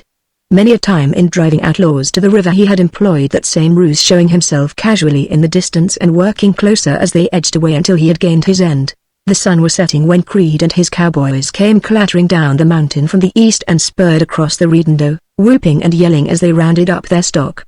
For half an hour they rode and hollered and swore, apparently oblivious of the filigree of sheep tracks with which the ground was stamped. Then as the remuda quieted down they circled slowly around their captives, swinging their wide-looped ropes and waiting for the grand stampede. The dusk was beginning to gather in the low valley and the weird even song of the coyotes was at its height when suddenly from the north there came a rumble, as if a storm gathered above the mountain, then with a roar and the thunder of distant hoofs, the crashing of brush and the nearer click of feet against the rocks, a torrent of wild horses poured over the summit of the pass and swept down into the upper valley like an avalanche. Instantly Creed and his cowboys scattered, spurring out on either wing to turn them fair for the box cannon, and the tame horses, left suddenly to their own devices, stood huddled together in the middle of the ridendo, fascinated by the swift approach of the outlaws. Down the middle of the broad valley they came, flying like the wind before their pursuers. At sight of Creed and his cowboys and the familiar hold-up herd they swerved and slackened their pace. Then as the half-circle of yelling cowmen closed in from behind they turned and rushed straight for the box cannon, their flint-like feet striking like whetted knives as they poured into the rocky pass. Catching the contagion of the flight the tame horses joined in of their own accord, and a howl of exultation went up from the Four Peaks cowmen as they rushed in to complete the overthrow. In one mad whirl they mingled wild horses and tame, and wilder riders behind, and before that irresistible onslaught Juan Alvarez and his herders could only leap up and cling to the rocky cliffs like bats. And the sheep? A minute after, there were no sheep. Those that were not down were gone, scattered to the winds, lost, annihilated. Seized by the mad contagion, the cowboys themselves joined in the awful rout, spurring through the dark cannon like devils let loose from hell. There was only one who kept his head and waited, and that was Jefferson Creed. Just as the last wild rider flashed around the corner he jumped his horse into the cannon and, looking around, caught sight of Juan Alvarez, half distraught, crouching like a monkey upon a narrow ledge. "Well, what the hell?" he cried, with well-feigned amazement. "I didn't know you was here." The sheepman swallowed and blinked his eyes, that stood out big and round like an owl's. "Oh, that's all right," he said, "but it wouldn't have made a damn bit of difference if I had," added Creed, and then, flashing his teeth in a hectoring laugh, he put spurs to his horse and went thundering after his fellows. Not till that moment did the evil-eyed Juan Alvarez sense the trick that had been played upon him. Cabron! He screamed, and whipping out his pistol he emptied it after Creed, but the bullets spattered harmlessly against the rocks. Early the next morning Jefferson Creed rode soberly along the western rim of Bronco Mesa, his huge form silhouetted against the sky, gazing down upon the sheep camps that lay along the Alamo, and the simple-minded Mexicans looked up at him in awe. But when the recreant herders of Juan Alvarez came skulking across the mesa and told the story of the stampede, a sudden panic broke out that spread like wildfire from camp to camp. Orders or no orders, the timid Mexicans threw the sawhorses onto their burros, packed up their blankets and moved, driving their bawling sheep far out over the rolls, where before the colas had seemed so bad. It was as if they had passed every day beneath some rock lying above the trail, until, looking up, they saw that it was a lion, crouching to make his spring. For years they had gazed in wonder at the rage and violence of Grand Creed, marveling that the Padron could stand against it, but now suddenly the big man had struck, and bravo Juan Alvarez had lost his sheep. Hunt as long as he would, he could not bring in a tenth of them. Malo. The boss would fire one and then make him walk to town, but they who by some miracle had escaped, would flee while there was yet time. For 2 days Creed rode along the rim of Bronco Mesa, that dead line which at last the sheepman had come to respect, and when at last he sighted Jim Swope coming up from hidden water with 2 men who might be officers of the law, he laughed and went to meet them. Year in and year out Jim Swope had been talking law. Now at last they would see this law, and find out what it could do. One of the men with Swope was a deputy sheriff. Creed could tell that by his star, but the other man might be almost anything, a little fat man with a pointed beard and Congress shoes, a lawyer, perhaps, or maybe some town detective. "Is this Mr. Creed?"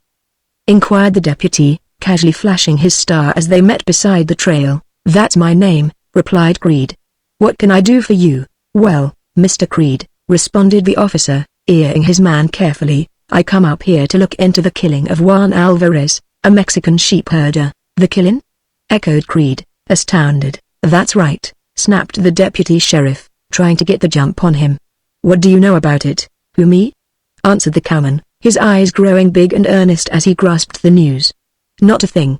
The last time I saw Juan Alvarez he was standing on a ledge of rocks way over yonder in the Middle Fork, and he certainly was all right then." "Yes." "And when was this, Mr. Creed?" "Day before yesterday, about sundown." "Day before yesterday, eh? And just what was you doing over there at the time?" "Well, I'll tell ye," began Creed circumstantially. "Me and Ben Revis and a couple of the boys had gone over toward the pocket to catch up our horses. They turned back on us and finally we run 'em into that big radando up in the Middle Fork. I reckon we was riding back and forth half an hour out there getting 'em stopped, and we never heard a peep out of this Mexican, but just as we got our Amida quieted down and was egging in to rope out the ones we wanted, here comes a big band of wild horses that the other boys had scared up over behind the peaks, roaring down the canyon and into us. Of course, there was nothing for it then but to get out of the way and let him pass, and we did it, damn quick. Well, sir, that bunch of wild horses went by us like the mill-tails of hell, and of course our Amida stampeded after 'em and the whole outfit went bailing through the box canyon, where it turned out Juan Alvarez had been hiding his sheep. That's all I know about it." "Well, did you have any trouble of any kind with this deceased Mexican, Mr. Creed?" "Of course you don't need to answer that if it will incriminate you, but I just wanted to know, you understand." "Oh, that's all right," responded the cowman, waving the suggestion aside with airy unconcern. "This is the first I've heard of any killing, but then as you're an officer I might as well come through with what I know. I don't deny for a minute that I've had trouble with Juan. I had a fist fight with him a couple of years ago, and I licked him, too, but seeing him up on that ledge of rocks when I rode through after my horses was certainly one of the big surprises of my life." "Ah, you were surprised, was ye?" snarled Swope, who had been glowering at him malignantly through his long recital. "Maybe, yes, I was surprised," retorted Creed angrily. "And I was like the man that received the gold-headed cane, I was pleased, too, if that's what you're driving at. I don't doubt you and just sent that damn greaser in there to sheep us out, and if he got killed you've got yourself to thank for it. He had no business in there, in the first place, and in the second place, I gave you fair warning to keep him out. You hear that, Mr. Officer?" cried the sheepman. "He admits making threats against the deceased, he—" Just a moment, Mr. Swope," interposed the deputy sheriff pacifically. "Did you have any words with this Juan Alvarez, Mr. Creed, when you saw him in the canyon? Any trouble of any kind?" "No, We didn't have what you might call trouble, that is, nothing serious. Well, just what words passed between you? This gentleman here is the coroner. We've got the body down at the ranch house, and we may want to subpoena you for the inquest. Glad to meet you, sir, said Creed politely. Well, all there was to it was this: when I rode in there and see that damn Mexican standing up on a ledge with his eyes bulging out, I says, what in hell, I didn't know you was here. And he says, oh, that's all right. Just listen to the son of a gun lie, yelled Jim Swope, beside himself with rage. Listen to him. He said that was all right. Did he? 3,000 head of sheep stampeded. Yes, roared Creed. He said, that's all right. And what's more, there was another Mexican that had heard him. Now how about it, officer? How much have I got to take off this damn sheep puller before I get the right to talk back? Is he the judge and jury in this matter, or is he just a plain Buttinsky? I'll have to ask you gentlemen to key down a little, replied the deputy noncommittally, and let's get through with this as soon as possible. Now, Mr. Creed, you seem to be willing to talk about this matter. I understand that there was some shots fired at the time you speak of. Sure thing, replied Creed. One took a couple of shots at me as I was going down the cannon. He looked so damn funny, sitting up on that ledge like a monkey-faced towel, that I couldn't help laughing, and of course it riled him some. But that's all right, I wouldn't hold it up against a dead man. The deputy sheriff laughed in spite of himself, and the coroner chuckled, too. The death of a Mexican sheep herder was not a very somber matter to gentlemen of their profession. I suppose you were armed? Inquired the coroner casually. I had my 6-shooter in my chaps. All right. Ah, is that the gun? What caliber is it? A .45. The officers of the law glanced at each other knowingly, and the deputy turned back toward the ranch. The deceased was shot with a .30-30, observed the coroner briefly, and then the matter was dropped. A .30-30, muttered Creed. Now who in? He paused and nodded his head, and a look of infinite cunning came into his face as he glanced over his shoulder at the retreating posse. Bill Johnson, he said, and then he laughed, but it was not a pleasant laugh. Chapter 22 Portents of War. There were signs of impending war on Bronco Mesa. As God sent the rain and the flowers and grass sprang up, they grappled with each other like murderers, twining rout about root for the water, fighting upward for the light, and when it was over the strongest had won. Every tree and plant on that broad range was barbed and fanged against his assault. Every creature that could not flee was armed for its own defense. It was a land of war, where the strongest always won. What need was there for words? Juan Alvarez was dead, shot from some distant peak while rounding up his sheep, and his sheep, too, were dead. They buried the boss herder under a pile of rocks on Lookout Point and planted a cross above him, not for its Christian significance, nor yet because Juan was a good Catholic, but for the Mexicans to look at in the spring, when the sheep should come to cross. Jim Swope attended to this himself, after the coroner had given over the body, and for a parting word he cursed Jeff Creed. Then for a day the world took notice of their struggle, the great outside world that had left them to fight it out. 3,000 head of sheep had been killed, mutton enough to feed a great city for a day had been destroyed, and all in a quarrel over public land.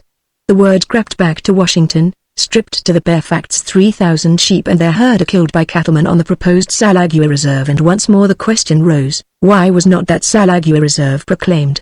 No one answered. There was another sheep and cattle war going on up in Wyoming, and the same question was being asked about other proposed reserves. But when Congress convened in December, the facts began to sift out. There was a combination of railroad and lumber interests, big cattlemen, sheepmen, and land grabbers that was against any interference on the part of the federal government, and opposed to any change of existing laws and customs as to the grazing of livestock upon the public domain. This anomalous organization was fighting, and for years had been fighting, the policy of the administration to create forest reserves and protect the public land, and, by alliances with other anti-administration forces in the East, had the president and his forester at their mercy. There would be no forestry legislation that winter, so the newspapers said. But that made no difference to the Four Peaks country. Only faint echoes of the battle at Washington reached the cowmen's ears, and they no longer gave them any heed. For years they had been told along by false hopes. They had talked eagerly of forest rangers to draw 2-mile circles around their poor ranches and protect them from the sheep. They had longed to lease the range, to pay grazing fees, anything for protection. But now they had struck the first blow for themselves, and behold, on the instant the sheep went round, the grass crept back onto the scarred mesa, the cattle grew fat on the range. Juan Alvarez, to be sure, was dead, but their hands were clean, let the sheepmen say what they would. What were a few sheep carcasses up on the high mesa? They only matched the cattle that had died off during the drought. When they met a sheep herder now he gave them the trail. Tucked away in a far corner of the territory, without money, friends, or influence, there was nothing for it but to fight. All nature seemed conspiring to encourage them in their adventure. The winter came on early, with heavy rains. The grass took root again among the barren rocks, and when, in a belated rodeo, they gathered their beef steers, they received the highest selling price in years. All over Arizona, and in California, New Mexico, and Texas, the great drought had depleted the ranges. The world's supply of beef had been cut down, feeders were scarce in the alfalfa fields of Moroni, fat cattle were called for from Kansas City to Los Angeles, and suddenly the despised cowmen of the Four Peaks saw before them the great vision which always hangs at the end of the rainbow in Arizona, a pot of gold, if the sheep went around. And what would make the sheep go around? Nothing but a 30-30. The price of mutton had gone up too, adding a third to the fortune of every sheepman. The ewes were lambing on the desert, bringing forth 100% or better, with twins, and every lamb must eat. To the 100,000 sheep that had invaded Bronco Mesa there was added 50,000 more, and they must all eat. It was this that the sheepmen had foreseen when they sent Juan Alvarez around to raid the upper range. Not that they needed the feed then, but they would need it in the spring, and need it bad. So they had tried to break the way and, failing, had sworn to come in arms. It was a fight for the grass, nothing less, and there was no law to stop it. As the news of the trouble filtered out and crept into obscure corners of the daily press, Hardy received a long hortatory letter from Judge Ware, and, before he could answer it, another. To these he answered briefly that the situation could only be relieved by some form of federal control, that, personally, his sympathies were with the cattlemen, but, in case the judge was dissatisfied with his services. But Judge Ware had learned wisdom from a past experience, and at this point he turned the correspondence over to Lucy.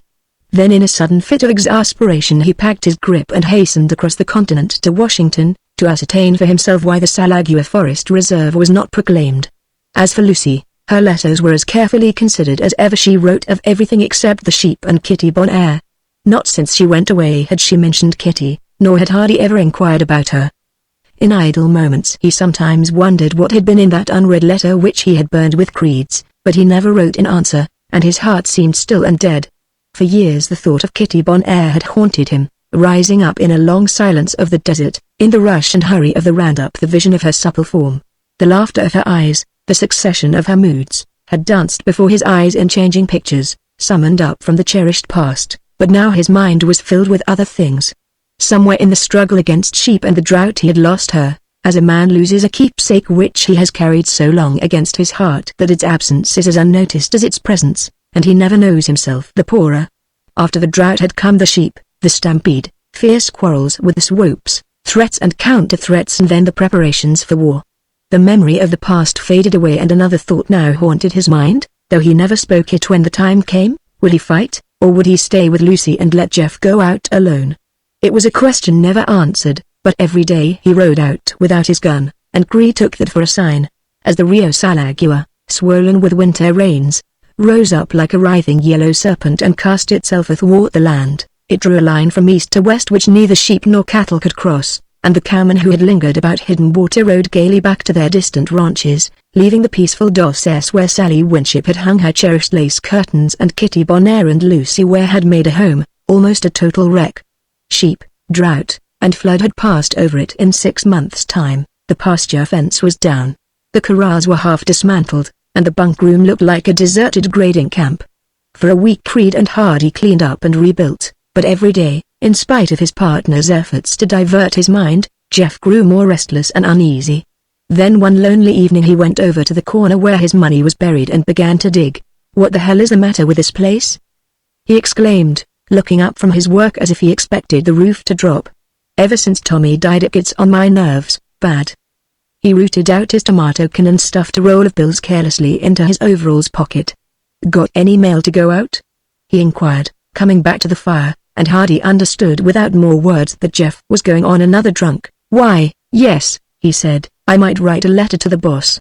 But how are you going to get across the river? She's running high now." "Oh, I'll get across the river, all right," grumbled Creed. "Born to be hung and he can't get drowned, as they say. Well, give the boss my best." He paused, frowning gloomily into the fire. "Say," he said, his voice breaking a little, "do ye ever hear anything from Miss Bonaire?" For a moment Hardy was silent. Then, reading what was in his partner's heart, he answered gently. Not a word, Jeff. The big cowboy sighed and grinned cynically. That was a mighty bad case I had, he observed philosophically. But do you know what was the matter with me? Well, I never tumbled to it till afterward, but it was just because she was like Sally, talked like her and rode like her, straddle, that way. But I want to tell you, boy, he added mournfully, Sal had a heart. He sank once more into somber contemplation, grumbling as he nursed his wounds, and at last Hardy asked him a leading question about Sally Winship. Did I ever hear from her? Repeated Creed, rousing up from his reverie. No, and it ain't no use to try. I wrote to her 3 times, but I never got no answer. I reckon the old lady held 'em out on her. She wouldn't stand for no bow-legged cowpuncher, and ye can't blame her none. The way old man Winship used to make her cook for them rodeo hands, but Sally would have answered them letters if she'd got 'em. But where were they living? In St. Louis? Persisted Hardy. Maybe you got the wrong address. Nope, I got it straight, St. Louis, Mo, just the way you see it in these money order catalogs. But didn't you give any street and number? Cried Hardy, aghast. Why, for heaven's sake, Jeff, there are 500,000 people in St. Louis. She'd never get it in the world, no? Inquired Creed apathetically. Well, it don't make no difference, then. I don't amount to a damn, anyhow, and this is no place for a woman, but, by God, Ruth, I do get awful lonely when I see you writing them letters to the boss. If I only had somebody that cared for me, I'd prize up hell to make good. I'd do anything in God's world, turn back them sheep or give up my 6-shooter, just as she said, but, nope, they's no such luck for Jeff Creed. He couldn't make a winnin' with a squaw. Jeff, said Hardy quietly, how much would you give to get a letter from Sally? What do you mean? Demanded Creed, looking up quickly. Then, seeing the twinkle in his partner's eye, he made a grab for his money. My whole wad, he cried, throwing down the roll.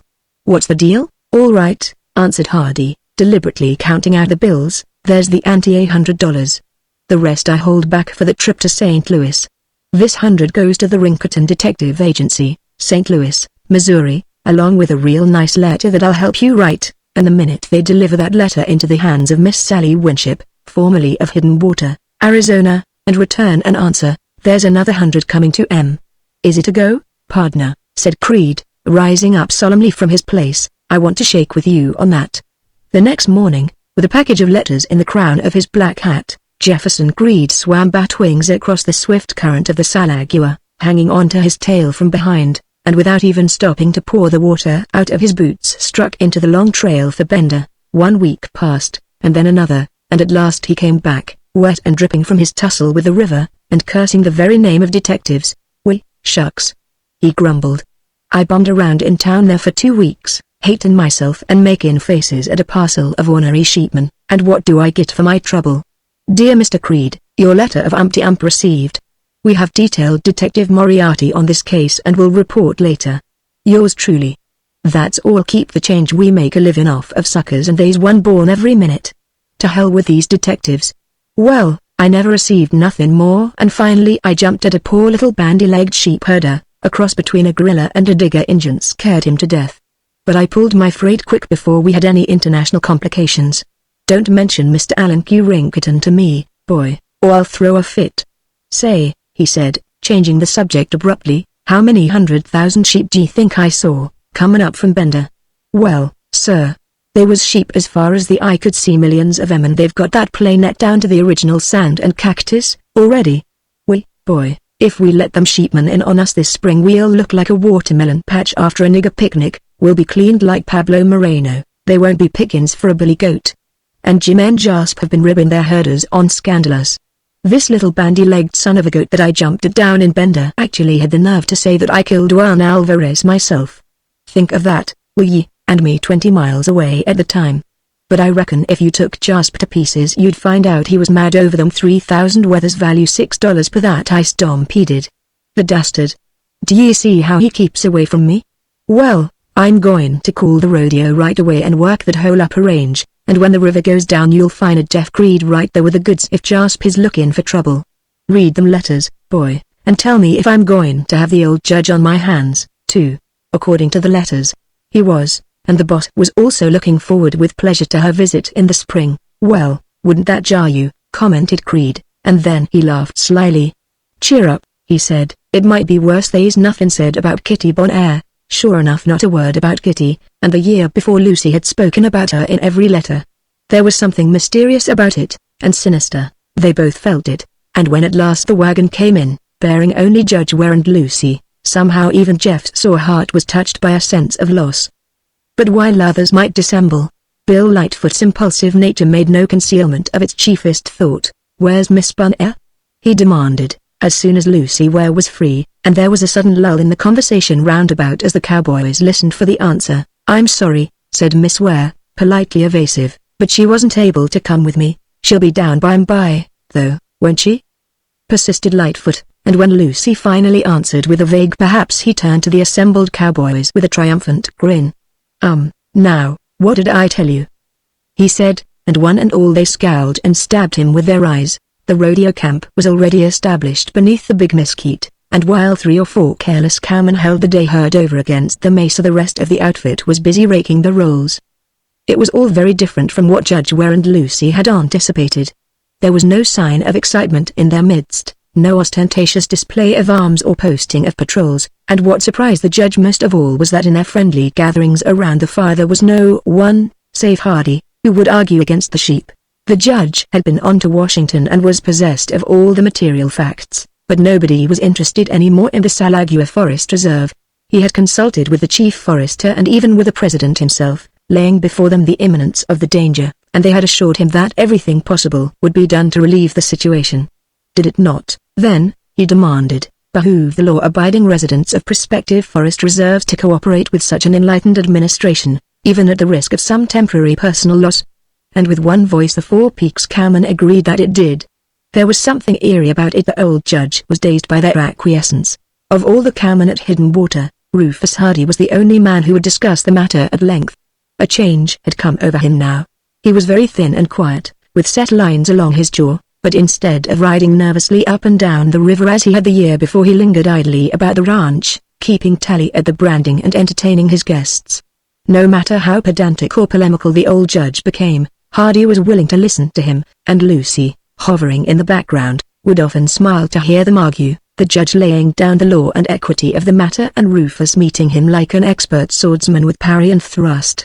Day by day, his prejudice wearing away from lack of any real opposition, Judge Ware became more and more pleased with his daughter's superintendent, but Lucy herself was troubled. There was a look in his eyes that she had never seen before, a set and haggard stare that came when he sat alone, and his head was always turned aside, as if he were listening. The sheep came trooping in from the south, marching in long lines to the river's edge, and still he sat quiet, just inside the door, listening. "Tell me, Rufus," she said, one day when her father was inspecting the upper range with Creed, "what is it that made you so sad? Is it Kitty?" For a minute he gazed at her, a faint smile on his lips. "No," he said, at last, "it is not Kitty." And then he lapsed back into silence, his head turned as before. The wind breathed through the corridor, bringing with it a distant, plaintive bleating. The sheep, waiting beyond the turbid river to cross. "I have forgotten about Kitty," he said absently.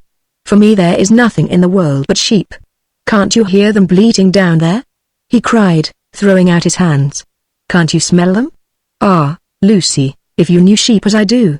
I never hear a sheep now that I don't think of that day last year when they came pouring out of hell's hip pocket with a noise like the end of the world.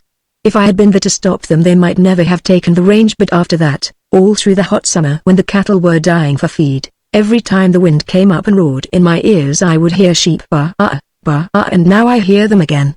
He paused and looked up at her intently. "Do you know what that noise means to me?" he demanded, almost roughly.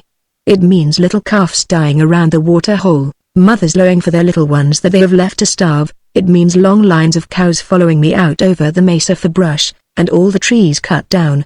"Ah, Lucy, how can your father talk of waiting when it means as much as that?" "But last year was a drought," protested Lucy pitifully.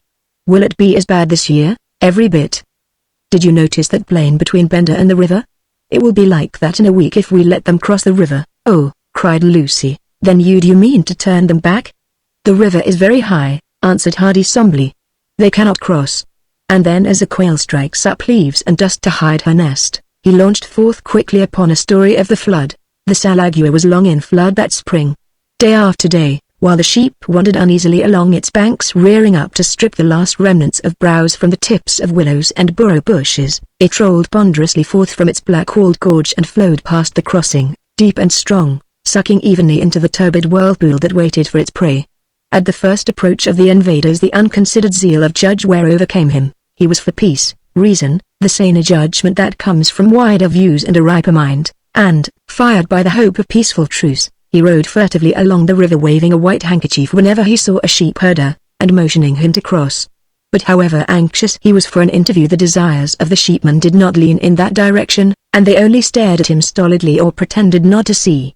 Thwarted in his efforts for peace, the judge returned to camp deep in thought.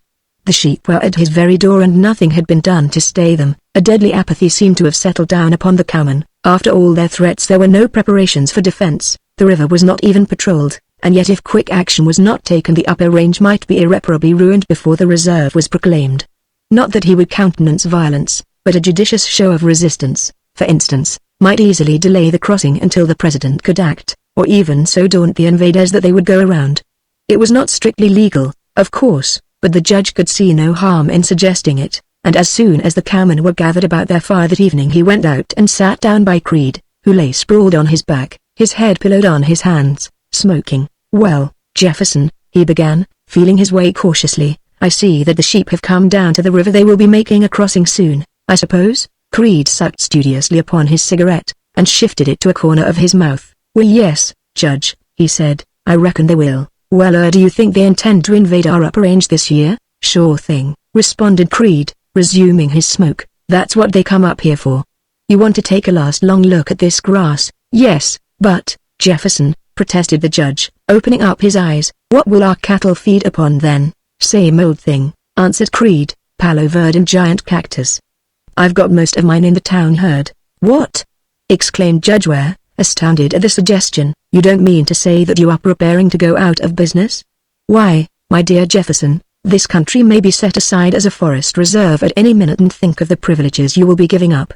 As an owner of cattle already grazing upon the range, you will be entitled to the first consideration of the government. You will be granted the first grazing permit. There will be forest rangers to protect you. The sheep, being transient stock and known to be very destructive to forest growth, will undoubtedly be confined to a narrow trail far below us. By the payment of a nominal grazing fee, you will be absolutely guaranteed in all your rights and watched over by the federal government." "Oh, hell!" exclaimed the big cowboy, rising up suddenly from his place. "Don't talk government to me, whatever you do." "We, Judge," he cried, throwing out his hands, "they ain't no government here. They ain't no law. I could go over and kill one of them sheep herders and you wouldn't see an officer in 2 days. I've lived here for nigh on to 26 years, and the nearest I ever come to seeing the government was a mule branded U.S. He stopped abruptly and, striding out into the darkness, picked up a log of wood and laid it carefully upon the fire. "Judge," he said, turning suddenly and wagging an accusing finger at his former employer, "I've heard a lot from you about this reserve, how the president was going to telegraph you the news the minute he signed the proclamation, and send a ranger in to protect the range, and all that, but I ain't seeing you do nothing. Now if you're going to make good, you've got just about 3 days to do it in. After that the sheep will have us dished. Maybe you could use your pull to kinda hurry things up a little, do a little telegraphing, or something like that." "I'll do it," cried the judge, taking the bait like a fish. "I'll do it at once. I want your best horse, Jeff, and a guide. I'll wire the chief forester from Bender, Keno," said Creed sententiously, "and give my regards to Teddy." As the old judge disappeared over the western rim the next morning, the rodeo boss smiled grimly behind his hand, and glanced significantly at Hardy. Then, with the outfit behind him, he rode slowly up the canyon, leaving his partner to his steady job as family man entertaining the boss. For 2 days the sheepman watched the river eagerly, waiting for a drop. Then suddenly, as the snow water ran by and a cool day checked the distant streams, it fell, and the swift pageant of the crossing began. At sunup a boss herder rode boldly out into the current and swam it with his horse. Brawny Mexicans leapt into the thicket of palo verdes that grew against the cliff and cut branches to build a chute. Jasper swooped in his high sombrero and mounted on his black mule galloped down from the hidden camp and urged his men along. Still the same ominous silence hung about the shore where Juan Alvarez lay buried beneath the cross. There was no watcher on lookout point, no horseman lurking in the distance, only the lowing of the day herd, far up the canyon, and the lapping of muddy waters. Across the river the low malpie cliffs rose up like ramparts against them, and Black Butte frowned down upon them like a watchtower, but of the men who might be the watching there was no sign. The sheepman studied upon the situation for a while, then he sent a messenger flying back to camp, and soon a hardy band of wethers came down, led by an advance guard of goats, and their plaintive bleating echoed in the confused chorus from the high cliffs as they entered the wings of the chute. Already the camp rustlers had driven them out on the slanting rock and encircled the first cut with their canvas wagon cover, when Jasper Swope held up his hand for them to stop. At the last moment, and for no cause, he hesitated, touched by some premonition, or suspicious of the silent shore. One after another the herders clambered back and squatted idly against the cool cliff, smoking and dangling their polished carbines. The sheep, left standing upon the rock, huddled together and stood motionless. The goats leapt nimbly up on adjacent boulders and gazed across the river intently. Then, throwing up his hand again, the sheepman spurred his black mule recklessly into the water, waving his big hat as he motioned for the sheep to cross. As the long hours of that portentous morning wore on, palpitating to the clamor of the sheep, a great quiet settled upon Hidden Water. Sitting just within the door, Hardy watched Lucy as she went about her work, but his eyes were wandering and haggard, and he glanced from time to time at the Black Butte that stood like a sentinel against the crossing. In the intervals of conversation the bleating of the sheep rose suddenly from down by the river, and ceased. He talked on, feverishly, never stopping for an answer, and Lucy looked at him strangely, as if wondering at his preoccupation. Again the deep tremolo rose up, echoing from the cliffs, and Hardy paused in the midst of a story to listen. He was still staring out the doorway when Lucy Ware came over and laid her hand on his shoulder. "Rufus," she said, "what is it you are always listening for? Day after day I see you watching here by the door, and when I talk you listen for something else. Tell me, are you watching for Kitty?" "Kitty?" repeated Hardy, his eyes still intent. "Why no, why should I be watching for her?" At his answer, spoken so impassively, she drew away quickly, but he caught her hand and stopped her. "Ah no," he said, "if I could only listen for something else it would be better, but all I hear is sheep. I'm like old Bill Johnson, I can still shoot straight and find my way in the mountains, but every time I hear a sheep blat I change. Poor old Bill, he's over across the river there now. The boys have heard his hounds baying up in the high cliffs for a week. I've seen him a time or two since he took to the hills, and he's just as quiet and gentle with me as if he were my father, but if anybody mentions sheep he goes raving crazy in a minute. Jeff says he's been that way himself for years, and now it's got me, too. If I get much worse," he ended, suddenly glancing up at her with a wistful smile, "you'll have to take me away." "Away?" cried Lucy eagerly. "Would you go? You know father and I have talked of it time and again, but you just stick, and nothing will make you leave." But listen, what was that? A succession of rifle shots, like the popping of wet logs over a fire, came dully to their ears, muffled by the bleating of sheep and the echoing of the cliffs. Hardy leapt to his feet and listened intently, his eyes burning with suppressed excitement. Then he stepped reluctantly back into the house and resumed his seat. "I guess it's only those Mexican herders," he said. "They shoot that way to drive their sheep. But look!" cried Lucy, pointing out the door, "the Black Butte is afire.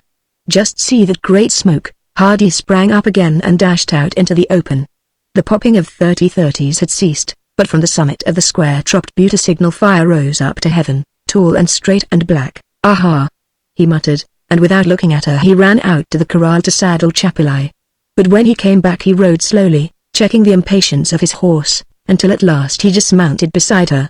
For days his eyes had been furtive and evasive, but now at last they were steady. "Lucy," he said, "I haven't been very honest with you, but I guess you know what this means. The boys are turning back the sheep." His voice was low and gentle, and he stood very straight before her, like a soldier. Yet, even though she sensed what was in his mind, Lucy smiled. For a month he had been to her like another man, a man without emotion or human thought, and now in a moment he had come back, the old Rufus that she had known in her heart so long. "Yes," she said, holding out her hand to him, "I knew it. But you are working for me, you know, and I cannot let you go." "Listen, Rufus," she pleaded, as he drew away, "have I ever refused you anything? Tell me what you want to do." "I want to go down there and help turn back those sheep," he said, bluntly. "You know me, Lucy, my heart is in this fight, my friends are in it, and I must go." He waited for some answer, but Lucy only turned away. There were tears in her eyes when she looked back at him and her lips trembled, but she passed into the house without a word. Hardy gazed wonderingly after her and his heart smote him. She was like some sensitive little child to whom every rough word was a blow, and he had hurt her. He glanced at the signal fire that rolled up black and somber as the watcher piled green brush upon it, then he dropped his bridle rein and stepped quickly into the house. "You must forgive me, Lucy," he said, standing humbly at the door. I am changed. But do not think that I will come to any harm. This is not a battle against men, but sheep. No one will be killed. And now may I go?" Once more his voice became low and gentle, and he stood before her like some questing knight before his queen, but she only sat gazing at him with eyes that he could not understand. "Listen, Lucy," he cried, "I will not go unless you tell me. And now may I go?" A smile came over Lucy's face, but she did not speak her thoughts. "If you will stay for my sake," she said, "I shall be very happy, but I will not hold you against your will." "Oh, Rufus, Rufus," she cried, suddenly holding out her hands, "can't you understand? I can't set myself against you, and yet think what it is to be a woman." She rose up and stood before him, the soft light glowing in her eyes, and Hardy stepped forward to meet her, but in that moment a drumming of hoofs echoed through the doorway. There was a rush of horsemen leaning forward as they rode, and then Jefferson Creed thundered by, glancing back as he spurred down the cannon to meet the sheep. "My God!" whispered Hardy, following his flight with startled eyes, and as the rout of cowboys flashed up over the top of Lookout Point and were gone he bowed his head in silence. "Lucy," he said, "at last, my mind has been far away. I have not seen what was before me, and I shall always be the loser.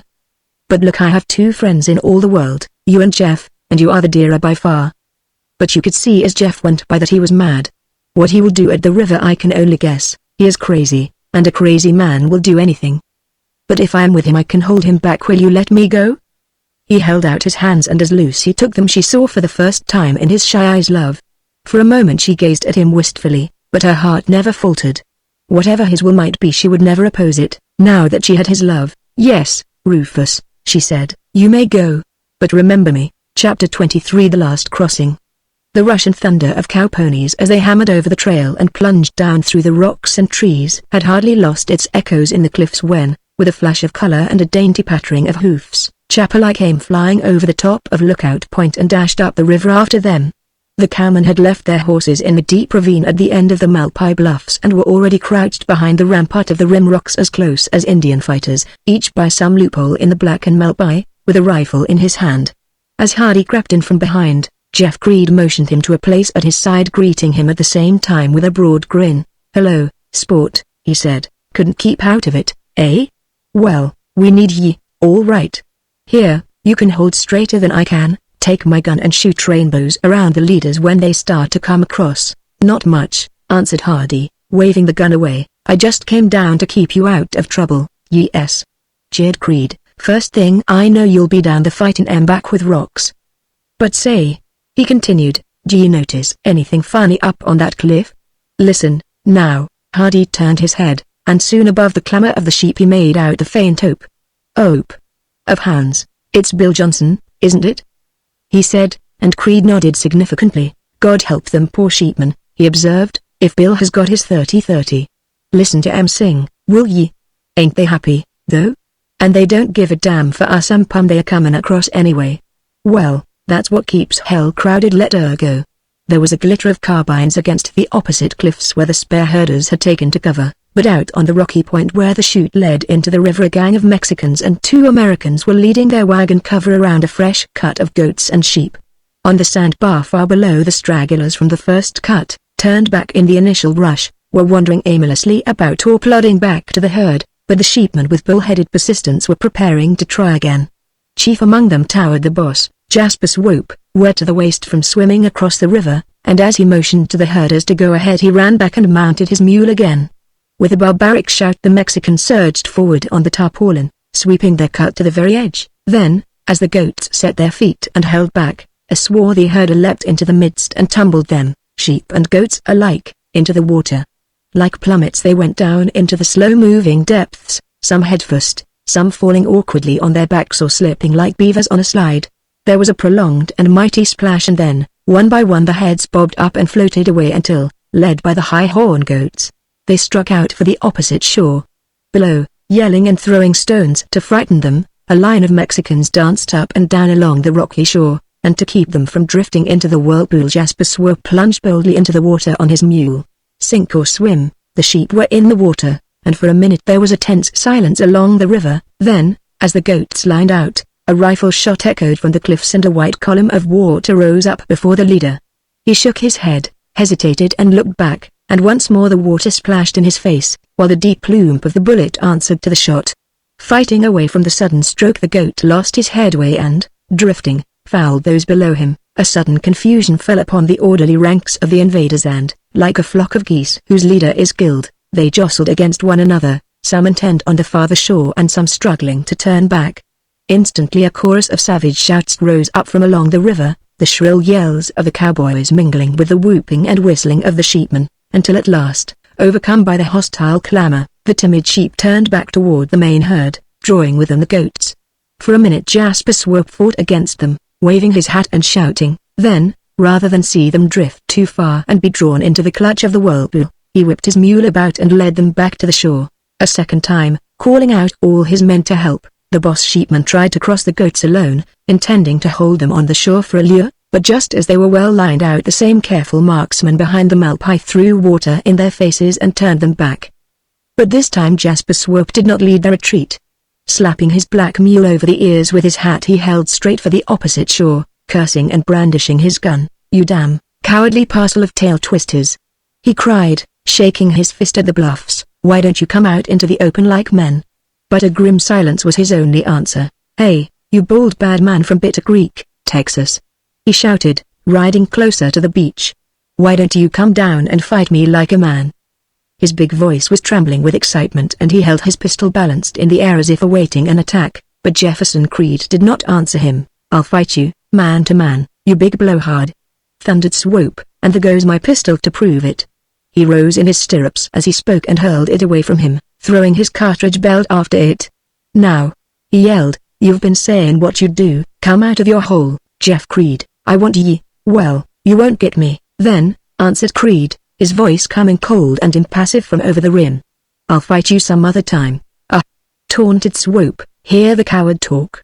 Here I stand, unarmed, and he's afraid to come out. But if there's a man amongst you, send him down, and if he licks me I'll go around." "You'll go around anyhow, you Mormon-faced wool puller," replied the cowman promptly, "and we're here to see to it, so you might as well chase yourself." "No, I like this side," said the sheepman, pretending to admire the scenery. "I'll just stay here a while, and then I'll cross in spite of ye. If I can't cross here," he continued, "I'll wait for the river to fall and cross down below, and then I'll sheep you to the rocks, you low-lived, skulking murderers. It's a wonder some of you don't shoot me the way you did Juan Alvarez, down there." He waved his hand toward the point where the wooden cross rose against the sky, but no one answered the taunt. "Murderers, I said," he shouted, rising up in his saddle. "I call you murderers before God Almighty, and there ain't a man denies it. Oh, my Mexicans can see the cross, they're looking at it now, and when the river goes down they'll come in on you, if it's only to break even for one." He settled back in his saddle and gazed doubtfully at the bluff, and then at the opposite shore. Nature had placed him at a disadvantage, for the river was wide and deep and his sheep were easy to turn, yet there was still a chance. "Say," he began, moderating his voice to a more conciliatory key, "I'll tell you what I'll do. There's no use shooting each other over this. Send down your best man. If he licks me I go around, if I lick him I come across. Is it a go?" There was a short silence and then an argument broke out along the bluff, a rapid fire of exhortation and protest, some urging Creed to take him up, others clamoring for peace. "No," shouted Jefferson Creed, raising his voice angrily above the uproar. "I won't do it. I wouldn't trust a sheepman as far as I could throw a bull by the tail." "You'd sell your black soul for 2 bits, Jasper Swope," he observed, peering warily over the top of the rock, "and you'd shoot a man in the back, too. But look at me," cried Swope, dropping off his mule. "I'm stripped to my shirt, there goes my gun into the water, and I'm on your side of the river." "You're a coward, Jeff Creed, and I always knowed it. But my head ain't touched," commented Creed dryly. "I've got you stopped anyhow. What kind of a damn fool would I be to fight over it?" "I'll fight ye for nothing, then," bellowed the sheepman. He stopped abruptly and a great quiet fell upon both shores. From the mouth of the hidden ravine a man had suddenly stepped into the open, unarmed, and now he was coming out across the sands to meet him. It was Rufus Hardy, dwarfed like David before Goliath in the presence of the burly sheepman, but striding over the hard-packed sand with the lithe swiftness of a panther. "I'll fight you," he said, raising his hand in challenge, but Swope's answer was drowned in a wild yell from Creed. "Come back here, Roof, you darn fool!" he called. "Come back, I tell ye. Don't you know better than to trust a sheepman?" "Never mind, now," answered Hardy, turning austerely to the bluff. "I guess I can take care of myself." He swung about and advanced to the stretch of level sand where Swope was standing. "What guarantee do I get?" he demanded sharply. "That if I lick you in a fair fight the sheep will go around?" "You lick me?" repeated the sheepman, showing his jagged teeth in a sardonic grin. "Well, I'll tell ye, Willie, if you hit me with that lily white hand of yourn, and I find it out the same day, I'll promise to stay off in your range for a year." "All right," replied Hardy, suddenly throwing away his hat. "You noticed it when I hit you before, didn't you?" he inquired, edging quickly in on his opponent and beginning an amazing bout of shadow boxing. "Well, come on, then." He laughed as Swope struck out at him, and continued his hectoring banter. "As I remember it, your head hit the ground before your heels, then in a whirlwind of blows and feints they came together. It was the old story of science against brute strength. Jasper Swope was a rough-and-tumble fighter of note. He was quick, too, in spite of his weight, and his blows were like the strokes of a sledge, but Hardy did not attempt to stand up against him. For the first few minutes it was more of a chase than a fight, and in that the sheepman was at his worst, cumbered by his wet clothes and the water in his shoes. Time and again he rushed in upon his crouching opponent, who always seemed in the act of delivering a blow and yet at the moment only sidestepped and danced away. The hard wet sand was plowed and trampled with their tracks, the records of a dozen useless plunges, when suddenly instead of dodging Hardy stepped quickly forward, his lily-white hand shot out, and Jasper Swope's head went back with a jerk. "You son of a goat!" he yelled, as the blood ran down his face, and lowering his head he bored in upon Hardy furiously. Once more Hardy sidestepped, but the moment his enemy turned he flew at him like a tiger, raining blows upon his bloody face in lightning succession. "Ha!" grunted the sheepman, coughing like a woodchopper as he struck back through the storm, and the chance blow found its mark. For a moment Hardy staggered, clutching at his chest, but as Swope sprang forward to finish his work he ducked and slipped aside, stumbling like a man about to drop. A shrill yell went up from the further shore as Hardy stood swaying in his tracks, and a fierce shout of warning from the bluff, but Jasper Swope was implacable. Brushing the blood from his eyes he stepped deliberately forward and aimed a blow that would have felled an ox, straight at his enemy's head. It missed. The drooping head snapped down like Judy before Punch and rose up again, truculently. Then before the sheepman could regain his balance Hardy threw his whole strength into a fierce uppercut that laid Swope sprawling on his back. A howl of triumph and derision rose up from the rim of the bluff as the burly sheepman went down, but it changed to a sudden shout of warning as he scrambled back to his feet again. There was something indescribably vengeful about him as he whirled upon his enemy, and his hand went inside his torn shirt in a gesture not to be mistaken. "Look out there, Roof!" yelled Creed, leaping up from behind his rock pile. "Run! Jump into the river." But instead Hardy grabbed up a handful of sand and ran in upon his adversary. The pistol stuck for a moment in its hidden sling, and as Swope wrenched it loose and turned to shoot, Hardy made as if to close with him and then threw the sand full in his face. It was only an instant's respite, but as the sheepman blinked and struck the dirt from his eyes the little cowman wheeled and made a dash for the river. "Look out!" screamed Creed, as the gun flashed out and came to a point, and like a bullfrog Hardy hurled himself far out into the eddying water. Then like the sudden voice of Nemesis, protesting against such treachery, a rifle shot rang out from the towering crags that overshadowed the river and Jasper Swope fell forward, dead. His pistol smashed against a rock and exploded, but the man he had set himself to kill was already buried beneath the turbid waters. So swiftly did it all happen that no two men saw the same. Some were still gazing at the body of Jasper Swope, others were staring up at the high cliff whence the shot had come, but Jeff Creed had eyes only for the river, and when he saw Hardy's head bob up, halfway to the whirlpool, and duck again to escape the bullets, he leapt up and ran for his horse. Then Bill Johnson's rifle rang out again from the summit of his high cliff, and every man scrambled for cover. A Mexican herder dropped his gun suddenly and slipped down behind a rock, and his compadres, not knowing from whence the hostile fire came, pushed out their carbines and began to shoot wildly. The deep cannon reverberated to the rattle of 30-30s, and the steady crack of the rifle above threw the sheep camp into confusion. There was a shout as Creed dashed recklessly out into the open and the sand leapt up in showers behind him. But Batwings was running like the wind and the bullets went wide of their mark. Swinging beneath the mesquite trees and scrambling madly over stones and bushes, he hammered up the slope of a lookout point and disappeared in a cloud of dirt. But as Hardy drifted around the bend and floated toward the whirlpool, there was a crash of brush from down the river and Creed came battering through the trees to the shore. Taking down his rear as he rode, he leapt quickly off his horse and ran out on the big flat rock from which they had often fished together. At his feet the turbid current rolled ponderously against the solid wall of rock and, turning back upon itself, swung round in an ever-lessening circle until it sucked down suddenly into a spiral vortex that spewed up all it caught in the boiling channel below. There in years past the lambs and weaklings from the herds above had drifted to their death, but never before had the maelstrom claimed a man. Swimming weakly with the current, Hardy made a last ineffectual effort to gain the bank, then fixing his eyes upon his partner he resigned himself to the drag of the whirlpool, staking his life on a single throw of the rope. Once the plaited rawhide was wetted it would twist and bind in the Honda, and before Creed could beat it straight and coil it his partner would be far out in the center of the vortex. Planting his feet firmly on the rock, the big cowboy lashed the kinks out of his rear and coiled it carefully. Then as the first broad swell seized its plaything and swung him slowly around, Creed let out a big loop and began to swing it about his head, his teeth showing in a tense grin as he fixed his eyes upon the mark.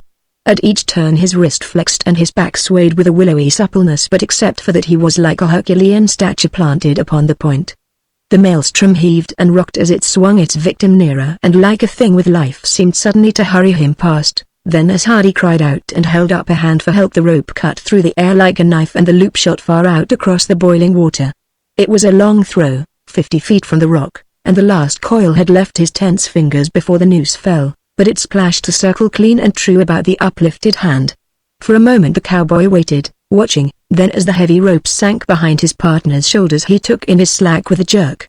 The noose tightened beneath Hardy's arms and held him against the insistent tug of the river, and while the whirlpool roared and foamed against his body, Creed hauled him forth roughly, until, stooping down, he gathered him into his arms like a child. "My God, boy," he said, "you're taking big chances, for a family man, but say, what did I tell you about sheepmen?" The Mexicans were still firing random shots along the river when Creed lifted his partner up on bat wings and carried him back to hidden water.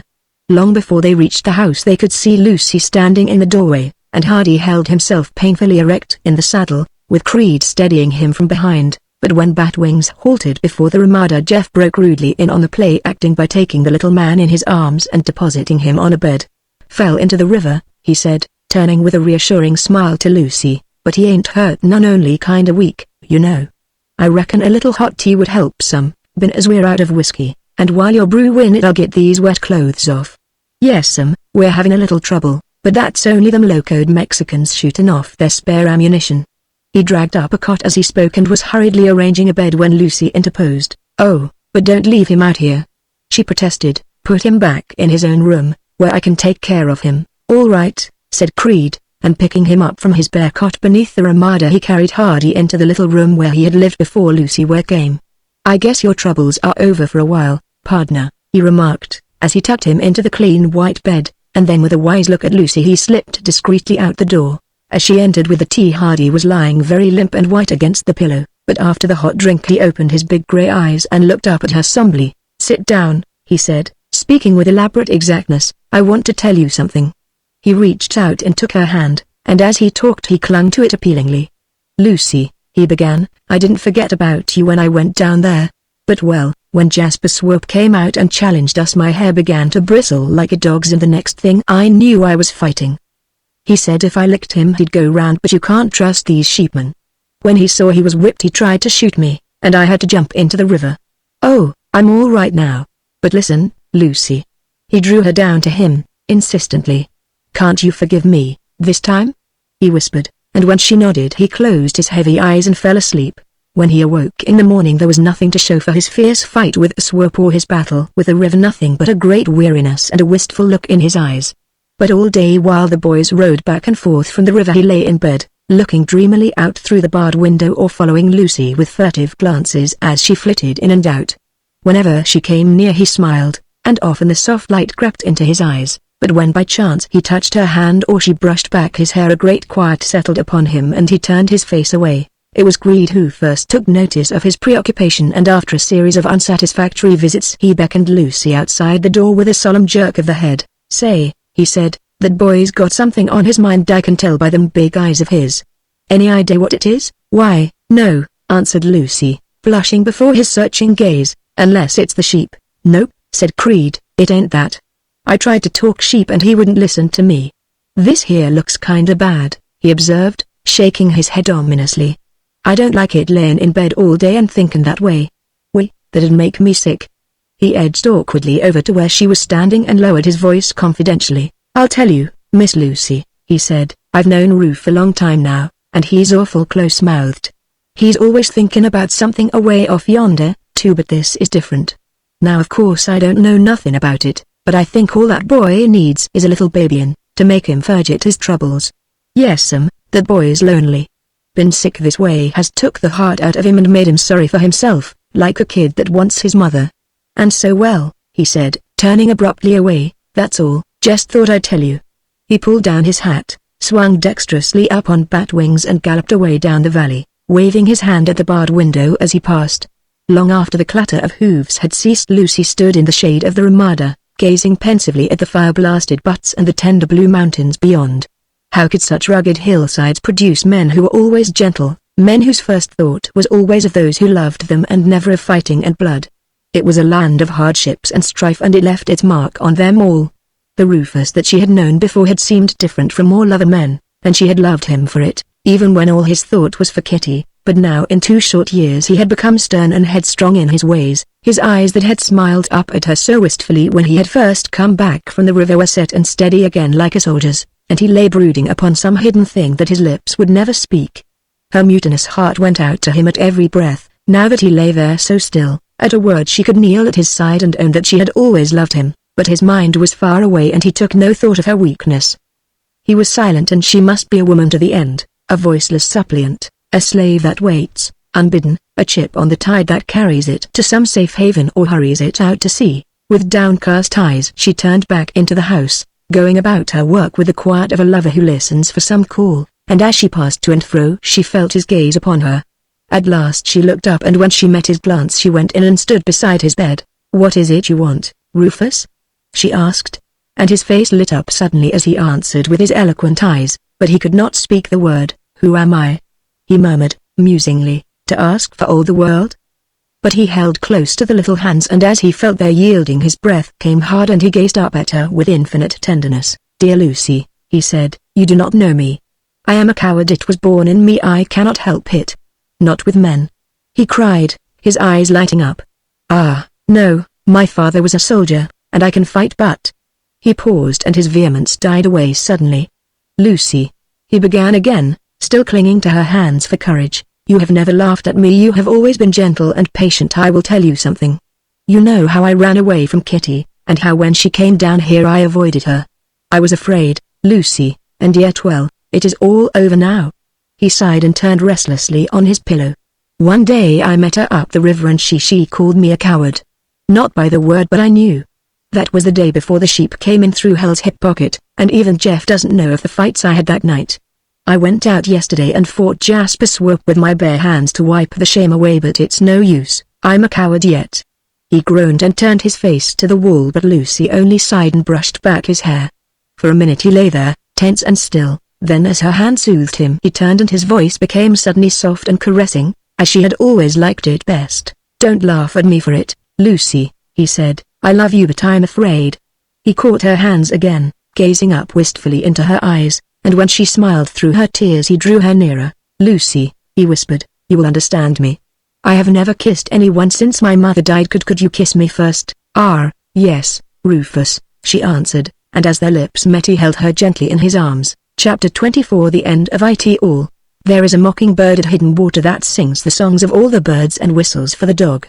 His nest is in a great cluster of mistletoe in the mesquite tree behind the house, and every morning he polishes his long curved bill against the ramada roof, preens out his glossy feathers, and does honor to the sun.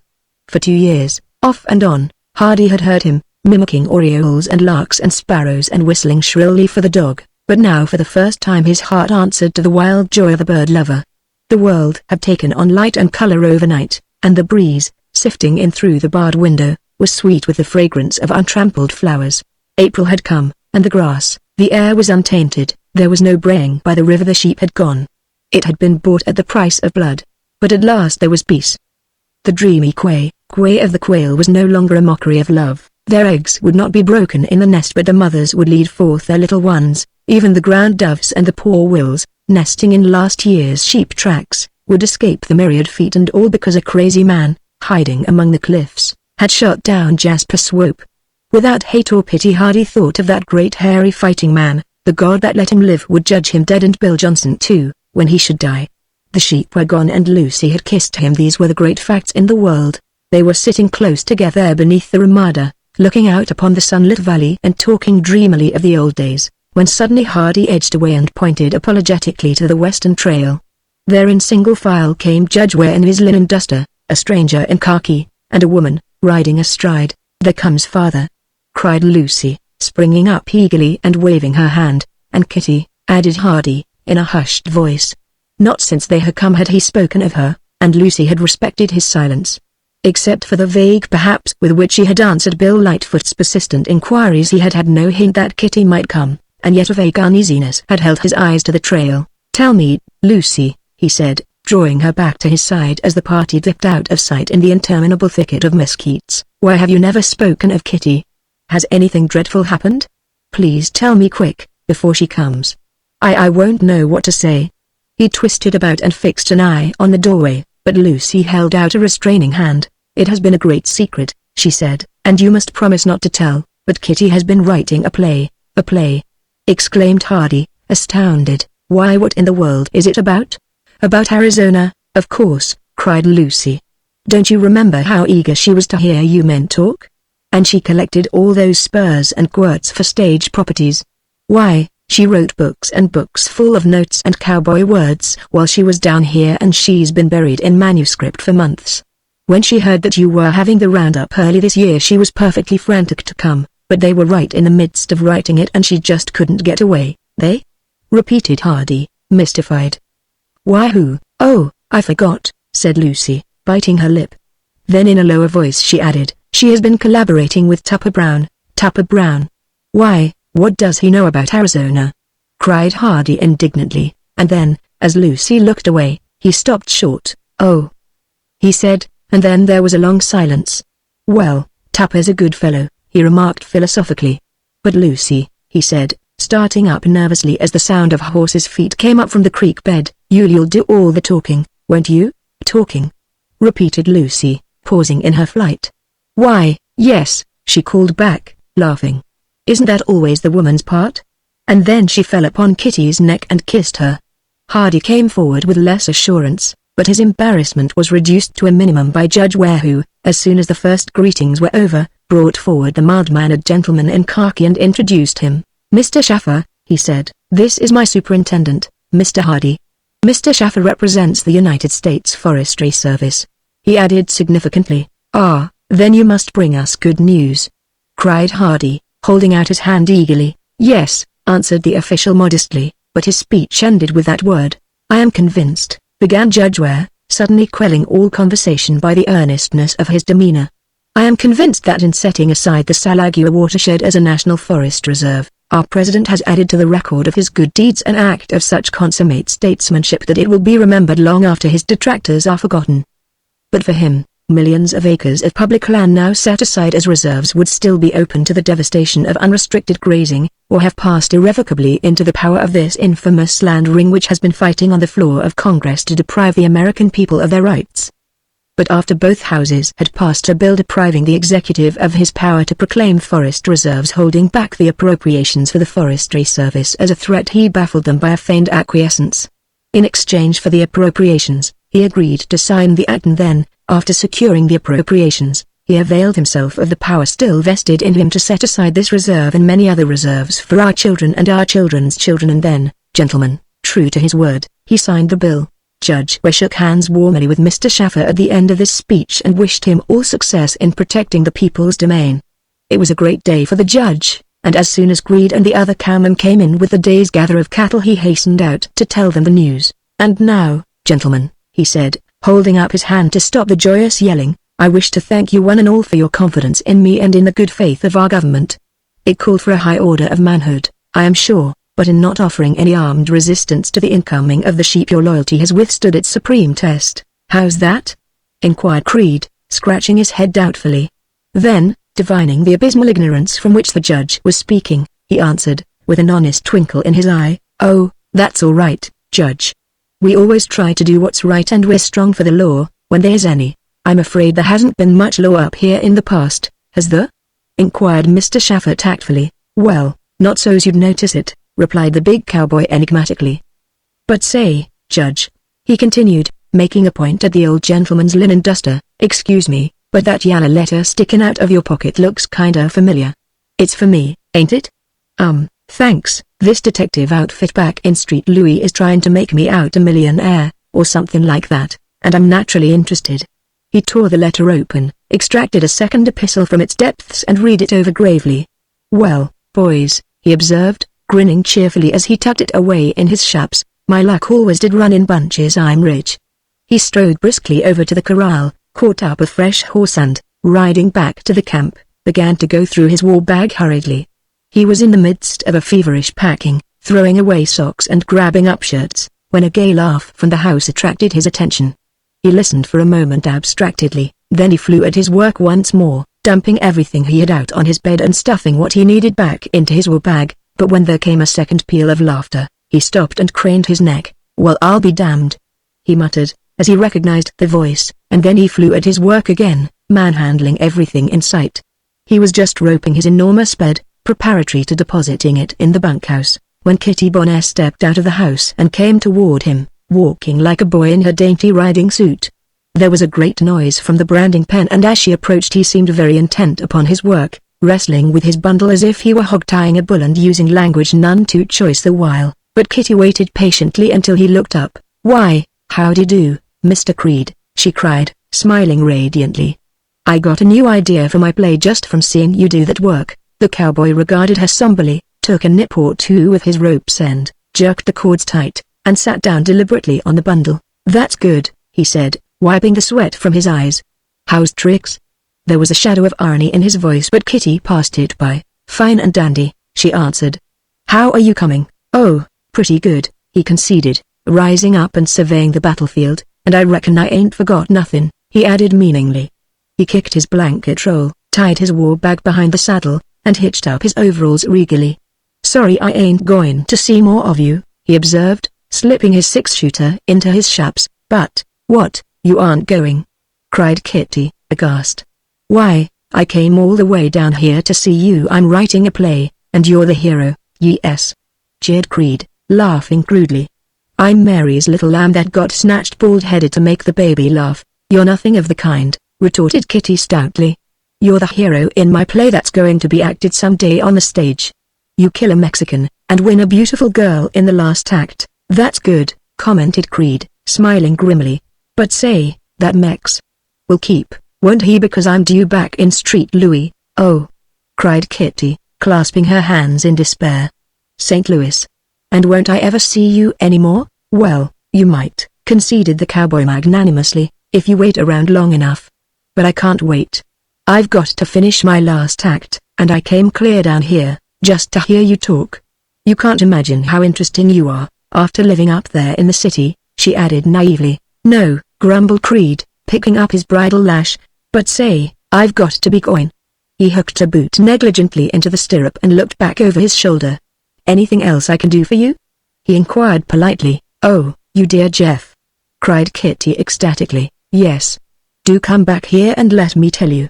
He kicked his foot reluctantly out of the stirrup and stalked back, huge and commanding as ever, but with a puzzled look in his eye. "Bend your head down, so I can whisper it," she coaxed, and brute-like he bowed at her bidding.